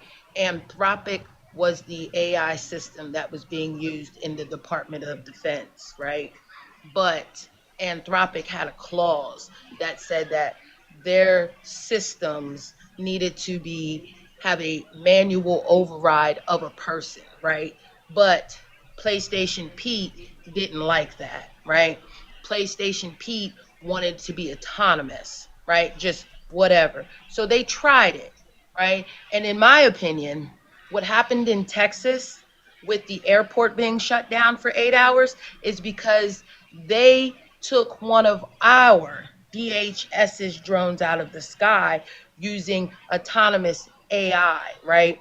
And it thought that the drone was foreign and it was actually our drone. So, yes, AI needs to be regulated because AI should not be allowed to make these decisions. Now, with that being said, also, allegedly, supposedly, it was AI who boomed the school on misinformation because it was acting autonomously. Allegedly, now, I'm not saying that it's true, but if that's the case, that shows you how unstable AI is. And into Blue Eye's point, right? How unstable it is right now to be used totally autonomously, right? Because it took out a drone that was DHS, and it also allegedly boomed the school full of school kids, right? So no, AI does need to be regulated because if not, people, if you can think that people can do it, somebody's going to do it. And that is the issue that I have with AI. It does, everything is evolving forward. I do agree. We need to move forward, but we also need to make sure that we understand that we put China in the position they're in because we outsourced all our stuff to them and they decided that they were going to live off of it. They were going to expand on it. So we gave that to them, right? But I agree, we do need to move forward. And we can't do that with this administration because they want to use AI to do terrible things to people who don't deserve it. And that's where I'll pause. Yeah. Kibi, Ralph, because we hadn't Yeah. actually touched on this issue at all, so I'm not really sure where Ralph sits. But Kibi, did you want to respond? Because I feel like you'll be opposition on this topic. Yeah, if you all you're doing is shutting off the bottleneck of the big companies, you're not going to stop it in individuals. You're just going to drive it underground, and it's just going to advance. You're not going to stop it. Unless maybe if you do a UN thing, but no, they tried that with like climate change, trying to stop that stuff. So you're not, it's not going to stop, and if America doesn't stay on top with its AI and try to make the best, then some other country will. Maybe North Korea, maybe Russia, maybe China, some other country, like you said, that other, I don't know, that incident in Texas was a foreign drone. Yeah, that might have been just someone who's a sleeper cell who created a drone using the It was technology. So I don't military know. testing autonomous Yeah. AI and it took out DHS's drone. And that's why they shut So the airport down for 8 hours. was it And an that's the issue. anti-DS? Who did they find out who did that? We did that to our very own DHS drone using autonomous AI because Anthropic was already pulled out. Like Anthropic said, no, we're not doing that. You need to have a person to man the system. We're not going to give you completely autonomous AI. You have to have a what is it? I'll say it, dead man switch, for lack of a better term, so that things like this don't happen. So innocent people don't become unalive because autonomous AI isn't at that stage where it can make these rational decisions. Like they used AI to cut these government funding programs because they called it DEIA. And so, because they said that programs, that these social programs that are used to help people were involved with DEIA. And so this government said, okay, well, it's got DEIA in it, so we're going to go ahead and scratch that service so people can't have that. This is the problem with AI. AI isn't capable of making rational decisions like people are. AI can't think about the majority of people that are going to suffer because they no longer have government assistance like Social Security, because the AI was told that Social Security is part of DEIA, diversity, equity, inclusion, and what's the other one? I forget what Accessibility. accessibility, right? So AI is the reason why they cut these funds because AI told them that that was DEIA and they didn't want that. And that's my issue with AI not being regulated. And like, I don't know if you guys know this, but like, just a few days before Ireland's elections were over, the person that would go on to win, there was a video of them stepping down from the race just days before, and a lot of people were shocked when they got to the fucking polling place and the name of that candidate was still on the ballot. We're talking some. That person did win, yes, because their name was on the ballot. But these things can have serious consequences, right? Like, say, for example, they come out with a video of them graping a pig or something like that. You know what I mean? Like, this stuff can seriously fuck somebody up. Total lies. I mean, we've seen people like using the audio and even video, being able to move money from bank accounts and shit using AI. The scammers calling people pretending to be their kids. Like, it's a serious fucking problem, and it's moving so fast that they don't have any way. You know, and our government moves so slow. What do? You've got to do something. Something has to be done. Absolutely. Sorry, Ralph. Go ahead. No, I was gonna say, like, they both of you ladies made really good points. Like, Alana, you're 100% right. Like, there's no human emotion when it comes to computers. It's like a yes or a no, like black or white. There's no gray area. There's no consideration whatsoever. And if that school with the girls' school in Iran that was hit, that might have been done with AI, that's literally AI kind of stuff. You know, there's no emotion. There's no consideration.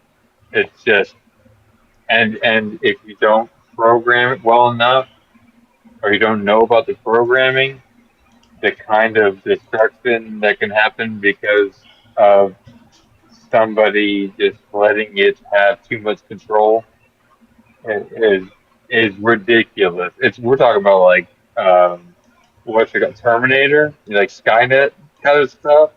It's like legit. Like, computers don't care. They'll do whatever the hell you tell it to do. If you tell it to think forever and just keep learning, it will do exactly what the hell it's told to do. But is it quick QB Webby? He was also QB. right too. Is that if we don't embrace it, you know, and move forward with it and try to do it ourselves, it's already here. Like, somebody else is going to do it. Like, we have no choice at this point And but to it's a try to global do it issue. ourselves. It's Yeah, a global 100%. I'm problem. 100% with you both all on this one. Like, it is horrifying to think about a computer making a decision. You know, it's awesome in some, you know, regards. It's like, It hey, you is. know, less we have to do. We can, you know, because I mean, we have alarm clocks. You know, we use our phones. You know, it's nice. Like, I used to think when I was growing up, I'm 42 years old.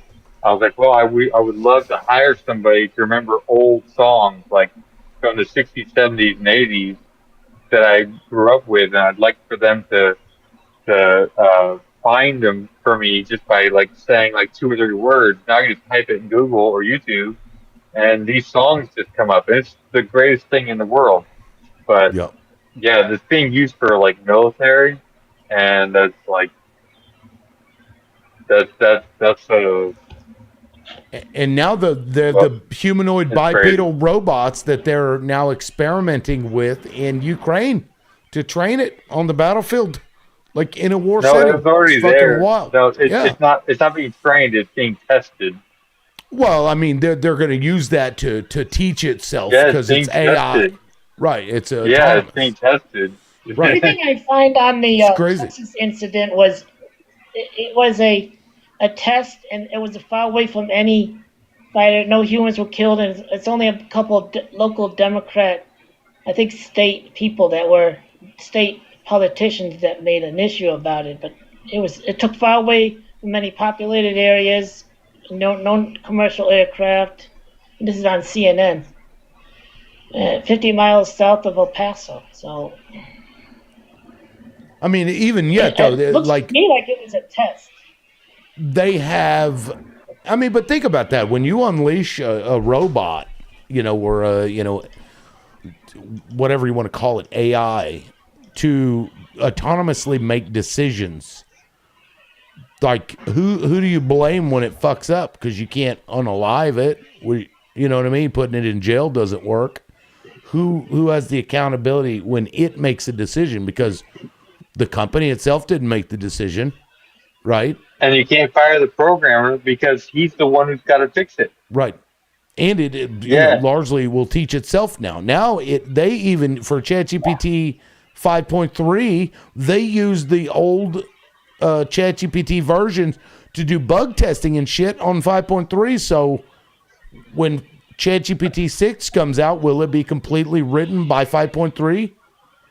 And now it's writing its own shit and improving itself. You're getting into crazy shit. Let me pull this up. This is from Singapore. It's giving iRobot. I'm just saying that real quick. Yeah. Oh, for sure, 100%. But look at the. Oh, let me try to hide this timer here. So this is in Singapore. They had to do like a PSA because it was getting out of hand.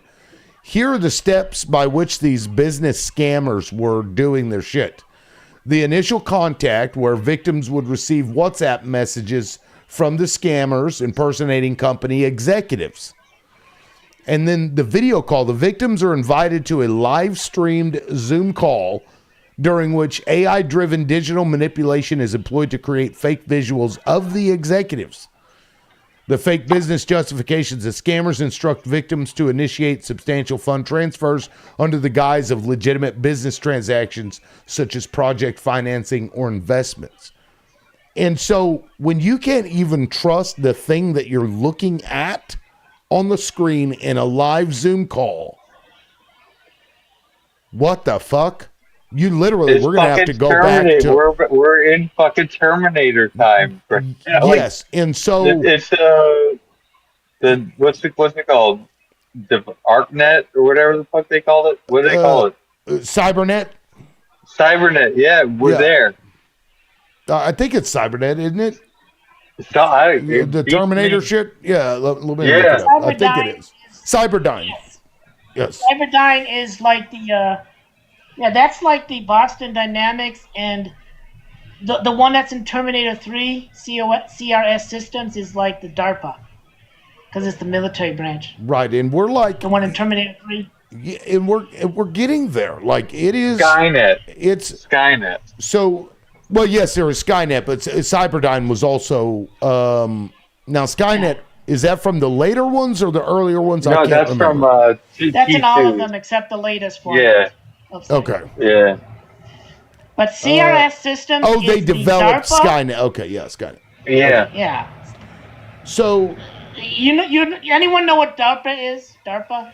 Yes, yeah. Yes. CRS Systems from the third Terminator movie, that's basically that. The Skynet is the one that's in Terminator 2. Not Skynet, the Cyberdyne Systems in Terminator 2 that they wiped out. Yeah, and it's, we're getting to that weird point. I mean, we really, and that's why I think a moratorium is necessary, but this is a global problem, and I think eventually all countries will have to stop, because if they don't, without those regulations, I think it'll fuck up any country that continues unabated. That's my prediction. And if China does it unabated, Yeah, you said weird point. I think you should replace weird point with F around and find out. Oh, right. We've hit the F around and find out point.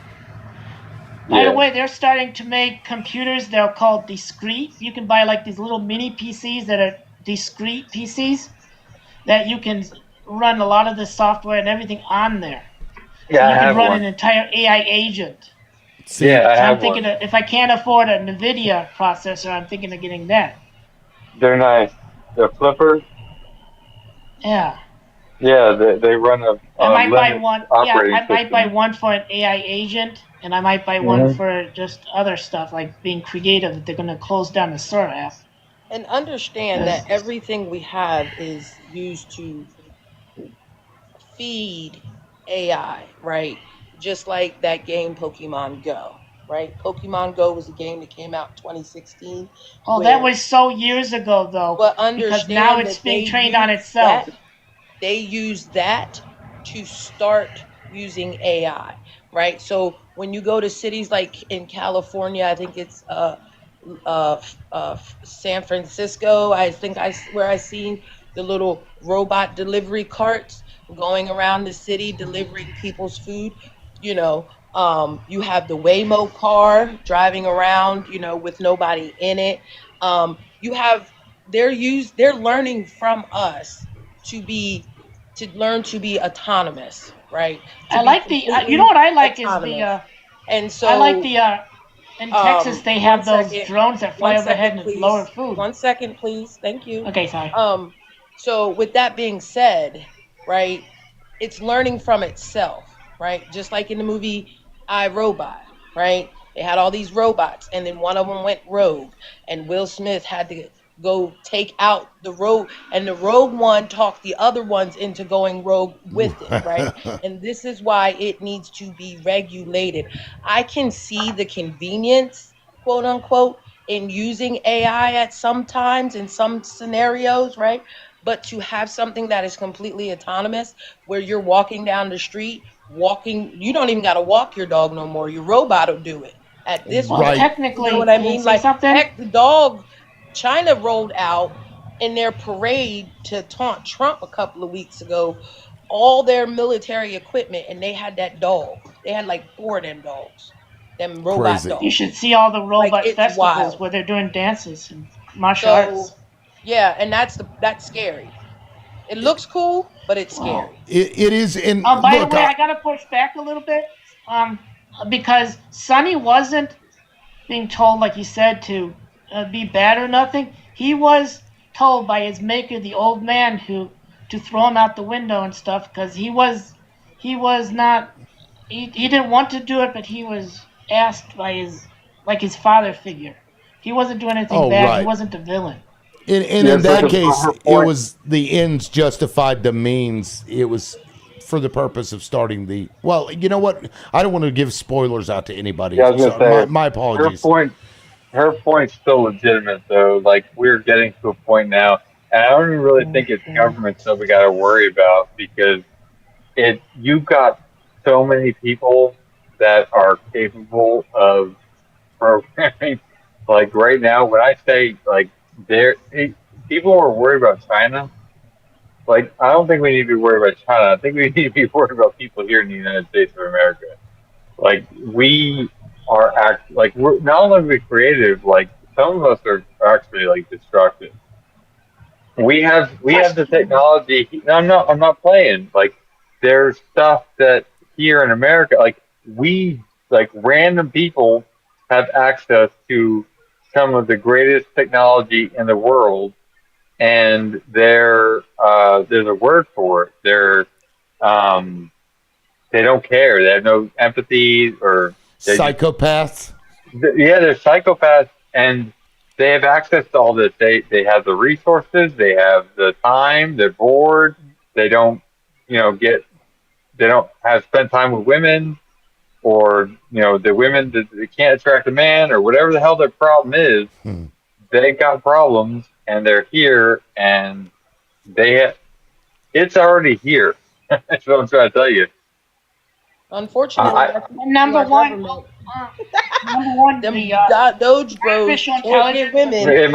it might be big balls. I have no idea, but Big all I'm balls. saying is like might be big The balls. I Haley have no Joel, clue. the Haley Joel Osment movie was really about an allegory for like white supremacy and hating a different group. And the AI was not bad guys; the humans were actually the bad guys. Yeah, that's It's exactly what it's going to end up being because the AI is literally just a computer that's being programmed to do something. Somebody has to tell it what to do, right? And so it might be like a mistake. That would be the best case scenario is that a programmer doesn't say stop oh here, shit, Nikki. right? Thank you so much. Like Thank you, don't Nikki. put doesn't put in like one of the rules. Like in if you watch iRobot, it's like one of the rules is you don't hurt humans. That's the first rule. Either some stupid programmer doesn't put in that rule, or the most likely case is you've got a psychopath that just says, you know, do something, you know. Well, the Thinking AI it's will not learn on going itself. to hurt Even, you, I but mean, it how many does hurt psychopaths you. have kids who are normal and they just don't like their parents and they just turn away from them just because their psychopath is a parent? Well, So, they don't but you could understand the say that about the consequences. billionaires. Yeah, they See, or they kids. don't Real understand the quick, consequences. just off of what Ralph was saying, right? Because like he was saying, right? He said somebody doesn't put in the notation of don't hurt humans, right? But even if they did put in a notation of don't hurt humans, right? If you got a fly on your forehead and I smack the mess out of that fly, you still get hurt. You know what I mean? So AI could not think it's hurting humans, but ultimately be hurting humans, right? Right. So there's Or there's a lot of kinks and bugs and problems with having completely autonomous I AI, trust AI more right? than any Well, it's humans. a And bad time so to I be in the don't think military. that, I'm not saying we don't need to move forward. I never said we didn't need to move forward. My argument was it needs to be regulated, right? It needs to be regulated just like the internet got regulated after a while. Because when the internet first came out, whoo! And now, like I said, Elon Musk and I think it's France, because they were using Grok to Photoshop explicit photos of children on Grok. Like it's wild. And that's because it's right. not regulated. So, yes, I understand we need AI, we need to move forward. We need to catch up with China. I agree, but it needs to be regulated in a way that makes it safe for a As large long as we don't majority have, of Yeah. its users. Well, as and long as we don't have imagine regulatory you're capture. you're in a pitch black room and you know you have to go forward. You're not going to start running. You're going to be cautious and you're going to walk forward. And also to the point about not harming humans, if the AI then either redefines what a human is or dehumanizes humans, then it wouldn't be going Yeah, against its programming. that's what I'm trying to say. It's like a slippery slope. Yep. There's so many mistakes that can be made, and the problem is that this is going to be used for WAR. You know, it's not going to All be right, like, liberal, you you need to know, start listening to Mogul Dot. I put his name down there. I mean, he's an mm, expert in the field. Uh, he knows a lot about what. Yeah, we're gonna have to deal with the okay, corporations running these things in a short time, mm, but in the long run, they're gonna be more helpful to our society than anything we have. And I actually kind of think it's kind of good that we have Trump in there right now because a lot of the old systems need to be demolished and replaced with something new. It's called the fourth Right. turning. I mean, that's Because it's like, I think there's an argument to be made in favor of what you said. It's so bad, it's good, right? It's so bad that it's good. Ralph, well, it's better than a nuclear yeah, you WAR. got to know your audience. yeah, no. So, well, I mean, look, and I've made that argument before that there could be a silver lining on the other side of this because a lot of what Trump is doing is not novel. This is, a lot of what he does is not new. We've done it before, but everybody in the past would smile and say we're doing it for good reasons, and Trump's like, "Fuck everybody, we're doing it because we're doing it." You know what I mean? Yeah, And at least he ain't lying about that. You know, it's like normally we went into Iraq and he's like, I "We're not mean, going for oil. We're not going for oil." Larry, Oh, hang on, we're taking their oil. You know, like Trump literally said, "We're going in there. We're taking all their oil." It's Well, like, it's like, okay, you don't learn the stove is hot until you touch it because you've been told a well, thousand times don't touch a right, hot right. stove. I And mean, you finally touch it and realize why you were told not to touch it. And I think that's right, where but we at are least, with Trump. And we were well, told not to let him have these powers, and no, people didn't want to learn until after he got them. And now that he has it's a them, little here we different. It's are. a little different. It's like the parent saying, "Don't touch the pot because it's hot." Right? But it's not the pot that's hot, it's the stove. Okay? And they're like, no, don't touch the pot. The pot's hot. The pot's hot. But it's okay. Everything's gonna be okay. No, Trump is telling us exactly what the hell we're going in there for. Like all the other presidents used to lie to us about. All the So, other presidents Here would it say, "No, is. we're not going Here in it there for is. oil." Because he's doing it in your face, you don't care. But when other presidents were doing it's. it behind closed doors, it was a problem. I mean, Because How he's sad! deceiving in if How public, it's sad okay. is that? How sad is well, that? well, think about That it. we appreciate that. What You know, is like? stop fucking lying to us. Is it better to tell you the truth that you're about to get fucked and then fuck you versus Or be like, pretending as if this yeah, is in your best interest and you get fucked? I mean, they both suck, in my opinion, obviously, but but tell is it to it me to better? my face. I, Like that's a philosophical Because question, I then guess.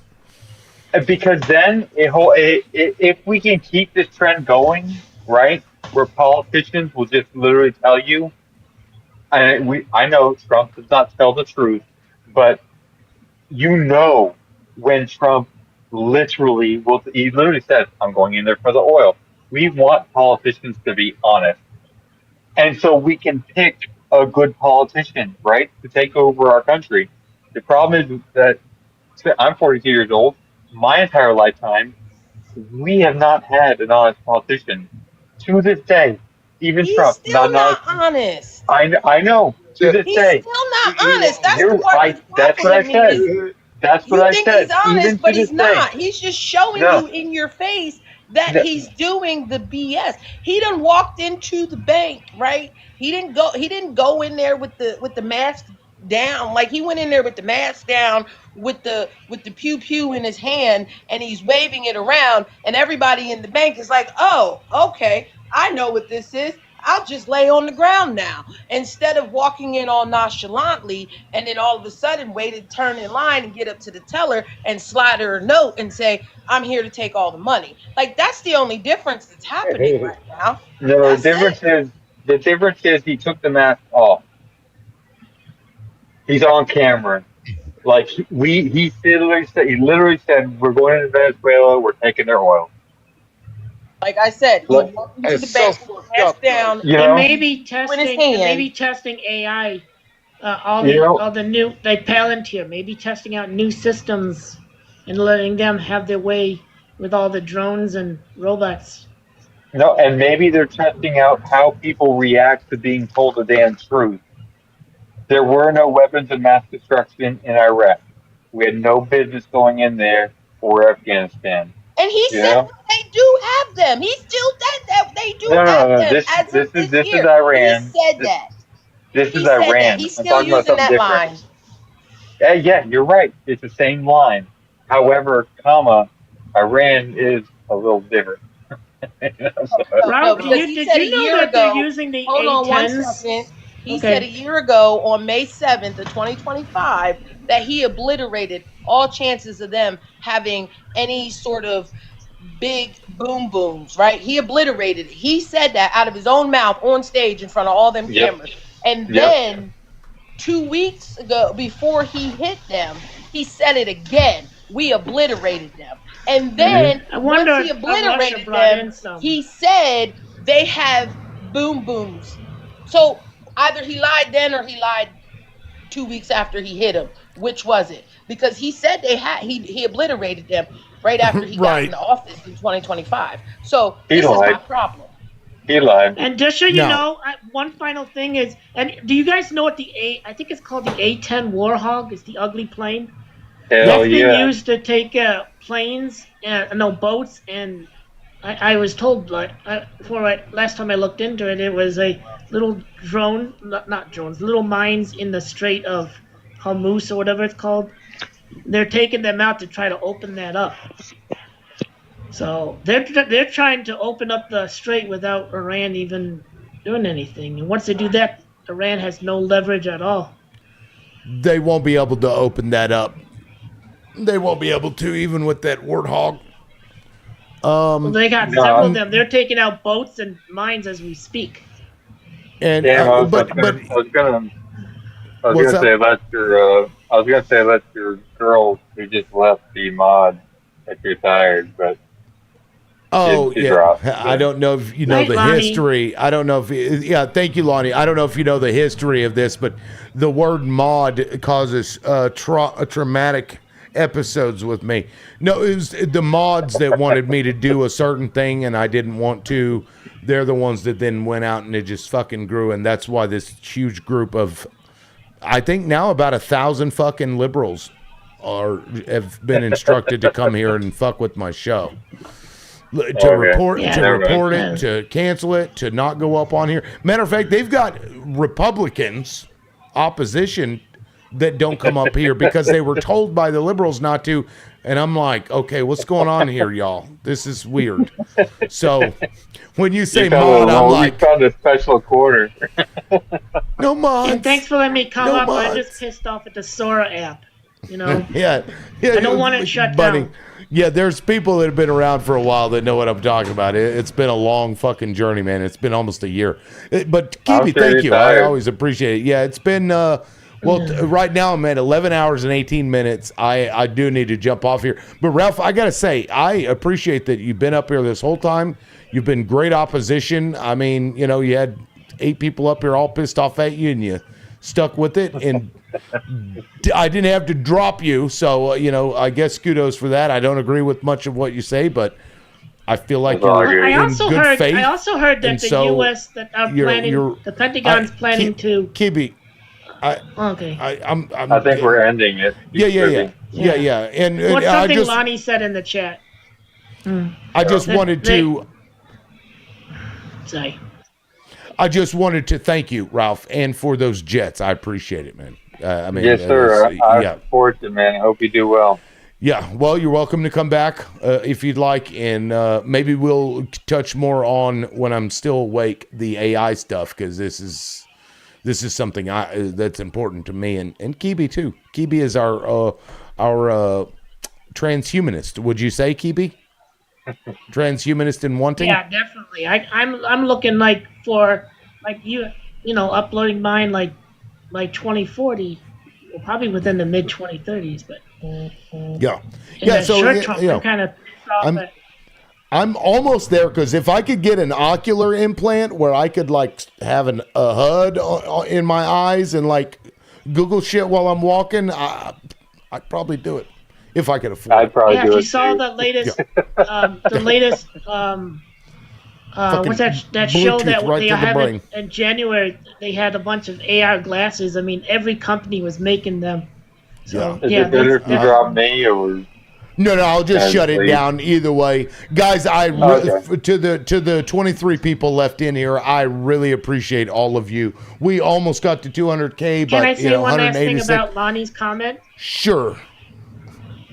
Yeah, the insurance Go ahead, companies. Kibi. I heard that that the U.S. government, the Pentagon, was going to be defending some of those tankers, but I don't know how. I only looked at that once on one site, but. Wait, it's So, Ray if there's Day. no insurance. It's showing you 205,000. I'm only seeing 186,000 on my end. That's crazy. Fucking liars. They can't even get their shit straight. I wonder why there's a discrepancy here. Let me see if I can pull it up here and show you what I'm seeing. Mine says 186.2K. Yeah, 186 right here, 186. I don't know if you can see that or not, but yeah, that's weird. Anyway, either way, we got there or we almost, so it's like Schrodinger's likes. We're both 200,000 and not at 200,000. Open the box and find out. I don't know. Yeah, it's kind of weird. I'm glad somebody got that. Thank you, Ralph. I thought maybe for a second I was like, this one's gonna flop. Anyway, no, thank you guys When so are you much. talking about AI next? Well, I mean, I probably, if you come back in the morning, 9:00 in the morning, I'm sure we could touch on it. Because I'm always about talking about AI every time it comes up, because, I don't know. I'm fascinated by it. I both want Terminators and I don't want them. You know, the tech part of me wants to see all of these crazy things happen, but the realistic me knows that the people that are controlling all of these things, they don't care about anything but themselves. And you know, Well, listen to Go. I put the name in there. Go Diet. yeah, He'll I've heard explain the a name lot of it. before. Yeah, I've heard the name before, Yeah. and I appreciate it. He's All an right, guys, expert. I'm out of here. Thank you all so much, Ralph. It was a pleasure to meet you, and maybe Yes, we'll sir. see you again later. You're always All right, welcome good night. back. All right, take it easy, guys. Bye. Peace.